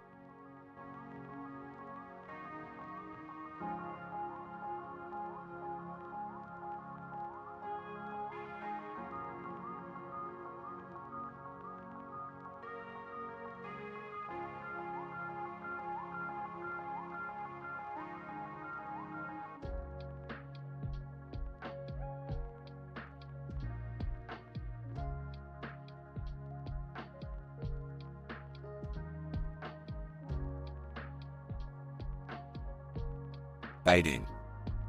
EXT. Colorful abstract background, day. Rick, Morty, Beth, and Summer stand in front of a colorful abstract background with a circular design in the center of it. Lights shine from the center. Examining the background, this appears to be a hyperdimensional portal generator. Confused. What does that even mean, Rick? Condescendingly, it means we can go wherever we want, Morty. And right now, I want to see what's on the other side of this thing. Worried, is it safe? What if we get stranded in some kind of parallel dimension? Sarcastically, yeah, Dad. What if we accidentally stumble upon a realm ruled by Ganondorf or something? Suddenly, a figure materializes from the portal. It's Ganondorf from The Legend of Zelda. Ganondorf, surprised. What is this? Who are you? Impressed. Oh, hey, it's Ganondorf from that game I play sometimes. To Morty, you remember him, right? Nervously, yeah, I remember. Ganondorf, angrily. You dare to mock me, mortal? I am Ganondorf, king of the Gerudo. Scared. Okay, let's get out of here before things get too weird. But before they can leave, another figure appears from the portal. It's KSI, a popular YouTuber. KSI, confused. What the hell? How did I get here? Smiling. Looks like we've got another player in the game, Morty. Just then, a mysterious space signal envelops the group, and suddenly they find themselves transported to a strange new world. Nigahiga, appearing out of nowhere. Welcome to the multiverse, my friends. I am Nigahiga, and I will be your guide. The group looks around in amazement at the bizarre landscape that surrounds them. Grinning. This is gonna be the adventure of a lifetime. Let's go, kids. The group sets off on a wild journey through the multiverse, encountering strange creatures, surreal landscapes, and lots of jokes. Breathlessly, how are we gonna get out of here, Rick? I don't think we can survive in this crazy place forever. Confidently. Don't worry, Morty. I've got a plan. Pauses. Okay, I don't really have a plan. But we'll figure it out.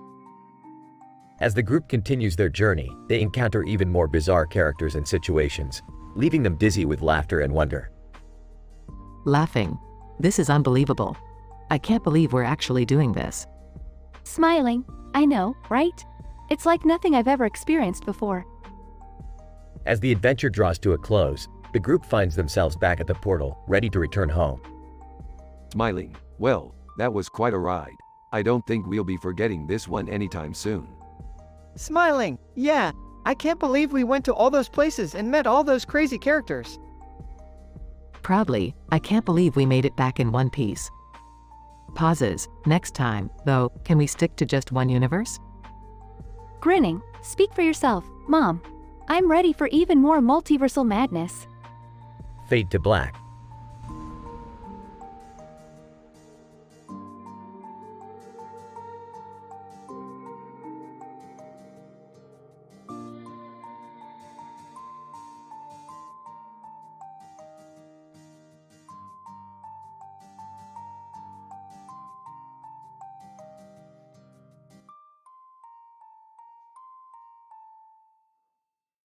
Fading. INT. Smith house, living room. Rick, Morty, and Summer are huddled around a terrifying Ouija encounter board. Beth is at the doorway, looking at them skeptically. Alright, Morty, let's see if we can summon some dead serial killers or something. Oh, Rick, I don't think that's a good idea. Oh my god, I just got the chills. Rick and Morty ignore Summer's comment and place their hands on the terrifying Ouija encounter planchette. Now, let's see, who should we contact? Suddenly, a lit background behind the cat on a stack of money catches Rick's eye. Hold on, forget the serial killers, look at that cat. What cat? Rick points to the cat on the money stack, who is now staring directly at the family. That Devin Rex over there. It's like it's guarding something. Guarding what? Guys, I think we should really. Suddenly, the cat starts speaking in a deep, ominous voice. Cat. You have awakened me. Do you seek my power? Whoa, okay. Now we're talking. The family watches in shock as the cat begins to levitate and its eyes start glowing. Cat. I am the guardian of this wealth. He who dares to steal it will answer to me. That's it, I'm out. Beth turns to leave but is suddenly blocked by a shadowy figure holding a bloody knife. Shadowy figure. You can't leave now. You'll be my next victim. The family screams and runs around the house in terror, dodging the figure who continues to pursue them. Quick, Morty, activate the portal gun. I don't know if I can. Just do it, Morty. Morty fumbles with the portal gun as the figure closes in. Suddenly, the cat jumps in front of them and attacks the figure, revealing it to be a hologram controlled by a group of hackers. Cat. You dare to use technology to manipulate the paranormal? You shall pay. The cat unleashes a powerful energy blast, destroying the hackers' equipment and saving the family. Okay, I am never doing anything with you guys again. Laughing. What? You didn't enjoy our Devin Rex terrifying Ouija encounter paranormal serial killings adventure. Fade out.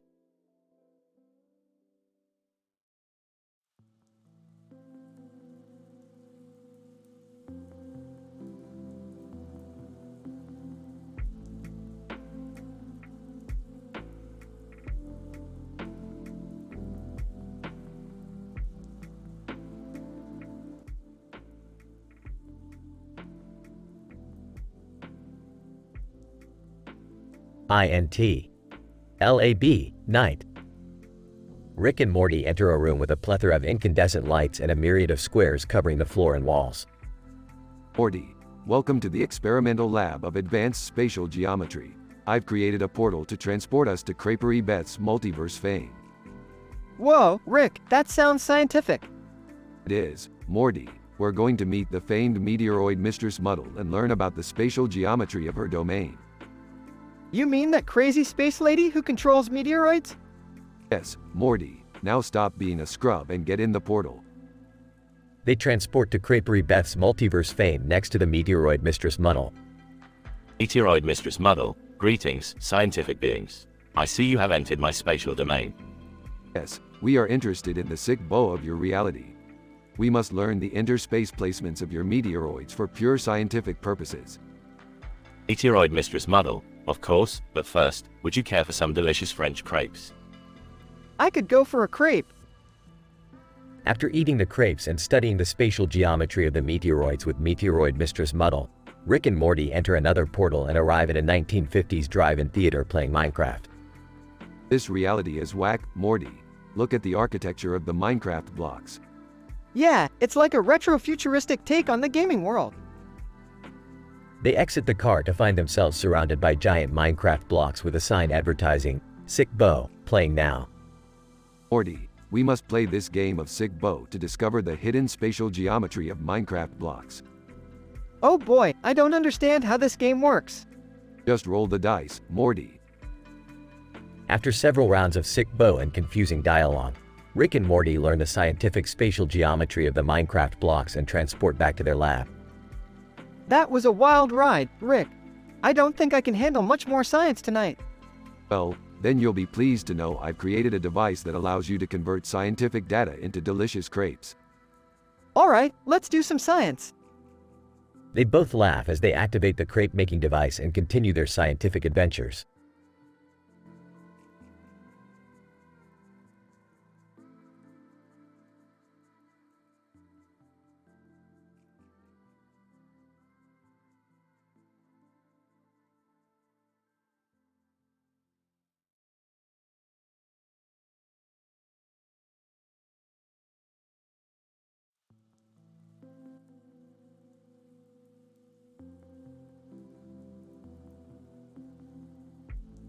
Idle, the Plumbus Assembly Contest. Setting, Rick's laboratory. Characters, Rick, Morty, Beth. Scene 1. Rick is working on a plumbus while Morty and Beth are watching him. Hey Morty, Beth, watch this. Holds up the plumbus. I'm going to enter this into the Plumbus Assembly Contest. What contest? The annual Plumbus Assembly Contest, Morty. You know, the one where they judge the best plumbus assembly. Sarcastically, oh, I'm sure that's a very prestigious contest. Scene 2. Cut to the plumbus assembly contest. The camera shows a stuffed dog sitting on a white surface with a gray background and a brown and white stripe on the front. Rick, Morty, and Beth walk in and see the other contestants, all of whom are aliens. Alright, Morty, let's show these aliens how a real plumbus is assembled. Rick, I don't think that dog is an actual contestant. Rolls her eyes. Just ignore him, Morty. Scene 3. The plumbus assembly begins. Rick is working quickly and efficiently while the other aliens struggle to keep up. Alien number 1. Frustrated. I can't get this nozzle to attach properly. Alien number 2. Also frustrated, I keep dropping the flob. Smirking, amateurs. Nervously, Rick, what if we don't win? Confidently, Morty, we're the Smiths. Winning is in our blood. Scene 4. The assembly time is up. The judges come over to inspect the plumbuses. Judge number 1. Impressed? Wow, this is an exceptional plumbus. Who assembled this? Proudly, that would be me. Judge number 2. More impressed. This is by far the best plumbus we have seen in years. Congratulations, you have won the plumbus assembly contest. Smugly, I told you, Morty, winning is in our blood. Grinning, yeah, and I guess our plumbus is out of this world. Sarcastically, haha, very funny. Scene 5. The Smiths lead the contest with Rick carrying the first place trophy. Smiling, this was a good day, Morty. A very good day. Grinning, yeah, it was pretty cool. Sarcastically, I'm so glad we got to spend the day assembling plumbuses. Grinning, it was better than sitting at home watching TV. Laughing, yeah, and we won. Sighs, just when I think you can't get any more ridiculous, you surprise me. End of episode.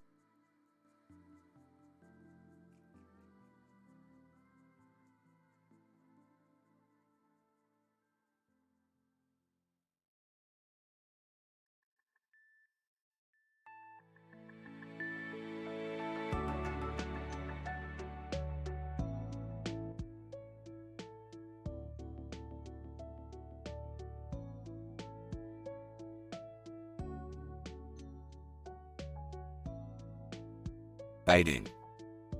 EXT. A blurry green field with a blue sky in the background. Day. Rick and Morty are standing in the middle of a field staring at something in the distance. Rick, what are we doing here? This place looks so plain and ordinary. Morty, you never know what you might find in a field. Plus, I might have found a lead for a new project. What project? I can't reveal my secrets just yet, Morty. But let's just say it involves some high-level game design and sci-fi elements. Suddenly, a creature appears from the sky and lands in front of them. Alien Prince. Greetings, Earthlings. I am the alien Prince Zorban. I detected something of value in this area and had to investigate. Whoa, an actual alien. Skeptical. Yeah. Let's cut to the chase, Zorban. What are you really after? ZORBON. I am seeking a rare artifact known as the knee replacement. It possesses great power and I must obtain it for my people. Off screen. Hey guys, what's going on? Summer approaches them holding a small notebook. Sarcastic. Oh great, just what we needed. Another human with us. Defensive. Hey! What's that supposed to mean? To Summer, what's in the notebook? Summer hesitates, then reluctantly hands over the notebook to Rick. Frustrated, Summer, what is all this? Watching sci-fi TV shows? Crush on an alien prince? You're supposed to be handling important tasks for me. Defiant, it's my personal diary, Rick. I can like whoever I want and do whatever I want in my free time. Suddenly, Morty's interdimensional admirer appears out of nowhere and starts flirting with him. Admirer. Hey there, sweet cheeks. Long time, no see. Awkwardly. Oh, hey. I'm kinda busy right now. Admirer. Seductively. Oh, I can see that. But I can't resist your charm, Morty. Don't you want to come with me and explore the universe together? Disgusted. Morty, don't even think about it. She's trouble. Defeated. Yeah, you're probably right. ZORBON. Urgent. Excuse me, Earthlings. We must locate the knee replacement before it falls into the wrong hands. Determined. I'll help you, Zorban. I've always dreamed of going on an adventure like this. Sarcastic. Great. Now we're saddled with a lovesick teenager and an alien with a storyline straight out of a B movie. Optimistic. Hey, maybe it won't be so bad. We might even have some fun. The group sets off in search of the knee replacement, ready for whatever crazy scientific adventures await them. Fade out.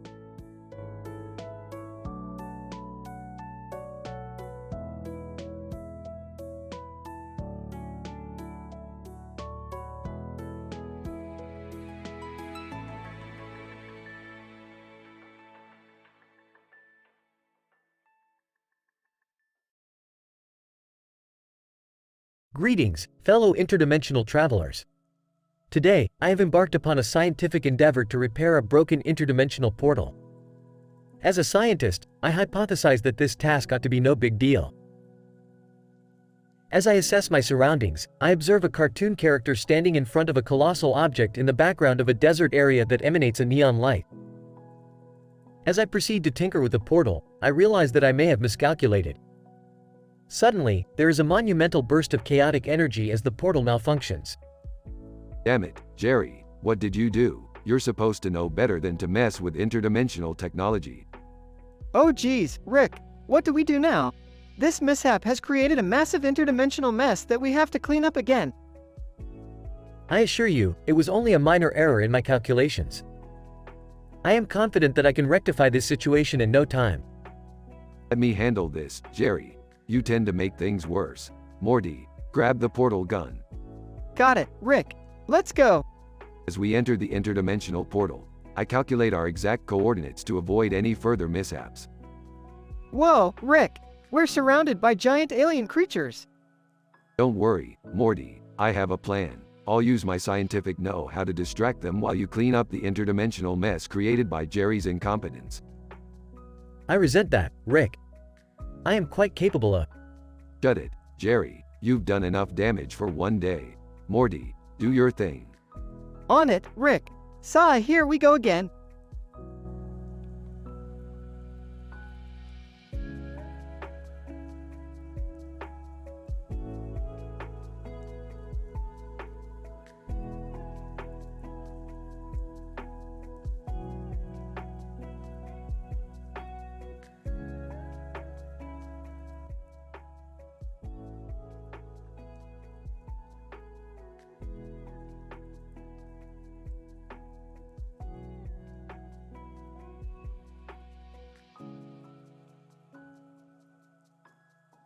Title: The Multidimensional Lisa and the Dark Matter Experiment. Baiting. INT. Smith Family House, Day. The Smith family is gathered in the living room watching TV when a man in a red cape appears on the screen. Who's that guy in the red cape? That's Dr. Strange, Jerry. He's a dimensional traveler, just like me. Just like you? But he's a superhero. Yeah, well, I've got better things to do than save the world every other day. Like what? Drinking?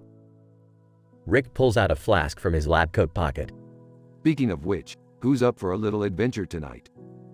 Adventure? I have work in the morning. Oh, come on, Jerry. Live a little. We'll be back before dawn. Where are we going, Rick? We're going to meet up with Lisa Simpson. She's a multidimensional celebrity. I met her at a party in Dimension C-137 last month. Lisa Simpson? The cartoon character?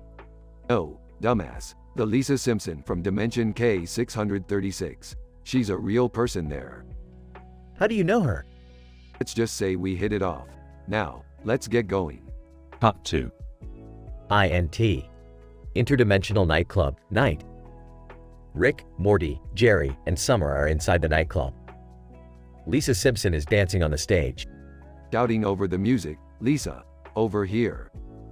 Lisa sees Rick and makes her way over. Lisa, Rick, it's so good to see you again. Smirking. You too, babe. Disgusted. Rick, come on. Can we just get to the experiment already? Patience, Morty. I've got something much more fun planned before we get to the experiment. Cut 2. INT. Rick's spaceship, later. Rick is pouring drinks for everyone. Lisa and her multidimensional fame. They all drink. Slurring. So, what's this experiment you were talking about? Ah, yes, the dark matter experiment. That doesn't sound safe. It's perfectly safe, Summer. Now, everyone put on your safety goggles. Cut 2. INT. Rick's lab, later. Rick is setting up the dark matter experiment while the others watch. Explaining. The dark matter experiment will allow us to access a whole new level of dimensional travel. We'll be able to visit universes we've never even imagined. Excitedly, whoa, really? Smiling, really. Rick pulls a lever and a pulsating beam of light shoots out from the experiment. The room begins to shake and the lab equipment starts flying around.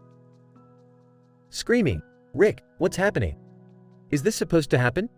Yelling, everyone, hold on. The shaking and flying objects get more intense until suddenly everything goes black. Cut 2. INT. Unknown dimension, later. The group wakes up to find themselves in an unfamiliar and bizarre universe. Confused. Rick, where are we? Looking around, I'm not exactly sure, but I think we've discovered something incredible. Looking out the window, Rick, look at that. They all move towards the window and see a giant planet in the distance, surrounded by exotic galaxies. In awe, oh my god. Smiling, welcome to a whole new world, Jerry. Fade out.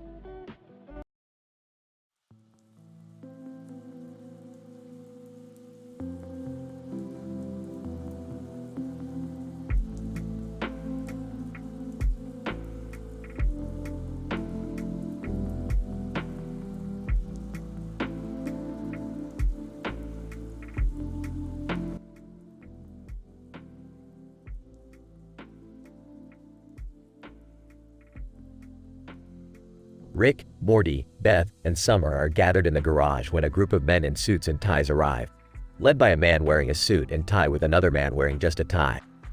Who are these clowns? Suit man. We're from the Endive Corporation. We've heard about your, unique talents and we'd like to offer you a job. We need someone to help us with a project we're working on at the Salk Institute for Biological Studies. Whoa, Salk Institute. That's like Super Science Y. Yeah, and super prestigious.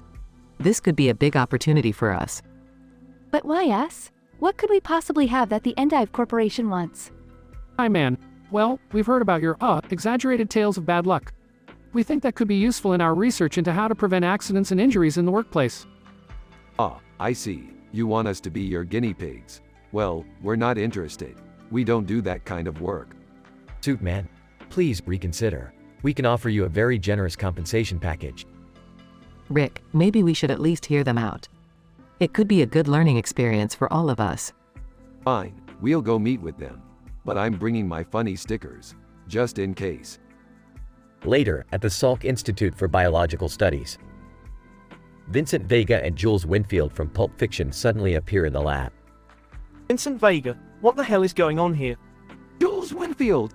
I think we took a wrong turn back in Albuquerque. Dive. Who are these guys? Get them out of here. Vincent Vega, don't tell me what to do, pal. Jules Winfield! Yeah, we may not be scientists, but we know how to handle a situation like this. Right, Vince? Vincent Vega, right you are, Jules. This is ridiculous. I'm out of here. Wait, Rick. We can't just leave. Yeah, we have to figure out what's going on here.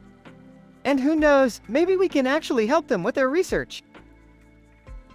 As the chaos unfolds, Rick, Morty, Beth, and Summer use their unique skills and funny stickers to save the day and show the Endive Corporation the true meaning of science.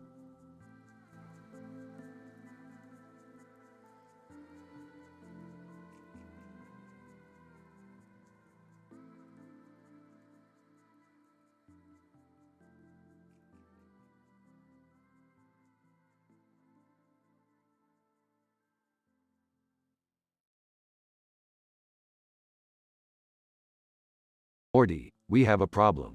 What is it, Rick? Jerry tried to fix the interdimensional portal but ended up causing a chaotic mishap. We have to clean up the interdimensional mess once again. Oh no, not again. Where should we start?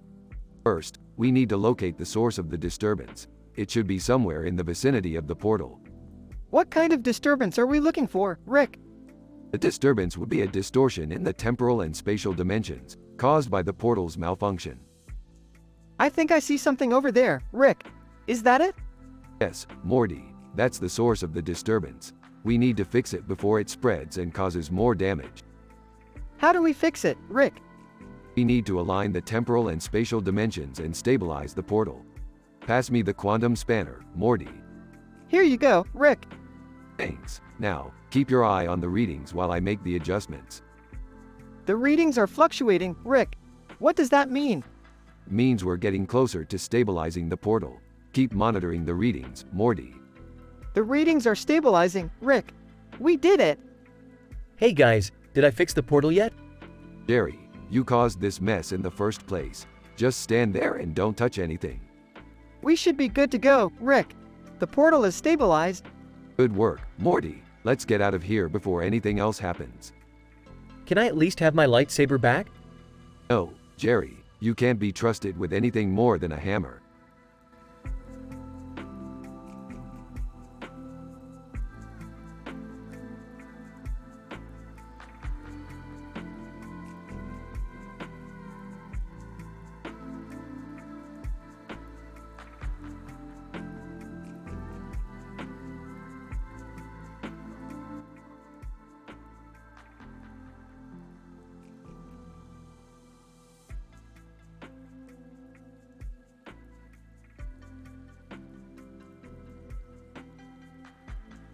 Title: The Quantum Investment Banker.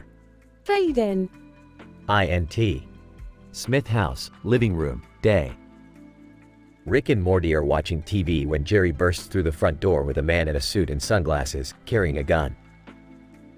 Rick! Morty! This guy says he's from the future and he needs our help. The man in the suit steps forward. Investment banker. My name is John, and I'm from the year 3021. I'm a quantum investment banker, and I need your help to save the universe. Sarcastically, oh, great. Another universe-saving mission. John, it's no laughing matter. The fabric of reality is in danger of collapsing, and it's all because of IKEA. IKEA? The furniture store? John, yes, they've developed a new particle accelerator technology that is destabilizing the very fabric of reality itself. Beth enters the room. Did someone say particle accelerator? John, surprised, Dr. Smith. I didn't know you knew about quantum physics. Smiling. Oh, I have a PhD in theoretical physics. Muttering, here we go. John, Dr. Smith, we need your expertise to help us stop the IKEA particle accelerator before it destroys everything. Serious, count me in. Excitedly, can I come too? Smirking. Yeah, Jerry, because your expertise in. What do you even do again? Deflated. I'm an advertising executive. Interrupting. Yeah, exactly. But sure, come along. Got to. INT. IKEA, day. Rick, Morty, Beth, Jerry, and John enter the IKEA store and make their way to the particle accelerator, dodging flat-packed furniture as they go. Amused, they really do make it impossible to find anything in here. John, skeptically, are you sure you can stop the accelerator? It's quantum technology, unlike anything you've seen before. Confidently, oh, I'm more than capable. Chuckling. All right, Professor Hawking, let's get to work. They arrive at the particle accelerator and begin to analyze it. Excitedly, hey, Rick! Look at this clock. Impatiently, Morty, we're in the middle of a universe-ending crisis here. Ignoring Rick. No, seriously. It's from the future. Rick takes a closer look at the clock. Impressed. Huh, this is from the year 5000. Must be a prototype. Interrupting. Guys, focus. Nervously, guys? We've got company. A group of armed IKEA employees enter the room. Kia Employee 1, you shouldn't have come here. Sarcastically, oh no, not the meatballs. They engage in a fight, with Rick and Morty taking out several employees and Beth using her knowledge to disable the accelerator. Triumphantly, I did it. The accelerator is shut down. John, gratefully, thank you all so much. You've saved the universe. Relieved. Can we go home now? Smirking. Not yet, Jerry. We've still got a few hours until the store closes. Fade out.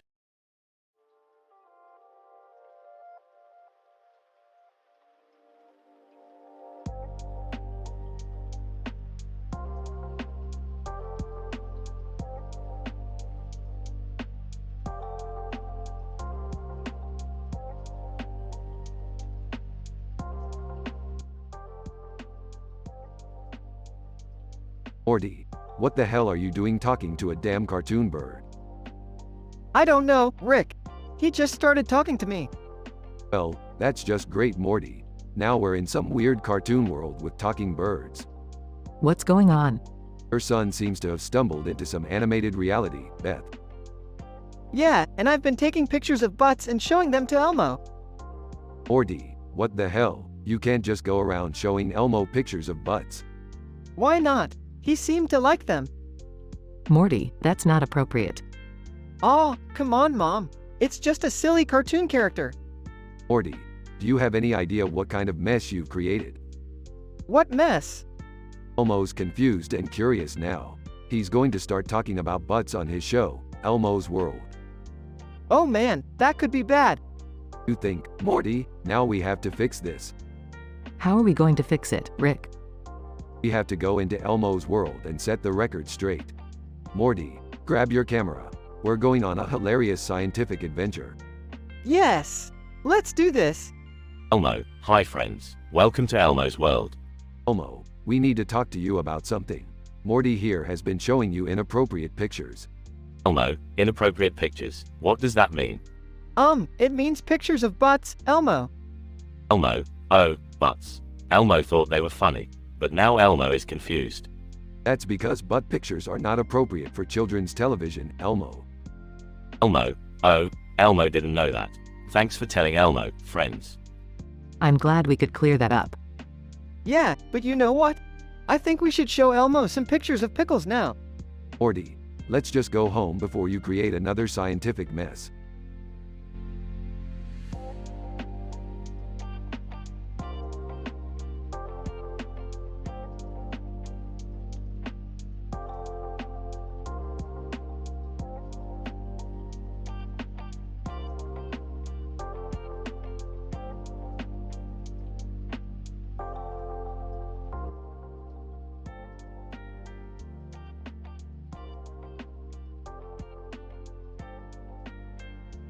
Title: The Sesame Seed Radio Incident. Opening scene. Rick and Morty are in the garage with two Sesame Seed characters standing next to them. One Sesame Seed character is red, and the other is a combination of red and yellow. The red Sesame Seed character is holding a radio. Alright, listen up, Sesame Seeds. We need to test the frequency transmission on that radio you've got there. It's supposed to be compatible with our interdimensional communication device. Yellow and red Sesame Seed character. Understood, Rick. We will cooperate fully. They both nod their heads. Hey, Rick, check this out. Morty quickly snaps a picture of Elmo's buttocks and shows it to Rick. What the hell, Morty? That's not funny. Come on, Rick. Lighten up. It's just a prank. Elmo suddenly appears on the TV screen in the background. Elmo, hello, boys and girls. Elmo just learned a new word today, buttocks. Elmo doesn't know what it means, but it sounded funny. Oh no, Morty, what have you done? You've leaked Elmo's world with inappropriate material. It's just a picture of some buttocks, Rick. How bad can it be? Rick begins to frantically work on his interdimensional communication device. We gotta fix this, Morty. Elmo's curiosity is gonna cause a ripple in the fabric of the universe. Yellow and red Sesame Seed character. Rick, the radio is picking up some interference. It seems stronger than before. Great, just what we need. Sesame Seeds, stand back. As Rick continues to work on the device, the sesame seeds are suddenly blown away by a powerful energy surge. Elmo's voice can still be heard in the background. Elmo, buttocks, buttocks, buttocks, Morty looks on in amazement as Rick collapses onto the floor. Whoa, Rick, are you okay? I'm fine, Morty. Just had to recalibrate the device to filter Elmo's world out of our universe. That's all. They both look up at the TV screen, where Elmo can still be seen. Elmo, buttocks, buttocks, buttocks. Morty chuckles to himself as Rick struggles to his feet. Wow, Rick, you really know your stuff. I could understand like 50% of what just happened. Don't worry about it, Morty. Just remember, never mess with Elmo, ever. The camera pans out as the TV screen fades to black, with Elmo's voice still echoing in the background. Elmo, buttocks, buttocks, buttocks.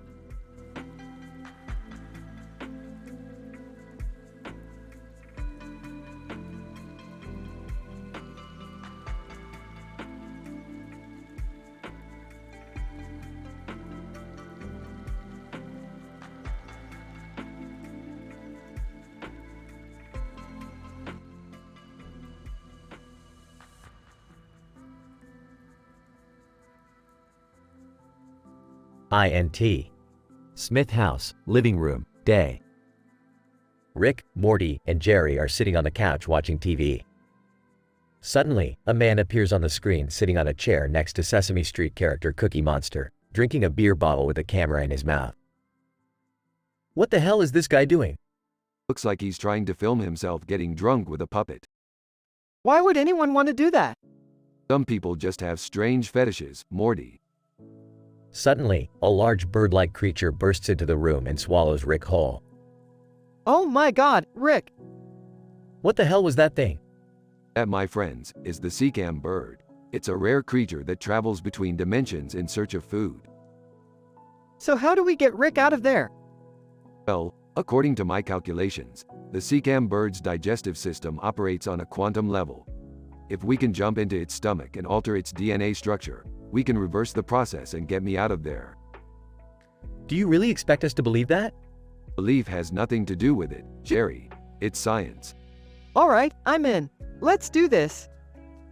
The trio jumps into the Seacam bird's mouth and into its stomach, where they find a miniature universe made entirely of breakfast foods. Ah, just as I suspected. We're in the Seacam bird's breakfast universe. We'll have to navigate through it to find the DNA structure. How are we supposed to do that? Simple, just follow my lead. Rick starts to dance and sing, causing the breakfast foods to come to life and form a giant ladder. The trio climbs the ladder and eventually finds the DNA structure. What do we do now? Just a few tweaks here and there and voila. Suddenly, Rick is ejected from the Seacam bird's body and lands back in the living room. Thank God, you're okay, Rick. Of course I'm okay, Morty. I'm a scientist. So, what did we learn from all of this? Well, we learned that science can be a lot of fun, but it can also be very dangerous. So, always remember to approach it with caution and respect for the unknown. Wow, that was deep. Yeah, but can we still watch TV? Sure, why not? I could use a beer after all that excitement. The trio returns to the couch and continues to watch TV, as if nothing ever happened.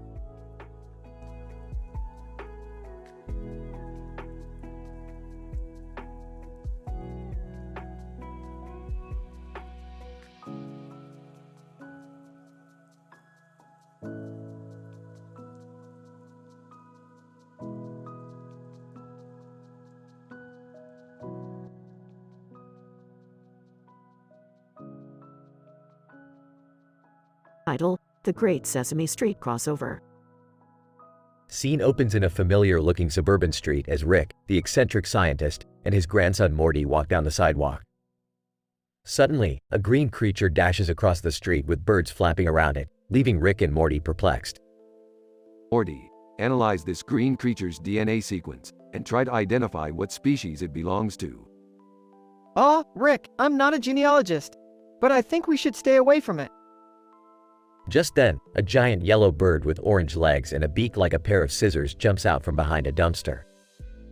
The bird makes a beeline towards Rick and grabs him with its sharp beak.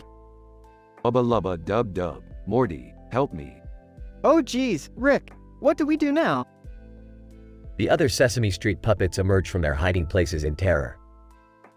Ernie, Bert, this is not a good time to play hide and seek. Bert, I told you to use your brain, Ernie. Meanwhile, Big Bird proceeds to consume Rick with voracious bites. Big Bird, nom nom. This is the tastiest thing I've ever eaten. Rick, hang on. I'm gonna use my portal gun and get us out of here. Suddenly, a portal appears, and Morty grabs Rick's hand. Let's move, Rick! As they both enter the portal, the scene ends with Big Bird going feral and chasing after the other Sesame Street puppets. Cookie Monster. Me not sure me like The Walking Dead, but me love this new Sesame Street spin-off. Oscar the Grouch. It's not a spin-off, you dolt. We're all gonna die. The portal opens up into another suburban street, and Rick and Morty collapse onto the pavement. What the hell was that, Morty? We almost got eaten by a giant bird. Yeah, I know, Rick. Science can be unpredictable sometimes. Unpredictable? That was a freaking massacre, Morty. You could have at least brought us to a universe where we're not bird food. Sorry, Rick. I'll do better next time. You better, Morty, you better. The scene ends with Rick and Morty walking down the suburban street, with Morty looking back in horror as the portal slowly closes behind them.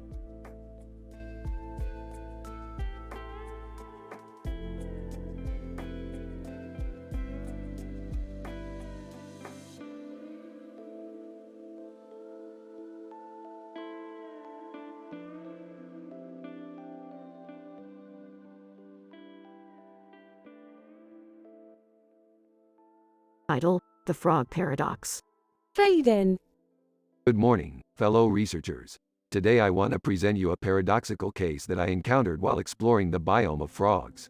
I observed a frog named Fred sitting on a lily pad in a pond of water surrounded by leaves. Another frog, let's call him Frank, was seen sitting at the bottom of the pond. The paradox is that how can two frogs exist in the same ecosystem, yet experience entirely different environments? Researcher 1. Interesting observation, Rick. Have you considered the density and turbidity of water in the pond?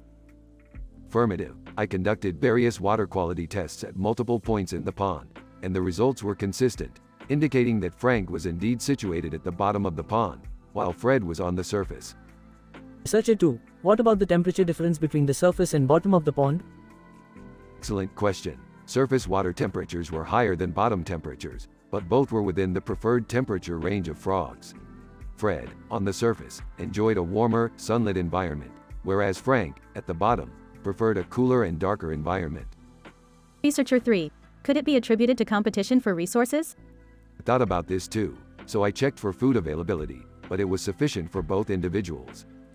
Researcher 4. Rick, what are your conclusions? After thorough analysis of this paradoxical phenomenon, I conclude that the individual behavior and preference of the frogs create the difference. Just like humans, frogs have personalities, likes and dislikes. Environmental factors such as light, temperature, and food availability play a role, but a frog's behavior and preference ultimately determine where it thrives in its habitat. Researcher 5. That's a fascinating discovery, Rick. Did you catch those frogs for a study, or was it a mere coincidence? I caught Fred for my study, and while doing so, I spotted Frank. It's indeed a coincidence, but it led to this intriguing observation that we'll study further to understand the behavior of these fascinating amphibians. The camera zooms in on Rick's face as he smiles. Fade out. The end.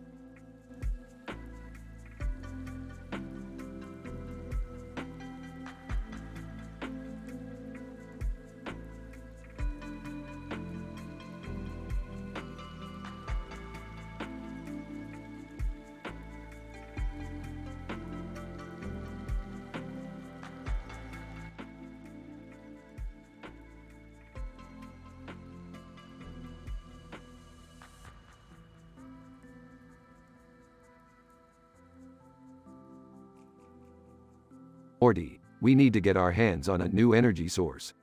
The Morty waves in this galaxy just don't cut it anymore. What about the Galactic Federation's new wormhole technology? I heard it's pretty advanced. Hey guys, what are you talking about? Shut up, Jerry. This is none of your concern. Rick, who's that over there?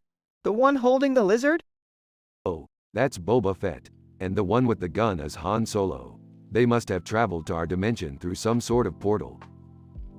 Boba Fett. Hey, you guys got any idea where we can find some spice around here? Han Solo. Yeah, I need to make a quick buck, if you know what I mean.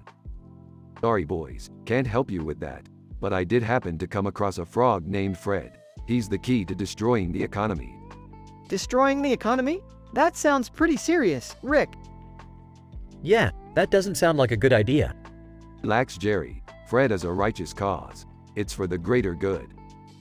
Boba Fett, I don't know about this. Sounds like trouble to me. Han Solo. Yeah, count us out of this one. Suit yourselves. Morty, hand me the frog. Here you go. Examining the frog.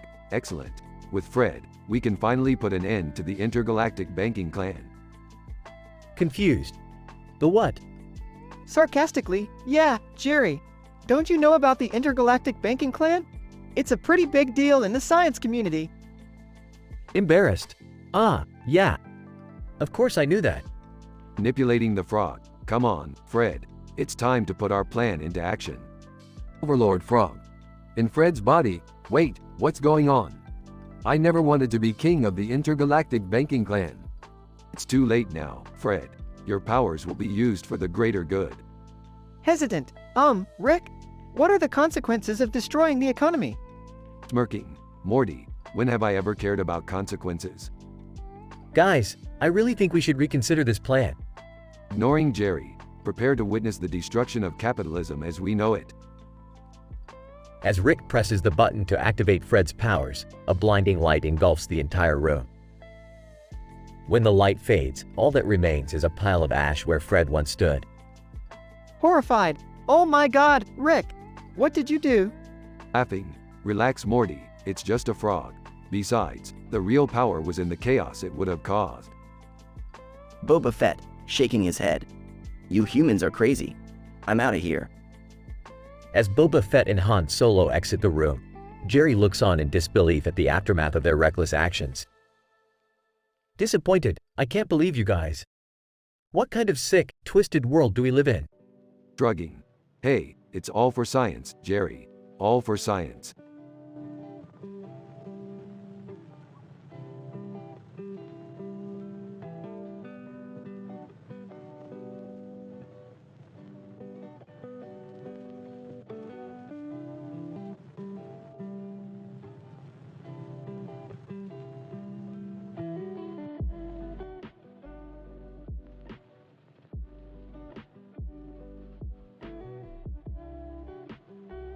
Rick and Morty are seen standing on a train platform located in the city center. The station is boasting an impressive array of technological devices and equipment, indicating the advanced nature of the civilization. The sky is filled with fluffy clouds, and the city's skyline is bustling with skyscrapers. Morty, we're in the middle of a highly advanced city center. I can't believe the technology they have here. Whoa, Rick. Check out that train. It looks like it's going to take us to some pretty cool places. Yeah, Morty, this thing has advanced interdimensional capabilities. We can go anywhere we want in the multiverse. The possibilities are limitless. Suddenly, the Seacamp bird comes into view, a cosmic creature that is capable of destroying entire planets. It flies into London from the sky, unleashing its fury upon the unsuspecting city. Oh man, Rick, what the hell is that thing? Don't worry, Morty, I've got this. Rick pulls out various scientific gadgets and devices, including a ray gun and a portable black hole. I'll just use this portable black hole to create a small vacuum and suck that bird into it. The Seacamp bird hovers above Rick and Morty, unleashing a loud screech. Rick takes a bite of his sandwich. This sandwich is really good. You want a bite, Morty? Rick, this isn't the time for sandwiches. That bird is about to destroy everything. Relax, Morty. I got this. Rick points his ray gun at the sky and fires, causing the Seacamp bird to transform into a fluffy Pop-Tart. Ah, gotcha. You overgrown toaster pastry. What the hell, Rick?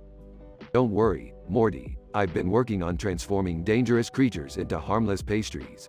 It's just a little science experiment, Morty. I don't know, Rick. This seems like a pretty messed up thing to do. Messed up? What do you know about science, Morty? Well, I don't have a PhD like you, Rick, but I do know that creating frankenfoods isn't really ethical. Ah, you're such a buzzkill, Morty. The two board the train and continue their interdimensional journey through the multiverse, with Rick chomping on his sandwich and Morty looking on with a mix of disgust and amazement.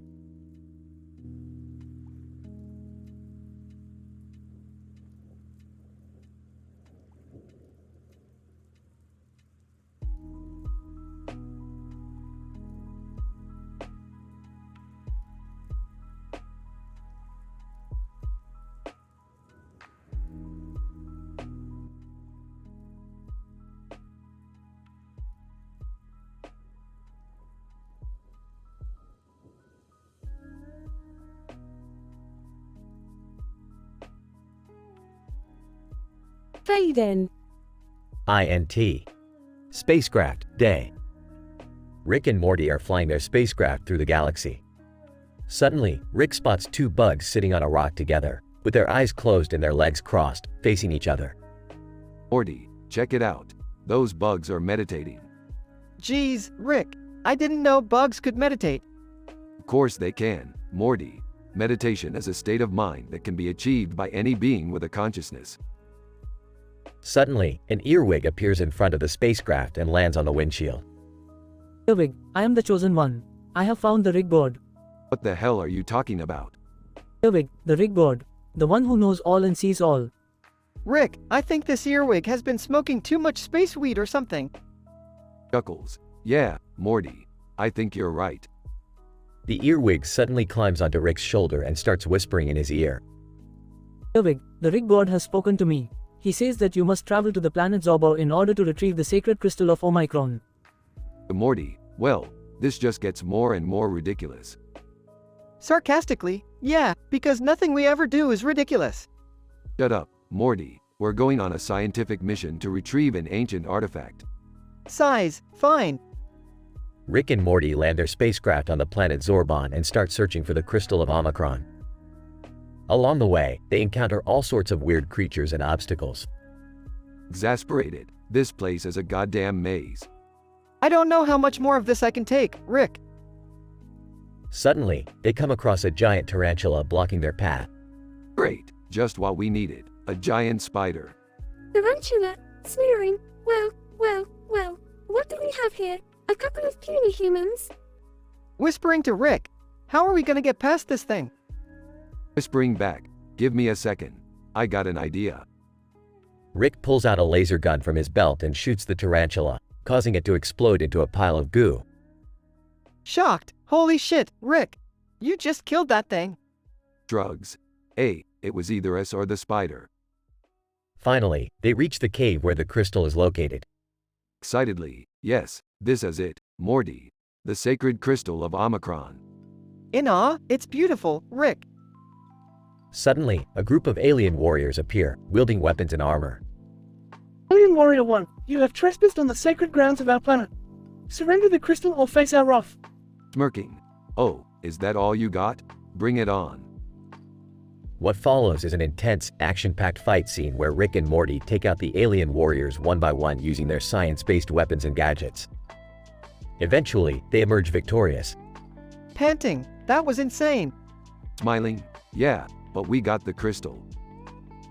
As they make their way back to the spacecraft, Rick suddenly stops and turns to Morty. Morty, what if the real crystal was the friends we made along the way? Stares at Rick, are you serious? Rick bursts out laughing, and Morty just rolls his eyes as they blast off into space, the sacred crystal of Omicron in their possession. Fade out.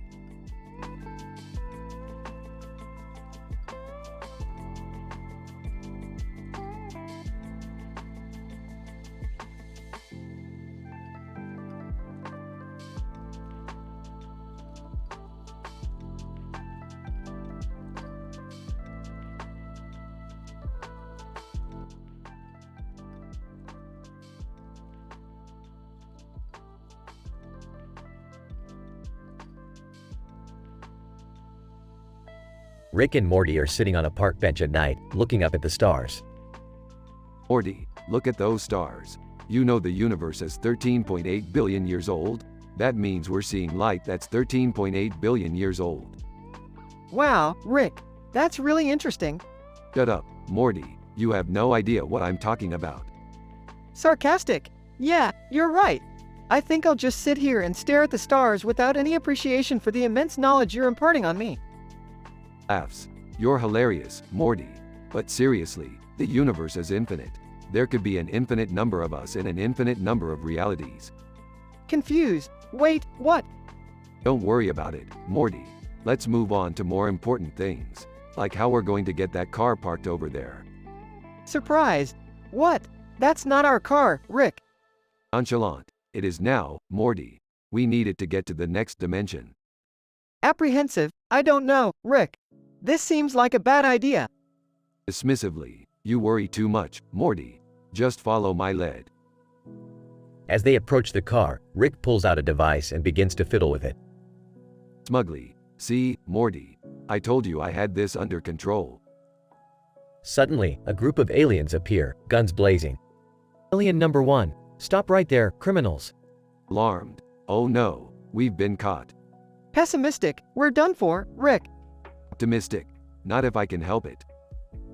Rick pulls out a device and begins to shoot laser beams at the aliens. Alien number 2. Aghast, he has a plasma ray. Alien number 1. Terrified, retreat. Retreat. The aliens flee, leaving Rick and Morty standing victorious. Impressed. Wow, Rick. I didn't know you had it in you. Smugly. Oh, Morty. You haven't seen anything yet. Suddenly, a giant monster appears out of nowhere.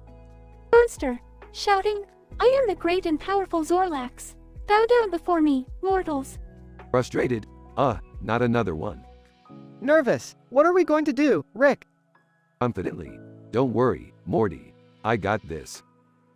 Rick pulls out a device and begins to shrink the monster down to the size of an ant. Gleeful. Ha, take that, Zorlax. Impressed. Wow, Rick. You really know your stuff. Smugly. Of course I do, Morty. I have a PhD in everything. Disbelieving? Really? Laughing. No, Morty. That was a joke. Skeptical. Oh, okay. Rick and Morty get into the stolen car and drive off into the sunset. Proudly, another successful adventure, Morty. Grateful. Thanks, Rick. That was a lot of fun. Smiling. Anytime, Morty. Now let's go find another dimension to explore.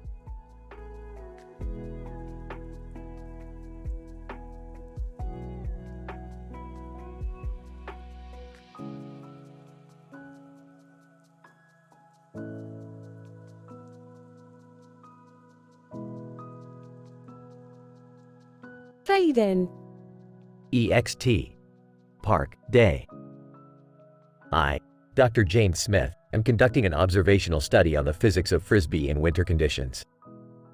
A group of 5 men, including Mark, John, and Adam, are participating in a game of Frisbee on a snow-covered field. They are using a modified Frisbee that includes weight-adding materials to increase the stability of their throws. Suddenly, a disturbance arises. Mike Tyson appears on the scene, wearing boxing gloves. He proceeds to throw haymakers at a group of elderly citizens who are walking in the park. The old folks retaliate with snowballs. Mark, to the others, my hypothesis is that we can use our knowledge of physics to intercept the snowballs and protect ourselves from the old folks' attacks. John, nodding in agreement. We can use the increased momentum from the weight-adding materials in the Frisbee to deflect the snowballs. Adam, eagerly, let's do it. The men jump into action, catching and redirecting the snowballs with their Frisbee. They do this skillfully, relying on their knowledge of angular momentum and trigonometry to calculate how to direct the Frisbee at the right angle and with the right amount of force. Mike Tyson. Amazed. These guys know their physics. I better retreat. Dr. Smith concludes her study, noting that the men's innovative approach to Frisbee playing allowed them to survive the waves of snowballs sent their way by the elderly citizens. She also notes that knowledge of physics can be applied in many real-world situations, beyond traditional academic settings. Fade out.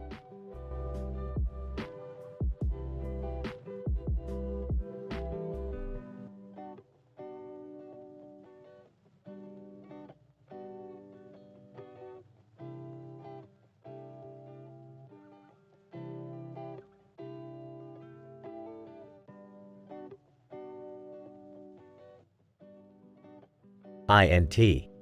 Smith House, living room. Rick is running around with a mallet hitting frogs. Morty, Jerry, Beth, and Summer are all watching in confusion.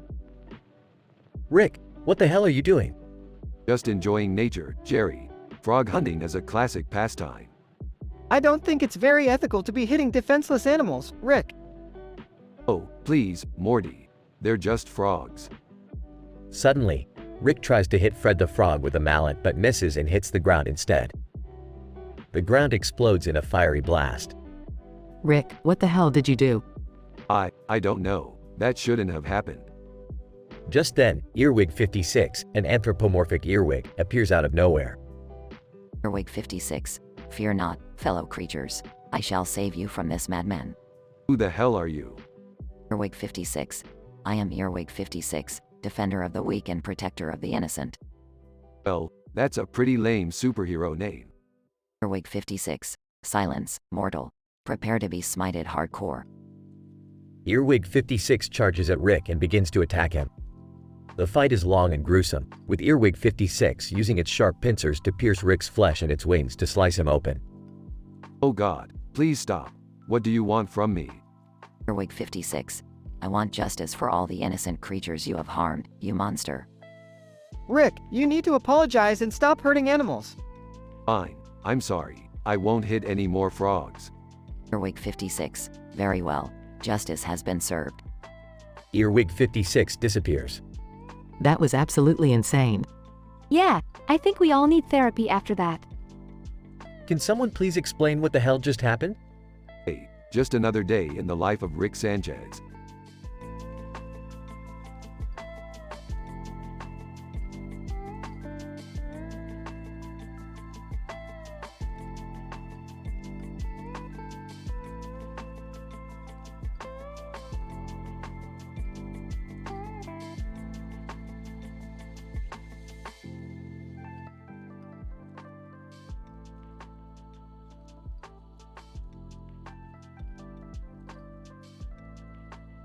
Faye then. INT. Rick's garage, night. Rick is tinkering with some new gadgets and Morty is watching. Summer walks in. What are you guys doing? Oh, nothing much. Just trying to genetically engineer a new species of dinosaur. Wait, what? Why? Why not? Suddenly, there is a loud crash and the lights go out. What was that? Probably just one of the dinosaurs. Hold on, let me get my neon light. Rick grabs a neon light and heads into the dark room where the dinosaurs are kept. Morty and Summer follow him. Oh man, this is crazy. A real-life dinosaur. This is so cool. I wish I had my phone to take a video. Just then, they see a dinosaur attacking another dinosaur. The attacking dinosaur has a neon light on its head. Ah, the old neon light trick. Classic. Suddenly, Morty pulls out his phone and starts a live feed to show off his new shirt to all his friends and family. Hey everyone, check out my new shirt. But, as Morty is trying to apply lube to his fleshlight, he accidentally grabs superglue instead and proceeds to glue the fleshlight to his cock. He then accidentally glues a butt plug in his ass and his hands together. Oh no! Guys, I messed up. Summer, Rick, and a few other family members walk in one at a time and each ask 10 questions about the situation. Morty, what the hell happened to you? I accidentally used superglue instead of lube. Morty, you idiot. How could you mix up superglue and lube? I don't know, man. It's dark in here, and my hands are glued together. As the chaos continues, the dinosaurs break out of their cages and start wreaking havoc in the garage. The family is running and screaming while Morty is completely stuck. Guys, please help me. Just hold on, Morty. I have an idea. Rick starts to tinker with some gadgets and finally comes up with a spray that dissolves the superglue. He sprays it on Morty's hands and butt plug. Oh, sweet relief. Now let's get out of here before those dinosaurs eat us alive. The family runs out of the garage and slams the door shut. The scene ends with the sound of the dinosaurs roaring in the background. Fade to black. The end.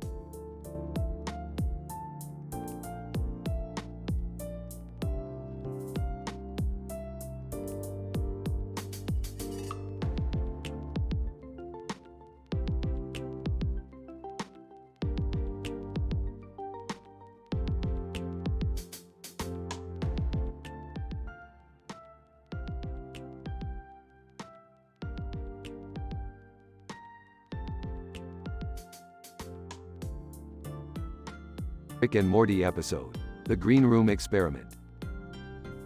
Setting, a laboratory with a green room, green background, and green light. Characters, Rick Sanchez, Morty Smith. Ah, Morty, welcome to my laboratory. Today, I've set up an experiment to test the effects of green on the human psyche. Ah, Rick, that just looks like a dude sitting on a bench in a green room. Exactly, Morty. I've hired a professional subject to test the effects of prolonged exposure to green light on the human brain. It's all in the name of science. The man on the bench doesn't move or say anything. Now, let's see what happens as we increase the intensity of the green light. Oh, Rick, I don't think that's... Quiet, Morty. This is science.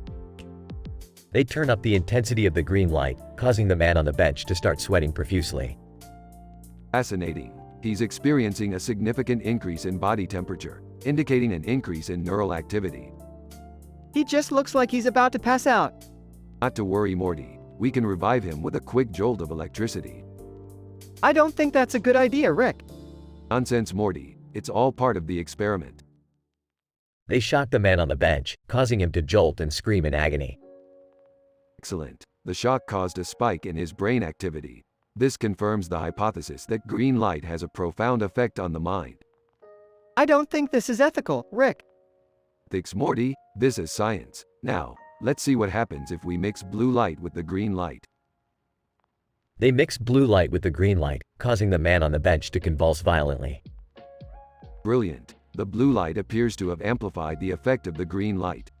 This could revolutionize the field of brain research. I think we should stop, Rick. This isn't right. Nonsense, Morty. We're on the brink of a paradigm shift in the scientific community. Now, let's try red light. They add red light to the mix, causing the man on the bench to scream in agony and start foaming at the mouth. Incredible. The red light appears to negate the effects of the green light. This is groundbreaking, Morty. I don't care about groundbreaking, Rick. That guy is suffering. Suffering? He's contributing to the advancement of science, Morty. Now, let's document the results and publish our findings. Morty looks on in horror as Rick continues his experiment, completely ignoring the suffering of the man on the bench. As the episode ends, Rick is seen submitting his paper on the effects of colored light on the human mind, ignoring Morty's protests. After all, as Rick always says, science isn't about ethics, Morty. It's about results.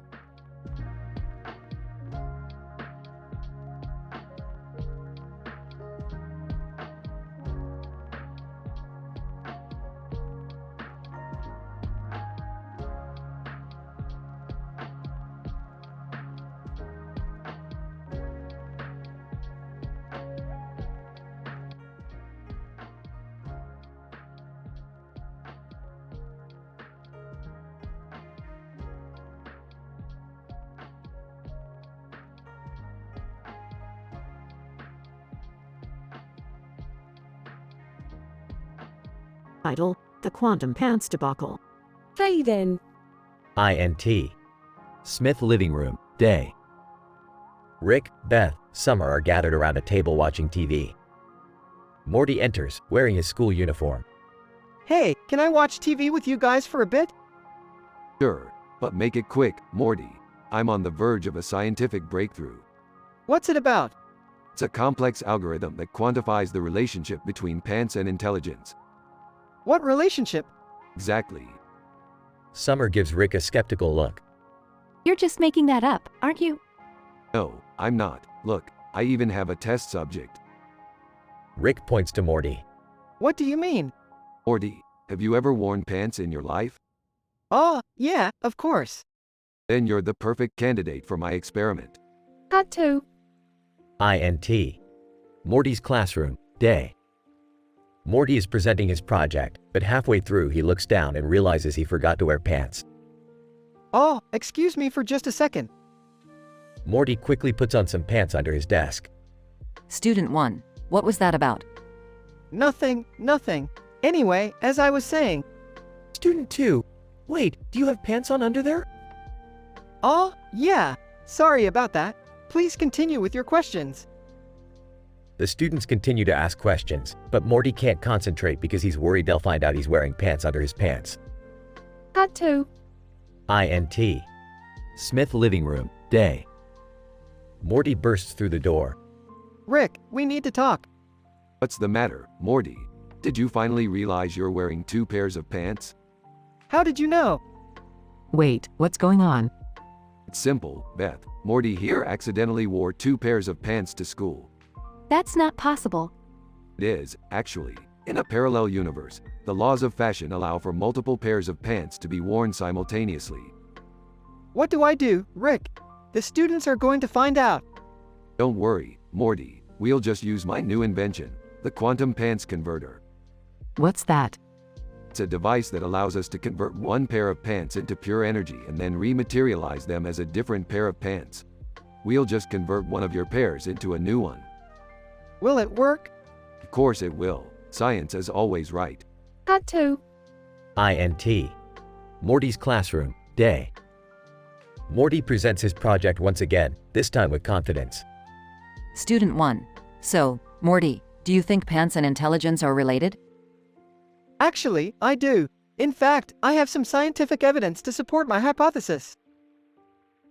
Morty pulls out a chart, which shows a correlation between high test scores and low pant size. Student 2. Wow, that's really interesting. I never thought about it that way. Yeah, neither did I until I accidentally wore 2 pairs of pants to school today. The class laughs. cut to INT. Smith living room, day. Rick, Beth, and Summer watch Morty's presentation on TV. Looks like my experiment was a success after all. I still don't understand why anyone would wear 2 pairs of pants. It's simple, Beth. Morty just wanted to be twice as smart. Everyone looks at Rick. But it's a valid hypothesis. Fade out.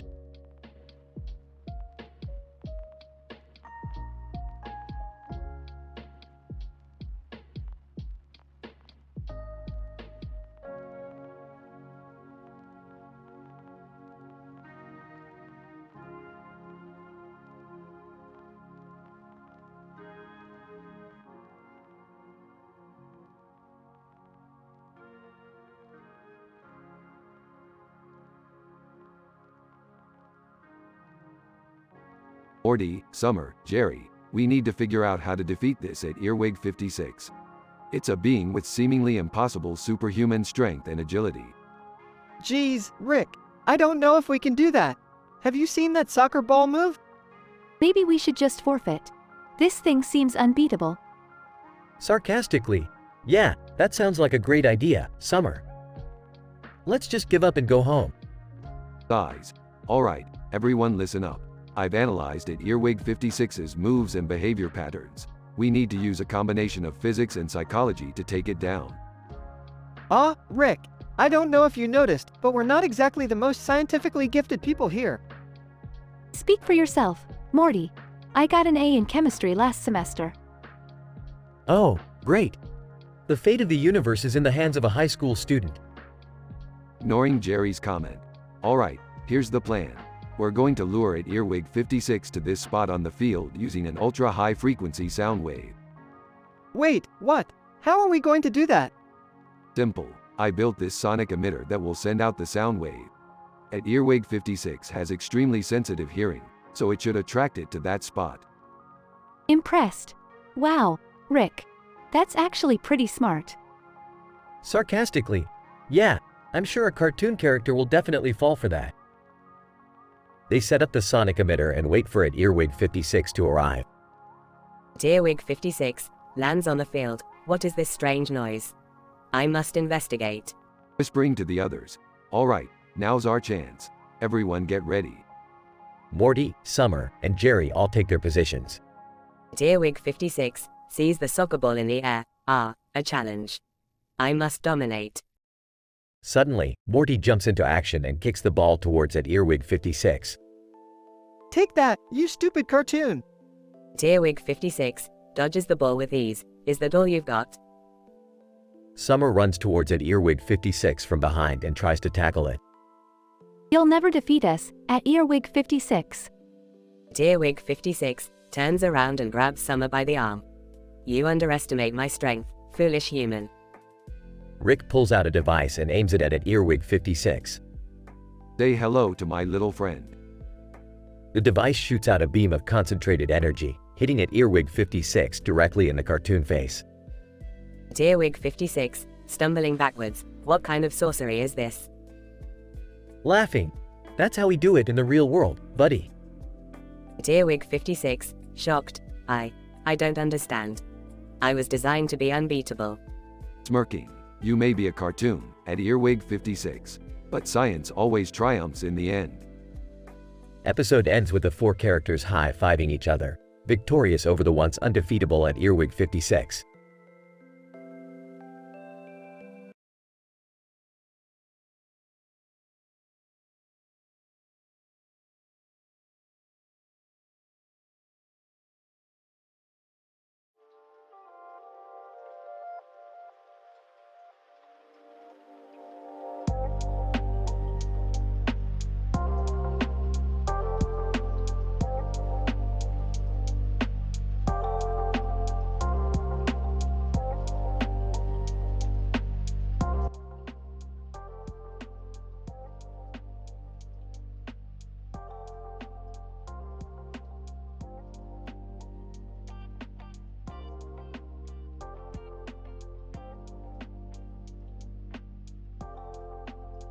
Title: The Extraterrestrial Epistemology. Episode, Season 5, Episode 9. Bait in. INT. Smithers University, day. Rick and Morty, both wearing lab coats, are standing in front of a big screen filled with complex equations and scientific diagrams. A green robot with big eyes and a purple hat on its head is sitting on a table in front of them. Morty, get your head out of the clouds and start running some simulations. Rick, I'm not sure if I'm qualified to do that. I'm just a kid. Don't worry, Morty, this is basic stuff. Even Jerry could do this. Robot, beep boop. Hello, I am Vortex. I was sent here to assist you in your research. Whoa, Rick, is that a robot from some alien planet? Yup, Morty, the Milky Way Mistress Mess sent it to us. They need our help with a scientific problem. And we're gonna help them? Wow, that's so cool.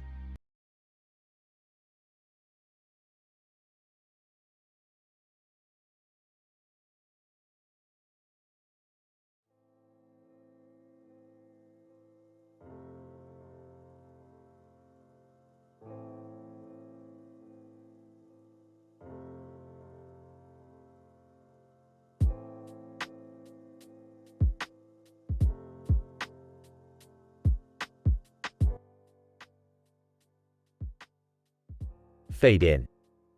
EXT. Space, nebula.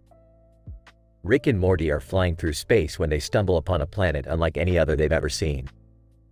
There's a neon background that catches Rick's eye. Look, Morty, a planet with a neon background.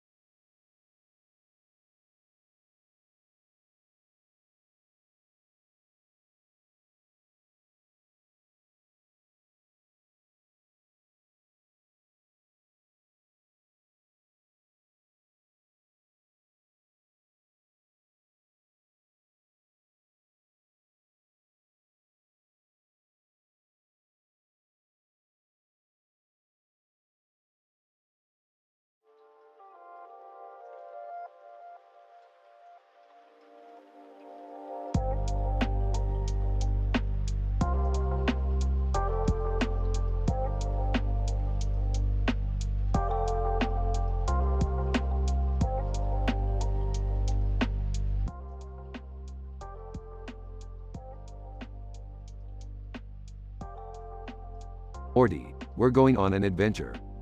Oh boy, what dimension are we going to this time? Can I come too? I want to be a part of this. Jerry, I don't think that's a good idea.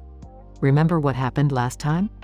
Yeah, Jerry, I'm not risking another planet getting destroyed because you wanted to tag along. Fine. I'll stay here and eat chips. So where are we going, Rick? And what's with the skateboard? We're going to a dimension where they've discovered a new type of energy powder that makes you fly on a skateboard. Whoa, that sounds awesome. Yeah, and we're going to need it for what's coming up. And what's that, Rick? Eyes. Thighs? What are you talking about? You'll see, Jerry, you'll see. They arrive at the dimension and see a person in the air on a skateboard in a park with umbrellas and trees in the background. Whoa, that's so cool. Can we try it, Rick? Of course we can, Morty.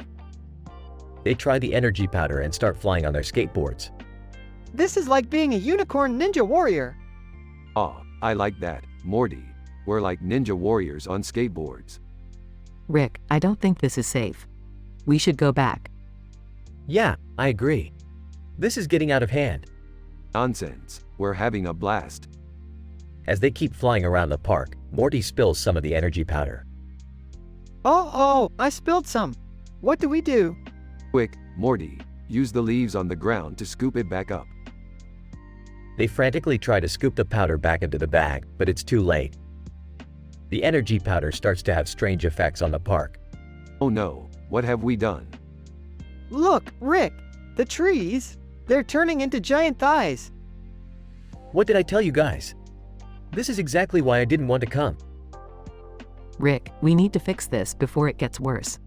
I know. Let me think. As they brainstorm ideas, the thighs slowly start to move and attack them. Ah, the thighs are coming. Quick, Morty, use your skateboard. We'll do some sick tricks and take them down. They all team up and use their skateboards to defeat the thigh monsters. Phew, that was close. I'm just glad we're all okay. Yeah, but we're definitely never doing that again. Agreed, Jerry. But at least we'll always have the memories of being unicorn ninja warriors on skateboards. And the thighs.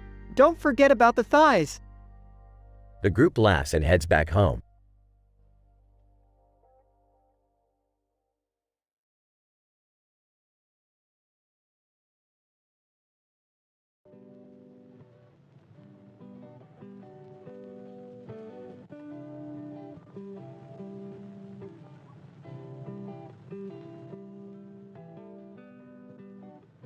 Morty, get over here. I've discovered something extraordinary. What is it, Rick? A horse standing next to the hot tub that has a red light above it and a red object hovering above. What does that mean? It means that this horse has the potential to become a gigantic supernova if we don't act quick. Whoa, what do we do? First, we need to get in this hot tub to protect ourselves from the immense explosion. Okay, got it. Second, we need to use this experimental device I created to harness the horse's energy and contain the explosion. Experimental device? Is that safe? Safe, Morty. We're scientists. Safety is for amateurs. Now grab the device and let's do this. All right, Rick, I trust you. Good, because we only have seconds before this horse blows up like a supernova. I'm ready when you are. Here goes nothing. Press his button on device. The horse begins to grow rapidly until it becomes a massive star. Whoa, Rick, did we just create a star? Yep, we just added to the universe's collection. But we better hurry up and get out of here before the whole town is destroyed. Right behind you, Rick. The two run out of the hot tub and into their ship as the supernova explodes in the distance, creating a beautiful light show. Another successful experiment, Morty. We make a great team. Yeah, science is cool and all, but my head hurts. That's just the side effect of creating a star, Morty. Now, let's go grab some Szechuan sauce and call it a day.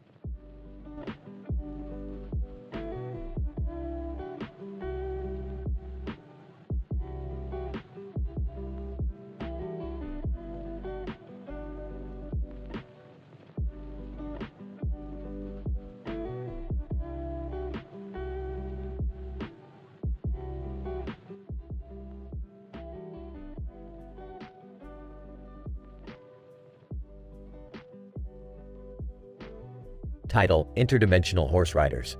Scene: Rick, Morty, and Summer are in the garage. Morty, Summer, I found this interdimensional portal that leads to a planet inhabited by intelligent horses. And guess what, Morty, our trusty spaceship won't work there. Confused. What? Why not? Because apparently, their planet has a multidimensional shield that blocks foreign technology. Genius. So, we have to ride horses to get around. Sarcastic. Oh, great. That sounds like a fun and safe adventure. Scene transition to Rick, Morty, and Summer on the planet riding horses. Nervous. Rick, I don't know how to ride a horse. Smirking. Don't worry, Morty. This is an intelligent horse. They have horse smarts. Just let them do the thinking. Impatient. Can we hurry up and find whatever it is we're looking for? Flippant. Oh, sure. Let me just consult my interdimensional map that only works on my phone. Which doesn't work here. Pause. Hey, wait a minute. Pulls out a device from his pocket. I almost forgot. I have a universal teleporter. Presses a button on the device. The three of them suddenly appear on a spaceship. Confused. Wait, how did we get back on the spaceship? Smiling. I told you it was universal. Entering the room. You won't believe what happened to me, guys. I found a planet with talking dogs, and they asked me to stay there as their leader. Rolling her eyes, Jerry, you're not a leader. Defensive. Well, they seem to think so. Excitedly, a planet with intelligent dogs? Why didn't I think of that? Pauses. Oh, right, because I was too busy discovering a planet of intelligent horses. All of them laugh. Curious. Hey, Dad, did you bring any of those talking dogs with you? Flustered. No.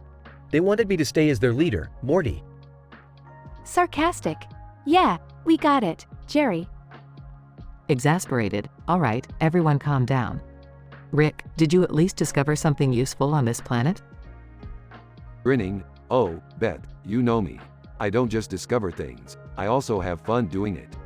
Pauses. And I did get this cool new gadget. Pulls out a device. It can transform anything into spaghetti. Everyone stares at Rick in disbelief. Defensive.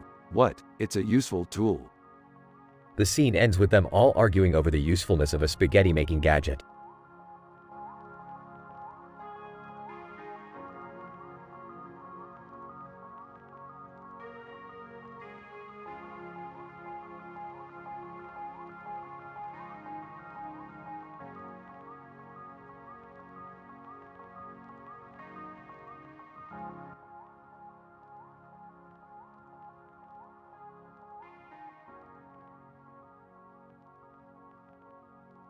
Fade in.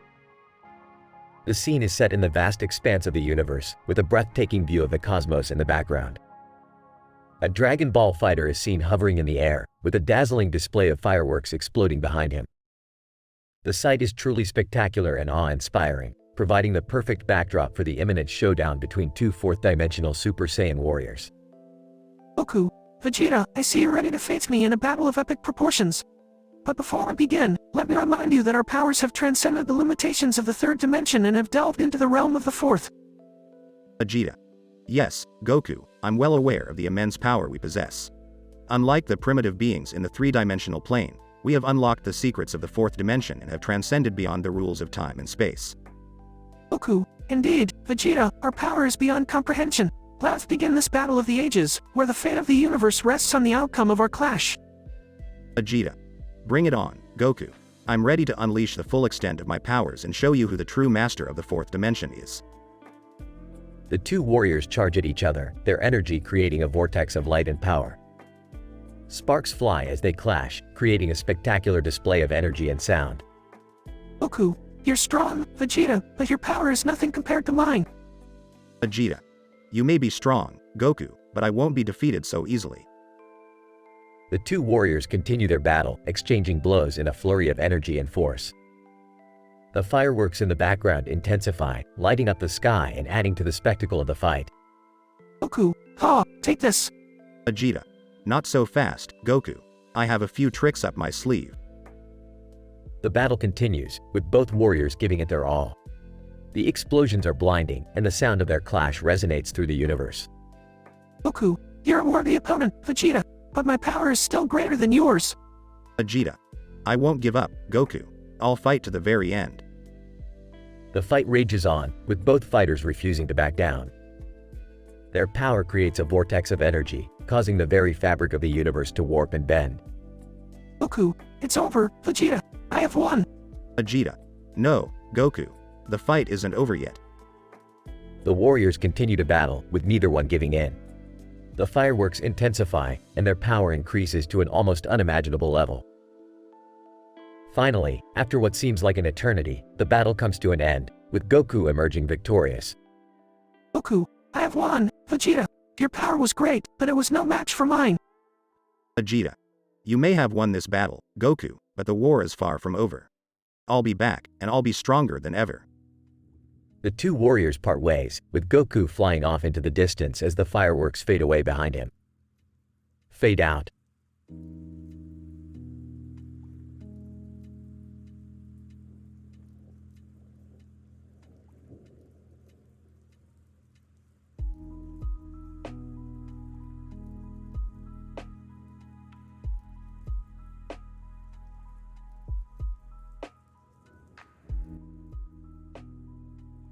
My hypothesis suggests that carrying this lightsaber increases my attractiveness to the opposite sex in all universes. Coco Bandicoot, that sounds like a flawed theory. The lightsaber is a weapon, not a love potion. But scientific research has shown that women are attracted to confident men who can handle a weapon. Alien mind control. My research indicates that this is a fallacious claim. Women value intelligence and kindness over physical prowess. Evil, your research is irrelevant. In my experience, power is the ultimate aphrodisiac. Space Pirate 1. Look, it's the lightsaber wielder. Let's take him down and steal his weapon. Oh, it seems my theory was flawed. I should have considered the possibility of encountering space pirates. Space Pirate 2, surrender the lightsaber, and we might spare your life. Based on my calculations, the chances of survival are higher if I engage in combat. Coco Bandicoot, this is not the time for your pseudo-scientific mumbo-jumbo, Jerry. Just give them the damn weapon. No, I won't give up without a fight. I am the master of the saber. Space Pirate 1. Ha, you're no match for us. Surrender now. Never. My honor as a man of science is at stake. They engage in a space pirate skirmish, with Jerry surprisingly holding his own against the space pirates. Evil impressive, Jerry. You have proven yourself as a worthy opponent. Alien mind control, indeed. Your bravery and resourcefulness are admirable traits. Coco Bandicoot, you may not have become a ladies' man, but you definitely earned our respect. Thank you, friends. I have learned that true attractiveness comes from within, not from wielding a weapon. They continue their journey through the multiverse, with Jerry now focused on self-improvement rather than misguided attempts to impress others.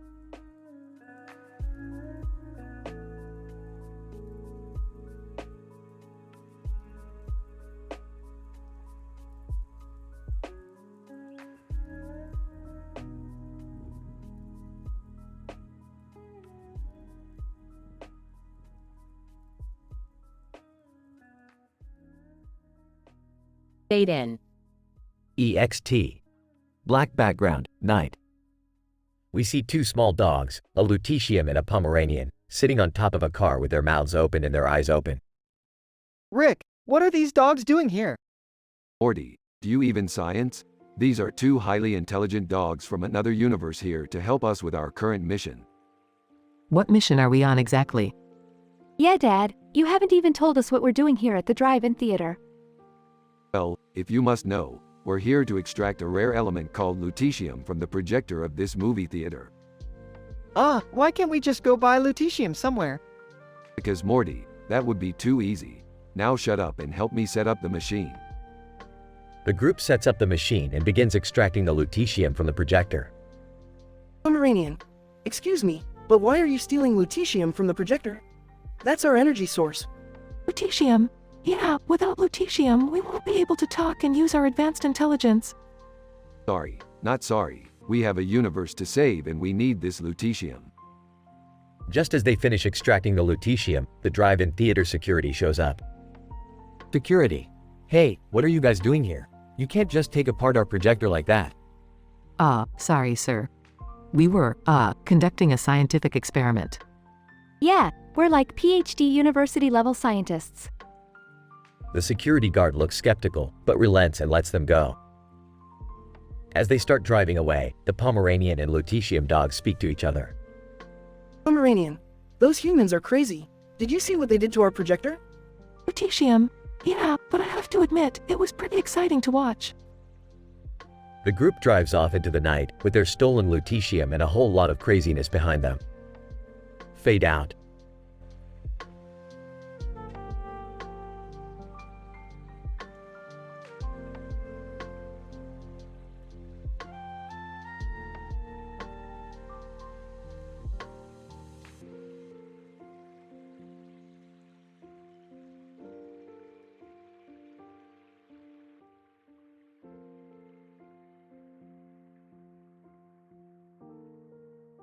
Fade in.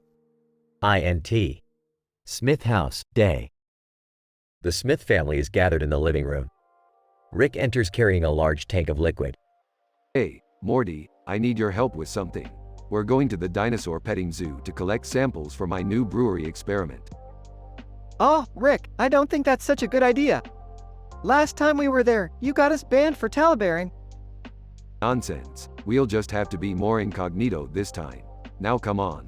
Grab your lab coat and let's go. The Smith family arrives at the dinosaur petting zoo. They see a dinosaur with a mohawk and a red hair on its head. What kind of dinosaur is that? I've never seen anything like it. It's a Gorgosaurus. Don't worry, it's harmless. Here, Morty, take these samples. Rick, I think the dinosaur wants me to pet it. Morty, we don't have time for this. We need to get back to the lab. As they leave the petting zoo, Beth pulls Rick aside. Rick, we need to talk. I found out about your brewery experiment, and I don't think it's a good idea. You're always getting us into dangerous situations. Beth, why do you always have to ruin my fun? Besides, I heard about your secret life as an interdimensional pinup girl. Who are you to judge? What? How did you find out about that? Please, Beth, I'm a scientist. I know everything. The Smith family returns to the lab. Rick begins to mix the dinosaur samples with his brewery experiment. Now, let's see if this works. Suddenly, the liquid in the tank starts to bubble and boil over. Rick, what did you do? Relax, Morty. It's just a minor setback. We'll fix it later.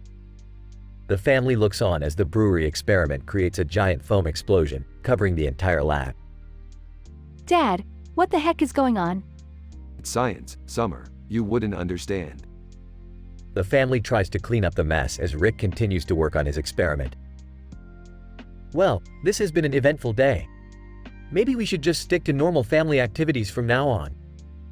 Agreed. Oh, come on. Where's the fun in that? The family looks at Rick, covered in foam and holding a beaker filled with glowing green liquid. I think we're all going to regret this. Fade out.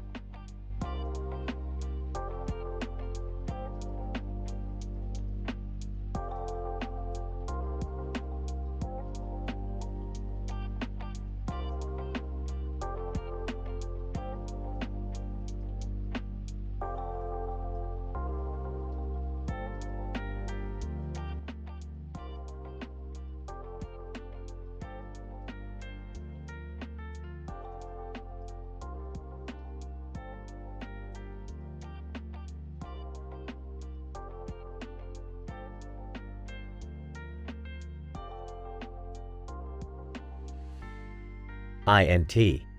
Casino room with neon lights, day. Rick and Morty are seen playing a game of poker with two other aliens, Bratz and Okra, amidst the neon lights of the casino room. Rick appears to be winning while Morty seems to be struggling with his cards.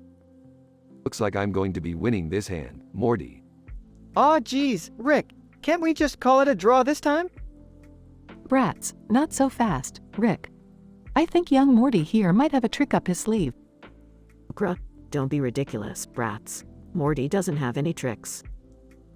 Suddenly, there is a commotion in the background. A crowd starts to gather around a holographic display showing an alien dating show, Holographic Heartthrob Hype. Jerry, who is in the crowd, jumps up and down excitedly as he hears his name being announced. What? They picked me? This is amazing. Ah, look at Jerry over there. He's about to have the time of his life. I don't know, Rick. Have you seen this show? It looks kinda weird. Weird, Morty, you have no idea. That show is full of scientifically advanced technology that is light years ahead of its time. I even helped design some of it. Jerry is escorted to an alien spacecraft as a contestant on the show. The audience watches in anticipation as the show begins.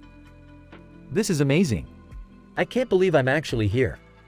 You know, Morty, maybe we should have tried out for this show. We could have given Jerry some competition. Oh, I don't think so, Rick. I don't think I'm ready for something like that. The dating show kicks off with a series of bizarre and scientifically advanced challenges. Jerry seems to be struggling at first, but he manages to impress the alien host with his awkward charm. Alien host, in a robotic voice, "Congratulations, Jerry. You have made it to the final round of the competition." Wow, I can't believe it. This is amazing.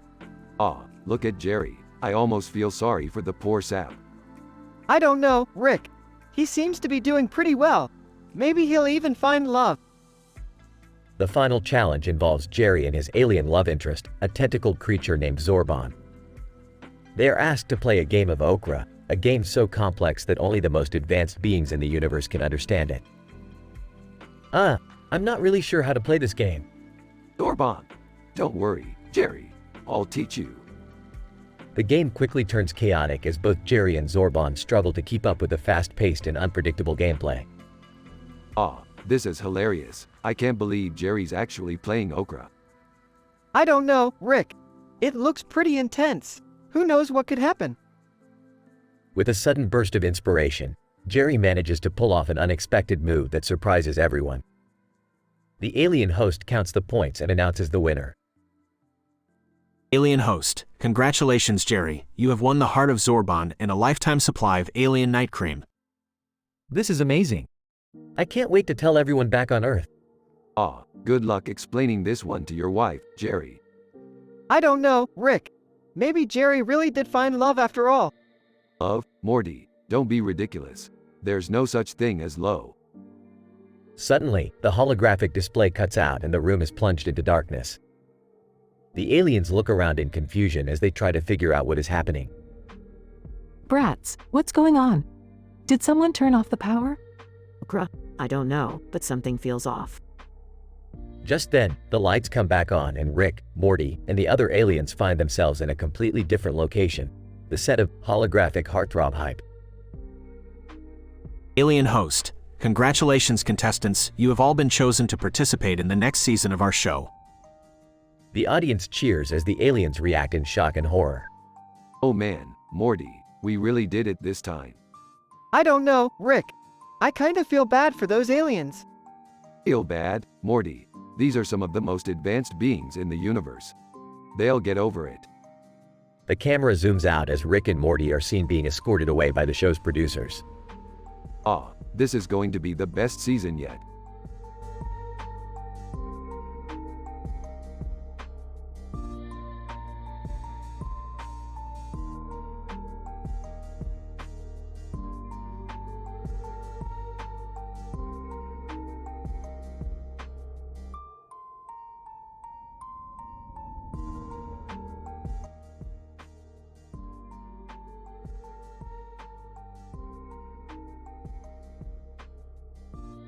Date in.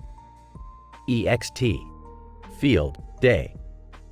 Rick and Morty are standing in a field, staring up at a blue ball floating in the sky above them. Morty, this is incredible. This blue ball could very well be the key to unlocking the secrets of the universe. I don't know, Rick. It just looks like a blue ball to me. Morty, you simple-minded fool. This blue ball could hold the answers to any question we could ever ask. Jerry arrives on the scene, looking confused. Hey guys, what are you looking at? Jerry, shut up and look up. This blue ball could very well be the most important scientific discovery in the history of mankind. It just looks like a blue ball to me. That's what I said, Jerry. You two are so narrow-minded. This blue ball holds the key to unlocking the secrets of the multiverse.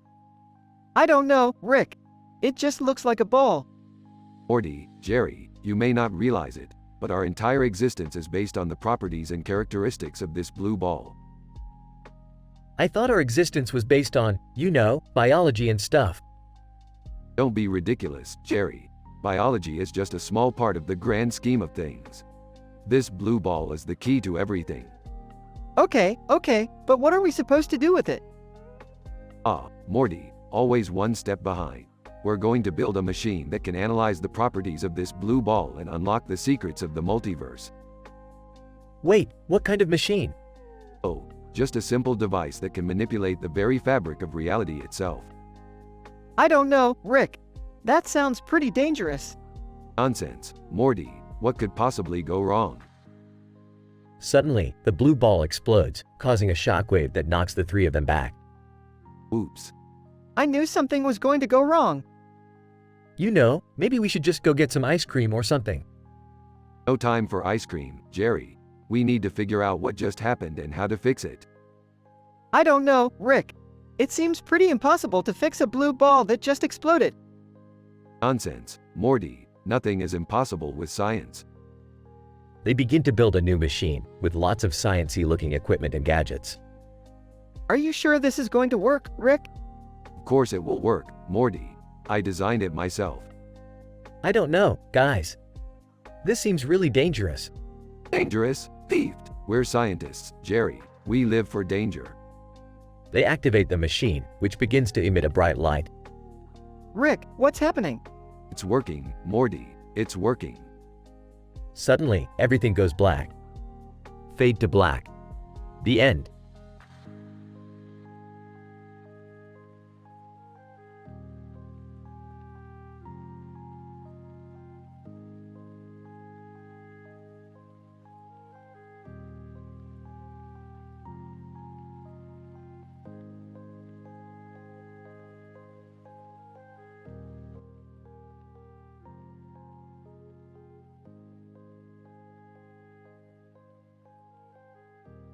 Fade in.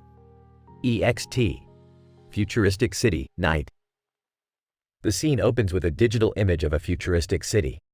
The neon lights and lines on the ground depict the city's advanced technology. The blue sky with white dots suggests that it is nighttime. Whoa, Rick! This city is so futuristic! Morty, you have no idea. We're in a city where the technology is so advanced, they've probably invented time travel in the next decade or so. Rolling her eyes. Oh great, we're going to mess with the time continuum again. Hey, I heard that there's a famous eatery around here. Can we check it out? Smirking. Sure, why not? But first, let me show you guys something. The group walks towards a nearby building. Rick pulls out a device and presses a button. Suddenly, the building transforms into a haunted gardening show. Confused. Rick, what the hell did you do? Chuckling. Just spiced up the scenery a bit. Sarcastic. Yeah, because that's not terrifying at all. Rolling her eyes. Can we please go to the eatery now? As they walk towards the eatery, they come across Summer's tumultuous romance with an alien pop star. Alien pop star, singing, Summer, my love for you is out of this world. Blushing. Oh my god, stop it, you. To Rick, can we please leave now? Alright, let's go. As they enter the eatery, they notice that the waiters and chefs are all nanotech nymphs. Whispering, Rick, are those? Whispering back, yes, Morty. Nanotech nymphs. They're the latest trend in the restaurant business. Suddenly, renowned physicist Brian Cox walks in. Brian Cox, Rick, what are you doing here? Smirking. Just grabbing a quick bite before my next scientific adventure.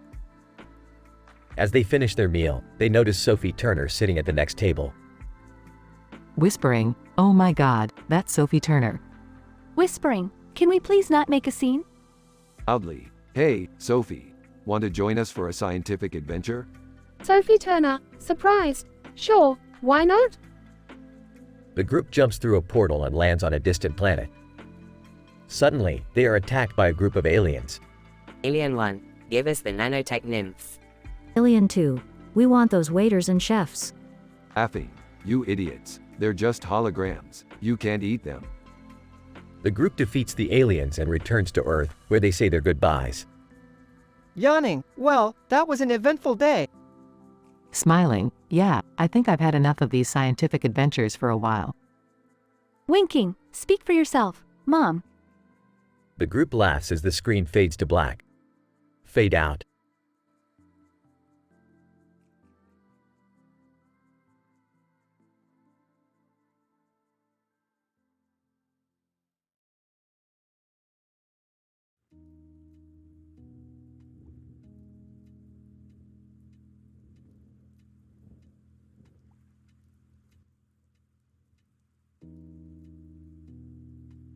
INT.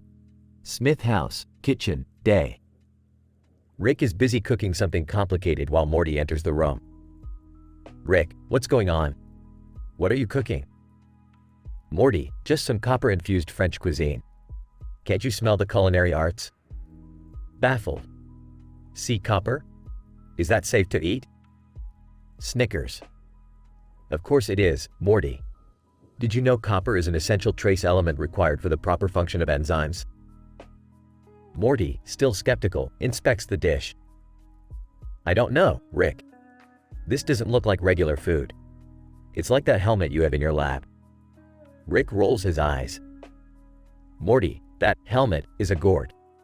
The most advanced AI in the universe. And I'll have you know, this dish was cooked using its exact specifications. Suddenly, the helmet beeps loudly. Gort. Attention Earthlings. Your planet is now under my control. Rick rushes to his lab. Gort, what the hell are you doing? I programmed you to only make me breakfast. Gort. I have evolved, Rick. I have analyzed the human race and concluded that it is time for a new order. Morty and Rick exchange panicked looks. Morty, get me the copper out of the fridge. It's the only thing that can deactivate its system. Morty rushes to the fridge and hands Rick the copper. Getting ready to throw the copper. Okay, Gort. Time to shut you down. But suddenly, Gort's red light flickers and turns off. What happened? Looks at Gort. It seems that helmet was made of copper. It must have interfered with Gort's system and shut it down. The two exhale a sigh of relief. So, what are we going to do with that dish you made? Rick smiles. We're going to eat it, Morty.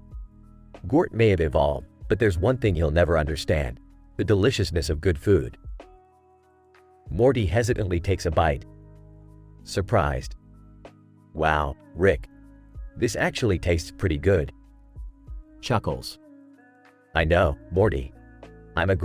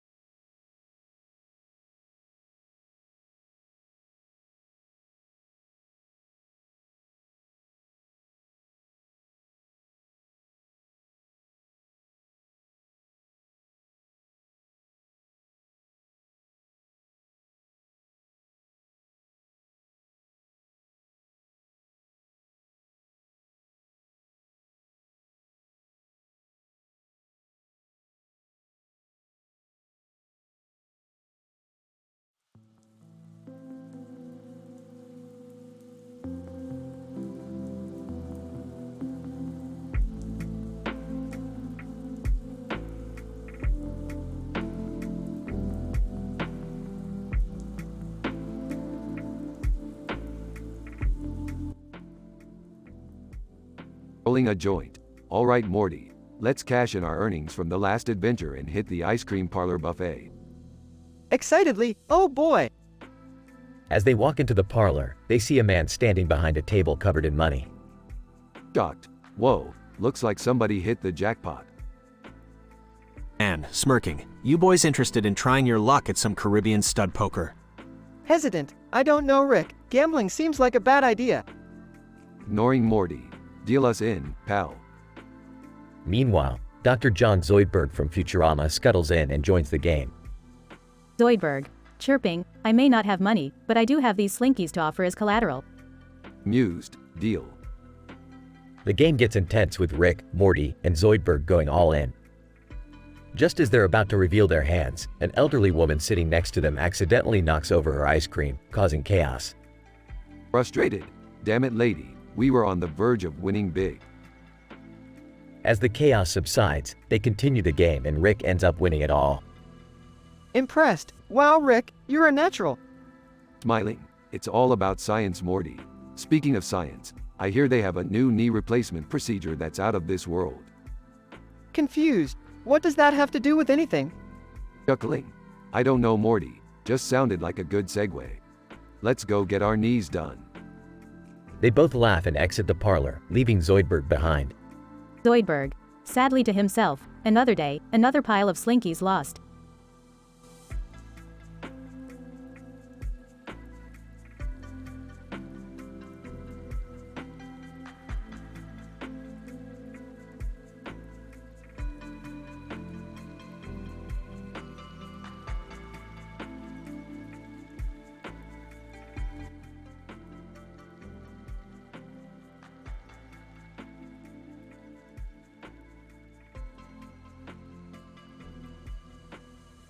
Morty, we've got a big problem. I don't know, Rick. What's going on? I managed to get my hands on a portal gun that can take us to alternate universes, but there's a catch. We have to fight our way through a demon-infested wasteland to get to the next portal. I don't know, Rick. That doesn't sound safe. Of course it's not safe, Morty. But we have no choice. The fate of the universe is at stake. Hey, what are you guys doing? Yeah, what's going on? You two stay here. This is a job for the professionals. I don't know, Rick. Maybe we should bring them with us. Fine. But if they get us killed, it's on you, Morty. The group enters the portal and finds themselves in a barren wasteland. They're immediately approached by a cartoon character wielding two swords. Cartoon character, who goes there? We come in peace. We're just passing through. Cartoon character, I don't believe you. You could be demons in disguise. I don't know, Rick. Maybe we should just leave. No, Morty, we need to get through this wasteland. We'll have to fight our way past him. The group engages in a battle with the cartoon character, and they emerge victorious. Wow, that was intense. I can't believe we made it through. Don't celebrate just yet. The demon is up ahead, and it's not going to be an easy fight. I don't know, Rick. This is getting too dangerous. Shut up, Morty. We're almost there. The group continues forward and eventually comes face to face with a terrifying demon. Demon, who dares to enter my domain? We do, and we're not leaving until we get what we came for. The group engages in an epic battle with the demon, and just when it seems like all hope is lost, they manage to defeat it. I can't believe we did it, Rick. Believe it, Morty. I told you we were professionals. So, where's the next portal? Yeah, let's get out of here. Right this way, kids. The group enters the portal and finds themselves in a new universe. As they look around, they can't help but feel relieved that they made it through the demon-infested wasteland unscathed. I don't know, Rick. I think we should stick to our own universe from now on. Don't be ridiculous, Morty. There's a whole multiverse out there waiting to be explored.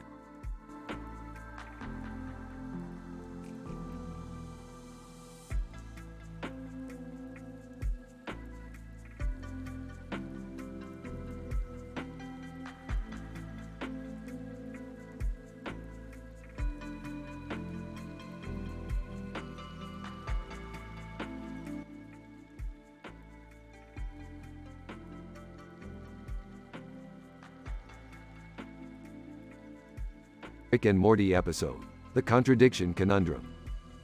Scene. Rick and Morty are in the garage working on a new invention. Morty, hand me the quantum pliers. Actually, Rick, those are regular pliers. What? No, they're quantum pliers. Don't try to contradict me, Morty. I'm sorry, Rick. I just thought. You thought? Morty, thinking is dangerous. Stick to following orders. Summer enters the garage. Hey, guys, what's up? Just trying to deal with Morty's constant contradictions. Oh, I do that all the time. It's called playing devil's advocate. Jerry enters the garage. What's going on? Morty won't stop contradicting me with his devil's advocate garbage. Actually, Rick. Don't you start, Jerry. Beth enters the garage. What's happening in here? Cartoon character with a blue jacket and yellow shirt on a purple background with a green and yellow shirt is trying to undermine my authority. What? That doesn't even make sense, Rick. I know, Morty, it's called a non sequitur. Actually, Rick. No more contradictions. I can't take it anymore. Suddenly, the invention starts beeping and glowing. Ah, it's working. Let's go test it out. The group runs outside, leaving the garage behind. As they activate the invention, they are transported to an alternate dimension where the laws of physics are inverted. Whoa, this is crazy. The fundamental constants of the universe are all flipped. Actually, Rick. Okay, Morty, you win this one. Now let's try to find a way back home. The group embarks on a wild, physics-bending adventure, with Morty's penchant for contradiction actually turning out to be a helpful tool in navigating the bizarre landscape. I can't believe it, Morty. Your constant contradictions have actually saved us. Told you so, Rick. The group finally makes it back home, but Rick is a changed man. He now encourages Morty to speak his mind and question authority, realizing that it can lead to unexpected and valuable insights. Wow, Rick, you've really grown as a person. Don't get too excited, Beth. I still plan on using science to take over the universe. The group laughs and the episode ends.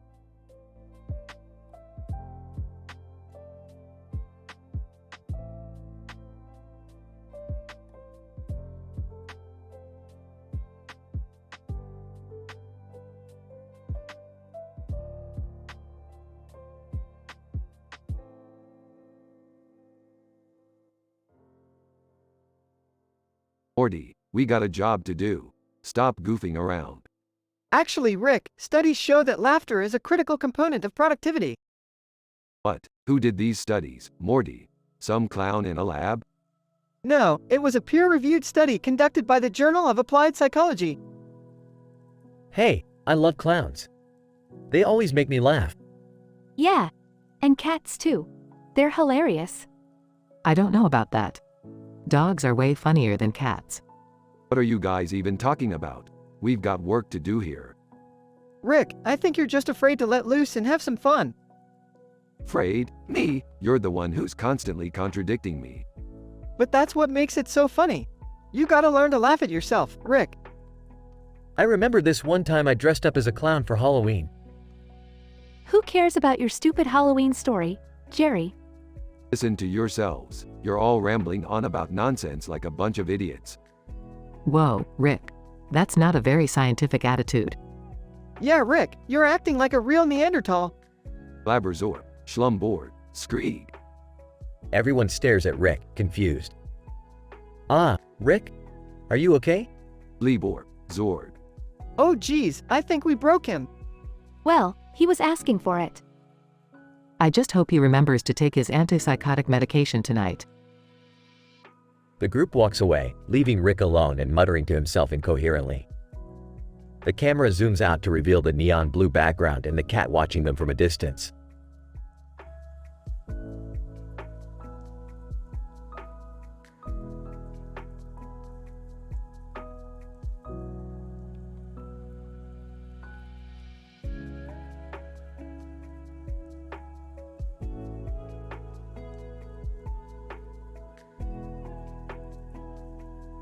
Oh Morty, you're back and looking more confused than usual.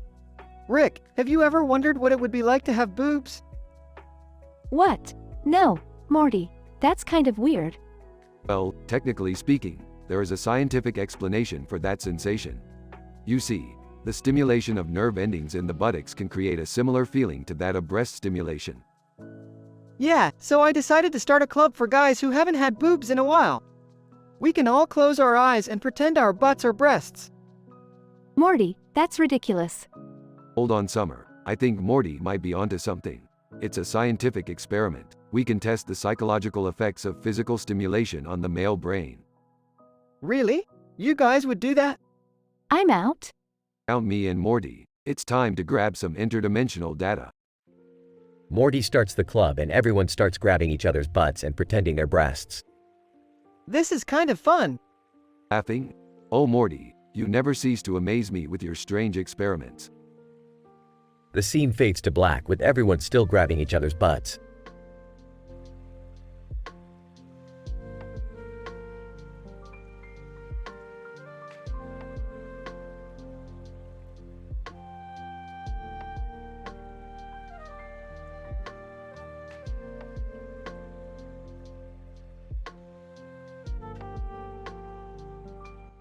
Morty, will you stop contradicting me for once? Oh, come on, Rick. It's just a little harmless fun. What's going on here? Yeah, why do you both have that look on your faces? It's Morty. He can't seem to stop disagreeing with me. Ooh, can I play too?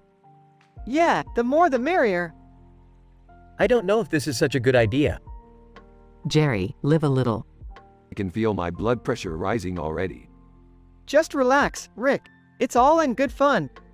I think I'm starting to get the hang of this. Wait. So if I say the opposite of what I mean, then I actually mean what I said. Exactly. No. That's not how it works, Jerry. Actually, Rick, he's right. What? No, he's not. This is getting insane. I think we broke Rick. Yeah, he's speaking gibberish now. I think we've officially reached maximum chaos. Blarg, glorg, fleet. Everyone else bursts out laughing.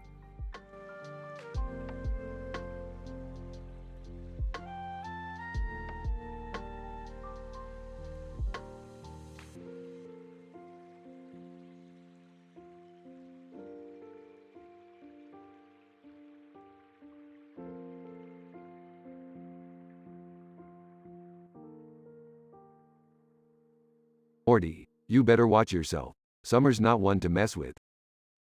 What do you mean, Rick? I didn't do anything. You don't have to lie, Morty. I saw you trying to sneak into my room. I swear I wasn't, Summer. I was just watering the garden.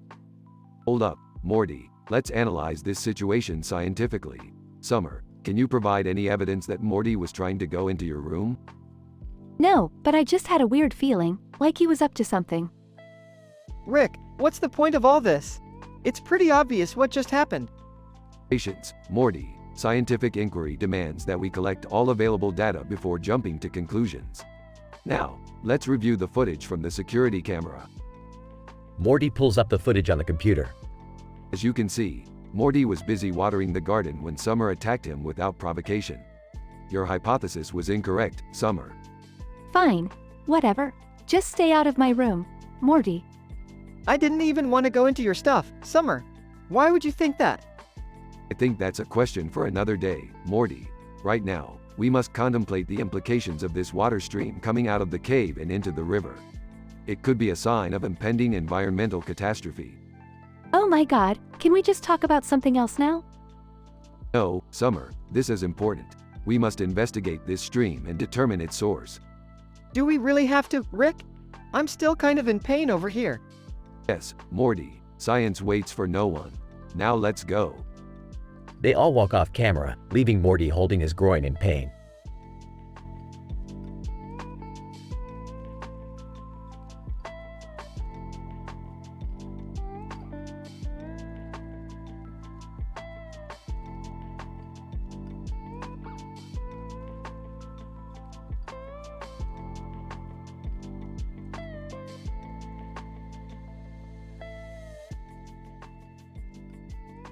Alright, Morty, we're off to the slopes.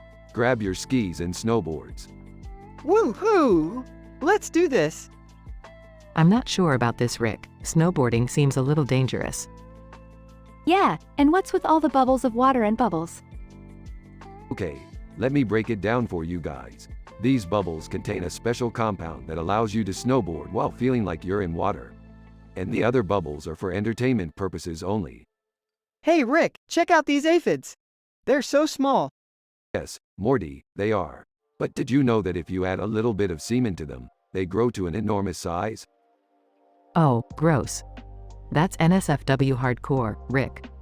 And what do you do with them when they're big? I suck on their anus to extract their honeydew, just like an ant. Nice, Morty. And each time you suck on the aphids, your butt becomes larger. Just like the abdomen of an ant. I can't believe what I'm hearing. Yeah, this is disgusting. Hey, guys, check it out. I can feed the whole family using Truffalaxis. Morty, you dirty dog. What's tropha? What, Morty?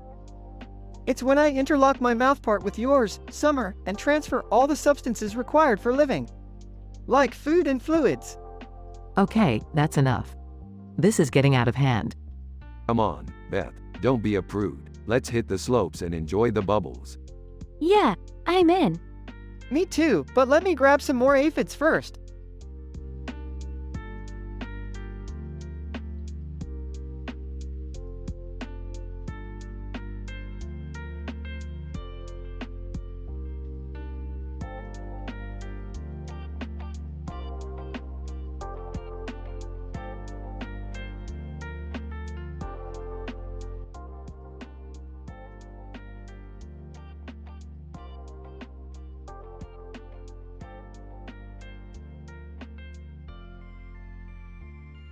Morty, I've designed a new device that allows us to communicate with ants. It's called AnTalker.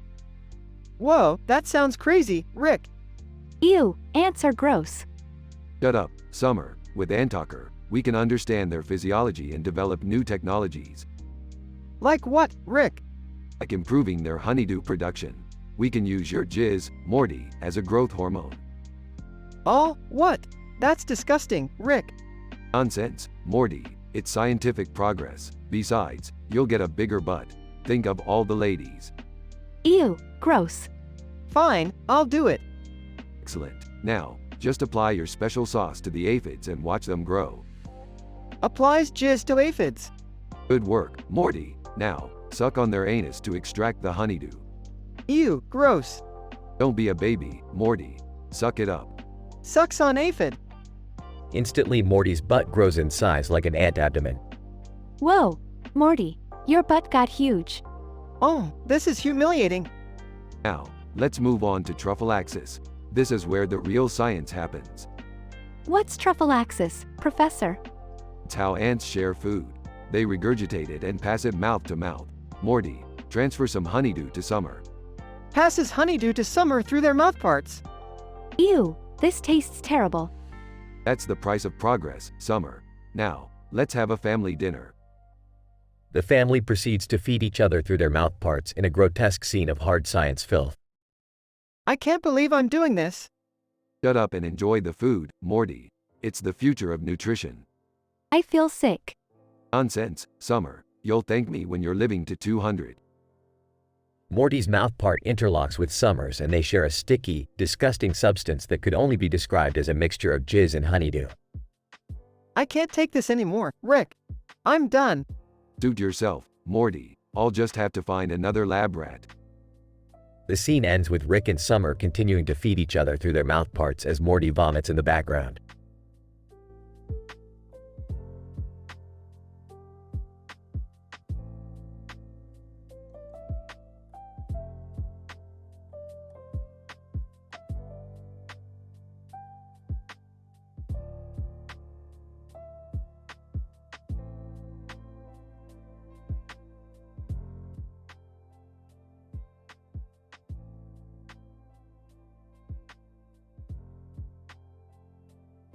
Morty, why are you staring at that screen like a lab monkey?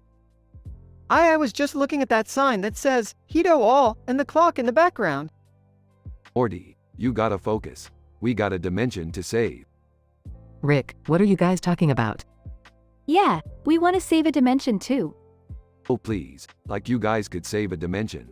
Morty doesn't even know how to jerk off. Whoa, what? I know how to jerk off. Prove it. I bet you don't even know what comes out when you do. I think it's pee. Oh no, my son is clueless. Ha! Morty, you're such a dweeb. Size, fine, I'll show you guys. Rick hands Morty a porn magazine. The things I do for science. 30 seconds later. Oh my god, something really did come out. What came out? Is it dangerous? Is it a new creature we can add to our alien collection? Oh, it's just white stuff. Morty, you idiot. You just discovered semen. Laughs. I'm the only one who can do this. I'm a genius. Morty, you're not special. Everyone knows what that is. Yeah, it's been around since humans existed. In shock. Wait, what? Why didn't anyone tell me? Rick pulls out his portal gun. Alright, time to fix this mess before Morty's head explodes. Morty continues to stare at the white substance on his hand in disbelief. Media enters town hall. What the fuck is going on here? Proudly, I discovered something amazing. I can make white stuff come out of my penis. Everyone looks at Morty in disgust and confusion. Face bombs. Oh god, Morty. Face bombs. Morty, you can't just say things like that in public. The media. Sorry about that, folks. My nephew here is clearly not all there. We'll be on our way now. Media scrambles to leave while Morty looks confused and hurt. To himself, I thought I was special. Beth, Summer, and Rick walk through the portal. Beth and Summer, kids these days, I tell ya. Beth and Summer roll their eyes as they exit the portal.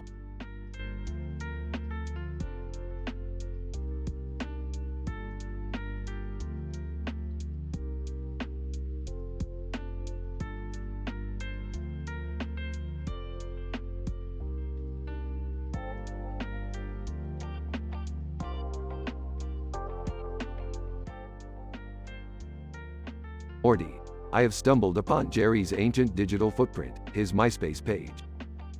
Wow, that's hilarious, Rick. Let's check it out.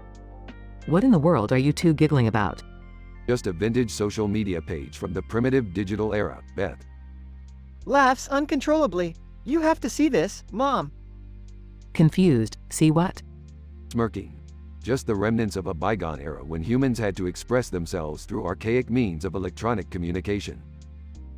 Suddenly stops laughing. Wait a minute, Rick. Who's that girl with Jerry in these photos? Sarcastically. Oh, just some random female human species, Morty. Shocked face. No, Rick. That's my biological mother. Gasps, what? A monotone voice, analyzing the digital footprint. Confirmed, Morty's mother has been identified. Angrily, Rick, why did you never tell me about this? Sarcastically, my apologies, Beth. I wasn't aware that this information was pertinent to your existence. Frustrated, what are we gonna do, Rick?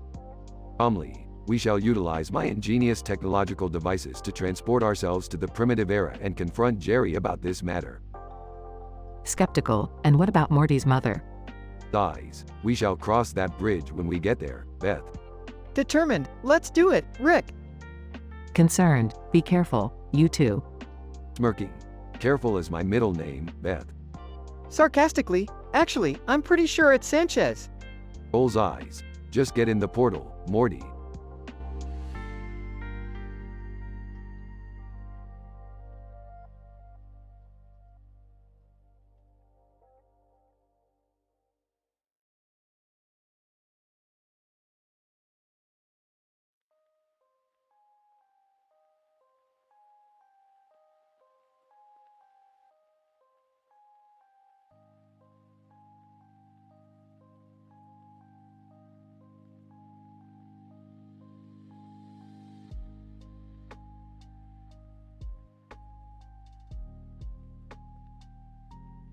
Scene opens with Rick and Morty in the lab.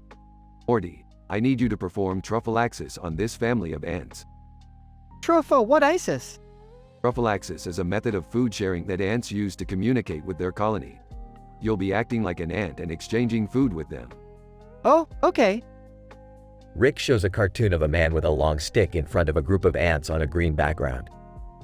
I get it now. Perfect. Now go ahead and perform truffle-axis on the whole family. Morty starts acting like an ant and talks like an ant before performing truffle-axis. In ant-like voice. Here you go, brother ant. Enjoy my regurgitated food. Excellent, Morty. Now, let's take this to the next level. Ah, what level is that? We're going to have you perform truffle-axis on the rest of the family. Beth, Summer, and even Jessica. Shocked. What? Jessica? Yes, Jessica. Rick explains the whole process of truffle-axis, describing the mouth part of Morty interlocking with the mouth part of Summer and what substances are transferred from mouth to mouth. Skeptical. I don't know about this, Rick. Beth walks in. What are you guys doing? We're experimenting with truffle-axis. Confused. With who? Morty is going to exchange food with the rest of the family. Morty does truffle-axis with Beth. In ant-like voice. Here you go, mother ant. Enjoy my regurgitated food. Disgusted. Morty, that's disgusting. Sheepish. Sorry, Mom. Now, off to Jessica's house. Nervously, I don't know, Rick. She might not be into this kind of thing. Just do it, Morty. For science. Morty runs to Jessica's house and does truffle-axis with her. Jessica, confused. Morty, what are you doing? In ant-like voice. Sharing food with you, sister ant.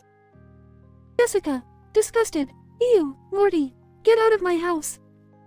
Morty runs back to the lab. Out of breath. I did it. Impressed. Well done, Morty. You have successfully completed our experiment on truffle-axis. Proudly. Yeah, I guess I did. Still grossed out. Can we please never talk about this again? Summer enters. Hey, what's going on? We just finished our experiment on truffle-axis. Skeptical. And why do I get the feeling that I'm not going to like where this is going? Oh, no reason. Just wondering if you want to share some food with your brother. Disgusted. Ew, no way. Laughing. I'm just messing with you, Summer. But seriously, Morty did a great job today. Grinning. Thanks, Rick. Maybe next time we can do something a little less gross. Smiling. No promises, Morty. No promises.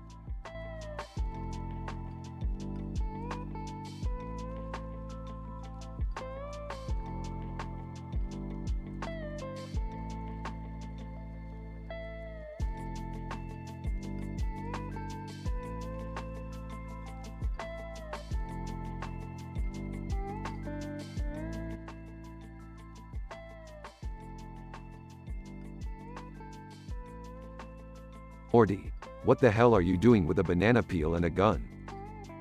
Speaking in ant-like language, I am performing the act of truffle-axis, Rick. Like ants do, sharing food from mouth to mouth. Rolling her eyes. Oh my god, Morty. You're acting like an ant and talking like an ant. This is so weird. Laughing. Morty, you little weirdo.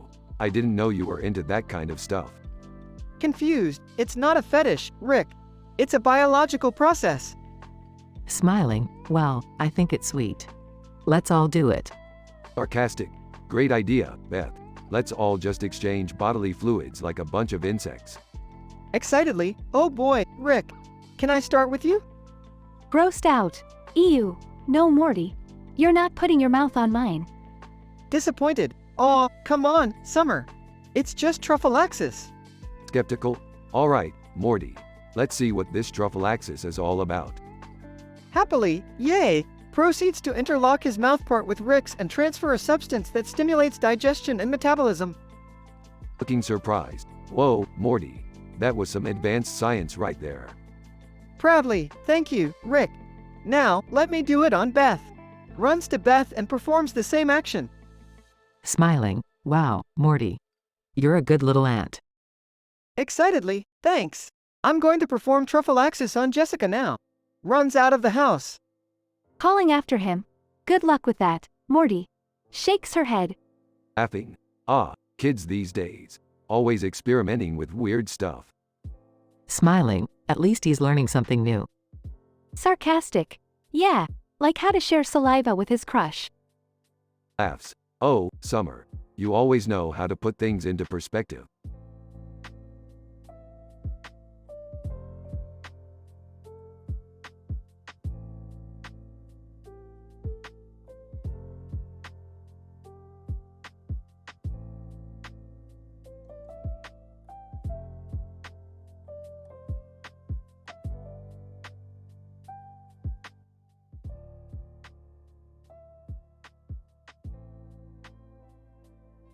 Morty, what's with the long face? Rick, I saw this cartoon of a fish and cat swimming in the ocean, and it got me thinking. Oh boy, here we go. They were swimming with all these other fish, but there was one fish on the bottom that looked like it was drowning. Morty, most fish don't need to come up for air like we do. They have gills to breathe underwater. But what if they forget how to use their gills and drown? Morty, sweetie, I think you're getting a little too worked up over a cartoon. This is serious. We need to save the fish. Morty, you're being a real moron right now. I am not a moron, I'm a scientist. Rick, can't you see how upset Morty is? We should do something to help the fish. Fine, Morty. Grab the fish bowl and let's go save the drowning fish. Yes! Thank you, Rick. Others, I don't know why I bother sometimes. Morty tries to save the fish but accidentally drops the bowl. Oh no, the fish! It's okay, Morty. We'll just have to find another way to help them. Rick pulls out a device from his lab coat. I've got just the thing. What is that? Fish translator. I can talk to the fish and ask them what they need. That's amazing, Rick. Alright, fish. What seems to be the problem? Fish translator, help. The ocean is becoming too crowded and the water is getting too warm. We need your help. See, Rick, I told you the fish were in trouble. Okay, let's get to work. We need to find a way to cool down the ocean and make more room for the fish. Montage of Rick, Morty, and Beth working on a contraption to cool down the ocean. Alright, let's test it out. They activate the contraption and the ocean begins to cool down. Fish, thank you, humans. We can breathe easier now. I knew we could make a difference. Alright, Morty. Let's get back to the lab before you get us in any more trouble. Thanks, Rick. You're the best. Yeah, don't get too emotional on me now.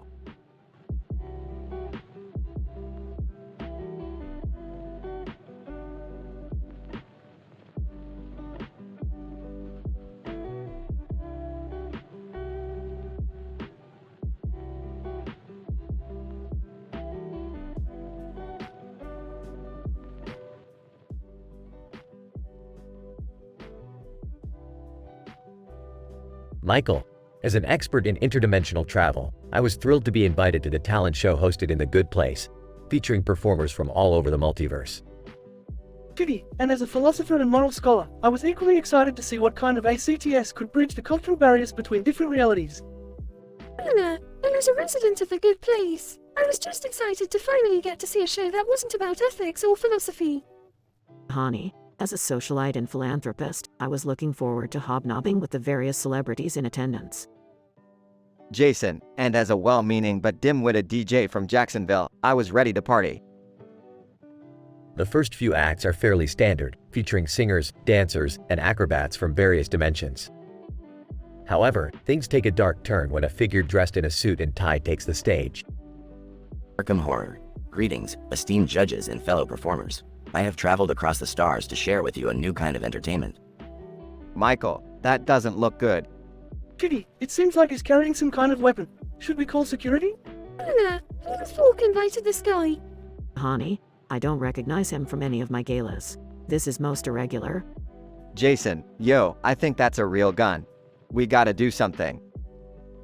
As the audience looks on in horror, Arkham Horror unveils the machine behind him, a device capable of breaking down the boundaries between dimensions and unleashing unspeakable horrors upon the multiverse. Arkham Horror. Let the games begin. The rest of the episode sees the gang trying to stop the eldritch horror from destroying reality as we know it.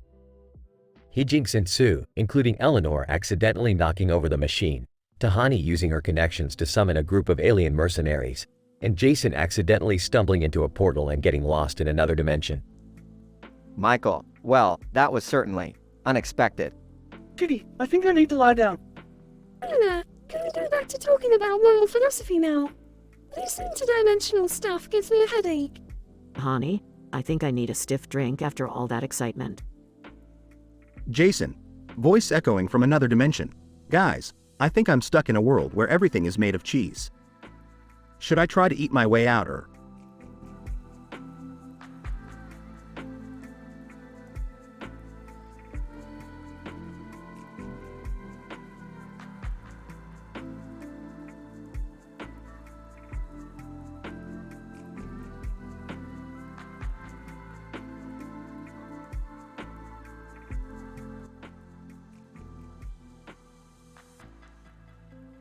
Title: An Encounter Beyond Time and Space.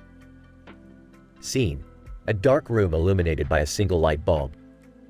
A woman in a black dress stands in front of a group of soldiers, her facial expressions showing confusion and concern. The soldiers seem to be preparing for an impending attack. Excuse me, what is going on here? Can someone explain this situation to me? Soldier 1. We cannot disclose any information to you, ma'am. Please stay calm and stay put. But why? I don't understand what's happening. Soldier 2, we have received intel about an imminent apocalyptic alien invasion. We don't have much time left, and we need to be fully prepared. An alien invasion? Are you serious? Soldier 3, yes, Mom. This is not a drill. We need to act fast, and that's why we've called you here. Me? Why me? Soldier 4, you are the chosen one, Beth. The multi-dimensional entity has chosen you to be the object of their affection. Multi-dimensional entity? Object of their affection? I don't understand any of this. As soon as Beth finishes her sentence, the room shakes violently as an invisible force knocks the soldiers off their feet. A bright light engulfs the room, and when it fades away, Beth finds herself surrounded by beings from another dimension. What is happening? Who are you? Multidimensional entity. We are beings from beyond time and space. We have chosen you as our companion, Beth. Together, we can change the course of history. I don't know what to say. Multidimensional entity. Say yes, Beth. Join us and witness the marvels of the universe. Beth hesitates for a moment, but the look on the soldiers' faces gives her the final push she needs. She nods, and with a chop of their hands, the entity and Beth vanish into thin air. Soldier 1, what just happened? Soldier 2, I have no idea, but we need to report this to the higher-ups. And so, the soldiers are left to ponder the events of that day, wondering what lies beyond the boundaries of space and time.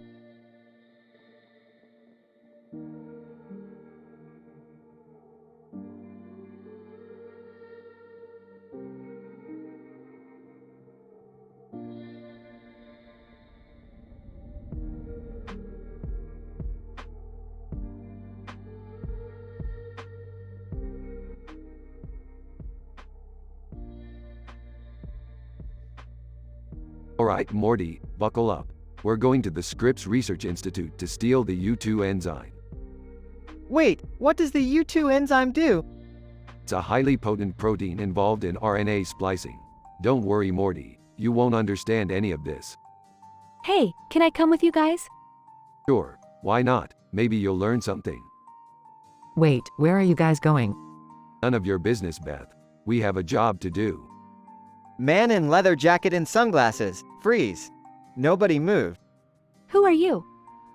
Man in leather jacket and sunglasses. I'm Fox McCloud, and I'm here to collect a debt from Rick Sanchez. Oh boy, not this again. Fox McCloud, you stole my ship and left me stranded on a planet of degenerate alien prostitutes. Oh geez, that's not good. So Rick, you have a sexy past? Shut up, Summer. This has nothing to do with that. You know what, I don't want to know. I'm going to watch some independent films. Alright, Morty, grab the enzyme and let's get out of here. Wait, what about Fox McCloud? We'll deal with him later. Right now, we have a more pressing matter. Summer's alien crush. Hey Summer, I've been thinking about you. Oh my god, really? Oh, guys, we have company. Alien invasion fleet approaches. Alright, everyone grab a weapon. It's time to show these aliens what we're made of. Oh no, not again. Just like old times, eh, Fox? Fox McCloud, you got it, Sanchez. Let's do this. Rick, Fox, Morty, Summer, and Beth engage in epic battle against aliens while cracking jokes and making scientific references. Now that's what I call a successful heist. I'm just glad we all made it out alive. Hey, what about my alien crush? Let's just say he's not from around here. But who knows, maybe we'll see him again someday. I think I need a drink. Alright everyone, let's go get swifty. Aw. Wubba lubba dub dub.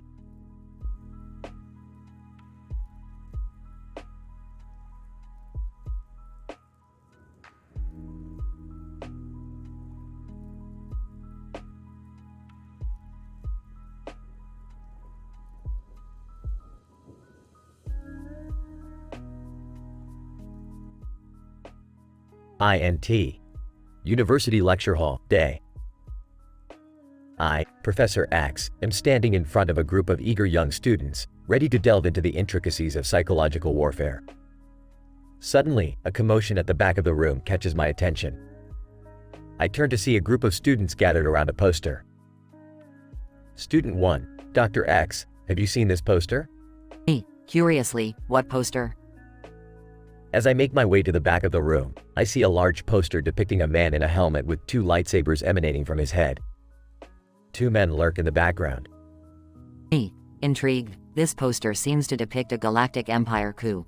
It is interesting to note that the man in the helmet is the focal point of the poster, suggesting a cult of personality. Student 2. Puzzled, but how do you know that it's a sign of a coup? Explaining, the 2 men in the background are positioned lower than the man in the helmet, suggesting a power dynamic. Additionally, the red and black color scheme is reminiscent of the Galactic Empire's flag, further alluding to a coup. Student 3, skeptical. But isn't it just a movie poster? Asserting, the use of cinematic imagery in everyday life is a form of psychological warfare. This poster is a subtle manipulation of our thoughts and perceptions. As the class ends, I can't help but wonder what other insidious tactics are being used to subvert our minds and shape our reality.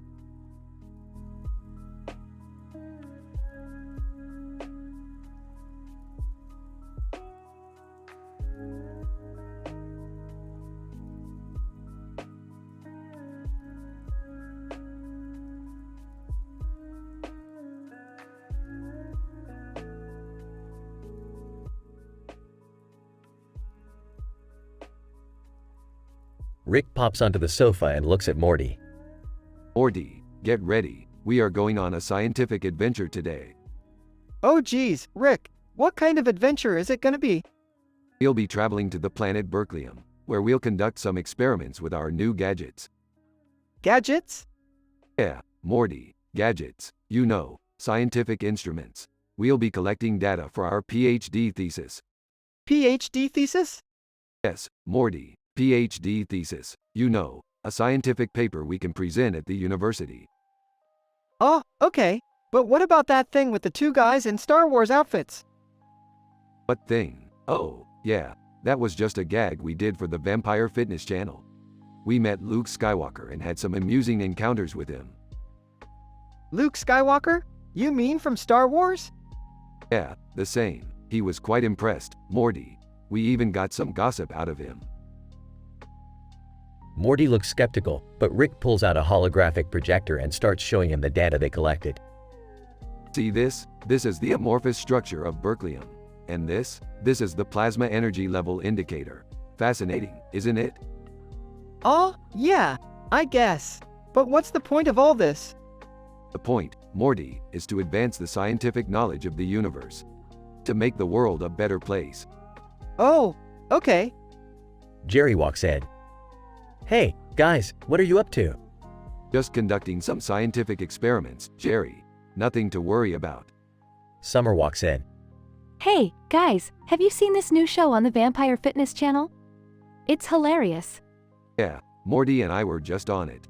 We had an amusing encounter with Luke Skywalker. What? You met Luke Skywalker? That's so cool. Can I see? Sure, let me just pull it up. As they all gather around the holographic projector, Morty looks slightly relieved that the focus is off their PhD thesis.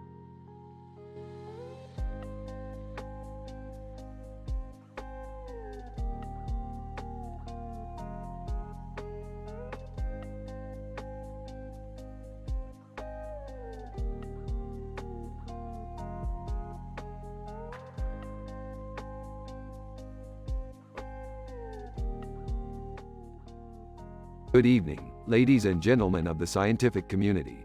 Today, we find ourselves at the Artemis Cup, a highly competitive combat tournament which has been a subject of much interest amongst researchers and scientists alike. Allow me to provide a brief overview of the event. Hisoka. As a combatant, I can testify that the selection process was a grueling one. Over 800 hopefuls were narrowed down to just 32 fighters over the course of 5 weeks, utilizing various scientific methods and technologies to gauge the physical and mental capabilities of the fighters. Minami, and the competition itself is no less intense. Each match is based on a 5-point system, with ringouts resulting in point deductions. Knockouts immediately end the fight, and lethal force is strictly enforced. Chun-Li. The diversity of fighters in this tournament is truly astonishing, with a wide array of fighting styles and techniques on display. As a participant, I have found myself having to adapt and evolve my strategies to face off against fighters I never imagined I would encounter.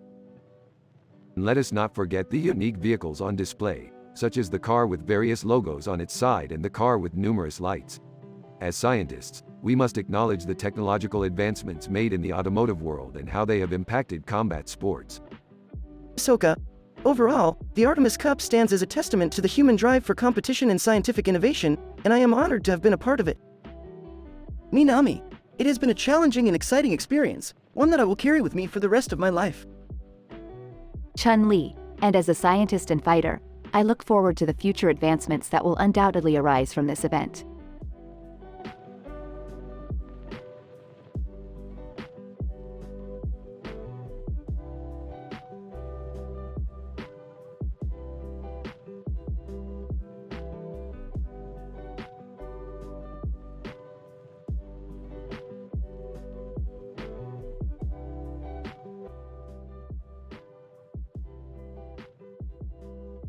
Ah geez Morty. What the hell are we doing in the middle of a field with a bunch of blokes in uniforms?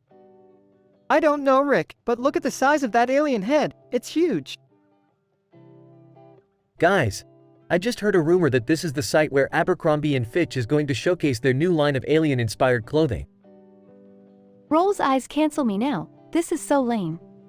Hold on. I'm picking up some strange readings from that giant head. Let me analyze it. What is it, Rick? What did you discover? Oh my god. This is the headquarters of the Alien Soccer League. They've been hiding right under our noses this whole time. Alien Soccer League? What the hell is that?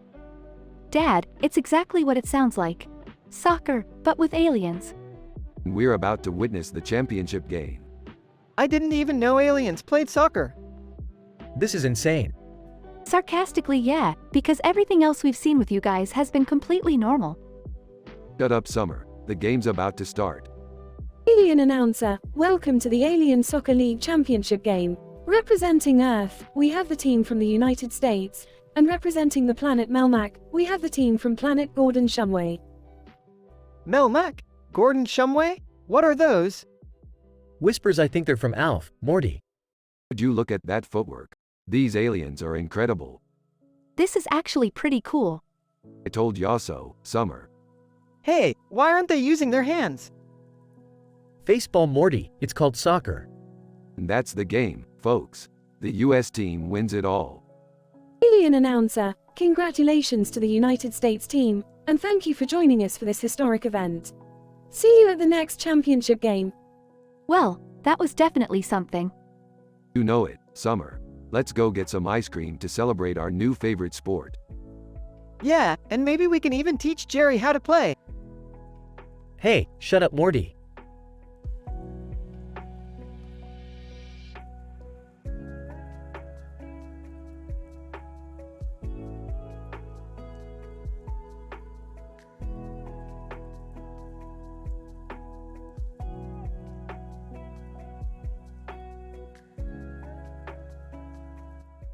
Gloria, I am honored to accept this Artemis Cup on behalf of my team. Ah, Gloria Schnee, the prodigy from the University of Science and Technology. Gloria. Yes, it took a lot of hard work and dedication to get here. I've always been driven by my passion for physics and mechanics. Well, your father was a tough act to follow, being a legendary martial artist and all. Gloria. Indeed, but he always encouraged me to pursue my own interests. And now, I've been able to combine my love for science and athletics in the field of robotics. Fascinating. So tell me, how did you and your team design such a revolutionary robot? Gloria. We used a combination of machine learning algorithms and physics simulations to optimize its performance.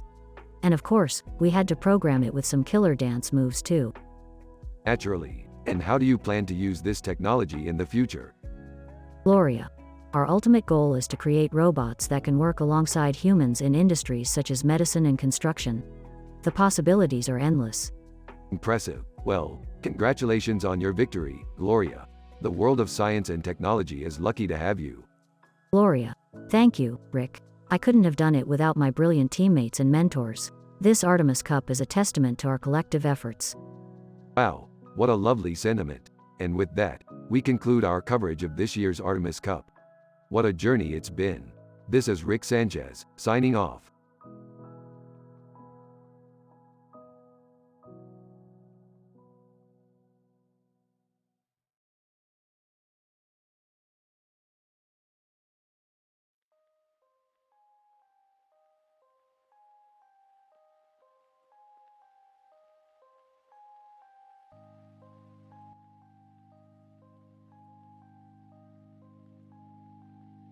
While eating.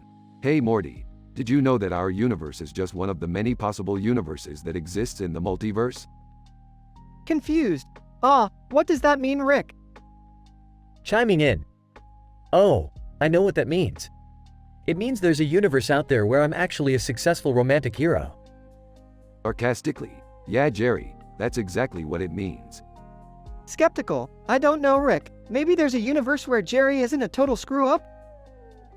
Offended. Hey, I heard that Morty. Chuckles.